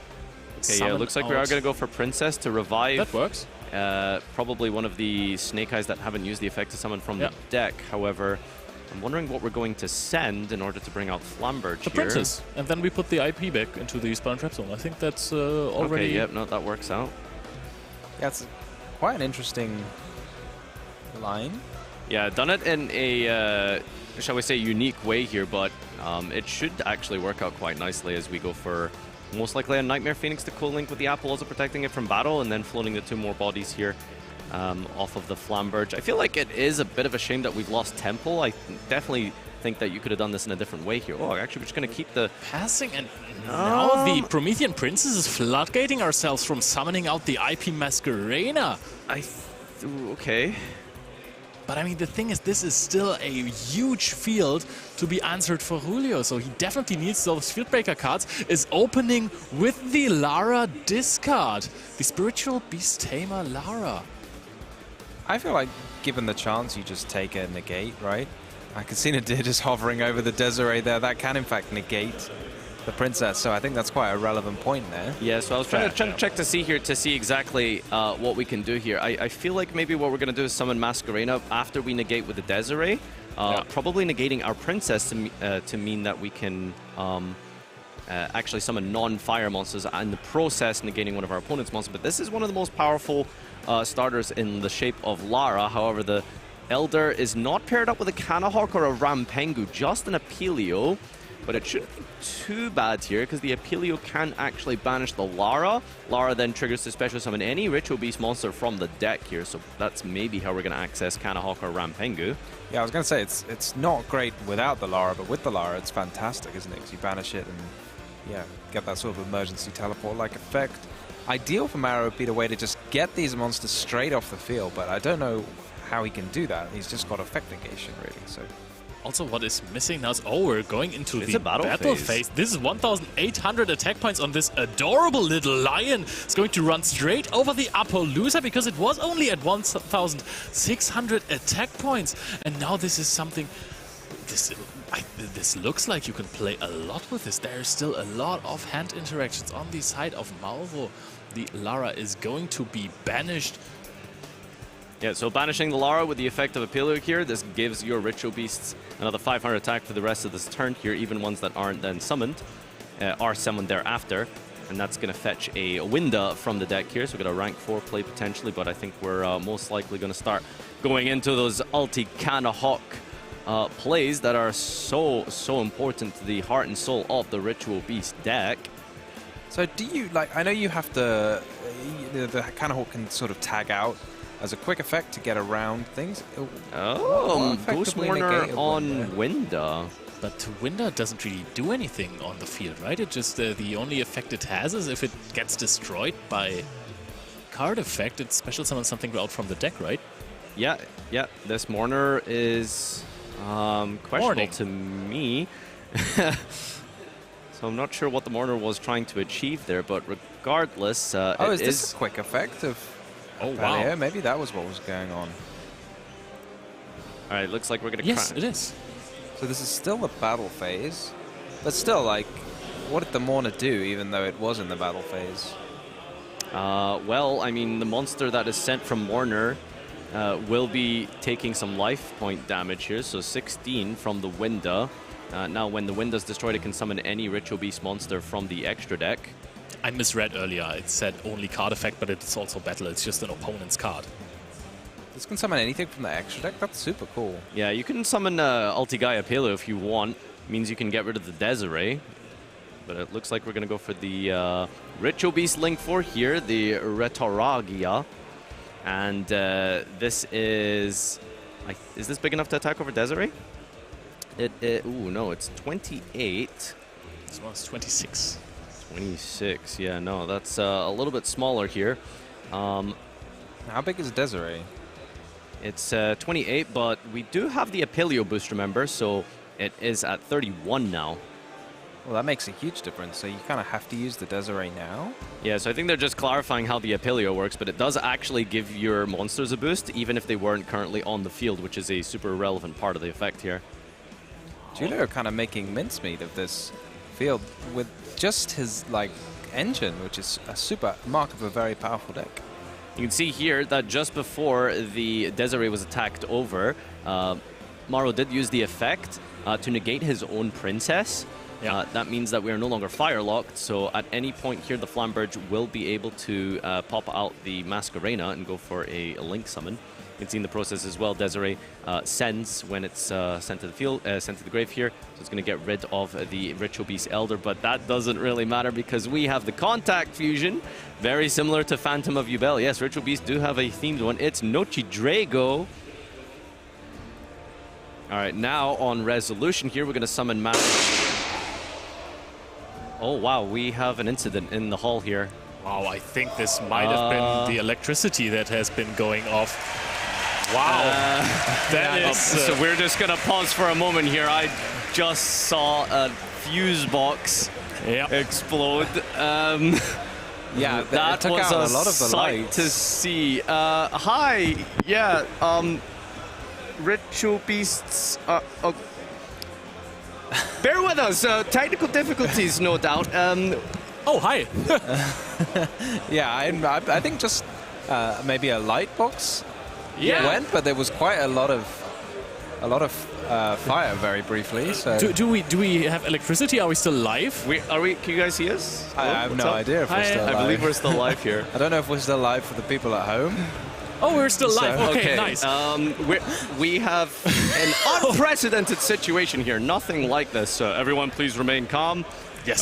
Those of you in the hall here present, please remain in your seats. I don't know, should we be evacuating? I Nothing. don't know. I don't think so. Nothing dangerous happened there. There was a. I'm absolutely overwhelmed with the situation. Are we going? Okay. Just a little light box popped and it made a very loud noise, so everyone is startled a little bit. We are just to clarify the situation, if you're wondering what's going on here, we are in the middle of a Ritual Beast combo. Is the match still going? I'm not even sure. They're waiting. A literal explosion occurred from a fuse box that I can directly see in front of me here. The lights have been short-circuited. It's now dark just about. The only light we have here is the soft boxes. So we have electricity. That's why we're also light. Yeah. Okay, production, perhaps we can go to a short intermission. Is that possible? Maybe we can, maybe you guys guess the cards while we try and deal with fire safety situation here. No, production?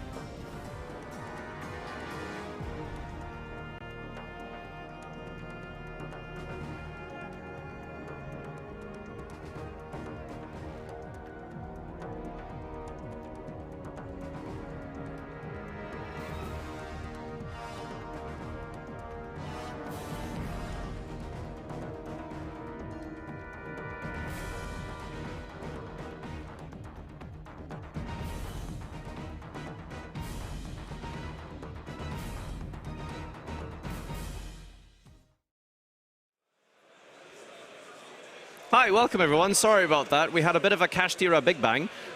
So basically just give you a bit of a awareness of what's going on here. We just had a little bit of a fuse box incident. I suppose was a lot more theatrical than it actually was. Everything is safe. Everything is under control. Don't worry. But yeah, we're going to proceed as normal here. We've just lost a little bit of light in various areas of the venue. So we are currently in the middle of our top 8 duel for this EU WCQ. Let's just head back on over to the table and continue with this match. Yep, so right back to the match that is going to decide if you're going to the World Championships or not. We are still in main phase 2, I believe, as we have contact fused. So far, there was a lot happening in the battle phase, and now IP Masquerena has been summoned out by Flambert and is now going to be sent to the graveyard. Does he know? Does he know? Oh, okay, all right, we're going to go for the silhouette here. So I was going to point out that I think if he went for an SP Little Knight, I don't think anything would have happened because Nochi Drago actually has some interesting protection. Your opponent cannot target other Ritual Beast monsters you control with card effects, and it has a quick effect, of course, to return. So Maro not going for the SP Little Knight probably does recognize that it is untargetable. Probably had some time to read the card during the pyrotechnics, I suppose, you know, a little bit of free time there. To be honest, if he announced it, he would have had, because there is no card in Julio's graveyard, he would have had to banish a card on his own. Yeah, that is possible. Well, it's other ones, so you could target the Nochi Drago, but then the Nochi Drago could just tag out. Ah, right. So that would be the thing here. Julio actually has some follow-up on into an emergency teleport now. So we're going to special summon a psychic monster out of our deck here. It's going to be Lara. Yeah. Does Princess target? Princess? Yes. Promethean? Yeah. Does it? It does. Okay. So we can't use it while the Nochi Draco is in play. Yeah, that's really cool because the Nochi Drago is just offering that protection from the Promethean Princess, and at any point, if Promethean Princess, well, I mean, you won't be able to target the Nochi Drago regardless. So we're kind of going to be able to play here somewhat uninhibited on Julio's side here as we activate the effect of Ulti Canahawk, targeting 2 monsters to return. And then it's most likely going to tag out here into the 2 Ritual Beasts that have not been special summoned this turn. Remember, the condition, I suppose, the restriction of Ritual Beasts is that each Ritual Beast can only be summoned, special summoned, once per turn. You can see this is the first time we're special summoning Lara and regular Apelio now. And Julio is now very fitting in the situation, popping off. And I'm quite curious to see what he's actually going to end on this turn, because if he goes for an Arch Nemesis Protoss, this could stop the entire next turn for Maro, right? Yeah, so one of the advantages of Ritual Beast is in the process of getting all of your names in circulation, performing various link summons, and then setting up with the steeds. You can then get a rank 4 play, go for the Infernal Banshee. The Infernal Banshee then allows you to search the Nemesis flag. Flag then gets you Protoss, and we have a fire on the field, which means that you can Protoss declare fire, and that would be absolutely huge for Julio in this matchup. Is the Banshee ever going to be able to resolve, though, through the Princess in the graveyard? So you've got to figure out a way to either force out the Princess or the Flamberge. That is a very, very good point. Yes, the Princess is still live. It won't be able to be used on any Ritual Beast monster because of the protection of Nochi Drago, but it will be able to be used on non-Ritual Beasts, and that would be the Flame Banshee. I think maybe just pointing out there that the rank 4 was not summoned properly. It's a bit weird to not summon Link monsters properly. Yeah. So sorry, we're just having a little bit of a... Okay, so Infernal Flame Banshee is... I want to see. It is going to be able to search only after it... After it is summoned. It's not on summon, it is after the summon. So a Promethean Princess would actually be able to get rid of that Protoss problem that might come up. But we've seen Julio in previous games already having the Nemesis flag in his hand. So Julio's done quite a lot. He's done a pretty good job of dealing with some of the problems, and he's starting to play here, which is a massive step in itself against any deck and against the Snake Eye deck. But the Snake Eye deck is known for quite a lot of follow-up. So is Julio going to be able to establish enough or deal with enough of Mauro's cards to deal with the inevitable comeback on Mauro's next turn? So what you can see is going on right now is that Coolio's actually going for a Masquerena, using the Kimon Falco, trying to go for a Link 4 here. And basically, the name of the game here is that we have to try and force out this Princess. That is the summon of an access code talker targeting to boost itself by 2,000. Remember, this is main phase 2, so we're not going to try and go for game here. But we are going to be using it to destroy. The Princess is just not being used. Well, you can't use the Princess, Exactly, right? Because you can't respond to access code talker's effects. That is very true, yeah. And this is a novel way to start banishing... Oh, did we just hard draw Protoss? Nice! Wow, that is so good. He didn't even hard draw the Nemesis flag. He just actually went for the Protoss immediately. All right, we're using the Promethean Princess here to attempt to destroy the Protoss, but all it's going to do is summon a body onto the field. Oh, this is very smart. Yes, we're special summoning the Princess now, despite the fact that the Protoss cannot be destroyed. We want to trigger our Flambirds regardless, just to try and get some resources back to our hand here. Oak can recycle back to the hand. Poplar can get a search as well. But the problem is that none of this is actually going to deal with the fire lock. That's the problem. Yeah, I'm wondering if maybe he just has an impermanence face down, if he's so lucky to have one like that. I mean, I'm just imagining like what else impermanence would have been used on this turn, and I can't think of much else. Ghost Mourner would have been nice here, huh? To be honest, I was just thinking access code talker can remove itself from the field as well. I know we know that there is the sinful spoils, so I think access code talker should use the effect, banish the Wind Link monster from the graveyard, pop the last card that is set. Oh, we actually also know which that one is. Yes, so, the Azarun that was searched earlier in the duel here off of the Silhouette Hat Rabbit. Veiler is a thing though, right? So I think that he also still has... I think he had Ash Blossom and Veiler in hand. Actually, Maro was ending the turn on 3 hand traps. And yeah, wasn't actually using those so far, except for the Ghost Mourner that did absolutely nothing. It did a lot of damage, let's be fair. It did 800 and then another 1,600.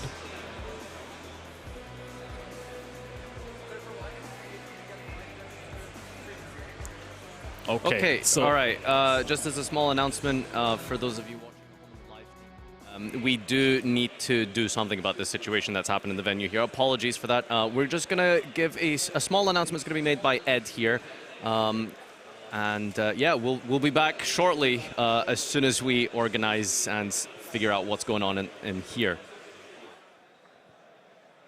Thank you very much, all of you at home, for watching this, and for everyone in our audience here. Following the incident that we've just had earlier, we're going to have to make some safety checks, and we've been advised to evacuate the room that we're in, which means we're going to pause this. However, the stream will remain running, so if you're watching at home, stay tuned. We will be back soon to carry on this Round 8 feature match, and we will carry on with the rest of this as we head towards the final. Fear not, you will have plenty of Yu-Gi-Oh! Coming your way, but for the safety of all of our duelists, we have been advised, while they make some safety checks and security checks, to evacuate the room. Thank you very much for your understanding. We will be right back with more duels.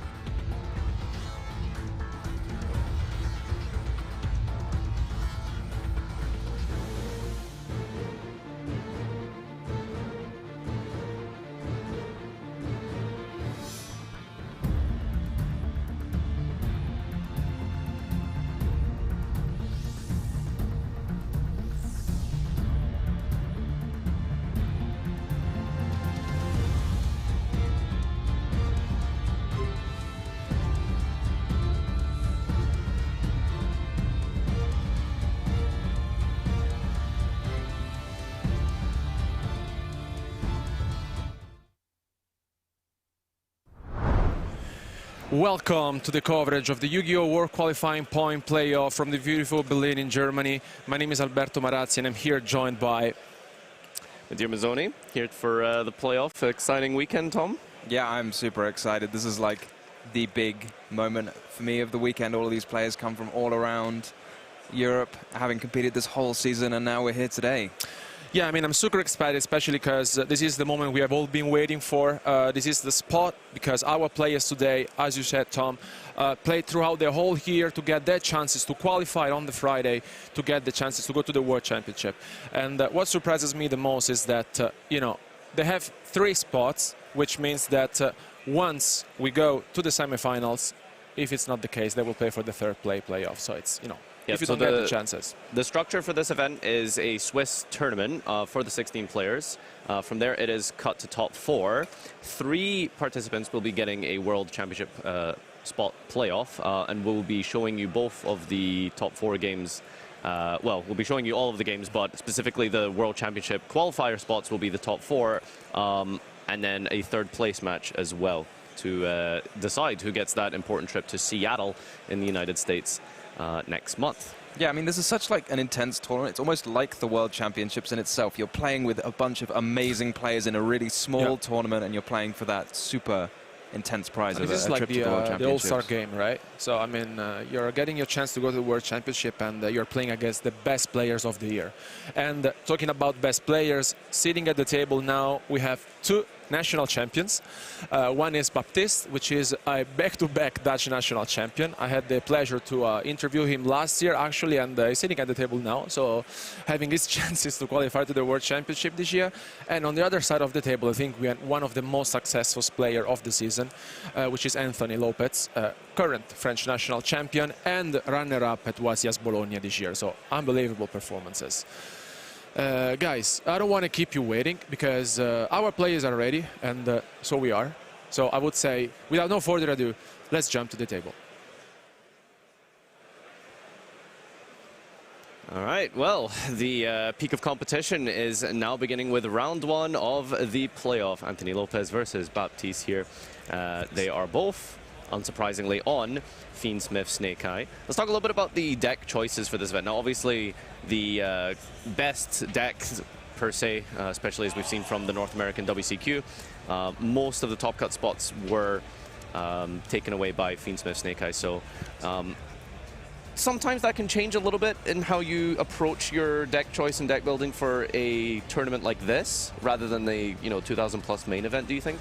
Yeah, it's really interesting because, I mean, the field for this kind of event, you expect people to be playing the best deck, so you think maybe I can have some sort of counter to it. But then you don't want to get too far ahead of yourself and end up playing some weird deck that's not just the best deck because you're trying to play, you know, chess moves 10 moves ahead of everyone else. Yeah, as we can see here, Anthony winning the dice roll, sorry, coin flip, and begins with, well, wow, this is a shiny deck here. We've got Poplar being summoned, immediately hit with the Effect Veiler. Hard draws the Divine Temple, activating Snake Eye Diabell Star from the deck. And now we're going to be playing with the Fiendsmith engine here, which is why it's been such a great inclusion in Snake Eye specifically. The ability to diversify your extension plays with performing a link summon of 2 any bodies, generically either if they're negated, you can combine 2 bodies into the Close Heaven for Requiem, but as we can see here, we've just hard drawn the Engraver, and that gets Tractus from the deck. And as a generic Light Fiend Searcher for any Fabled enjoyers, you can do that as well. But specifically, Lurie is the card of choice that has been used as a sort of crossover from the Fabled engine. It's just simply when Tractus is activated, it adds a card and then discards for effect, not cost. So it triggers the Lurie, summons itself back, and then that allows you to make the Link 1 Light Fiend requirement of Requiem. Yeah, I've seen some nasty players adding a copy of Majesty's Fiend to their deck to search with the Tract. Speaking of stun, that's sort of one of the approaches you could take to an event like this if you are trying to do that 4D chess, where you know at this level of competition there isn't going to be as much rogue and as much, kind of like lesser popular choices in something like a main event.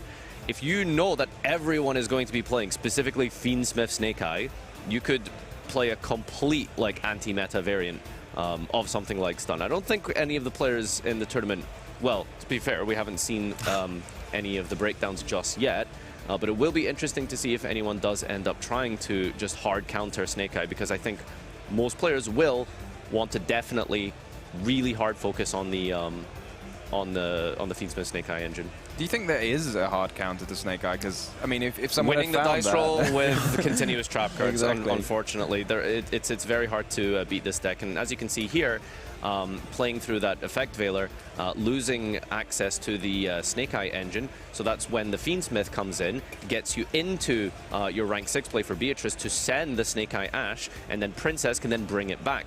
So this constant convergence between the different engines here, you see work so well synergistically.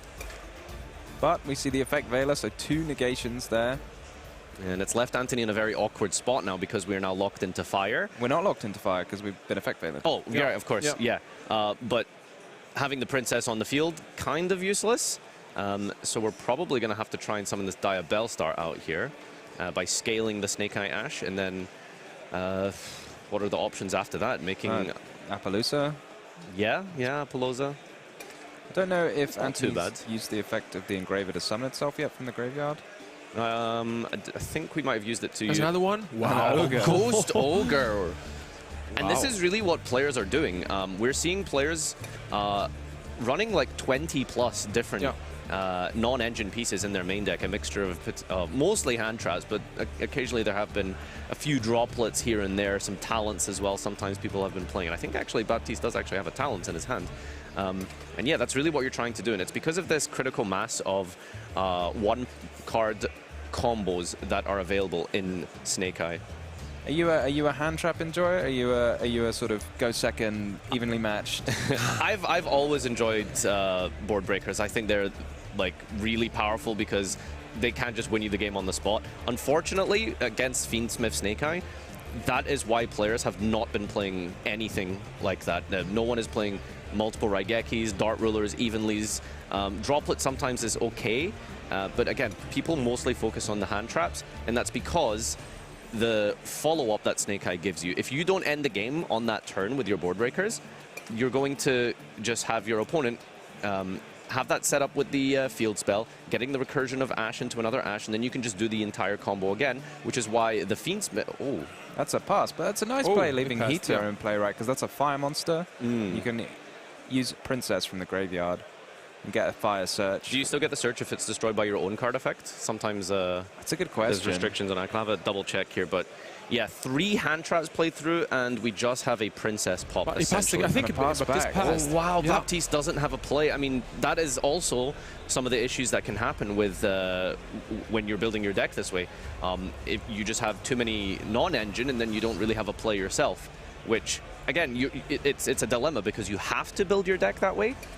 In order to stop Snake Eye, because every single card in your deck, Wanted, Diabell Star, Ash, Bonfire, all of them lead to +4, 5, 6 an advantage and full combos and setups.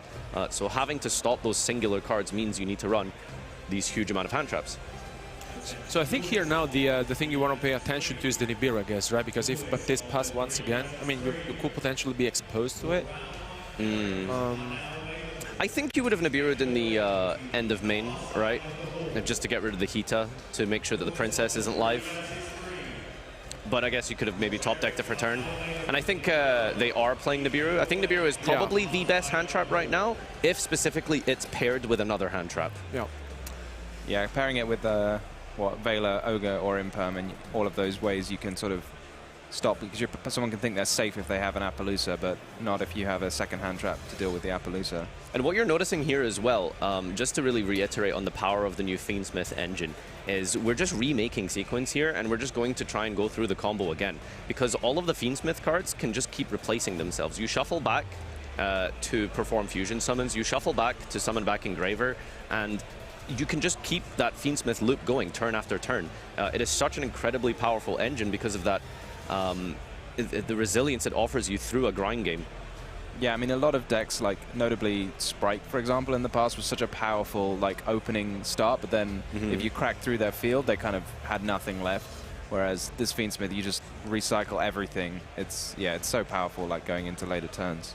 Yeah, we're going to be talking about Fiendsmith a lot over the this weekend. It might become somewhat of a Friendsmith, I think.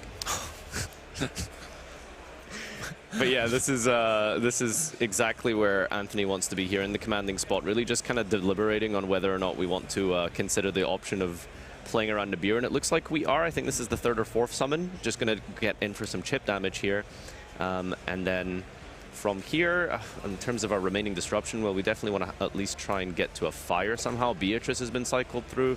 And I guess we're going to try and get to Desiree potentially. Although some players don't. Desiree now, right? This is where your extra deck choices can really come up because, you know, I suppose different players now. I think the Snake Eye extra deck was more or less kind of set before the Fiendsmiths came out, and now people have said, right, now you've got to find like 4 extra slots in it or whatever. Yeah.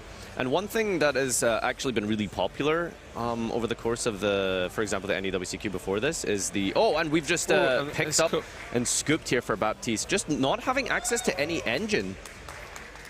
Yeah, it's really unfortunate.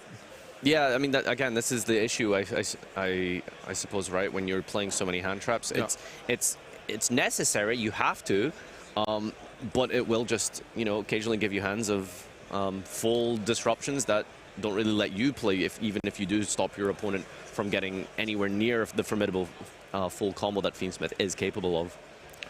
I mean, there's a risk, right? I mean, I would play basically maybe a stun deck, as you said before, because like with 20+ hand traps, honestly, I mean, if you sit at the table like in a tournament like with 16 players, honestly, I think it's not a bad choice. Yeah, like that's the thing. Sometimes when you have such a powerful deck, it can sometimes just result in people trying to swing in the opposite direction to beat that deck, and you do play like a full anti-meta deck that usually struggles to beat other non-conventional choices, but given the right circumstances, usually just really winning the dice roll, you'll be able to just take games easily. And what you'll notice as well, at least from what my observations have been from talking to some of the players and looking around just at the tables for the WCQ playoff, their side decks, a lot of them are not respecting stun. They are all focusing on more hand traps for going second, playing even more cards like things like Phantasme, more Bestials, Mulch Army, and just having no respect for stun to the point that if you flip a skill drain against Snake Eye, you know, a lot of these players won't have options for that. I mean, do you believe it, though? Like, these are players who have been playing Yu-Gi-Oh! All season, and I feel like if you're a really strong player, people like to put their faith in decks where you have a lot of options yourself, you have a lot of kind of skill expression. I feel like maybe in a bigger event where people are maybe a bit more casual turning up and they're willing to just put their faith in their stun decks, but I think these players in particular are going to be... I feel like experienced players tend to not enjoy playing these types of decks as much. Again, it's a risk. The deck breakdown we saw at the North American playoff was essentially all Snake Eye, couple of Yubel sprinkled in, and I think 1 Tenpai and 1 Magical Musket, which was also quite interesting. Light Fiend, you know, maybe we'll see some of that this weekend. But yeah, like it's the risk that you have when you opt to play a strategy like that. Very unlikely. Again, maybe these players will be focusing on that skill expression, as you mentioned, to take the highest ceiling deck that allows you to perform and outplay as best as possible. All right, I think our players are good to go for game number 2. Let's head on back over and see how this one plays out. Interesting you mentioned Tenpai. I think most players like almost view Tenpai as almost a stun deck in itself. Yeah, in some ways you could talk about it the same way. Oh wow, once again Baptiste ends, I think is going to be passed. Is that double talents, 2 hand traps and called by? There's no play here. Wow. There's no play. Unbelievable. Wow. Incredible. That is, yeah, you can see Anthony's expression there, almost a relief. But yeah, I mean, it's still somewhat of a dangerous situation. There's going to be a lot of hand traps to still try and play through here. That Activating called by the is going to be super strong. I think called by is quite nice here instead of Ash Blossom. What do you think? Yeah, because then it removes it from the graveyard. Yeah, it won't be able to summon it back. It's permanently locked out for the turn. I think you're forced to activate it, yeah. And it also doesn't allow the activation requirements of something like Talents or Thrust from Anthony's perspective. Pass. Ooh, pass back. Engine. I see a monster card. I saw it, but what monster card?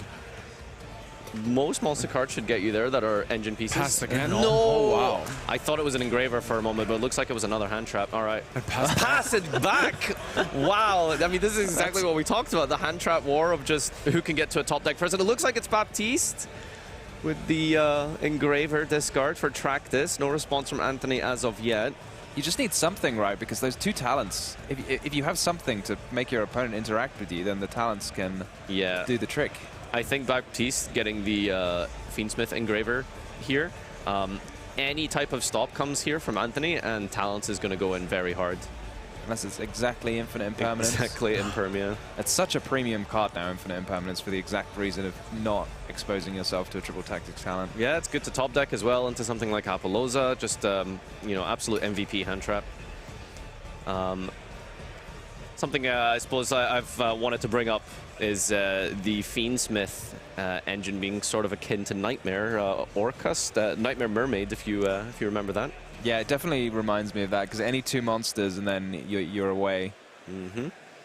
Yeah, it's an engine, and you'll see like probably there isn't really a way to play just Fiendsmith. It is primarily used as an engine, very similarly to how just the Orcust pieces were used in almost every deck during 2018. Of course, you know, there was pure Orcust as well. But yeah, you're able to just completely focus on your main engine, Snake Eye being the portion here, and then these get you into further plays for your extensions or your protection for your end board. Yeah, it's super clutch. This will let you get into your Snake Eye engine now, unless you can do anything. Yeah, at least an impermanence I would expect. But if Anthony has anything here, it's most likely going to be used at this point, I feel like, because you know your opponent doesn't have any other engine pieces and that they only have access to Engraver just based off of the way that they were playing. We're passing back, so... Well, keep in mind, he could have drawn the Engraver last turn. I was thinking about that because he used Caught by the Grave. Ah, true, yeah, so it you'd have does had to last hold 2 the turns. Engraver for a turn if you'd drawn it. That's a resolve, it looks like. Okay. It recycles that Requiem, keeps one Fiendsmith Engraver in the grave to be able to actually use the follow-up effect here.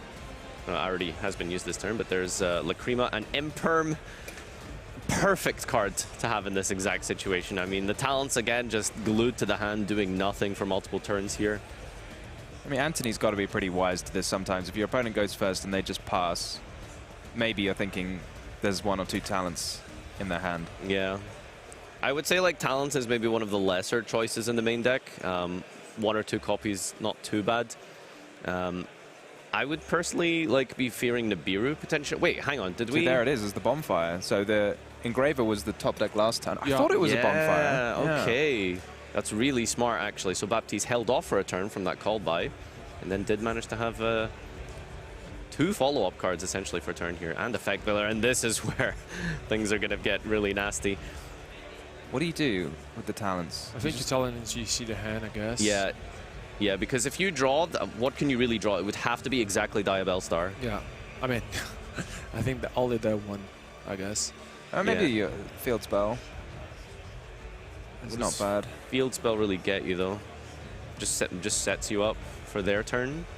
Well, like, you can play now as is, right? Because you can make the Princess and bring back the Ash, and I mean, I suppose you can't do too much, but... And then send Special Flamberge, try go from there. But you still don't have to... I guess you can go via Oak, too. Maybe you can just play from here. So if you can just play, then do you not use talents from the hand, yeah? Yeah, it looks like we're going to commit to the Princess line. And then Ash is going to be able to be brought back and summon, which is, again, strange that... Okay, double Veiler. Yeah, it's interesting, like, to not have used the talents before committing to this when it was available. I mean, because, like, from this point on, I mean, I can maybe understand that you want your opponent, you know, to activate your other interruption, but Dao, I mean, no, it's going to draw. Interesting. Which, okay, yeah, but as you mentioned, Nadir, like, what do you really want to draw? So, let's see if he gets Diabell Star exactly. I quite like, if you look at your opponent's hand, you know you've got 1 interruption, and they're probably not going to be able to push through more than 1, right?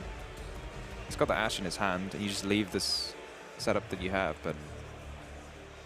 Doesn't see the extender in Diabell Star, so if we've drawn another hand trap, then Anthony might be in trouble, since it looks like even if we draw for a turn here, we're going to see one play essentially.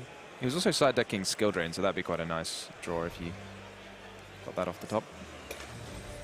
Interesting to note is the skill drain is still like a very popular choice in the mirror match, because obviously going first, you use all of your disruptions that you have, and if they still push through and extend, you just flip skill drain, and then on your turn, you can send your skill drain away. You turn it off with your own Ash or Oak. Yeah, it's so insanely powerful doing that, isn't it? You just, just turn off the skill drain when it's your turn again. At will. It's just such a Swiss Army knife. I mean, this very... Whoa! Ooh. Change of heart. Yeah, this is the risk of making the Appaloosa. There's so many really take like control, you can mind control, you can talent. And this changes everything, honestly. This is unbelievable. We have the Appaloosa to protect Anthony from hand traps, and now we have our full combo here. Because Baptiste has a Veiler and an Ash Blossom, we know, right?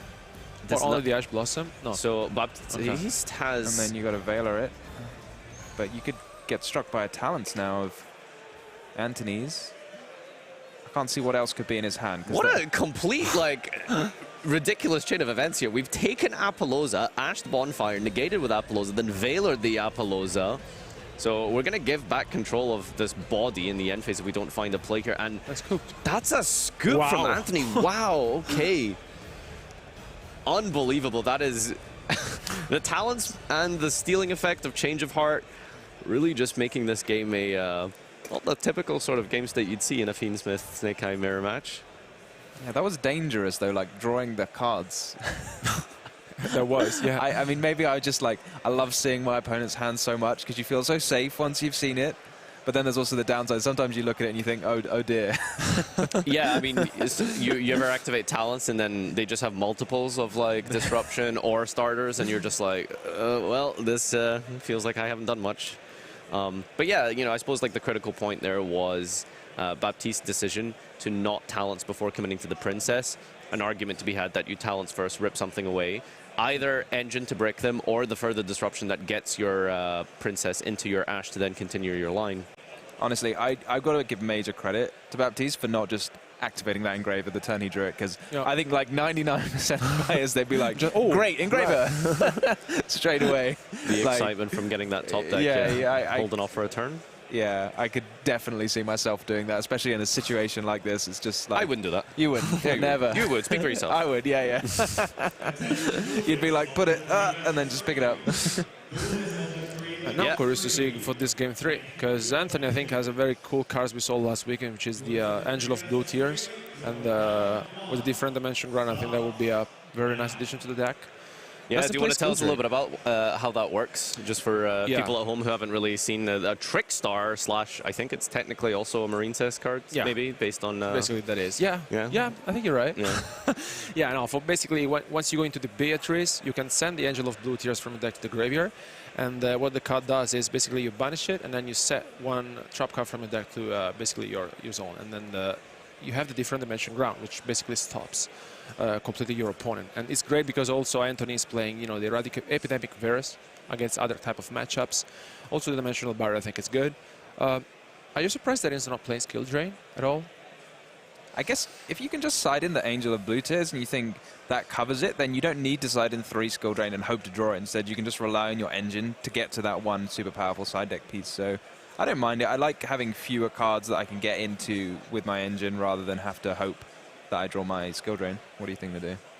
So I do like that Blue Tears, it gives you the versatility of coverage versus all of these other decks, and it's something that I think you would definitely play for the other decks. For the mirror match specifically, I don't like it because I feel like you know your opponent's going to be trying to hand trap you, you know, with their 20+ hand traps, even post side, bringing in more things like Bestials and stuff. So getting to the point where you have to play through these hand traps, successfully resolve Beatrice into getting a trap card, I feel like the safer option is just to have Skill Drain. That's just, I feel like, how I would build it. But of course, you know, it can't be understated just how powerful it is to get game-winning cards like, you know, DDG off the out of your deck. I guess we will soon find out then who will be the winner of this round 1 for the World Qualifying Playoff. Our players are ready, so let's go to the table. This is the all-important game number 3 here, and as a Swiss tournament, this will be your last and only opportunity to potentially lose a game, as you do get the opportunity to redeem yourself. And you don't want to get an early loss in this situation, so really important game 3 here for both Baptiste and Anthony, as we're leading with Poplar. For Sinful Spoils, no responses coming down here from Baptiste. We did see a Nibiru in his hand, which we have talked about Nibiru a little bit. Nibiru, if played correctly, is extremely devastating when you pair it with something like Ver or Imperm. However, just Nibiru by itself, it looks like, provided that you're doing the lines in a somewhat optimal manner, Nibiru is almost inconsequential to Snake Eye. Yeah, it really needs a friend Nibiru, which is strange considering it's like a giant rock being. But it works best in a team. Yeah. So we'll see just how much Anthony will respect it. I think he will definitely keep that in mind, and with the incredible season he's had, especially utilizing the Snake Eye cards at the French Nationals, this is going to be somewhat of a, how would you describe it, a second nature in the way you approach your gameplay versus hand traps? Well, sometimes if you open with suboptimal hands, you can't play around all the cards you'd want to. Like, one of the key components in playing around Nibiru is the field spell, right? The Divine Temple, because when your opponent summons a monster, you can then use the token and special a monster from your spell and trap card zone. But given he had to search, couldn't search the Divine Temple. Now he's not got that field spell. He's used Flamberge. This might be awkward to play around, right? Yeah, you're completely right. Poplar being specifically the start of your turn rather than Snake Eye Ash makes it very different. And as you can see here, it's without specifically a engraver in hand, this is going to be a little bit awkward to push through. Like, yeah, there's no temple. Is that just a pass? Pass. Yeah. Wow. Yeah, it's just an awkward hand. Yeah. Because he didn't have any defense, so I mean, yeah. Actually, I think this is the first time we see an Nibiru being impactful. Yeah, just by itself, actually working out quite nicely. 4 cards in hand from Anthony, however. So and this time, some engine for Baptiste. On the first turn of the game, we'll be very happy with that. Yeah, and talent's going to be working out quite well here, because starter plus talents means that your opponent will have to stop you at some point here. Doesn't immediately drop anything on the Snake Eye Ash, which means that Baptiste is a pretty good position here, as we have a decent amount of bodies on the field to be able to actually push through. And worst case scenario, we do have the talents to draw or take away further engine / more disruption from Anthony's hand should it reach that point. I'm wondering if you can almost like threaten 8,000 damage just with less than 5 summons. We're on 3 at the moment, because the Divine Temple boosts all of your monsters. If you go Bellstar and no, I think you're right, Tom, because if you go, I think you summon the Bellstar, then you have on the field 6,000 plus the Poplar. Yeah, you do need to deal with the token, though. Flamberge, Bellstar is 4 summons. But you need to deal with you need to deal with the, to take the monster with the talent, basically, yeah. Yeah, maybe close enough. Close enough. We'll see if unfortunately something gets dropped here. Yeah, Anima doesn't actually gain the attack from a token, which is very sad. Yeah, token being question mark, I believe, is I suppose how you'd look at it. But easy to deal with the body. It just means that it will be less than 5 summons. Oh, of course, you can just like move it. Yeah, yeah, set it back with the Flamberge and pitch Bellstar. So there we are. This is 4 summons. This is 5, isn't it? Is this the 5th? Yeah. Ash, Poplar, Flamberge, Diabell. Oh yeah, 4. Nibiru wasn't actually. That's the 4th. I was counting Nibiru, but Nibiru was on the field at the beginning of the turn. This is enough, right? Yeah. This is many thousands of damage. 675. Yeah, I think it's enough, right? And yeah. With 4 cards in hand, no other way to really stop this here. Gosh, it would have to be like some kind of battle stop realistically. This is 8,200, right? Yeah, stranger things have happened, but no, that's... There it is, the end of round number 1. Baptiste taking it down in under 4 summons, not really necessary. Nibiru wasn't in the hand. Too much engine, actually, in Anthony's hand. You're drawing the Luri with no discard outlet you saw there. That's a super unfortunate opening hand with the double Poplar, because I was looking at the Ashe thinking, why do you just normal summon the Ashe? But if you got 2 Poplar, then you can't. Full credit where credit is due. Baptiste had to come back from a atrocious game 1 of just not seeing anything, reverse sweeping that, keeping his cool, and still coming out on top with that duel. What an impressive display. Now, also in game 2, I mean, I was afraid for him because basically passed, and then, I mean, just set 1, and actually, funny enough, Anthony didn't have much going on, and because the Cold Body Grave itself just completely shut down his strategy. And yeah, I mean, what a comeback, honestly, and to start things off, you know, with a victory, and you know, you're almost, you know, 1 foot ahead, you know, to the top 4 cut. Yeah, I think getting that early victory for round 1 is going to give you such a morale boost and the confidence that you need to get through such a difficult and arduous tournament that this playoff is going to be. And I think especially as well, it's a little taster of the Snake Eye Mare, which they've been practicing for a while now, but getting to play it out in the actual event, taking that victory, I mean, it's going to have to be such a huge boost to Baptiste's confidence. But not to take anything away, like Anthony is a champion. He's won the French national championships. He came 2nd at YCS Bologna. He will keep going. He'll rally. I can see him maybe later in the top cut. What do you reckon? No, I mean, 100%. I don't think he will surrender for sure. I mean, the tournament is still long, 3 rounds to go, and I can totally see him doing 3 wins and 1 loss and basically making to the top 4. And I mean, we have seen him, you know, in other different scenarios with such a pressure on him, and I think he played it out very well. So, I mean, guys, thank you so much for watching. Don't go anywhere, because we will be back soon with round 2 of the World Qualifying Point Playoff. Stay tuned.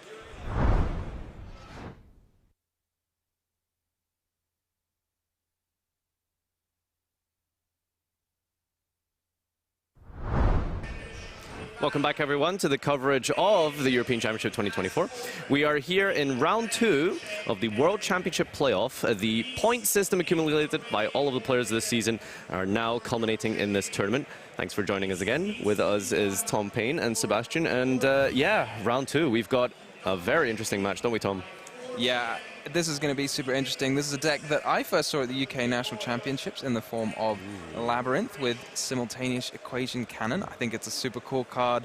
A lot of players playing Labyrinth, they thought, you know, I really just need to find 1 or 2 extra traps, normal traps that are really powerful going second. And maybe this card may have been written off at first. Maybe people just couldn't understand what it did, which is very possible. Totally. And also, it's only fitting that I'm sitting here with the 2 UK guys in the booth, because also the only UK player in the entire playoff is going to make his way into the featured match here, because we are going to see Gabriel Nats versus Pierre Bugals, who's bringing the Labyrinth deck. So I think let's not waste any further time, because we, of course, want to see how they are going to how this one is going to turn out. So let's go over to the table. Round number 2 of the playoffs starting now.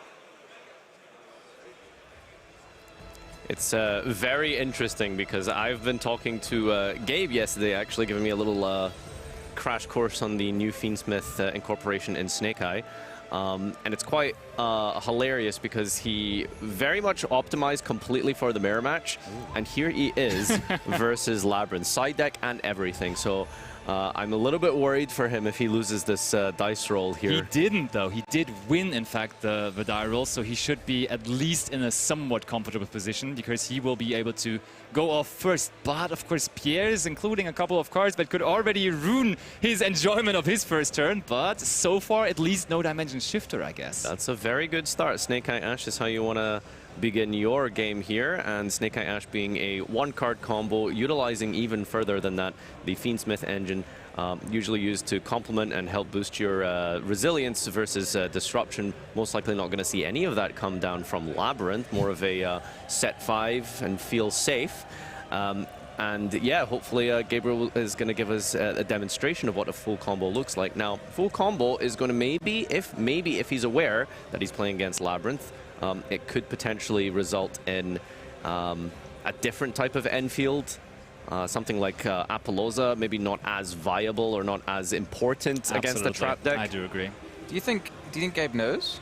I don't know. That's the thing. I mean, it's really strange. You know, such a close knit kind of tiny tournament like this. Let's be real. Everyone knows everything in this kind of a tournament. It's 16 players. You have your friends with you here at the European Championship. You are going to know what the other players are on. So I don't think it's a secret for Gabriel here. And additionally to that, he has a history with the Labyrinth deck as well. He himself made top card of a YCS in the season with the Labyrinth strategy. So I think he actually even is in a bit of an advantage knowing where to interrupt with the deck and those kind of things. And therefore, even though his deck isn't tailored towards the matchup, I can see him actually still getting out of this successfully. It's still, you know, going to be a somewhat of a standard combo here, regardless of, you know, what his opponent is playing.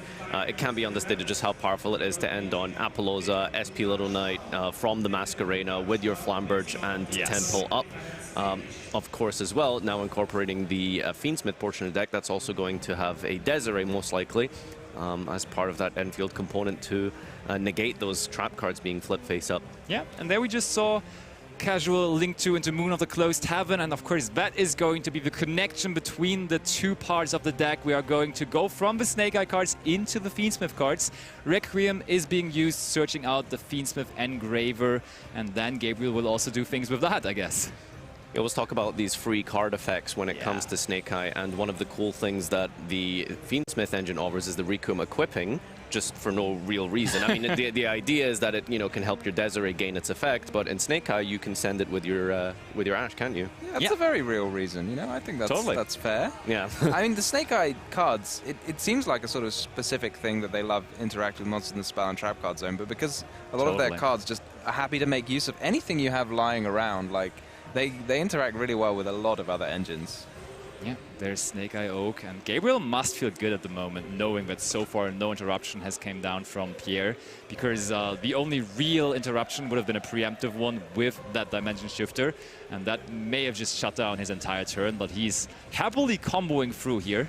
And I think that IP Masquerena is definitely going to be a main part of his win condition of his playstyle against the Labyrinth strategy, because I think you have to definitely put that IP Masquerena at least into the spell and trap zone as part of your end field, then summon it out on the opponent's turn through a Flamberge, which you probably should also keep on the field to do exactly that. And then you would have the way to, at the end of the main phase, maybe banish one of those set cards of the Labyrinth deck. I think we kind of have to do that for sure. You can see there's a critical point here just before the Celine is linked away into Apollousa, is usually where you would want a Nibiru, but you can see, of course, Gabriel is still respecting Nibiru by leaving the Flamberge unresolved, still on the field here, so that if that critical point just before Apollousa is summoned, Flamberge will be able to float in worst case scenario. You're still going to have SP into IP into SP as a last resort. You'd also get that Oak out of the spell and trap card zone, right? So he's completely set up. Yeah, it's just probably so deep into his playstyle already implemented. He tested for weeks for this tournament. He already won the first round, so his way to Worlds, to the World Championship is already off to a good start. So you're just going to do it as per usual. You're just going to do it the way it worked the last couple of weeks as well, and therefore he's just going to do it like that here too. Just having that Apollousa up there on the field, even though it's not going to be massively impactful against the Labyrinth deck. Let's talk a little bit about Labyrinth. So losing the dice roll is obviously quite important. It's not really where you want to be, but of course Pierre and any Labyrinth player will of course want to try and build their deck in such a way that it offers you options into a full combo field like this, because trap decks tend to kind of focus on incorporating a lot of their traps being activated together. And so opting to just, not play any hand traps so that you can maximize on the number of just blowout trap cards that you can activate going second. Things like the Daruma Cannon and, of course, that Simultaneous Equation Cannon, which has been so popular recently. I think it's a very, very interesting choice for that kind of a tournament, for that kind of a small tournament. And unfortunately, not really for Pierre, because he came out on top, but for his opponent more, which was Daniel Hartmann in the first round. They played against each other as the two Labyrinth duelists in the top 16 playoff we have here. So quite of an unfortunate start there for Daniel, but Pierre, he wasn't the only person choosing this deck for the tournament, and I think it's a good call. And I mean, when you look at the last year's playoff, for example, Dinkabui also did it with Labyrinth, so why not come back with that deck again and just make your way to the World Championship one more time. And Pierre, I think his turn is going to be a little shorter than the one we just saw from Gabriel, because Pierre is currently debating which cards to set, I'm assuming. You can tell when a Labyrinth player is about to do that, because the hand, it sort of creates this wall on the field, and then they just go poof, drop it down, and then 5 cards hit the spell and trap zone. But I think you can be a little tactical here with the setting, because you can just set some cards, then announce the end of main phase, and then Gabriel has to think whether he wants to get that IP into SP play out, and then you might just set more cards, or you just set 5 and still just enjoy the process. Because now Gabriel is forced to go for the IP into SP Little Knight play, and then Pierre can still work with the last card he has in hand. So I think that definitely works out well. Yeah, so I think Pot of Duality is actually in Pierre's hand, so he's most likely going to activate this at the resolution of Gabriel performing these end of main summons with the IP Masquerade. SP trying to like snipe something in the process here. Unexpected but nice sight seeing those 5 cards there in the spam trap zone of Pierre, to be honest. I like this already. And I mean, let's just imagine one of them is Skill Drain, and then there also maybe is a Solemn Strike to protect against the Desiree. That would be very, very strong, even though the field of Gabriel definitely is impressive. Okay, we're banishing one card here. What is it? Rolling a dice to just randomly pick it one. is the Daruma Cannon, which is also a good hit for sure. I mean, in terms of going second trap cards, that is one of the best you can have against Snake Eye specifically. So Pierre's going to be really upset about that unless this is potentially multiples he's got back there. Okay, so we also resolved the Graveyard effect of Flamberge, which was, of course, linked off here.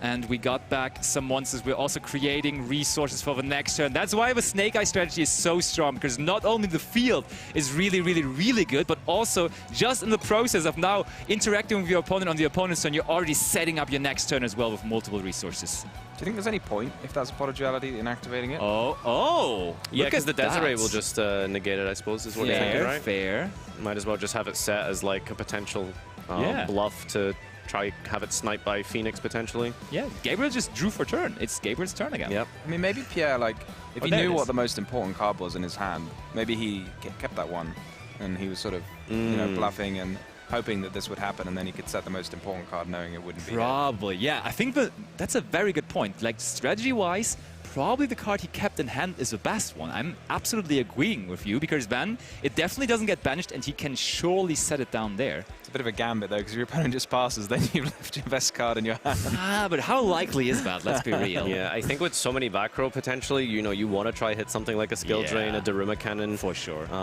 So yeah, I think it's still the correct call to go through that. Gabriel does just have game on the field here, so I mean, we could just like put everything to attack and, you know, attack. Because, of course, you know, there is the risk of running into something like Torrential Tribute. That sounds like a potential risk, but actually it's a real risk here because Pierre is including that trap card again. Like, triple Torrential Tribute in his deck. The return of one of the most original trap cards, and we are in the battle phase indeed. Gabriel attacking with SP Little Knight here. You know, funny, I feel like sometimes people count their summons or something, and now you know, you ask your opponent how many cards in hand. Oh, there immediately is the Ash Blossom and Joy Spring. That's a strong card. Gabriel is running so many. We could. I just want to point out that we do have a simultaneous equation cannon set there. Do we? So, yeah, we're gonna. Maybe we're just working for the right numbers here. Yeah, we need the Desiree to use its effect, and then we can chain the simultaneous. Actually, does Desiree negate on resolution? It does. Yeah. Yeah, it does. Yeah. Okay. So we need the Desiree to be used, and then we can. Try and force through the simultaneous equation cannon, which again we're gonna have to do. That one is being dealt with. SP Little Knight still trying to attack. And Pierre's, as you can see, he's really doing the math. He's actually doing the math. This card is so funny. Let's actually get it up on screen for a quick moment, right? That equation cannon. Yeah. It's a pretty recent card, the simultaneous equation cannon, and it actually requires you to really figure out how many cards in total are on the field right now, and how you combine that with the levels and ranks of your monsters in the extra deck. Let's tell us a little bit about the math, Tom, because you're the you're the math guy. You are the doctor. I mean, it is a simultaneous equation. You do have 2 equations to solve, right? You've got your XYZ and your fusion. They have to add to a level, and then 2 times the XYZ in the fusion has to add to the total cards. I think Gabriel's actually played around it. Like, he's got a lot of cards in his hand. I suppose you'd have to target the Desiree with the cannon, because I think if you've only got like a tiny level monster on the field and then lots of cards in your hand, you'd have to have like an XYZ that was level 12 or something. Yeah, it's just so many cards, right? So I think Pierre actually needs to reduce the number of his own cards right now to even get into the range of resolving the equation cannon. Yeah, he's just taking damage. It's such a... okay, right. Oh, Pierre. Yeah. There's Ice Dragon's Prison, which honestly, looking at the trap cards that Pierre is running, is, to my personal understanding, one of the more low-impact cards he actually has in there. Because as we saw, he's running Torrential Tribute, he's running the Daruma Cannon, he's running the Equation Cannon. And like, all of these are there to get the entire field off of the field for the opponent. But this one is just trading with 1 card on the field. So Yeah, so the idea with like having like, you know, set 5 like this, the theory behind it is, you know, you're trying to like eliminate the biggest threats, which in this case will be the Desiree. Trying to force out negates from it, so then you can chain your bigger removal spells, trap cards. So that's why Ice Dragon is still played until now. I think we did negate that, right? Because it didn't resolve at all. And there now is a trap trick, which is basically any normal trap we could imagine in our deck. But that also will mean that we can only activate one more trap card for the rest of the turn then. Yeah, I was going to say that's the most important restriction on Trap Trick is normally you want to deplete all your traps down, get maximum value out of those, and then you have a further Trap Trick to try and get you into either some engine or the big heavy hitter with something like the Daruma Cannon or Torrential in response to something to try and clear the field. It's not going to be that just yet, but it will... It's got to be Daruma Cannon, right? Probably. I was just about to ask, what are we going for? We already have the Equation Cannon, so apparently that one is not what we want. So the other one that can deal with this has to be the Daruma Cannon. I totally agree. I wonder what the other attack we took was other than the I think we're going for Big Welcome Labyrinth. That's what we do. So maybe the last card already... Wait, we kind of know what the other cards are, right? Because we saw that Pot of Duality. Yeah, it's Duality, Simultaneous Equation, and the Big Welcome now. Is this just the sort of cheesy, I'm just going to sit on my lady and you can't... But the lady can't even summon with the Appaloosa on the field. Yeah. That's the problem. Activates the lady in hand, gets negated, and that's it, I think. Oh no, we're packing up the cards. Gabriel Nats takes down game number 1 with the big advantage, of course, of going first here. Even though the matchup, when we look at his list, really doesn't look too favorable. He found some pretty good cards there as well with the Ash Blossom and Joy Spring, which is like literally the only hand hitter actually has in his deck, which really is providing any value. And therefore, he's one step closer to being 2-0 in this tournament. So it's still on his way. It's very fortunate to have the big field, which, you know, Labyrinth can kind of deal with it. Weirdly enough, it's Ash Blossom of all cards that actually hurts you the most compared to, you know, the Mask, SP, Appaloosa, which, although mentioning that Appaloosa was used on the lady in the hand after added from the Big Welcome, why do you think Big Welcome was the trap of choice from Trap Trick? Yeah. I'm a bit confused. I mean, I guess the problem is if you activate Daruma Cannon, like 2 monsters get banished from SP. Sure. The little fire monsters hadn't been summoned this turn, so you could just flip them up again. So, I mean, it deals with the battle phase, but it's basically a threatening roar at this point, and maybe that's just not enough to win the game, right? Your opponent can just pick off some more of your face down with a Nightmare Phoenix. So we just gambled on the fact that he does forget about the Appaloosa. I don't know. Like, nothing feels good, does it? Yeah, true. It was an unfortunate situation overall, for sure. But I mean, now the situation is going to be so much better with him going first, with having all the trap cards still in his deck. And also, before we went to record this, we checked out the deck list of Gabriel Nats.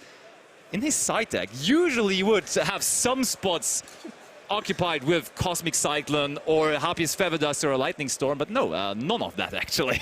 Yeah, we talked about this last round, didn't we, Tom, where we specifically said that because of the optimization for specifically the mirror match, maybe some Yubel or Tenpai, no respect whatsoever being afforded to something like Stun or the anti-meta choices like Labyrinth, Nets could potentially be punished for that. Yeah, I mean, he's showing, like, maximum disrespect in his side deck. There is just nothing. He's like, I can handle it. I mean, here in game 1, he did handle it, but the situation is not going to get much better because Pierre still has a really, really good main deck now going first. Like, you would normally, if you expect things to go normal, expect him to do well here in the second game. And in the third game, he can actually rely on a couple of cards from his side deck, which are going to be pretty impactful because I'm seeing cards like Lava Golem and such here in his side deck, and those can deal with big fields as well. And therefore, I think this could still, even though Gabriel is ahead, this might become very, very intense still. Yeah, I mean, trap cards, as we've seen, can be very devastating in clearing the fields. Allowing a full combo to go through like that it's always going to be... It's never going to feel like a guaranteed win, you know. Something like Daruma Cannon can obviously deal with the huge field, but once they've established that SP Little Knight to be able to dodge, as you said, scooping up in that situation, maybe it's just delaying the inevitable. So going second in game 3 is going to be a bit of a uphill battle. But we're into game number 2 now. The players are ready. They're about to begin. Let's head on over to the table and see if Pierre can take a game back out of this one. And there we have them. Gabriel, of course, with the 1 next to his name, as he did win that first game, and now Pierre. Let's see how long this turn takes. Okay, we're at least activating a spell card this time, and that is Pot of Duality into Pot of Prosperity if we want that. And I mean, having another peek at 6 more cards doesn't sound too bad, But on the other hand, we kind of have to give up options for our equation cannon then if we go into the Prosperity, but that apparently is what we're going to do. Yeah, this is truly mind-bending using Prosperity with the equation cannon extra deck. Do we still play like Ariana? No. No, it's literally just the, okay, wow, So incredible. I think lately just triple Lady Labyrinth of Silver Castle was a way to play the deck, but instead Pierre actually went with the approach of playing double Lady Labyrinth of the Silver Castle, and of course still the lovely Labyrinth, let's not forget about that, and he replaced the third Lady Labyrinth with one Stowy Torby sitting in there. Yeah, one singular Stowy Torby, no coup clock as well, must be mentioned. Usually sometimes, even in heavy trap versions of Labyrinth, you would maybe sometimes still play the coup clock, but maybe a little bit more useless without the... there is the one Stowy Torby. I mean, when you reveal it off of Prosperity, you may as well just play one of it, but there I think is more promising options, but of course that does also depend on how the rest of his hand looks like. Yeah, some decent choices here. Goes and match definitely grabbed my eye. Yeah, a continuous trap card will probably do a pretty good job here, especially when your opponent has no real answer to it. Yeah, the heavier trap version of Labyrinth, it does always make me nervous that, you know, people can run Harpy's Feather Duster, people can run Lightning Storm, and you're so much more vulnerable to these cards should they be in your opponent's deck. And, okay, this time only 4 cards are finding their way to the Spell and Trap Zone. Let's see whether that's going to be enough to withstand the turn of Gabriel here. Pierre, is he going to do anything immediately? No. He's like, Gabriel, try your luck playing through my trap cards here. It's not full combo, though. He only set 4. Yeah, he's missing one, true. He kind of messed up his combo line there, not gonna lie. But one of them is known to be Gozen Match. And yeah, the Snake Eye deck, of course, is consisting of a lot of fire cards. There we see the first one being the Snake Eye Ash, but that kind of cuts off the connection part to the Fiendsmith cards, of course, as these are more dark cards.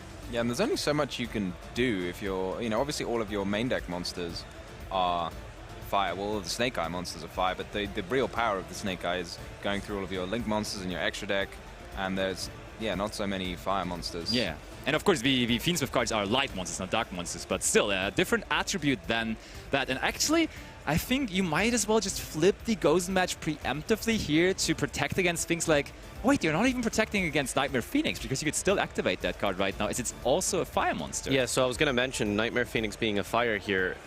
If you flip the Gozen Match, you do risk hitting it and then just continuing on with Fiendsmith from there. But maybe if you wait and let your opponent go into the Closed Heaven, then Gozen Match. Okay, there is the Gozen Match. Okay, so that almost feels like an invitation to go for the Nightmare Phoenix, but maybe Pierre has a plan for that as well. Maybe there is a Solemn Strike and he just wants to get that Nightmare Phoenix out of the way, potentially. Let's see. Yeah, I'd be interested, like, what he's afraid of happening, why he'd flip the Gozen Match now, because if your opponent summons something that's not a fire, then you can activate Gozen Match perfectly well. Okay. I was going to ask maybe letting him go straight into the Closed Heaven and then using Gozen Match might have maybe been an option. But are we going into Moon of the Closed Heaven so early is the question. We may have just gone into some other stuff first, like maybe summon out an Anima first of all, and then there already is the risk of going into SP Little Knight as well. But I mean, I guess on the summon of Anima, you could still just activate the Gozen Match and they would have one monster less, so... Yeah, interesting decision for sure by Pierre to just go for it so earlier. And we're summoning out the Lovely here off of the Welcome Labyrinth. Must mean that there is a trap already somewhere sitting that can deal with opponent's monsters here. I think we're activating this now to stop your opponent getting a summon off the from the temple. True, you're right, you're right. This is one of the times you need to, you know, go into your Yu-Gi-Oh! Rulings handbook and check, like, because the monsters, you know, in the summoning, the window that it would normally activate would be now. But I think because the Divine Temple wasn't actually on the field. Totally, totally. Or hadn't resolved yet. So we are going for a Link 2 summon, and does that mean we are going to see that Nightmare Phoenix? For sure we do. Might as well be the only Link 2 he could summon at that point, because it's the only Fire Link monster in his extra deck. But that sounds like we're just going to go after the Gozen Match to me, and there is the Solemn Strike waiting for it. So for the price of 1,500 life points, we are going to protect our Gozen Match here, but on the other hand, Gabriel does not have a fire monster on the field anymore, so if he wants to go for any other attribute, he's open to now. Yeah, crucial to do it on the summon rather than the effect, because you could otherwise block it up with the Yeah, the Poplar as the chain-link too. You know, it always feels so good when you let your opponent get that discard. But yeah, as you mentioned, that's not really possible because of the ability to just protect. And from here, it's a bit of a strange situation because your only real extension play is Engraver or Diabellstar. But because of the Gozen match, it does put you in a bit of a peculiar position. And as we mentioned, Gabriel just does not have any side deck related answers to this Gozen match. Well, Diabellstar does just answer the Lovely by itself, right? You can just attack and put them both in the spell and trap card zone. Yeah, that is true. And I mean, oh, that did almost look like a pass. Because yeah, that Snake Eye Diabellstar there in the spell and trap zone can of course summon itself out. But that looks like a Fiendsmith Engraver first here. So we had access to both of the engines. And we could now also go with the Fiendsmith engine, but as you just explained, that may also mean we cannot go into a fire cards at all anymore. I wonder how much you can accomplish with just the Fiendsmiths. There's quite a lot of light monsters in the extra deck now. Yeah, I mean they do supplement the Princess or Beatrice. Going through only light monsters, right? Even Sequence, Desiree, Lacrima, they're all light, I believe? Yeah, they are. Yeah, okay, so... okay, so we definitely want to go for Engraver. I think we just saw him announcing it. It's a beast. Oh, we are targeting the Engraver, I believe, but we're going to banish it for our own Bystial, so goodbye, Engraver. I mean, we also have to do that, but there it is. So that Engraver is not going to come back there from being banished. And we have decided for one of the options we completely disregarded. We didn't go for fire or for light. Here we are with Dark Monsters. And Dark Monsters, of course, would give us somewhere of an option to go into SP Little Knight eventually. But I don't think we're going to find a way to enable the summon effect of SP Little Knight to also go off. And then you might ask, how valuable is it even to go into it? Yeah, well, we still get the Druid Worm, which can deal with the Lovely, which is always nice. Yeah. If we really want to, we can make this just a simple game of beatdown by crashing Druid Worm, sending Lovely, attacking with the Diabellstar, and hoping that Pierre doesn't have too much other access to engine. The Lovely was summoned on this turn. We didn't get the recursion from the graveyard, so I mean, if Pierre doesn't have more engine, we could risk just losing to direct beatdowns from Diabellstar. We'll see if he does have anything to think about before using that. You can see he's checking his extra deck, actually, right? There's only one reason to check the extra deck. That's a tell we see here. Pierre is doing the math. You can see it in his face. He's furiously calculating numbers there. And therefore, that equation cannon is a very likely thing that we could see here. And I mean, banishing the Druid Swarm, of course, would make sure that it doesn't activate its effect. And that, in fact, would be pretty good for him. Can you imagine how much you would need to practice to, like, know? Oh, it doesn't have an answer. Infinitely, okay. To, like, not give your opponent, like, make it extremely obvious what's in your deck. It is going to be IP Masquerena in the end, though. Yeah, okay, triggering the Druid Worm to send here. Oh, there's another Dark Monster. Magnemute is being activated. Goodbye, Lovely. That's the huge thing here is once you get rid of Lovely, the grind and the resource recursion for this deck gets significantly worse. And now we have access to SP Little Knight using the effect as well, because we found a way actually putting 2 Dark Monsters onto the field, and one of them was a Link Monster, so the Ghost match is out of it as well. Gabriel is playing this insanely well now, also being able to go into his fire monsters again. There's the Snake Eye Diabellstar. Gabriel is chilling and cruising here at the moment. And it really is paying off with the ability to just play the most powerful deck. Yes. And, you know, Gabriel is, again, like I've mentioned, he very much built his deck, optimizing it for the mirror, but sometimes, you know, despite the weaknesses that can be, you know, taken advantage of by a deck like Labyrinth, just the raw power and the ceiling that Fiendsmith Snake Eye offers you, you still have answers to a Gozen match, to Strike, to all of the protections that they're throwing up at you. And yeah, Gabriel is now going to town here. Yeah, absolutely. I mean, yes. We were thinking there was nothing, but apparently it's Bystials. That these were the this is the key. Those were the answer, and not. I mean, yeah, they're obviously kind of nice for banishing the Lovely, as we just saw. But here in this scenario, it was way more important to actually get dark monsters onto the field, which you could use for link climbing into the SP Little Knight, making it able to out the Gozen match. So very interesting way. Okay, we're not able to attack directly this turn because we used the effect of SP Little Knight. Okay, yeah, I think they just realized. So we can't end it here, but still we brought ourselves into a situation where we're even competing in this duel now. I'd say we're more than competing, right? Pierre's only got 2 cards left. Yeah. I mean, it looked like a really terrible position for Gabe. Once you establish Lovely, Floodgate, and the strike to answer, one of the few answers that you have to Gozen match. Totally. He must have felt like he was really in command there, but no, Gabriel circumventing through all of this with the Link monster as a Dark from IP Masquerena, offering you the banish ability of the Little Knight and the Bestial on top of that to remove Lovely for the entire rest of the game here. I don't know what Pierre can do from here. I mean, let's not forget that Magnamut's still on the screen there. Already in the graveyard, but still going to search another Dragon monster in the end phase. So that Magnamut really did everything there. Yeah, and you know, you can search some tech cards that people have been playing, like for example Phantasme, which has been really cool. But in this matchup, I think just adding Have back fun with that Phantasme. adding back Druid's Worm here, most likely going to be the card of choice. Oh, and so we see the Selene, and actually one card that would also be pretty amazing against the Labyrinth strategy.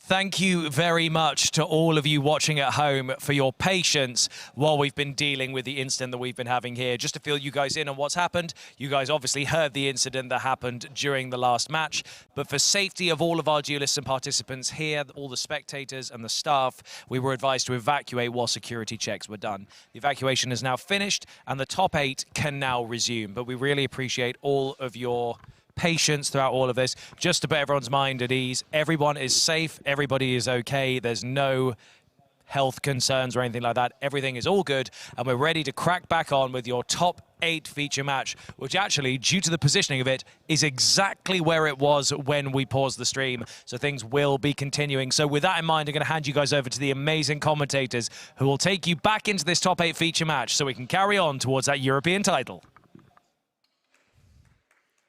All right, welcome back, everyone. It feels so jarring having an empty hall here, but, you know, due to the safety concerns, of course, everyone was evacuated appropriately, as explained by Ed. So everyone is safe and sound. That's what matters here.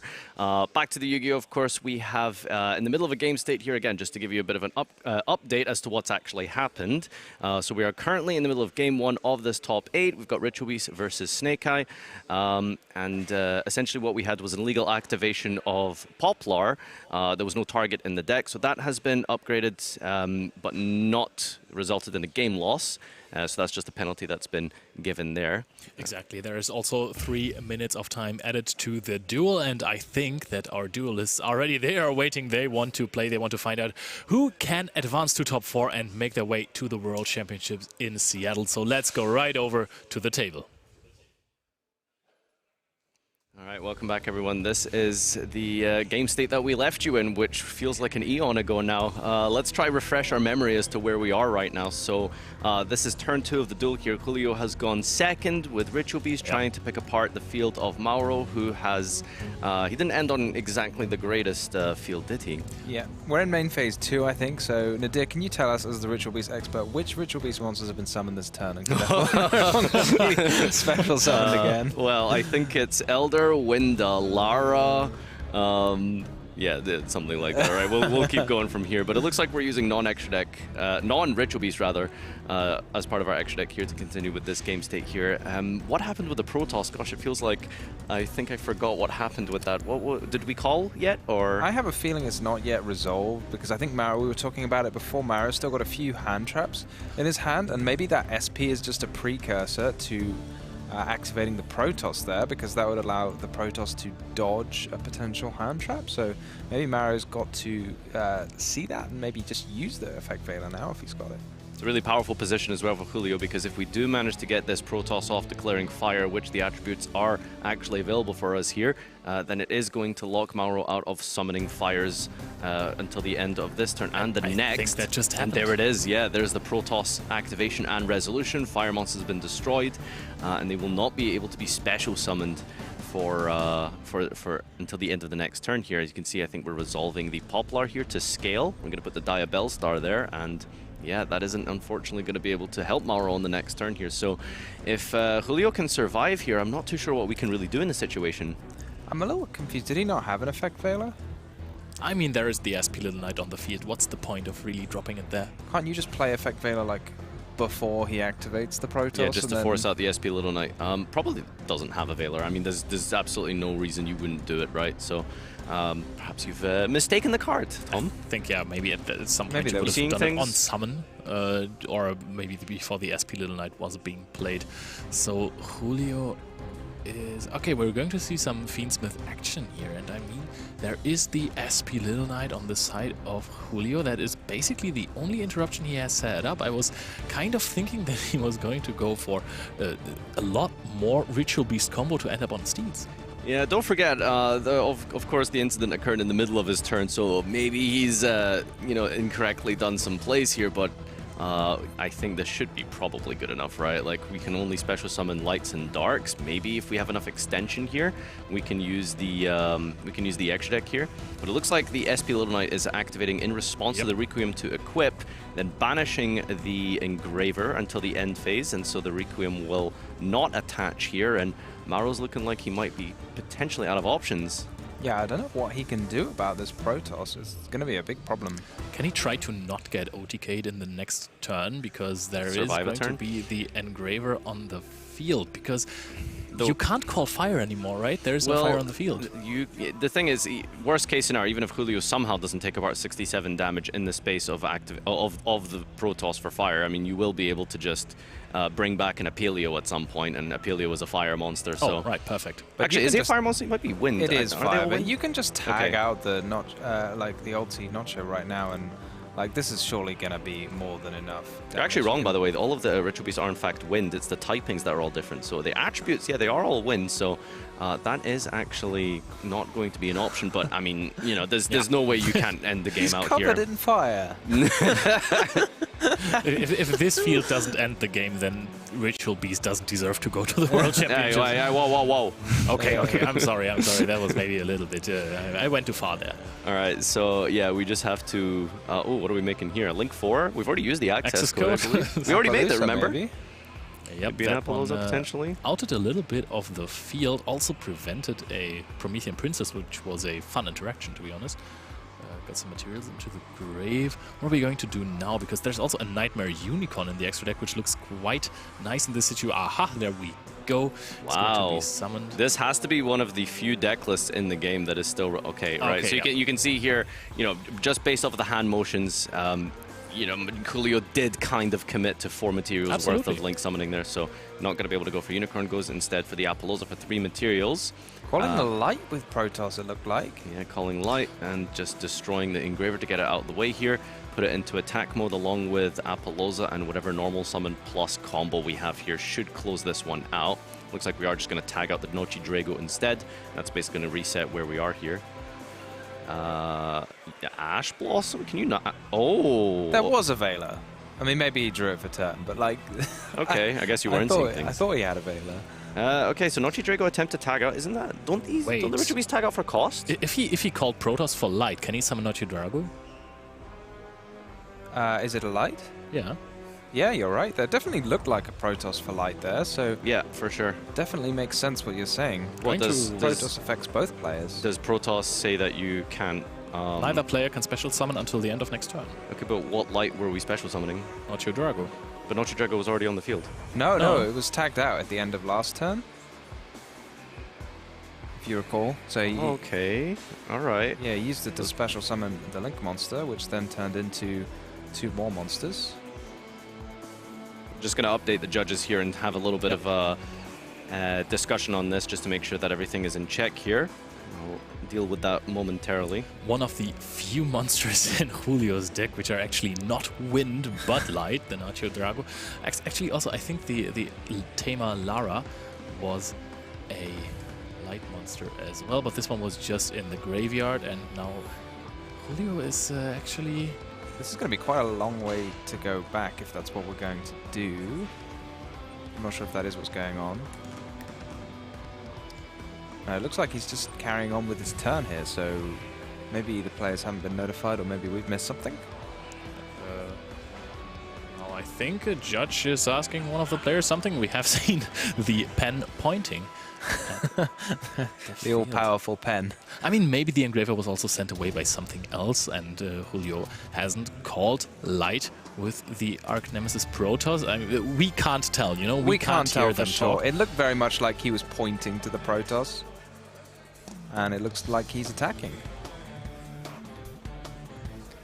So maybe he didn't. Maybe it was something else that sent it. But it looked to me like he pointed to the Protoss, but maybe I'm just remembering it incorrectly, and there was some other reason why the engraver went to the graveyard. Right, but now this looks like we have entered the battle phase. And is this even enough to deal 6,700 points worth of damage? No, I mean, the Appaloosa got effect veilered, so... Oh, right. It's not very much damage at all. I mean, you can negate that, right? So you're yeah, at but 1/6. Well, there was an Ash and then effect veiler, right? So it's got no attack. All right. I'm a little confused. Like, what happened with his turn?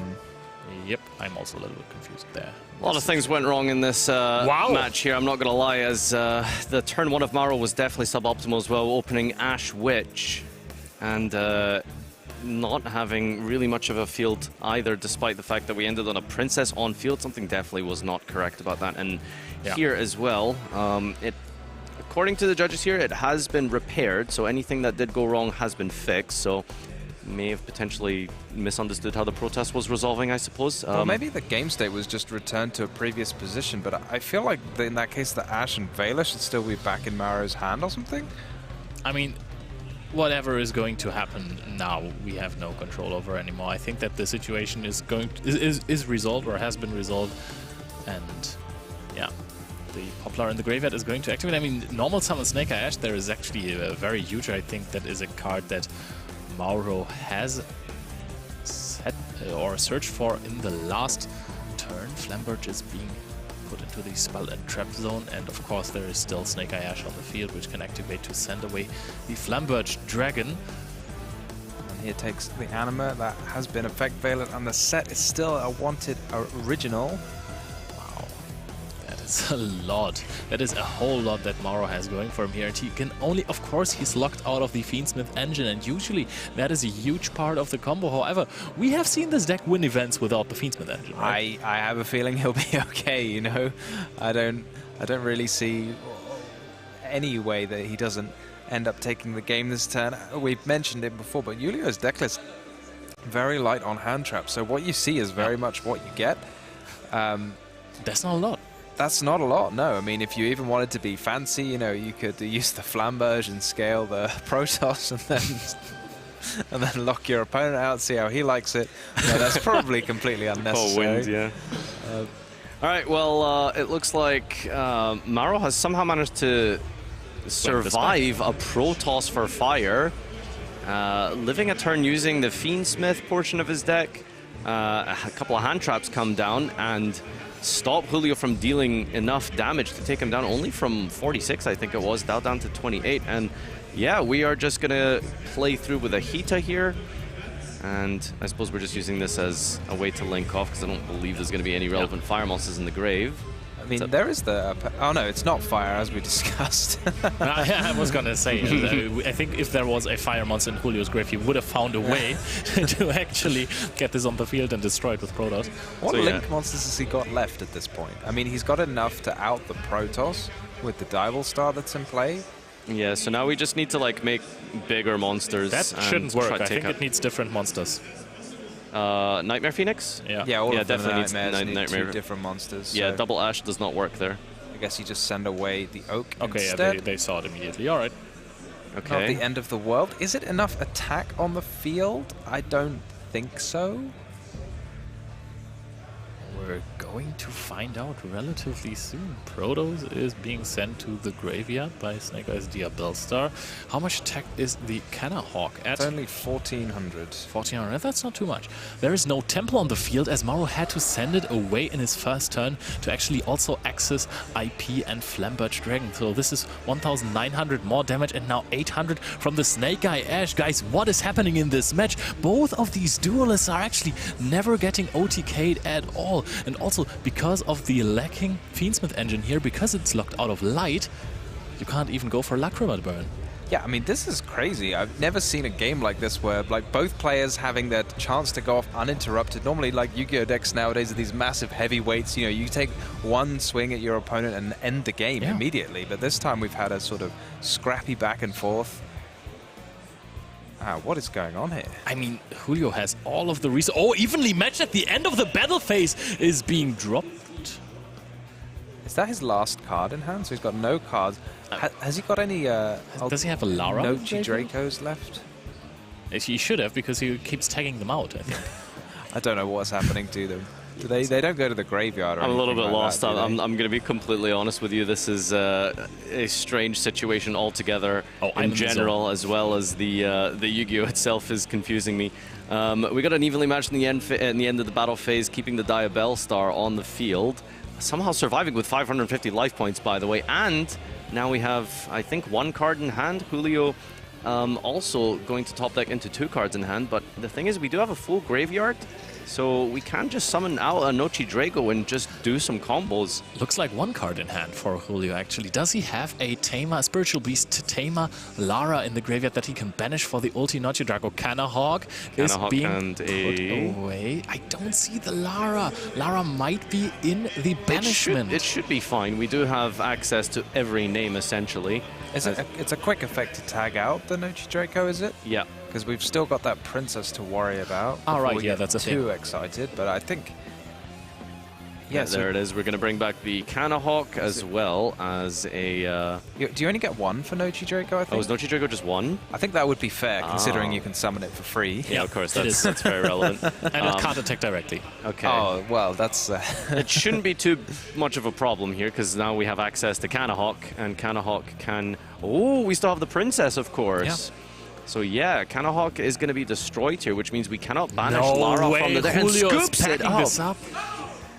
There it is, the end of game number 1 after a grueling 30-minute, an intermission of an hour. It's been crazy and hectic here. Our players are just in a whirlwind of emotions at this point. And I think this is what it comes down to in the end. This is mind games, basically. Your mental has to be on point now. There was a little bit of a disruption, I'm gonna say it. But these duelists, they have to calm down now. They have to be on top of their game afterwards. After all, this is the game that is supposed to get you to the World Championship. This is what every duelist in the world wants. This is it. This is the moment. Yeah, I mean, this has been the strangest game 1 as well, not only in terms of the intermission, but also in terms of the game itself. Like, it looked like, so I don't know if something was going wrong for either player or, I mean, whatever at this point. But I suppose both players have now taken the time to compose themselves. This is exactly what this match needs. It needs a complete reset, go into game number 2, and then play from there. But the thing I'm worried about is this clock is dwindling away. I mean, you know, only a game 1 played in the space of about 30 minutes. That's...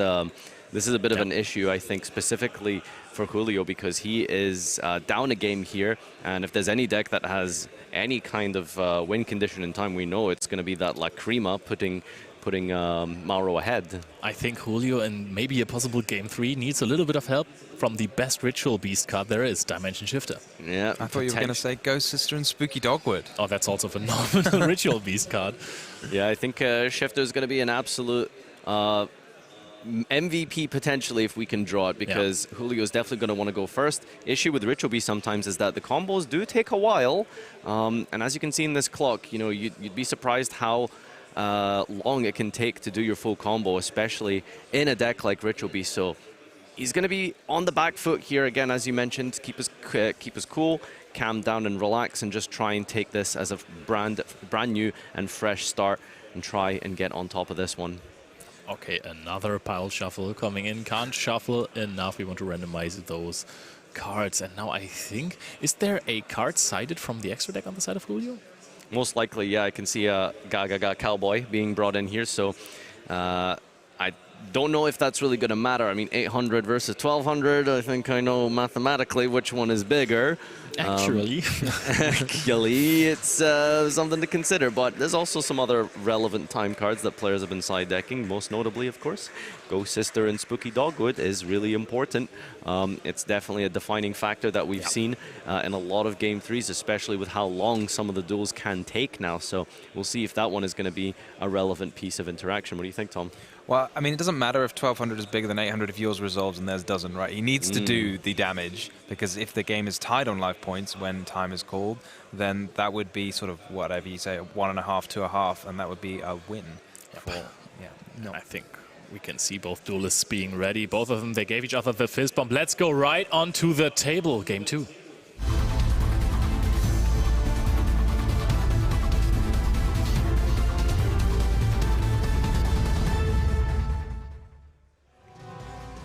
All right, here we are back at it again with game number 2. Both players having a soft reset as we approach this second game with 12 minutes left on the clock. Mauro is currently up 1-0, and Julio is, of course, deciding to start here. We've got a Lara in the hand, allowing you to immediately perform a normal summon. That's going to be Kanahawk. Kanahawk can then banish Lara, the one-card combo of Ritual Beast. This means, of course, that we still have our regular normal summon as well, if we want to go for that. And almost banishing the wrong Lara there. Sometimes you can mix those up, but yeah, the upgraded version from not Infinite Forbidden, Terminal Revenge, Battles of Legend, is going to special summon the Lara from the deck. And now we can go into an ulti Kanahawk. All the Laras. Yeah, that one's the regular Lara, and the other one is the Spiritual Beast Tamer Lara. And yeah, ulti Kanahawk, it's been a while since we've seen that one the last time. I mean, apart from the last game of this tournament in general. I was in the last and the feature before times, that.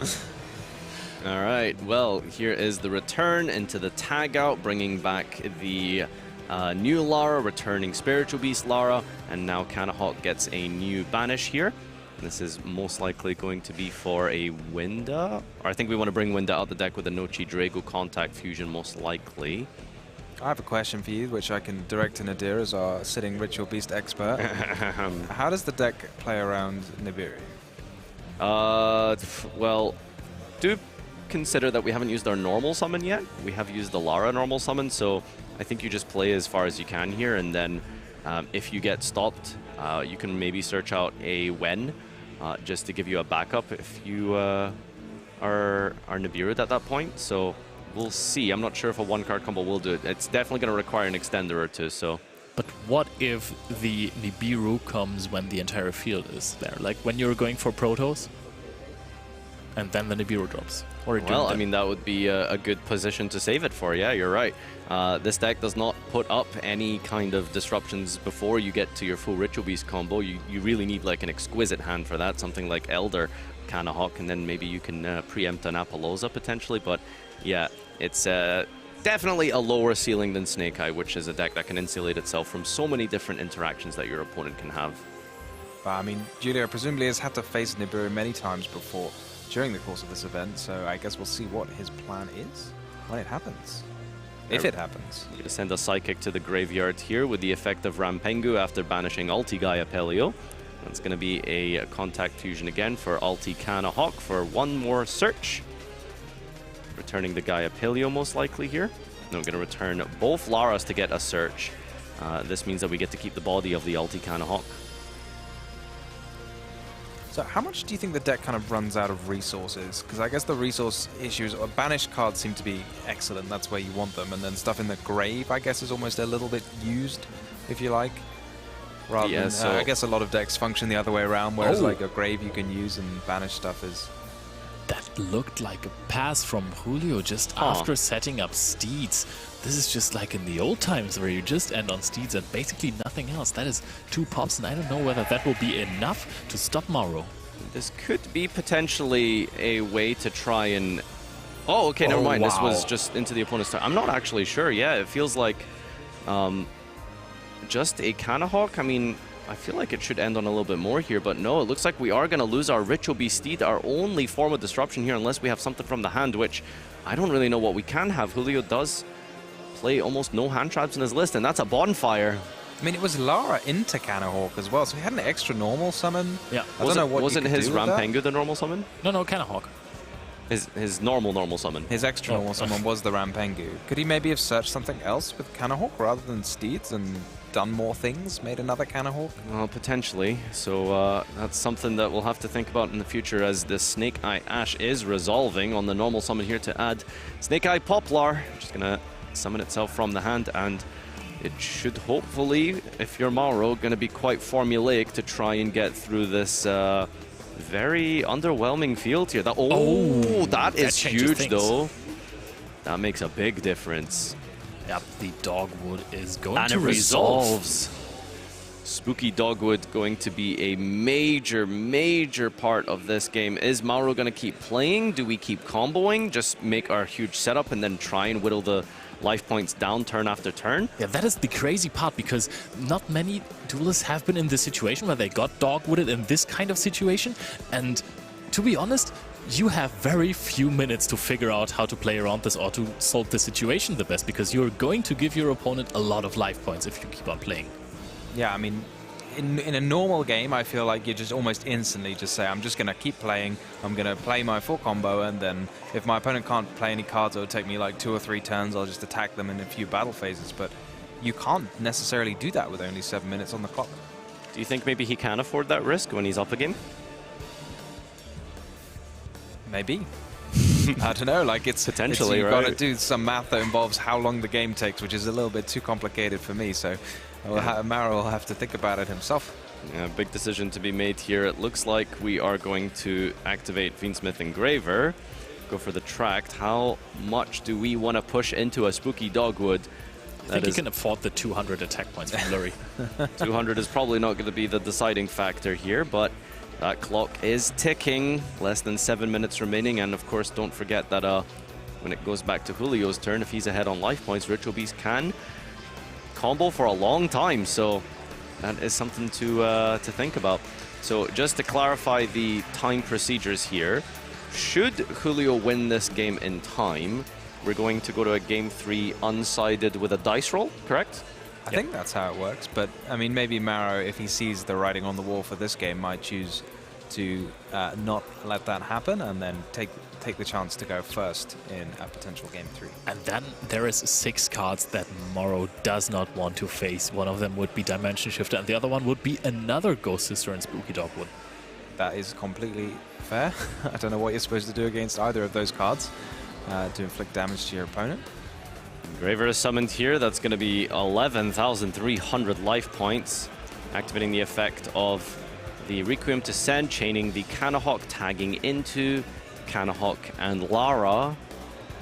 Snake Eye Ash is now going to activate, and we might see an Oak here for an extra 800. Ash Blossom is going to be activated, so we don't even want to give our opponent any more resources there, even though it would be a huge amount of life points if this was going to be a Flamberge. Yeah, I mean, I feel like he's going to have enough life points at this point. So maybe it's just denying resources from his opponent. I'm not really sure how you handle this as Mauro. It's such a unique situation. Yeah, I mean, it's something that it's not really a game state you will be prepared for. It's not like people do test games and practices under Dogwood in time, right? Is that like a thing people practice? Maybe, I don't know. I guess might be a thing, actually. Yeah, if you've got this far into the European Championship, who knows? It could be that way. It's one of those things that's just so hard to replicate, though. I mean, most situations you can just replicate testing with your friends and practicing, but this is like, yeah, I mean, how do you play with only 5 minutes, and you have to figure out how your opponent's going to play, how much time they're going to take to do things, as well as how much time you need to do all of your combos as well. Just to clarify for everyone at home wondering what would happen as we approach that all-important 0 on the clock here. So the current duel obviously cannot end on a draw because it is the top cut. So what we will do is check at the end of phase what the life points are. If they're still equal, then it checks at the end of turn.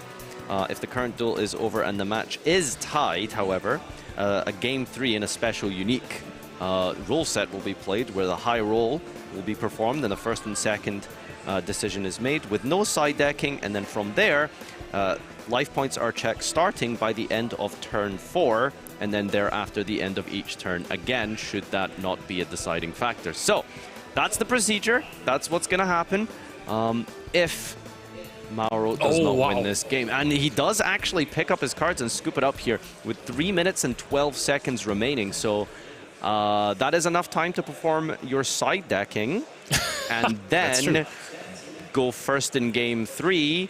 And, well, Julio is gonna need a dimension shifter, right? Ghost Sister and Spooky Dogwood would work as well, probably, right? Because this card just won him the entire game. It looked abysmal for him. He had no field except for the steeds. Then a fantastic Cosmic Cyclone came in to basically break the entire field that he put up. But the Ghost Sister and Spooky Dogwood, I thought Julio was out of this one, but just gaining so much life points that your opponent basically has no chance of taking your life points out is really, really strong in these kind of situations. Yeah, I mean, Spooky Dogwood seems like one of the ultimate trump cards when it comes down to timeout. So is there any chance for Mauro? Does he have those crossout designators maybe in a Spooky Dogwood of his own? Or is he just going to have to rub his hands together and hope that nothing is going to happen? He's got that. Interestingly enough, he is playing Crossout Designator, but does not play Dogwood. Actually, one of my friends was playing Crossout, and only one Dogwood in the side, specifically for this situation, because Snake Eye mirrors especially can take so long. Any kind of combo mirror can potentially take a while here. 3 skill drain in the side for going first potentially could be viable, although that's a 1,000 life point cost. We'll see, however, because I don't know if we're gonna have a turn 2. Potentially, right? That could be, well, I mean, it's anyone's game here. We might be forced to pass very quick under shifter. We'll have to find out as our duelists are siding up here for that game number 3. Yeah, I mean, no Dogwood or shifter for that crossout designator, so just that lone call by the grave. That's all you need. Only one. I really like that one of Spooky Dogwood, because even if you draw it and your opponent Dogwoods, you can just pass the turn and Dogwood them, and then you have a solid chance of actually having them summon a bigger monster than you have.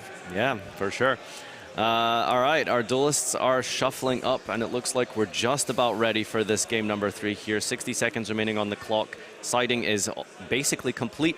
Let's head out over to the table and figure out what will be the conclusion for this Game 3 Top 8 World Championship spot match.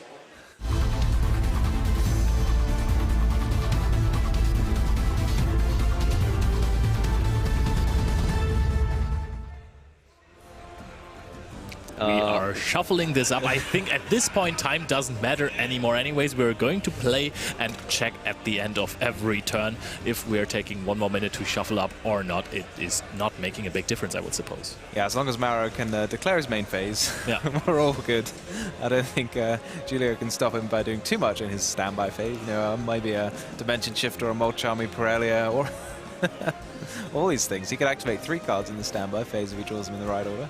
Well, we're not going to get the special Game 3 rules here because time has now hit 15 seconds, and we did not have a time situation during the during the side decking here. So Dimension Shifter and Pirelli as well. With 5 seconds remaining. That is absolutely massive. Does Mauro have an answer to any of this? Or is he going to just pass? Lacrima Burn is not an option anymore. This looks like it's Julio's game in his hands right there. But does Mauro have an option?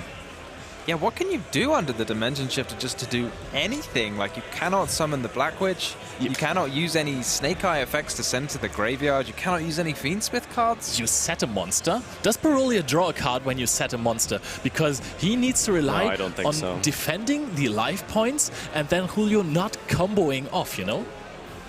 I'm fairly certain that's not how that works. But what I can tell you is that if Mauro can do any kind of burn damage here, that would of course be the end of the game. Doing that on the Dimension Shifter is going to be nigh impossible, so he would have to pass.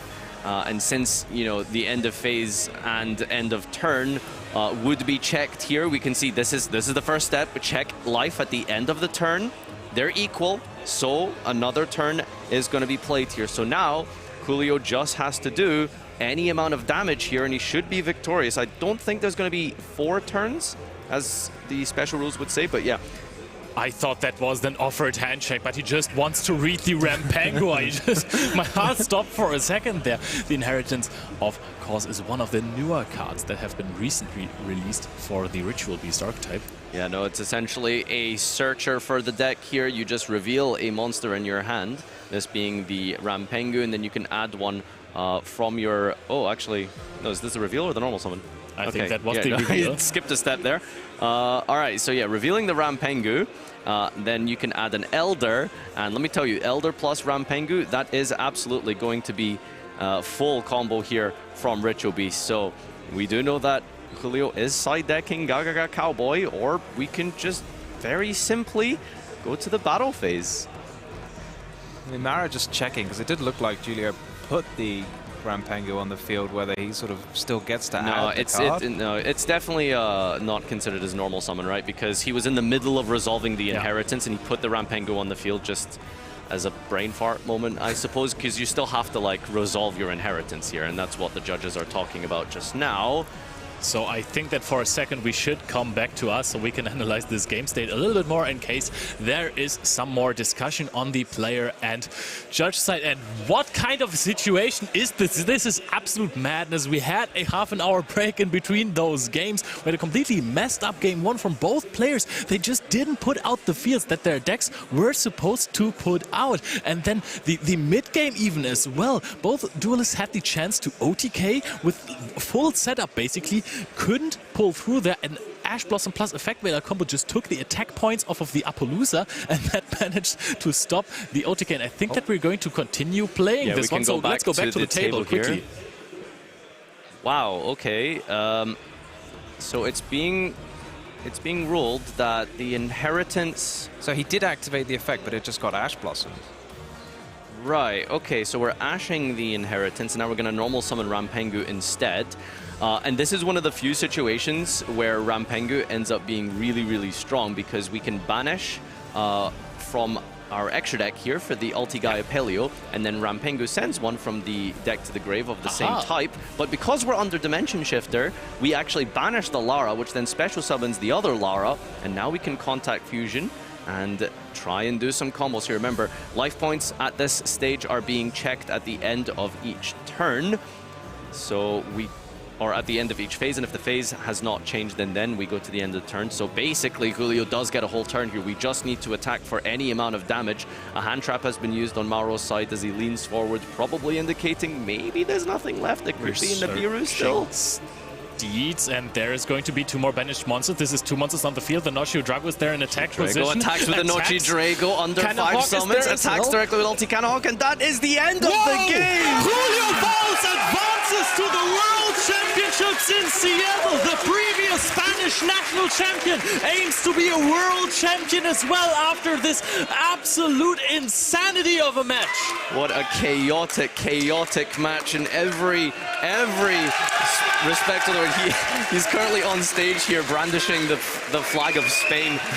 Huge support coming from all of his friends and teammates. That is really wholesome to see here. So yeah, what an incredible game for multiple different reasons.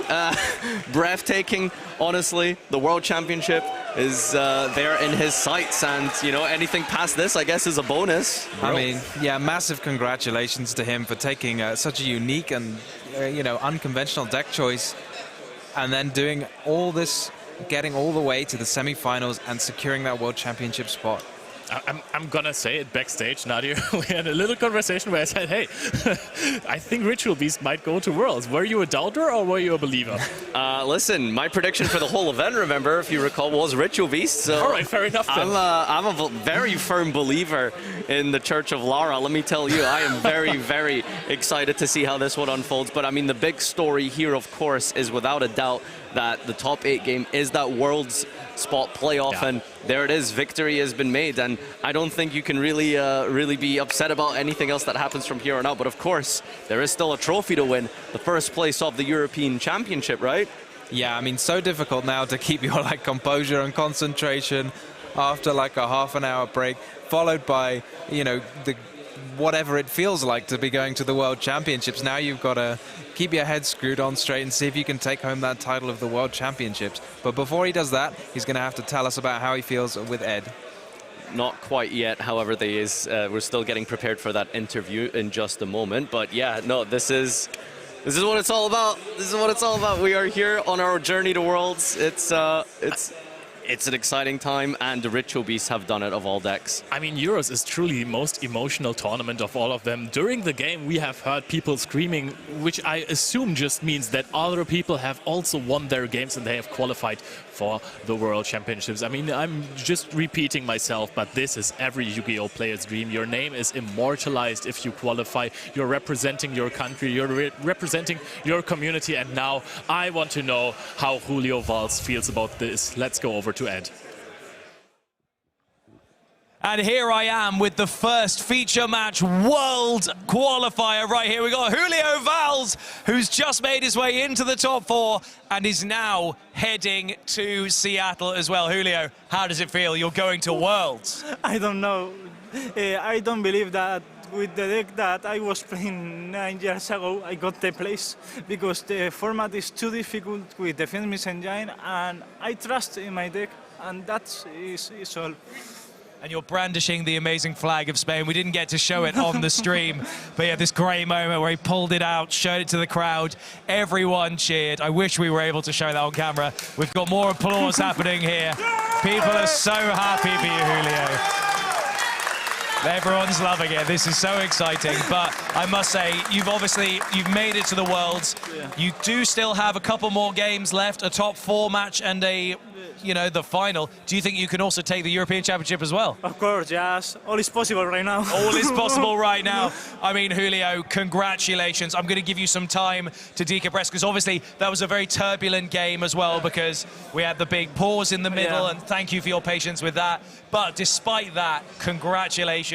You're going to Seattle. Julio, you really deserve this. It's really amazing. Guys, don't go anywhere. We're going to be right back with our top 4 feature matches as soon as we can.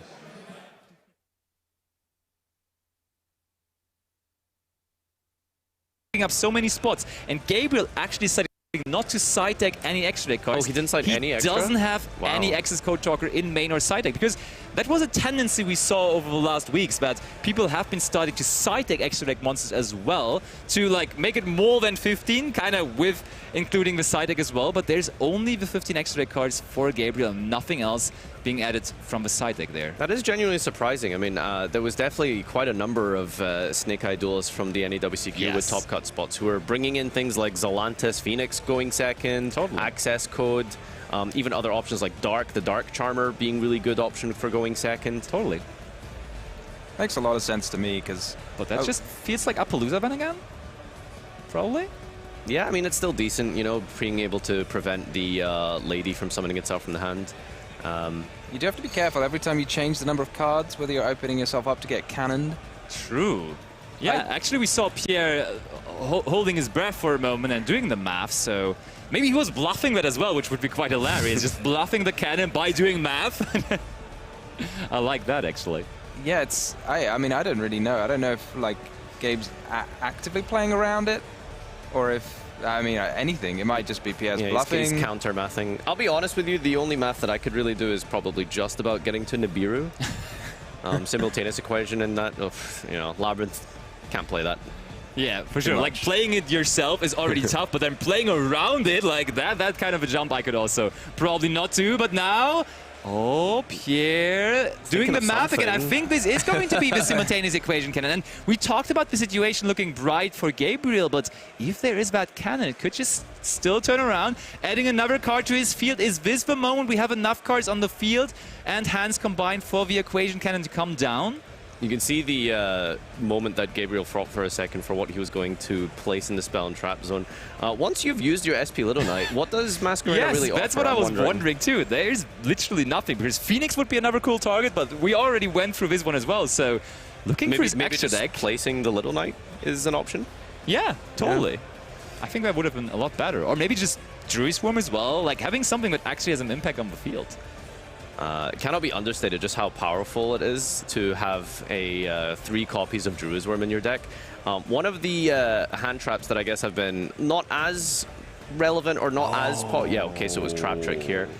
Okay, so it was kind of a version of the equation cannon, but just in a late way of it.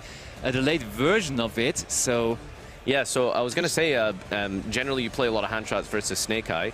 These steals weren't as popular, but now with the incorporation of the Fiendsmith engine, they've actually seen a big resurgence. Players running, upwards of 6-7 copies in their decks.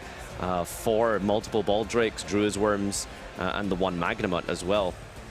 Interesting. We do go for the Ice Dragon's Prison. And did he set not even activated in the end phase? Yeah, that's interesting, not even activating it. I think the real reason here is we want to get rid of a monster to then set back the Welcome Labyrinth, right? Oh, Maybe that was our yeah. weird way of getting to Engine, but we could have also just gotten to Engine through the Trap Trick, just setting a big Welcome Labyrinth or something like that. It's quite cunning from Pierre, because, I mean, he has been thinking about the equation cannon the whole time, but it was not the equation cannon all along. Like, he was genuinely thinking about whether he could resolve it, but he never actually had it. Do you know there's like a spreadsheet out there somewhere for I'm sure there's for the mathematics involved with, like, if there's a 6 on the field, this is what you need to banish. If there's a 7, etc. That's okay. So it's something. Is the oh, you can banish the Magnamut because it's the same type. Yep. Ah, Getting rid of the Flamberge here. Okay, Welcome Labyrinth being set back, so we accomplished that part of getting into our engine again as well. Setting 2 more cards, and honestly, it looked way better for him in the first turn, but this still looks fine if you ask me, because Gabriel now really used up so many of his way to deal with back rows, so maybe there's just no more stuff to deal with an additional skill drain or something like that if Pierre managed to draw into that. Yeah, we've had a big swing between both players in this duel here, and time is ticking to keep an eye on that. We are almost going to be hitting single digits soon, so that is a very important thing to consider. Gabriel does want to be in a position to just, take this one down. But there is always the option of going to game 3 and getting to go first and winning with a battle phase. The option and time for that is starting to tick down here, but Gabriel's still looking very confident that he's able to still win this game. The most important cards have been dealt with already at this point, but our extra deck is getting slowly but surely depleted in its resources. Absolutely. So we see another way of a Snake Eye deck to recover resources and also give us follow-up. We use the effect of original Sinful Spoil's Snake Eye to put that Poplar underneath the deck and get ourselves a new copy of Snake Eye Ash to start our place all over again. But it has to be noted that the Flamberge is now banished through the Ice Dragon's Prison. And originally, at the beginning of Snake Eye times, we were always running double Flamberge Dragon. But now, with so many of the Fiendsmith cards also finding their way into the deck, and also Snake Eye's DL Bellstar being around, this card now is a one-off, and therefore Gabriel is not going to be able to recover that Flamberge Dragon anymore. Super cool draw of Wanted there as well, Yeah. getting to put back your original. But I totally agree with you that there's just it really shuts down some of the deck's sort of potential if you lost the Flamberge. Like, how much worse would a Snake Eye deck be if you had to put it in a tournament without Flamberge in your deck? Like, absolutely. All right, so Poplar is still having a search target, or having a search target again by putting that original Snake Eye, Sinful Spoil's Snake Eye back. And I mean, he can't use the on-field effect of this anymore now, as he already used the graveyard effect, but still it's going to be a way to play on the upcoming turn still, if there is an upcoming turn though, still for Gabriel, because he probably would be very well advised trying to end this game here on this turn, because the longer this game goes, I think the more likely it's going to be that the control deck, the Labyrinth deck, comes out on top.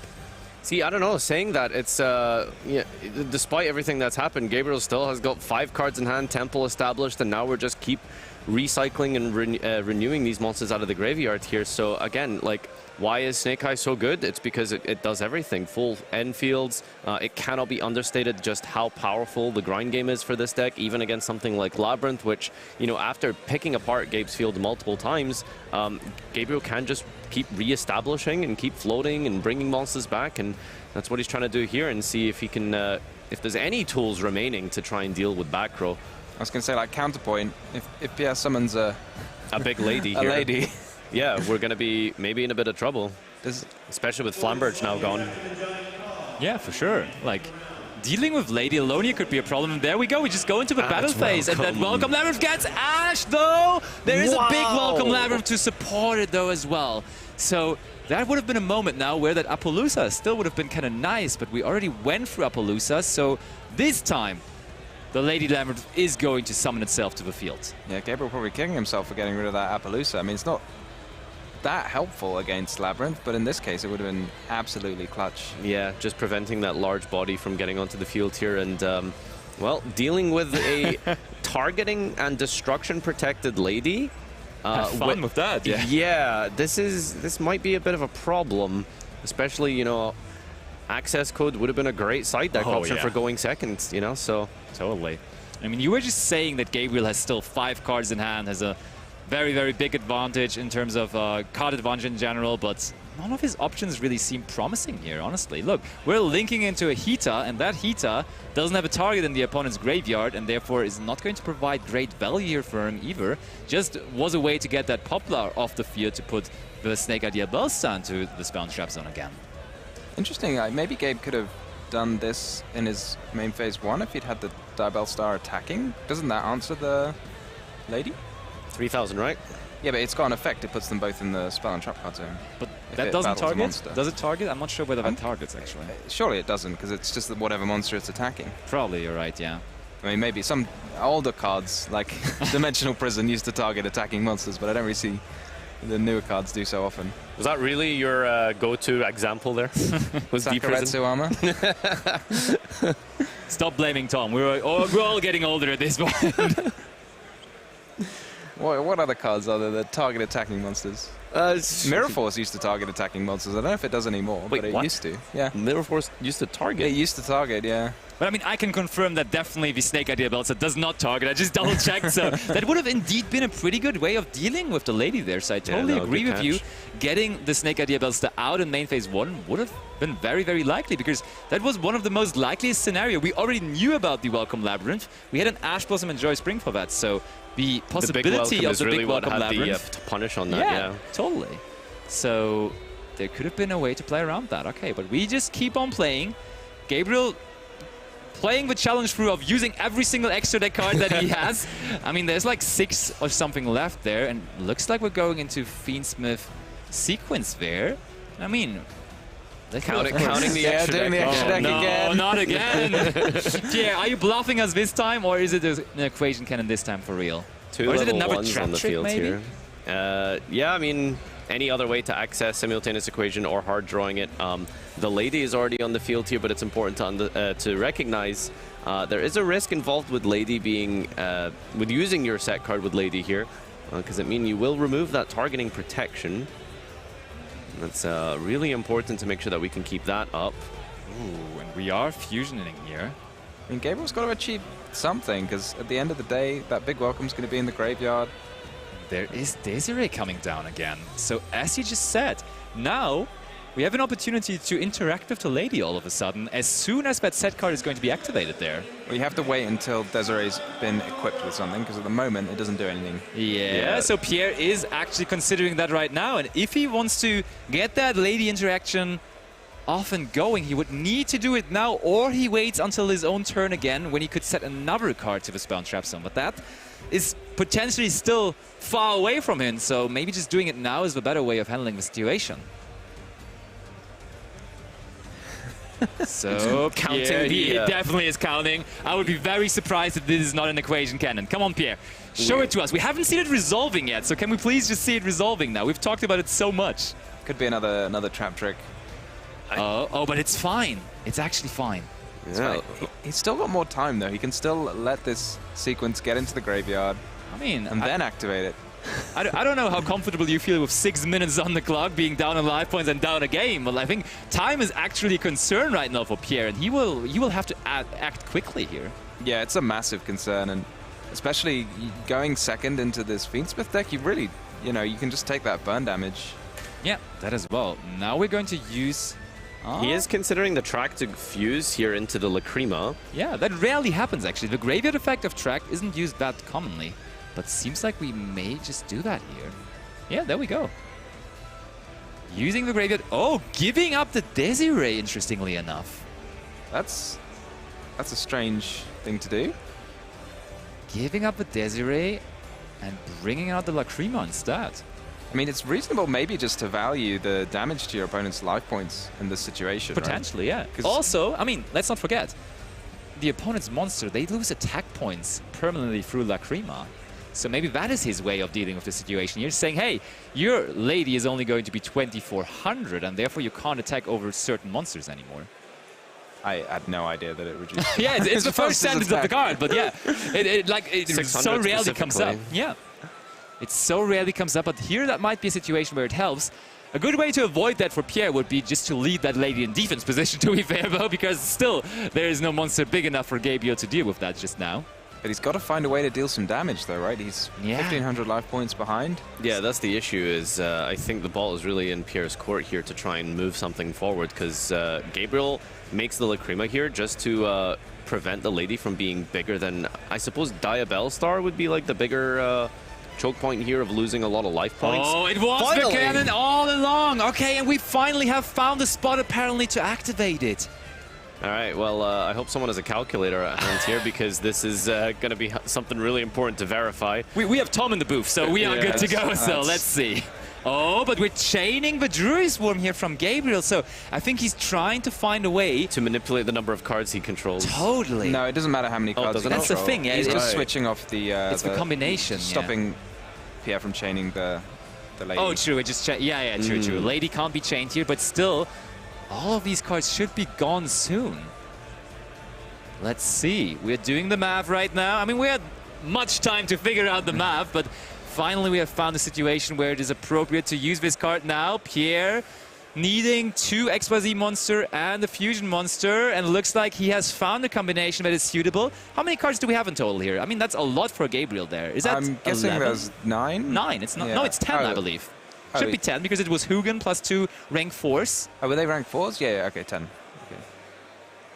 So, is it the wrong formula? Do the numbers No, he's using the Lacrima as well. Oh, is that a quick effect? No, sorry, it's the Desiree effect I'm thinking of. Yeah. Lacrima just shuffles a Light Fiend from your grave and then deals 12 when it's sent to the grave? No, when it's summoned.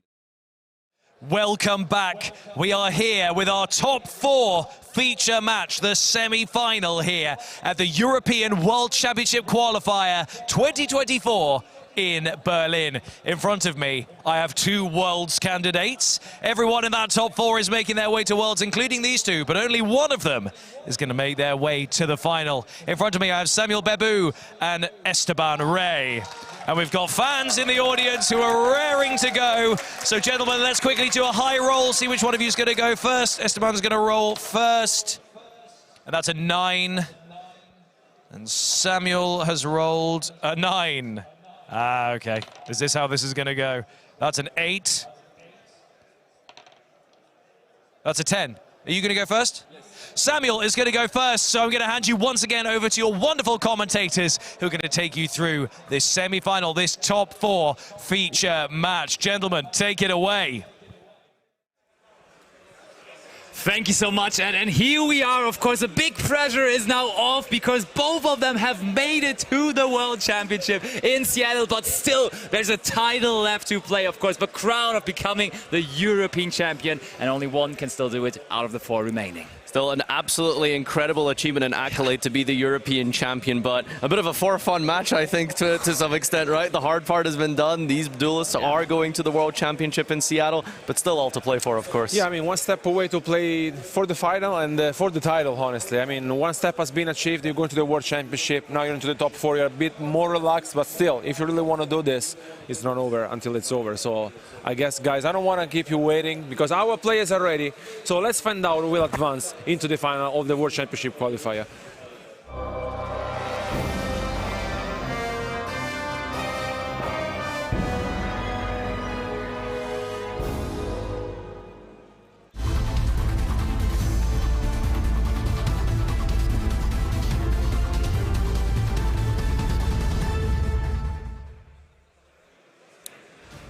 There we have them. Esteban and Samuel are going to go into this top 4 match. Both, of course, willing to get into those finals. So for a little over an hour, maybe 1.5 hours. Still Jessica Robinson, the reigning European champion, but that is about to change, and maybe one of them here is going to be on their way to become the champion. And Samuel willingly chose to go first at a top 4 situation where you actually should be aware of the matchups, right? We had a bit of a awkward like glance at each other before the match started, like, he chose to go first, knowing his opponent is on Tenpai. That's an interesting choice, but a choice has been made, and maybe just feels confident that going first is all it takes. So Samuel, who has learned his combos on the plane, apparently, is here in top 4 of the European Championship. So yeah, doing really well for himself. As we start with Witch, we've got Ash, and it's a very promising start here. Nothing coming down from Esteban as of yet here. No Imperm, no Veiler,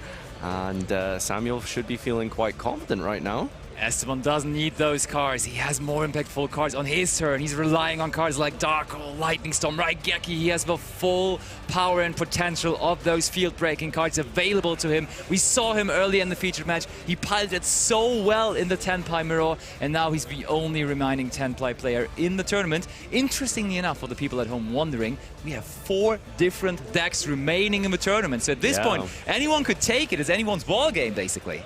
Yeah, the Snake Eye representation dwindling completely as we have, I believe, well, I won't spoil it for now. But yeah, I think it was interesting that you mentioned that Esteban is actually on very few hand traps, actually, just running, you know, of course, the standard, the staple, the best one, the Dimension Shifter. But other than that, yeah, it is kind of like, you know, the best quote-unquote hand trap going for going second. It's Infinite Impermanence, but yeah. 6 destruction board wipes, Dark Hole, Raigeki, Lightning, absolutely incredible list here, and it's been working out very well apparently, so yeah. For sure, and I mean, Esteban even sacrificed engine spots for those cards, because a lot of players, a lot of Tenpai players that I saw were definitely running 2 to 3 Genroku, and Esteban only uses 1 of them in his main deck, interestingly enough. I mean, the strategy is working very well, especially because we talked about, you know, that the Raigeki and Dark Hole may conflict with Apollousa being summoned with the IP Mask Arena. True. But, I mean, he's in top 4, so who am I to say? You can see here from Samuel's combo lines that are plane friendly. I'm going to keep calling him out for this. I think that's really, really incredible. Going for the early Apollousa here, insulating against Nibiru, and making sure that we have protection from that. Of course, he doesn't know exactly what Esteban is playing, but yeah, he is putting together this field here as we have are in the process of resolving the Ash. We're going to get a Flamberge out of the hand here, unfortunately. Don't like to see that. It doesn't affect your combo, but it is just, you know, a single less draw that you get essentially for your turn. So that's going to be converted up into a Masquerena here, most likely. We've seen this a couple more times over the course of the tournament, right? Drawing Flamberge is kind of a new thing, kind of cool nowadays. Apparently, all the kids are doing it, so maybe we should start doing that as well. Drawing the Flamberge Dragon, of course, not optimal, but in that case happens quite often here this tournament. Going for the Closed Heaven into your Fiendsmith Requiem for Engraver, and really like the line he's taken here, because it's a combo that insulates super well against not just Nibiru but also Veiler / Imperm, because anything to chain onto the Apollousa to wipe the field here means that your Flamberge is going to be able to float you into 2 more bodies. So pretty cool line here by Samuel to go through this here. Yeah, I mean, apparently that studying on the plane to get all those combos in has paid off, and he's now one of the people qualifying, and his story really is a very cool one. Also, I don't think we had that many players from Switzerland actually qualifying for the World Championship in the past, so that's definitely something to be very, very proud of, representing Europe but also Switzerland in a couple of weeks over in Seattle. Had a couple of big name players come out of Switzerland, but yeah, a bit of a smaller community compared to usual. Ooh, that's interesting. Okay, we have Imperm. We didn't use it early. We actually just let Samuel commit into his plays. I really do appreciate the boldness that it requires from some players to actually hold your hand traps until a little bit more critical, opportune moments. I mean, honestly, yeah, we saw also during the playoff, right? I think that there were like some sort of moves that we really enjoyed saying, and I think it's also whether, you know, you really feel like you should wait until you activate it. We saw it for Anthony Lopez, for example, being incredibly patient, and he paid off. And you know, maybe this strategy of being patient and seeing, you know, just without throwing them, you know, brings you the World Championship, I guess. Yeah, and I mean, honestly, if you're running cards like Dark Hole and Lightning Storm and Raigeki, making sure that the fusion monsters of the Fiendsmith archetype are not coming to the field, therefore no Desiree going to be coming down, that's really good, because then that one Dark Hole, that one Raigeki might just be all he needs. So I really like the timing of the Infinite Impermanence there.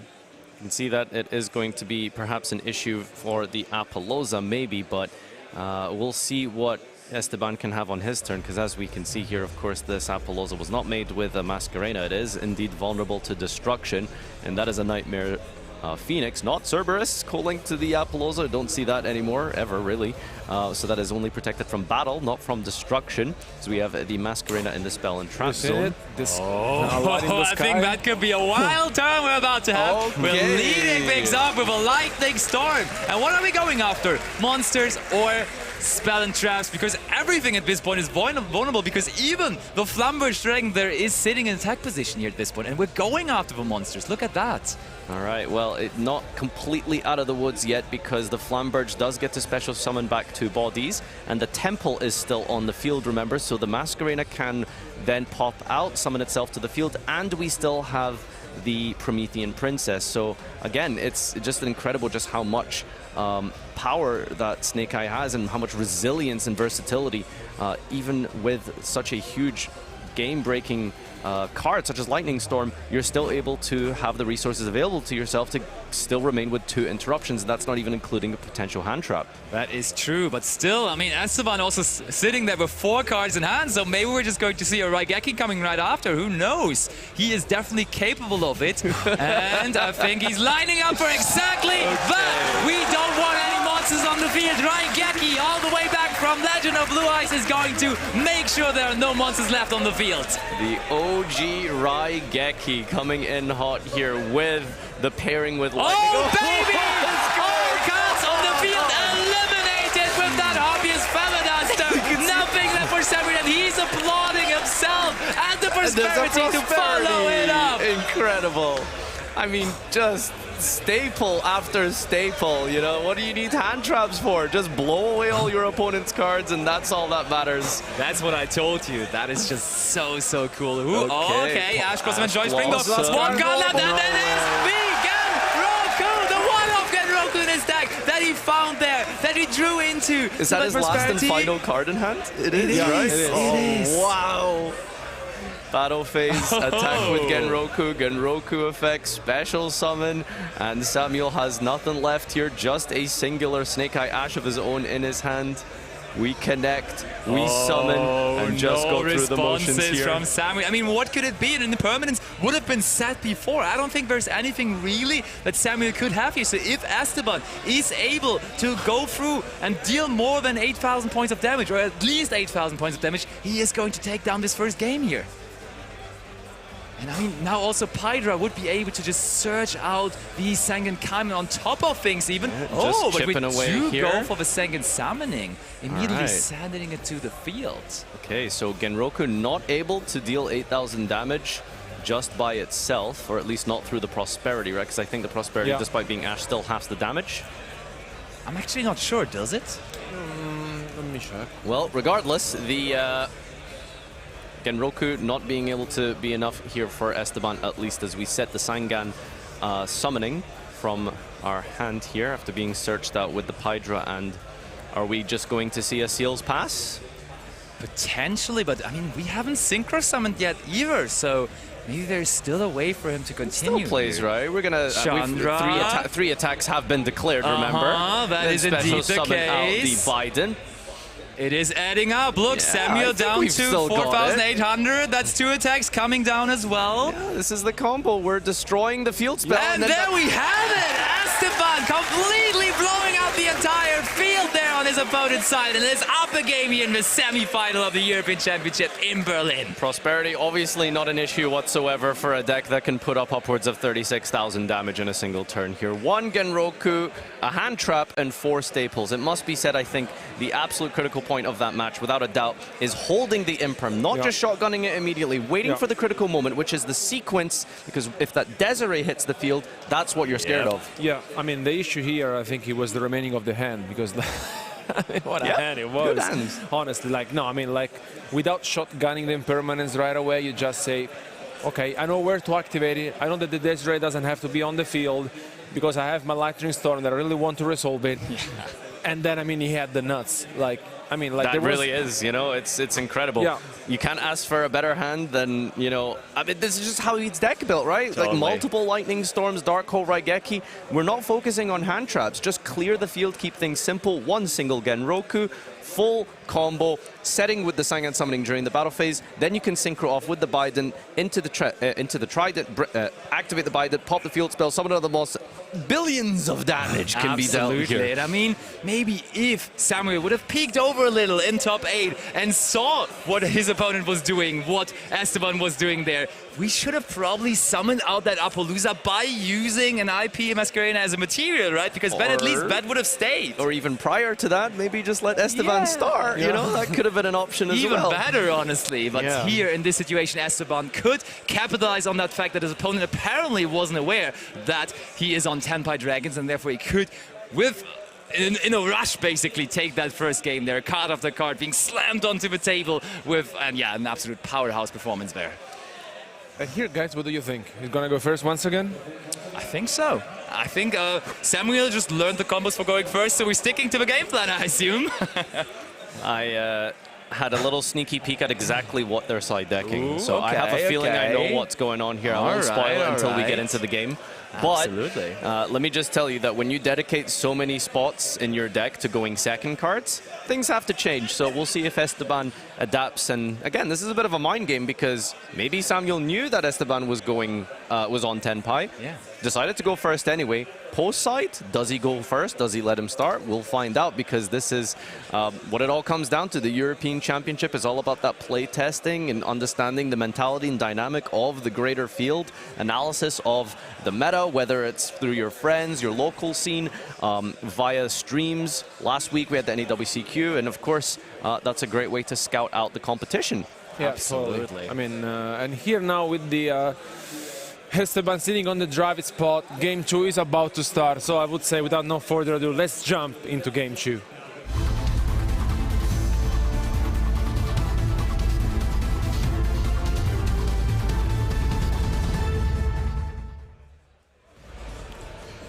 There we have them big on the screen once more, and the very important decision has to be made whether Samuel wants to lead off once more or not.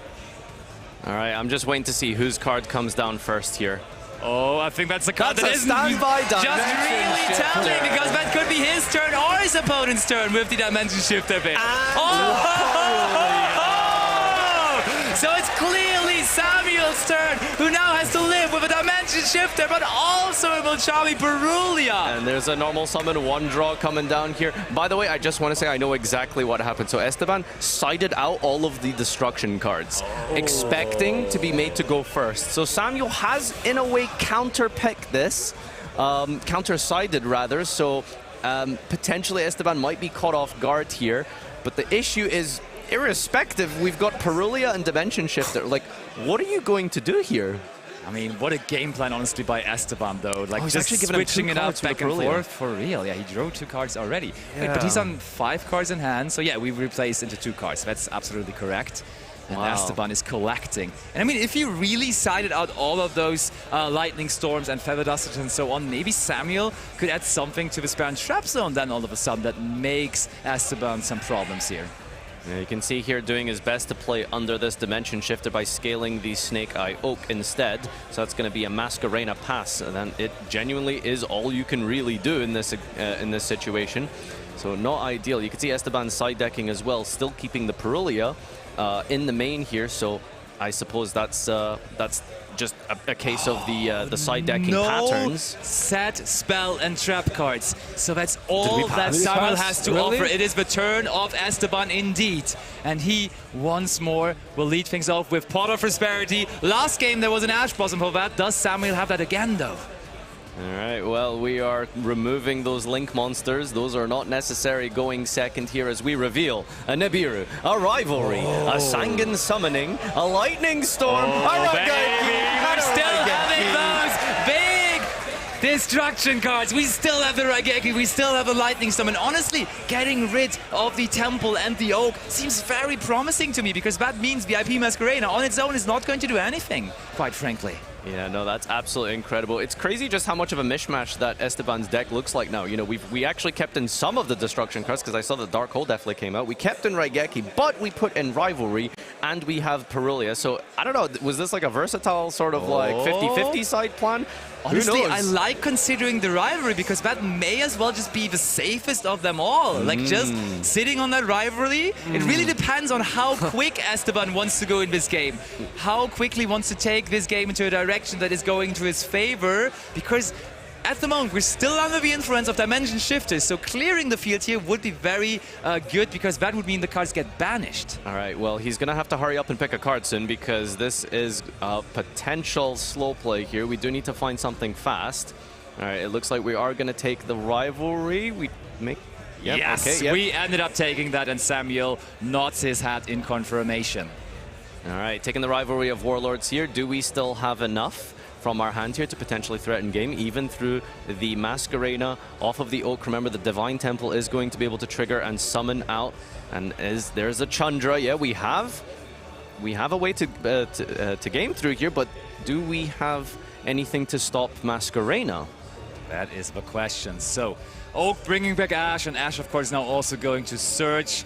So we see also on top of the main deck of Samuel that there is triple tactic talents in his main deck, and Esteban just never planned on activating any monster effects in the main phase. He just went in the draw phase, straight in, Dimension Shifter, Perulia, and that was all he needed, of course.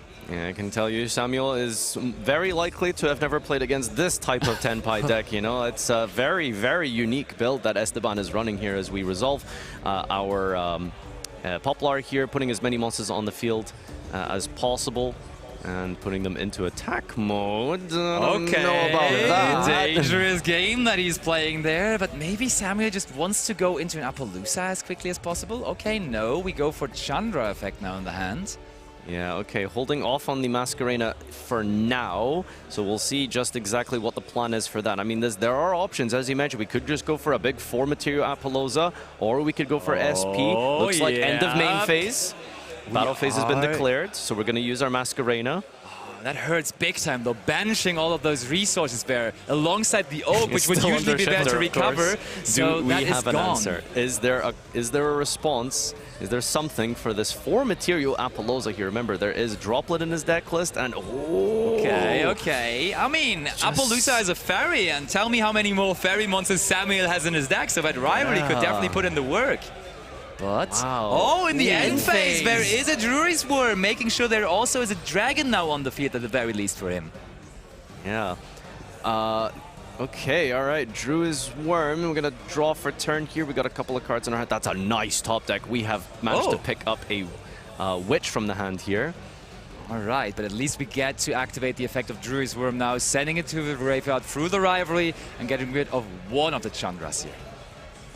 Dimension Shifter now offline, so perhaps Samuel will start to play the game here. Let's see what he does. Remember, we've got an Engraver in hand as well. This is really strong, but Rivalry of Warlords, I mean, that's the issue. Can't really do anything under this. Fairy monsters just sitting staring at his hand. It's not going to change, Samuel, I promise you that. As we are we entering the battle phase? We are, and that's an invitation to any Tenpai player in the battle phase. We're just going to activate the effect of Chandra. That will be met with the first negate of Appaloosa. So that one drops down to 2,400 attack points, which becomes a lot more easy to deal with, honestly. Yeah, 3 materials now, and clearing the Chandra makes absolute sense here. Esteban is probably just going to try and wait until we draw an answer to this Appaloosa. I wonder if he will remember it was made in Masquerade. Now remember, that is very, very key and important. His deck is filled with Mass Destruction, but Appaloosa was made with IP Masquerade, making it indestructible by card effects. Indeed. And the Engraver also as well now here with Samuel. I think he can maybe try to adjust a little bit this. I mean, we saw also Esteban holding, I think, an inhibitor and another, you know, interruption. But Fiendsmith's tract is being added to his hand now through that Fiendsmith Engraver. But is there going to be anything else? Looks like we're about to maybe set a card. Oh, we're not sure. Yep, indeed we are. And no plays available, unfortunately. Original Sinful Spoil does send for cost, but legal targets in deck do not consist of fairies, let me tell you that. Looks like a Dogwood we've just picked up. Oh, and we're setting and passing. I wonder if it's even worth setting, honestly. You probably aren't risking going to be OTK'd here, especially on 71 life points, unless I suppose Samuel does just see an out immediately off the top here. Do we have outs? Do we side deck for this type of thing? We'll find out as we go and set a card. Oh, I think I know what Samuel's building up to here.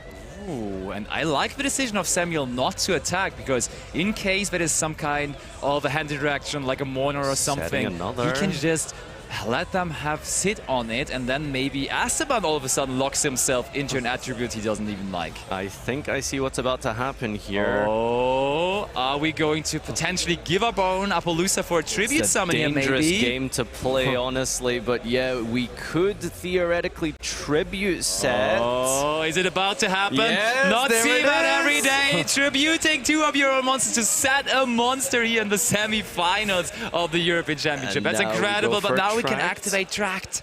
And I think we're going to try and eliminate this rivalry of Warlords with the Requiem, aren't we? That may actually be the case. All right, well, Tract is being activated here. And we're special summoning out a Fiend. That's Fabled Luri. Onto the field here. No response as of yet from Esteban. You know, it's interesting, we have Tribute Summon on our bingo card here, but for whatever reason, we've seen about 3 or 4 Tribute sets this entire stream, by the way. Shoutouts to that Runic gameplay with the Tribute setting of Kashtiras, but this is where we're at right now, ladies and gentlemen. Top 4 if you're just tuning in. Welcome, everyone. This has been the European Championship in Berlin, Germany for this 2024 season. And of course, these duelists have both qualified to the World Championship. They will be heading to Seattle in the United States as we are underway trying to find and crown a new European champion. Here is Engraver being summoned to the field now. Now the air is getting kind of thin with that Engraver on the field and the Requiem equipped to it. I'm concerned with Samuel reading his own cards so intently.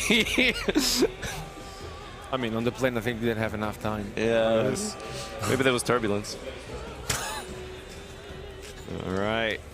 I mean, to be fair, the Engraver could only go after monsters, right? So that would not be an answer to the rivalry. Okay, that is the case here. Yeah, we cannot send any card. It is just monsters. So we're going to go into our Necro-equipped Princess using a monster that's equipped with a card, a monster card specifically. Get to bring back the Engraver. We are just sticking into Fiends here. Nightmare Phoenix is a Fiend! Nightmare Phoenix is a Fiend!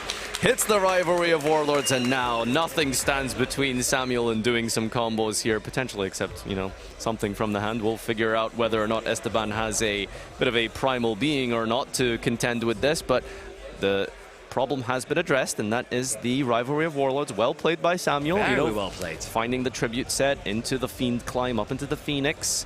And here we go. It. And there is original Sinful Spoils now sending away the Nightmare Phoenix. So we are actually good to go here. It's time for Snake Eye Ash, which is going to get Poplar, and none of our cards have resolved this turn. So everything is online and good to go. It's just a matter of what does Esteban have potentially in hand for this. Esteban sits there pretty calmly, even though Samuel just outed his major win condition, which has been buying him a couple of turns there already, but now Samuel is free. Yeah, free like a bird there in top 4 right now. He was so far really hindered in playing, but there he is now activating Ash, activating to search. But we didn't search. Did we search Poplar? No, we searched another copy of Ash. I was a little bit kind of squinting my eye at that. Did we go through all of our Poplars already? It might actually be the case, huh? Okay, all right. Well, we're going to use the Snake Eye Ash, it seems. And we've got Ash Ogre in hand, I think. We're going to special out the Flamberge here from the deck. And nothing to scale, only working against face-up monsters. I mean, you got to check, is there even a second level 1 monster in the graveyard that is also fire? Because Yeah, we're reading the Flamberge Dragon. Esteban considering now whether he wants to immediately do something, because there is only one level 1 fire monster in the graveyard, as that Dimension Shifter at the beginning of the game was making sure that the Snake Eye Ash and the Snake Eye Oak were both banished. Yeah, I mean, I guess we must have lost both of our Poplars to this Dimension Shifter. There's the Nibiru, the Primal Beam. Does not hit set cards, remember. And of course, there is a token to be summoned, and we're putting it in defense mode. Set monsters do not get removed, remember. And pass. And pass his turn here. Over it goes. Esteban still in this, absolutely. And now I'm excited to see whether he's going to end up flipping those monsters up, or whether those are just going to sit there face down on the field until the end of the game. We're just going the battle phase. Usually the natural habitat of a Tenpai player, but this is going to be the Nibiru attacking here. This is the strangest. Unbelievable, yeah.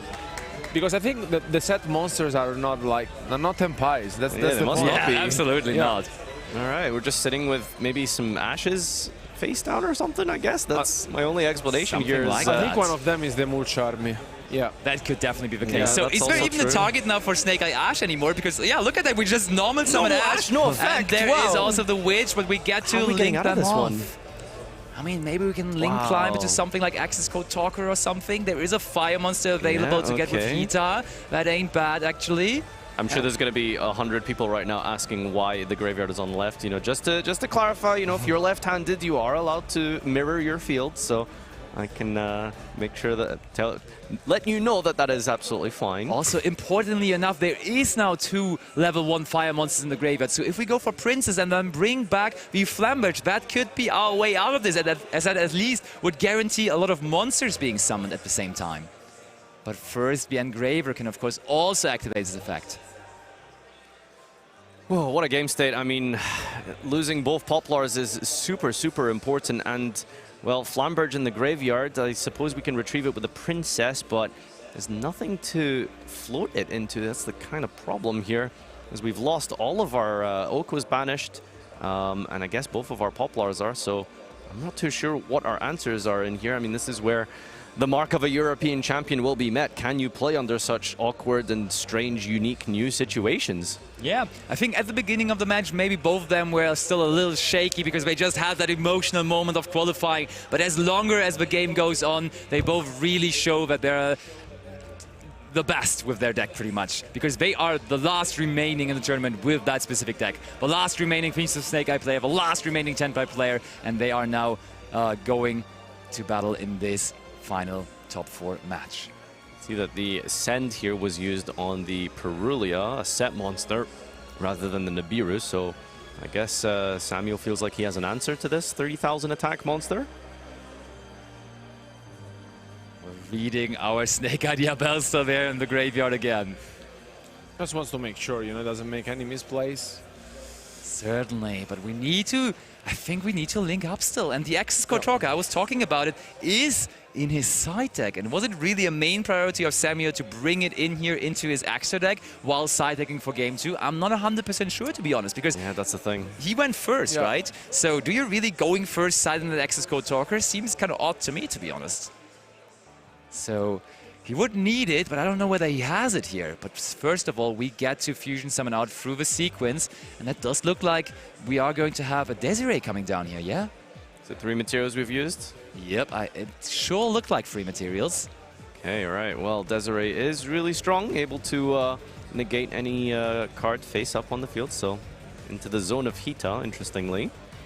Not sure about that. The effect was used, we're fine. Okay. Most likely going to send the sequence and Hita off potentially for Promethean if we don't have Access Code Talker. And that means that we can then equip the sequence onto Desiree to make sure it has a negate here. Ooh, okay. Oh, all right. This is interesting. We're going to link off the Desiree into that Promethean Princess. So we want to keep that Hita on the field, apparently. Okay, now we're going to get rid of... Okay, that was a Dogwood sitting there. I mean, that dog would have been kind of nice right now, right? Because I don't think Samuel would have done so many special summons if that Dogwood would have, for some reason, resolved. It would have stayed in the hand.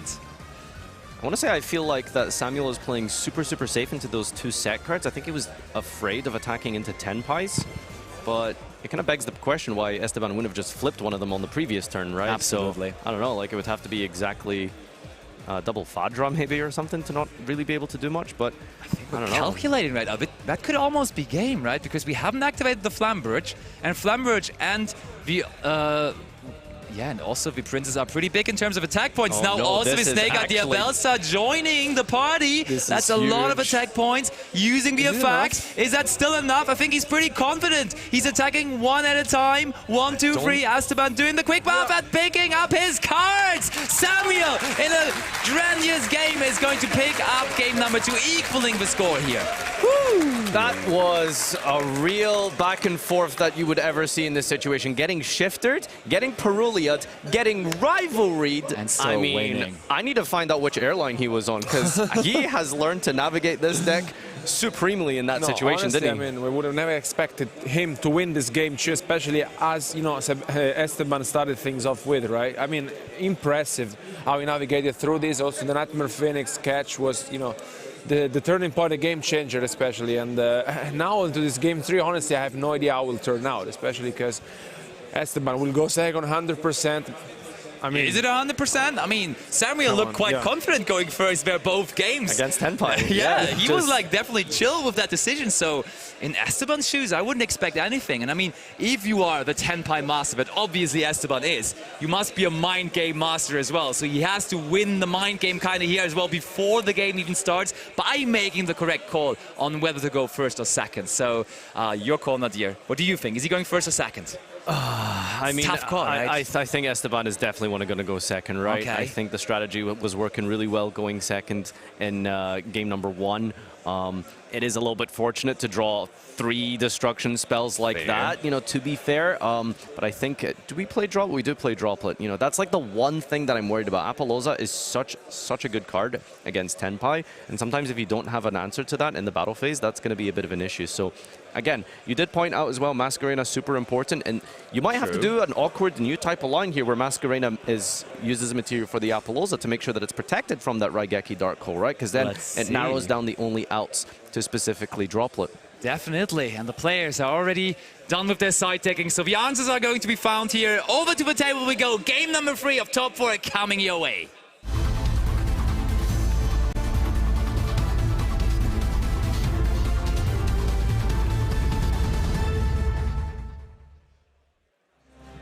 Here it is, game number 3 between Samuel and Esteban, and it's gonna be the journey to the final here. 2 more games, I suppose, stand in their way between not just Worlds, they've already got that. That's been done, but the European crown is still to be had.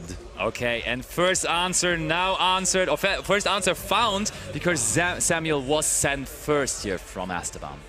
Yeah, all right. I'm curious how this may have affected his side decking, and if that really made an impact on what decisions he made here. But it looks like we're going wanted for Snake Eye Diabellstar. That is an interesting choice here. Okay, we are picking up some new lines here. Pay attention. That hand is absolutely cracked, by the way. That is an Ash Witch Diabellstar. Dogwood.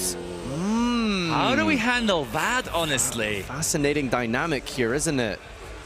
So you could pass and half your life points. Yeah. But if you pass against Tenpai, you know, that's pretty tough. I agree. And I think, what do we think? Was that still in the draw phase or maybe standby phase? And we activate the Wanted there to play around cards like Drawn Lockbird? Because usually Esteban has shown the tendency to never really play into triple tactic talents, activating Shifter and Perulia and so on and so forth, always in the draw or standby phase. So we probably expect him to do that here as well with the Spooky Dogwood, right? I mean, ideally, yes, you would. I don't know if the rulebook on the plane tells you to do so, but not sure about that. But, you know, no, I think in general, I mean, he should have activated it maybe in the standby phase. I mean, the Dogwood is annoying, honestly, but still, I don't think Samuel can really, you know, pass and pray, let's say. So it's, I don't know, like, we'll figure it out, but do we like the idea of just, you know, just ignore Dogwood? Just do your combo. Yeah, it'll take like a couple of battle phases, but you know, once you've taken away a couple of their resources as they, you know, spend everything, and you survive, then maybe you put them on a top deck situation and it's enough. We'll see. But also the dynamic does change significantly because you could pass multiple times if you're Esteban, if you do the full combo. But it looks like Samuel is actually keeping it nice and simple here. Okay, okay. That's not a whole lot of life points gained there for Esteban. So just tiny monsters. Is there a lightning storm or a Harpy's Feather Duster? that would be crazy. Is he going to do it to him again? I can see it. Yeah, he is! Yes! Lightning Storm, of course, going after the spell and traps. That's crazy. Once more, just wiping everything off there. Lone Masquerena stands in the way of Esteban. That's a terraforming for Sangan summoning. This isn't going to affect any of our monsters for this turn here. So we are protected from hand traps. All right, we're activating the Sangan summoning here. During the main phase, get a search. Activates the effect. And the effect is getting met with Ghost Ogre, though. Maybe this ain't over just yet. Esteban does have the pipeline.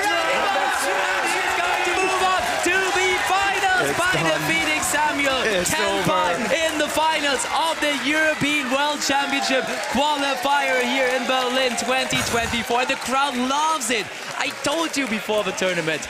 We see Tenpai going strong this time, and they're actually pulling through. Man, what a game that was. See, it's really interesting because I think the Dogwood is irrelevant in the scale of what people normally think it is, right? It's like, oh, I'm just going to activate Dogwood win in time. Yeah. But it's not really used as a time card in this situation. It's putting your opponent in an awkward situation where do you full combo or do you make a minimal field, and then, well, if you make a minimal field, my hand's going to be good enough to beat you, isn't it? Yeah, exactly. No, that's what really happened, and we saw also in the previous Fury matches. And I mean, what you really do, like, if you overextend, then you're in a situation in which, okay, how am I going to do this, you know? And here, on the other hand, we have to say that the Lightning Storm was huge, and I don't know.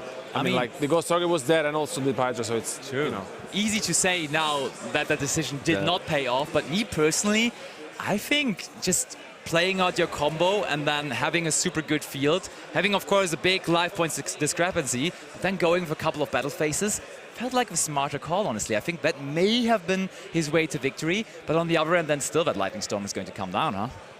Hindsight is 50-50, as they say, right? So maybe it's something of a bit of a decision for Samuel to think about. Should he have just let his opponent go first? I think it was probably quite clear, especially since Esteban has been on stream. He's had an interview. He went in a deep dive analysis of his Tenpai deck. Perhaps he knew. Absolutely, but still his friends are celebrating him. He may have lost, but as he walks off the stage, Samuel gets a round of applause from the crowd. I love that. He has had such a great tournament run. And of course, top 4, and therefore a qualification for the World Championship is definitely nothing to be ashamed of here. What a great tournament run. I mean, it must be said as well, you know, he did say in his top 8 interview, I was being ushered on stage by Ed, he said, you know, I don't know how I got here. Perhaps, you know, with a little bit more practice, he could have went the full way, but in his eyes, he's got to Worlds, he's happy, and he should be absolutely proud of himself. His friends are celebrating this incredible accomplishment. I mean, I've heard there's quite a long flight all the way to Seattle, right? So he has plenty of time to study on the flight to Seattle and for the World Championship, I guess. No, but also Esteban, I think he was very humble. He told us that, you know, he has been playing the game for a long time, and I mean, everyone can do it because he did it. So I guess, you know, now he's on to the final, and he's playing for the title to be the European champion, which I think is, you know, unbelievable. Yeah, what a match that was, and what a battle it has been. And Tenpai's in the final. I'm very curious to see what the deck will be. If, you know, there will be the Fiendsmith, Snake Eyes, or, you know, the U-Bell, for example. I'm really curious to see that. Yes, what can I say? I mean, it's been a privilege, honestly, to see this match. And it's pretty sure to say, because we know for a fact it's not going to be a Fiendsmith Snake Eye that he's going to face. I mean, if you paid attention to top 8, there was, for example, Julio Vaz with Ritual Beast playing in the other top 4 versus match. U-Bell, but there's, of course, U-Bell on top of that. So we are probably going to see quite the interesting finals playing out. Who is in the final? Find out. All right, we've just had that confirmed. Yeah, it's going to be Julio versus Esteban. Ritual Beast versus Tenpai Dragons. That's crazy. But now, first of all, as Esteban has won his featured match, let's hear it from him and add in the winner's interview.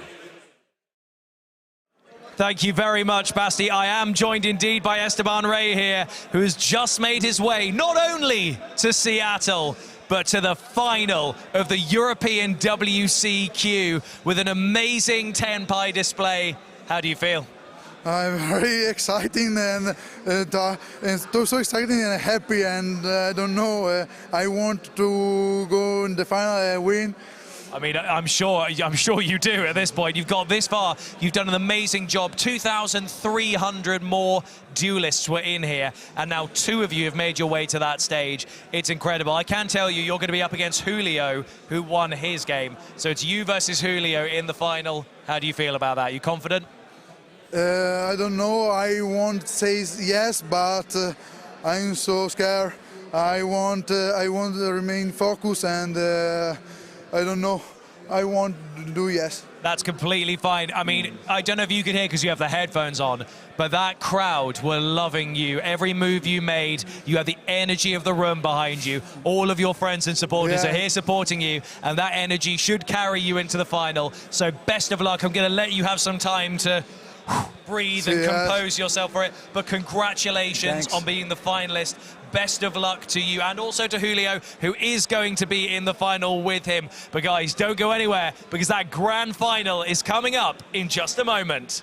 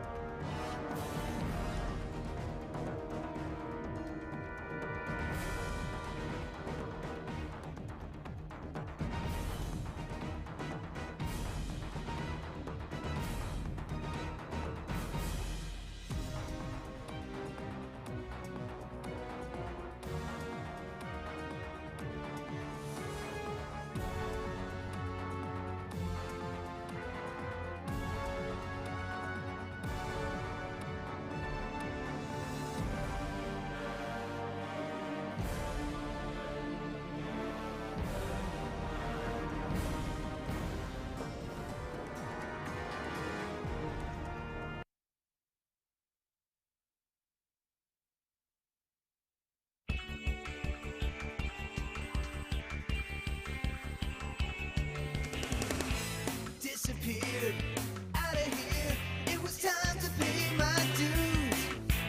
Never guessed that you'd be dressed in my clothes and in my shoes. Thought you were so tough. You had it all under control. Now enough is enough. Gonna take back what you stole. Give it up, 'cause now I'm back. We're going in. Big brother, you're here, you're here.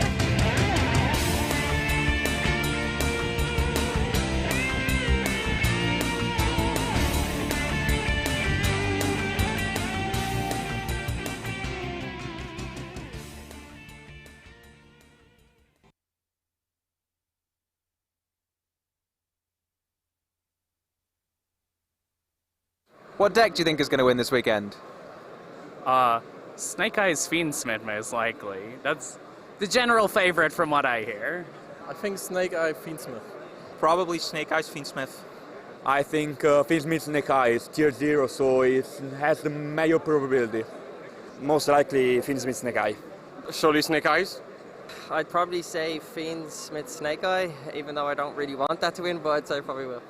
I think that Snake Eye is probably going to win the weekend, yeah. Obviously Snake Eye Fiendsmith, but I think there are many approach of other decks like Runic or Labyrinth, but I think Fiendsmith will win at the end. Probably Fiendsmith Snake Eyes. Probably Fiendsmith Snake Eye. I hope it fights me in Snake Eyes. I'm a Tenpai player, so I say Tenpai. What player do you think is going to do the best? Ooh, I don't know. There's so many good players, so I don't know. Do you want to pick one? I hope Joshua Schmidt. I really like him. He's nice. I don't know. It will be a very good surprise in any case. Probably Josh Schmidt. I don't know. Maybe some pro players, but I know a lot of Italian pro players do not even have a ticket. So I hope for them, one of them, to have a ticket and still win. Yeah, Robin Doolin. Andrew Thwaites. I think he's Gabriel Netz. I'm not sure. I hope it's someone I know, but I can't say 100%. I don't know anybody's names, I guess, but hopefully somebody from my group, Gamers World in Dublin, would be nice. It's hard. There are many good players, but of course I will try my best. Oh, that's a tough one. There's so many good players in Europe. I think it would be unfair to pick somebody particular. I would love to see like Joshua Schmidt do well with some deck that's not Snake Eyes Fiend Smith, given that he doesn't have the pressure. Maybe he can come out with something spicy. All right, and what's your favorite card from the latest set, Infinite Forbidden? Maybe Genroku. Tenpai Genroku. I think the White Roots cards, the whole new archetype, it's very good and very interactive and it's very fun to play. I think Perulia, because makes going second better into boards or even to play. It makes you play with more strategy, and I think it's a great card. Definitely Rockdoll of Gimmick Puppets. I really like it. It has to be Engraver. It's just the best card. The Fight Smith Engraver. Fight Smith Engraver. You know, it's Dora Dora for me. All right. It's cute. It's Mulcharmy Purulia. Mulcharmy Purulia, yeah. The best. I'm really interested in the Mulcharmy card that's coming out. I had an opponent use 2 of them when I was going first in a side event just now, and I did a normal 7. My opponent started with 4 cards. Very good. Yeah, so. Drytron New 2. Okay. Thanks a lot for being on the stream. No problem.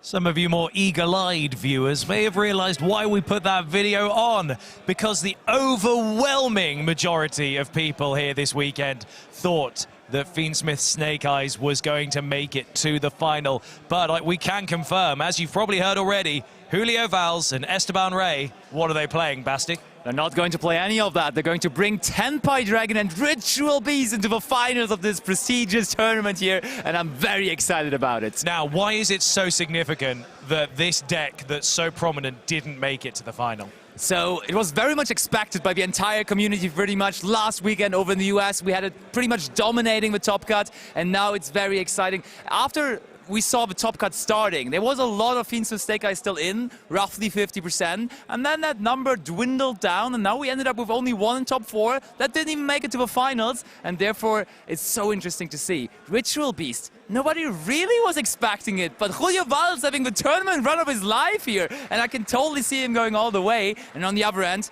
what a master play, what a mastermind with the Tenpai Dragon strategy on the other end. Esteban, I love it. Both of these duelists are incredibly good at what they do, and like you say, in every display that we've seen them in feature matches, they have just done expert displays of how well they know their deck. And you're right, really great display of Tenpai. Quite exciting, I'm sure, even for people at home who are worried about it being a near tier 0 format, that actually those decks didn't make it here. We've got 2 outside decks of that 24% representation, and it all comes down to this. In fact, judging by the way the crowd are looking over at the stage, our duelists are almost ready. So don't go anywhere. We're going to be right back with the grand final of the European WCQ.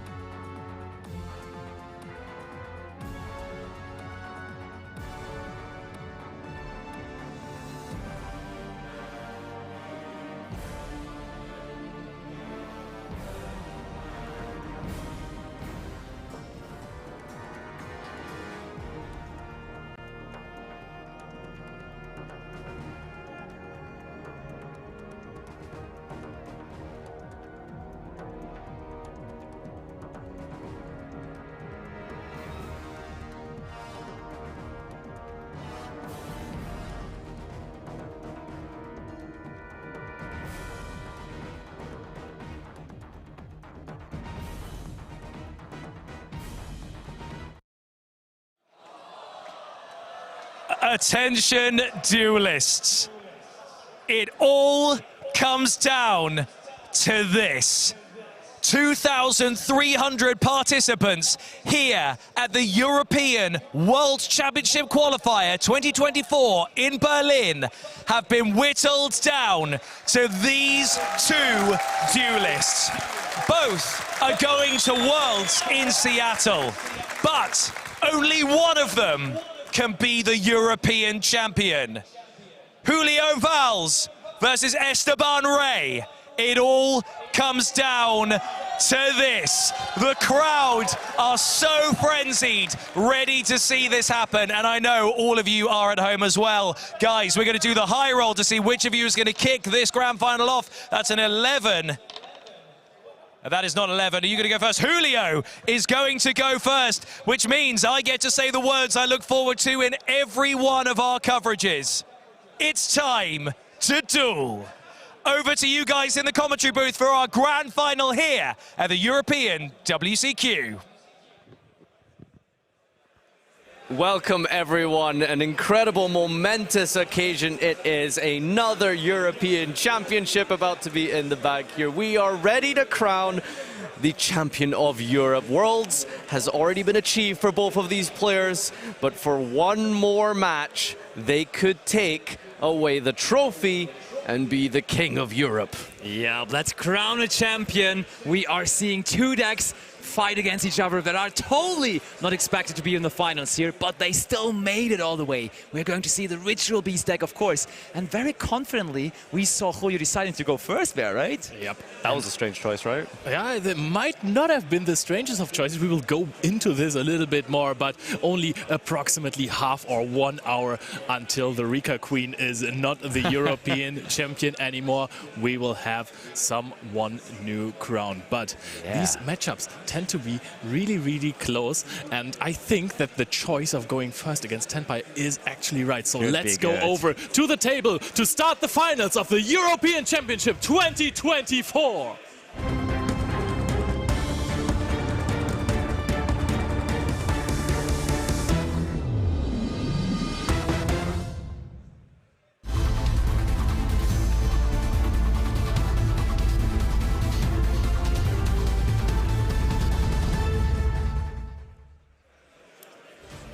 No more time to be wasted, no more matches to be played except this one, so let's see it. Julio Valls versus Esteban Rey, Spain or Italy, who's going to make it? Ritual Beast or Tenpai Dragons? And you can hear the support from the crowd. They want to crown a new champion, but who is it going to be? That's a very good start here. Yeah. Ritual Beast Elder and Ritual Beast Canos. So OG. The best two-card combo that we can perform. All right, well, we did talk a little bit about the odd sort of choice that was in the previous game, where actually we decided to go second, right? Yeah. Decided to go first, but in this case, Julio actually choosing to go first. But there's a very different factor to take into consideration here. Why did we go first? May as well see very, very soon, and Esteban may as well also know. I would have think it would have been more interesting actually if Esteban would have won the diary roll, because maybe he would have even decided to go first, honestly. I think 100% that he would go first. You can't afford to let Ritual Beast start against you. He's playing the Breaker variant of the Tenpai deck, which has served him so well, but nobody else was summoning the Arch Nemesis Protoss. I mean, that's exactly what I was trying to suggest there, yeah. So even though Tenpai break your field and OTK with those amazing, crazy high-level monsters like the Transcendent Dragon, the Trident Dragon, can't really summon fire monsters if you're locked on the Protoss, can you? Not really that Transcendent anymore then. Yeah. All right, well, here is a Ritual Beast Inheritance here, so we have basically access to our entire deck here, and Julio is free to pop off and combo with that Ritual Beast ulti, Canahawk, multiple searches per turn here, and able to fish out a Wen, it looks like. I'm going to discard the Rampengu off of the Inheritance. And that's 4 unique names here as well. Don't forget, we do have the ability, of course, to make the Nochi Drago to make our Ritual Beast monsters untargetable. That is indeed correct. So the newest set, of course, being Infinite Forbidden, and everyone thought that would influence the outcome of this tournament by Fiendsmith Snake Eye being the most dominant deck. Right, but so maybe it was Battle of Legends Terminal Revenge instead who brought us some new Ritual Beast cards, which was the real influence there. See, there was a small little misplay by Julio there. He forgot to use Canahawk to banish from the deck, committed to a Link summon by putting his cards into the graveyard, and then of course was forced to then return it there. So we'll see if that search is going to matter, because again, remember, the most important restriction of the Ritual Beast is that they can only be special summoned once per turn, so Canahawk will not be able to get a banish. That is very true. But we are almost halfway there to the absolute centerpiece of this combo. There is one level 4 monster on the field already. You only need a second one to summon the Infernal Flame Banshee, and that Banshee is then going to search out the Arch Nemesis flag. That is correct, but I mean, even let's think about it. If Esteban has a combination like Raigeki plus Forbidden Droplet or something like that, even though we might not be able to play the game, we could still be able to potentially break the field. Who knows? Yeah. I mean, if you're drawing Droplet alongside all of your crazy Destruction Field Breakers, you're in it's kind of your day, right? Yeah. So it really will just come down to this. Julio, of course, putting a lot of faith into Protoss, which is why he chose to go first against Tenpai. Yeah. Here we go. There it is. There's the rank 4 Infernal Banshee. Able to search any Pyro monster from the deck. That's going to be the Nemesis Flag. Flag can then return a card to special summon itself from the hand.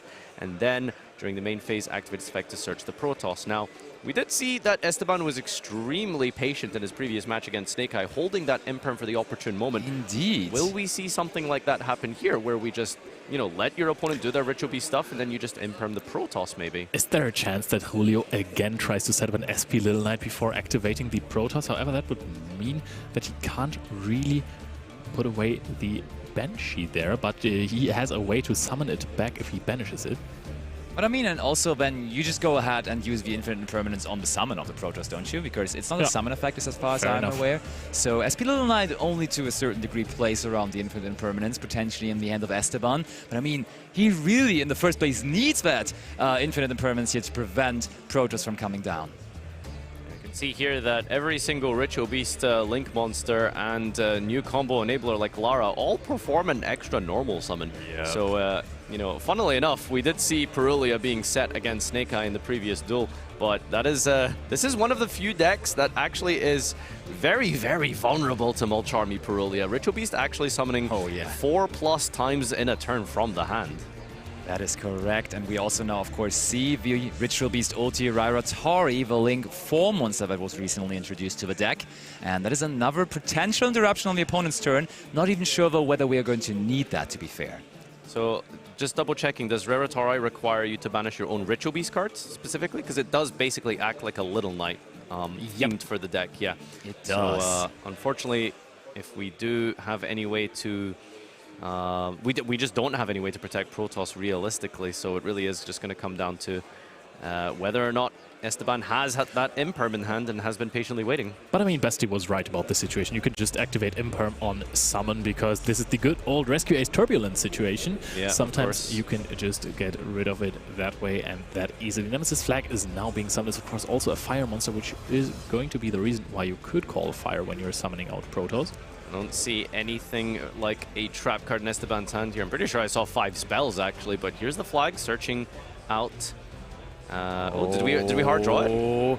The make or break moment maybe of this game. Number 1, Julio decides to summon out the Protoss by banishing the Infernal Banshee that will summon itself back to the field. So that could be the fire monster we could destroy as well. We also already have both the flag, of them. yeah, so we are going to use the effect on fire, and it is resolving. No fire monsters for the entire turn of Esteban, meaning no Tenpai Dragon monsters at all. You can normal summon, however. Okay, okay. There is a normal summon, yeah, and of course you would need to deal with the Tenpai body before you enter the battle phase if you're Julio, so I'm sure he'll of course be very cognizant of that here as we perform our contact fusion with the Ritual Beast ulti Canahawk, and it looks like that is a set pass with a resolution of our Protoss for fire. So despite that little misstep earlier in the turn here with the Canahawk not being able to activate since we committed to the Link summon, still ending on more than enough here arguably to potentially close this one out here. Does Esteban have an answer. Okay, we got the Raigeki, but note that, of course, the Arch Nemesis Protoss cannot be destroyed by card effects. So that one, and that is the major problem at the moment, would stay. Yeah, but that is a good way of clearing the rest of the field, because you cannot summon more fire monster in this deck, at least not in any way that I know of. So that is going to be a one-time experience for There is the secret effect of Lara, protecting Ritual Beast from destruction by banishing itself from the graveyard, and then following up with the banished effect of Lara that then allows you to special summon a Ritual Beast monster from your deck, getting Petalfin, just getting more names into circulation here. And without a doubt, after this cut here, I would not be shocked if Esteban doesn't just activate a second copy at this point. He's so used to it. Yeah, he did it in the semi-finals, so he may as well do it again. What is it this time? It is a Lightning Storm. Okay. That is potentially rather going after the spell and trap zone, to be honest. Okay. Yep, okay. I mean, Esteban... Oh, and Raigeki right after. That's what I was talking about. Right, even though we might not be able to summon out monsters, we can still just eliminate all the monsters on the opponent's side of the field as well. Wait, is Lara not once per turn? No. It should be, right? Julio is protection effect. It's getting a translation for someone. Also, I think another option is to... There is another option that I'll mention here. So we could just tag out if we can't protect here with the Ulti Canahawk. Ulti Canahawk can then float into Spiritual Beast Winda, and then Spiritual Beast Winda can summon a Ritual Beast from your main deck or extra deck, and ignoring the summoning conditions. So we could potentially, after the third destruction card has come down here, we can then summon out Ulti Gaia Paleo. So is he going to be able to use the effect one more time? Wait, this is not hard once per turn, right? It's not really. Really? No. Lara can protect again? I mean, it's not really an effect, right? Because Lara only says that you can only use both effects once per turn. If a Ritual Beast card you control would be destroyed by battle or card... Okay, so Julio is probably going to be finding out soon, or letting Esteban know how this interaction works. He double-checked with the judges, got confirmation, and look at that. Oh. No, Balinks would also not only work once per turn. It has the same wording. Does it have? Okay, then fair enough. Then probably you cannot do that. Julio just wants to get that confirmed. I mean, not every day you get Lightning Stormed and then Raigeki after, right? Yeah. You just want to be sure. Yeah, so we are just having a bit of a conversation with the judges. Perhaps we can go to us here at the desk for just a moment. All right, so basically the situation here is that Esteban is going second versus a Resolve Protoss for fire with a full field of Ritual Beast monsters, and it actually looks like we're just about to... We have resolved it. Let's go back to the table here. All right, that was surprisingly quick. All right, so you do not get to use it again, but we will be tagging out the Ulti Canahawk here, and there we go. On the new chain, we lose the Raritari, and then we can trigger the Winda. Winda's going to special summon out probably Gaia Paleo from the extra deck just because it's really large. You do not get the negate effect, however, because it wasn't summoned correctly. So Julio looking at all the options, now grabbing his extra deck. Is it going to be the Ulti Gaia Paleo? I mean, Julio also has so many resources, and with that, I mean, he has a Lara and another Ritual Beast monster in the graveyard that he can just banish next turn. And there we are already seeing the Ulti Drago, which I was hinting at, that could be a nice follow-up for the next turn. That is true. So Esteban, does he have another one? Darkhold next? I mean, he's still with his main deck, so all of these cards certainly are in there. And that Darkhold, would that finally make sure that there is no more monsters besides the Protoss? Okay, Pot is ready. Let's just find the Darkhold through that, huh? Yeah, there's the Nochi Drago that was summoned off of the window here. I suppose is a better type of follow-up since the Gaia Paleo. Essentially, you're summoning a 3200 vanilla since it doesn't gain the effect here. So instead, the Nochi Drago will be able to just sit on the field and act as some follow-up because it will be able to bring back the banished Canahawk as follow-up potentially. All right, what do we have here? We have Droplet. That could potentially deal with Protoss in the long term. But of course, it is lingering and not going to be negated yet, and he does actually take the Droplet. Wouldn't it have been smart to activate the Pot of Prosperity in the beginning so we can Droplet the Protoss first and before it doesn't get destroyed by everything else?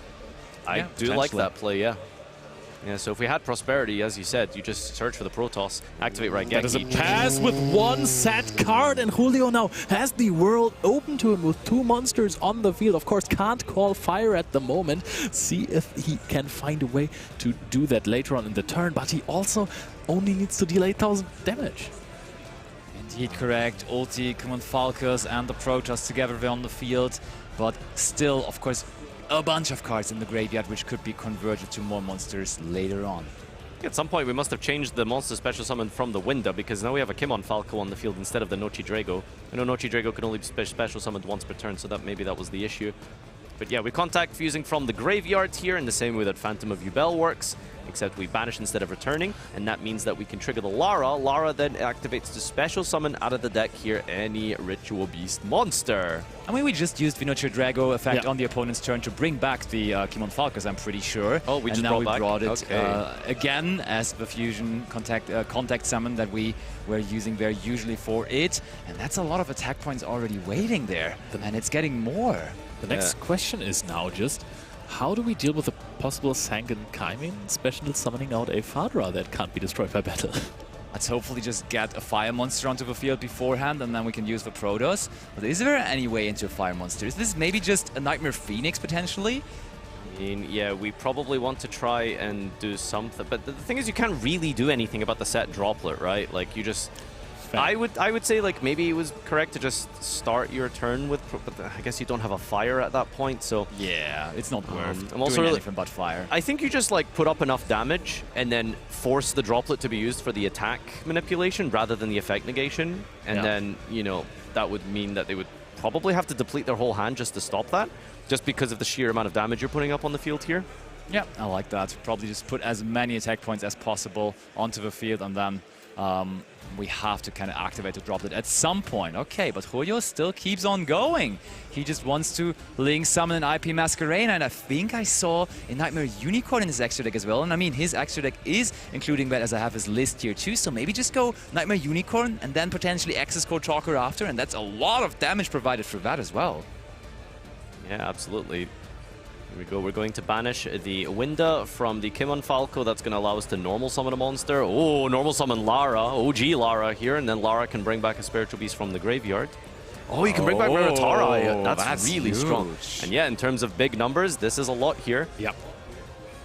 Protoss can also be switched into attack position, but you can also use the... Oh, I think we are probably going after that Nightmare Unicorn. Feels like a pretty safe plan, honestly, because yeah, he can use the droplet and monsters on the field, but afterwards, that Access Code Talker with 5,300 potential attack points might be coming down. Yeah, this is not going to be enough, is it? Because if we have to use droplet here, we can use it to half a bunch of monsters, but then we just climb up into Access Code. Access Code will then be 5,300, and then you just need 27 more. Despite the droplet, I think we should be able to have 27 on here. Okay. I think he just discarded the Pot of Prosperity. And now Julio is responding to that. Okay, yeah, we didn't discard a monster, so we can actually respond with monster effects. We're going to tag out, bring out a Paleo and Winda, and then activate the Paleo on the new chain, gain attack points for our Ritual Beast. This is absolutely more than enough to attack for game here. Protoss has now been negated. There is, I think, little play for Protoss in this game. Access Code Talker is being summoned. Esteban is checking the last card in his hand. Is there a way for him out of this game? Yeah, this monster was just Protoss can come into the attack position. Should be enough here. And Julio wins game 1!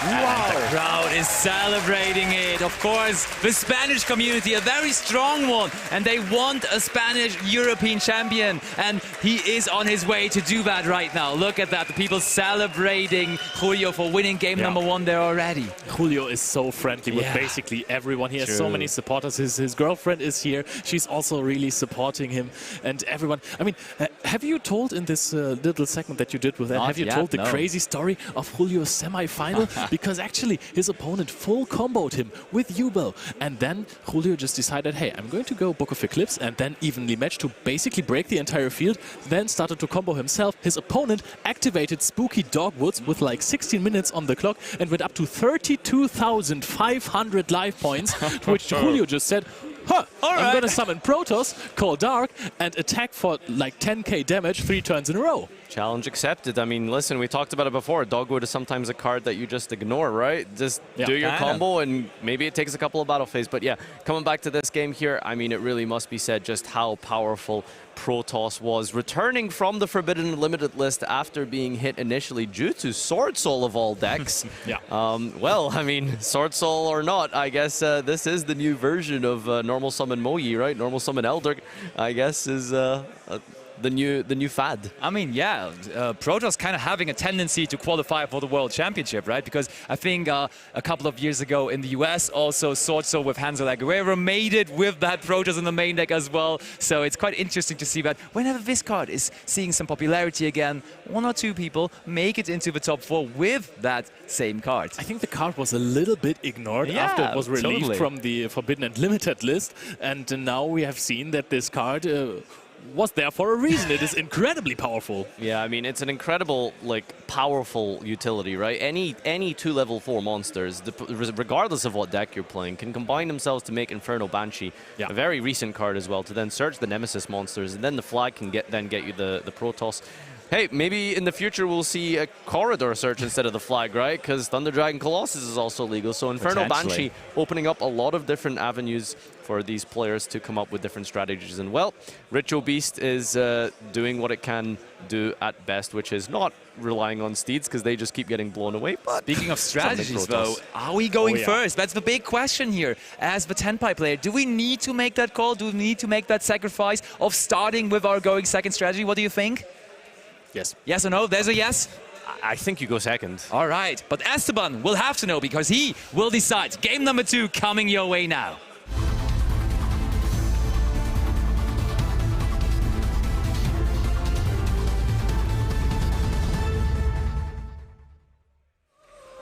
Can I just say, how cool is it to just activate Raigeki after Raigeki in a European Championships final? Yep. Yeah, well, I love it as well. Raigeki staying on. Oh, he goes second again. Nadia, you were right. So we're just going to see potentially the same thing happening again. But we saw it in the semifinals. Esteban actually in his side deck kind of changing up his strategy. He is going to bring in cards like Ash Blossom and Joy Spring, Nibiru, and so on and so forth. So there are additional answers to prevent the Protoss potentially. Yeah, it's a big risk to go second, but I think that the Tenpai deck is just so formidable going second. I don't think it does enough going first against Ritual Beast, so I feel like Esteban definitely made the right call here to go second as we contact Fusarati Kanahawk here into...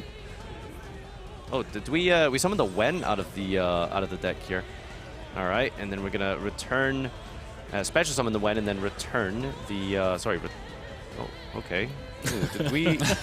We're just going to special summon out. Yeah, okay, all right. Returning Wen and then special summoning Alara and the Kanahawk. Yes. There we go. That's going to give us a search here. Maybe for Alara, potentially. Yeah. Most likely going to go for our normal summon combo. Inheritance. Inheritance 4, a different name, is a way to get through this as we activate... Make sure you don't forget Kanahawk this time. I mean, it didn't matter in the first game, so we may as well try without it again, right? But it seems like the Ghost Sister and Spooky Dogwood, after influencing the outcome of both semi-finals, is apparently not going to be played here, at least in this second game of this finals game. It's really strong that Inheritance actually discards. It seems like a bad, sort of negative thing to lose, right? Like a card from hand, but getting the card into the graveyard is really, really powerful because you can then retrieve it later, and it also gives you fodder for your Nochi Drago. We didn't use Kanahawk again, by the way. I think that Julio this is his flex now. I think he just wants to win without Kanahawk.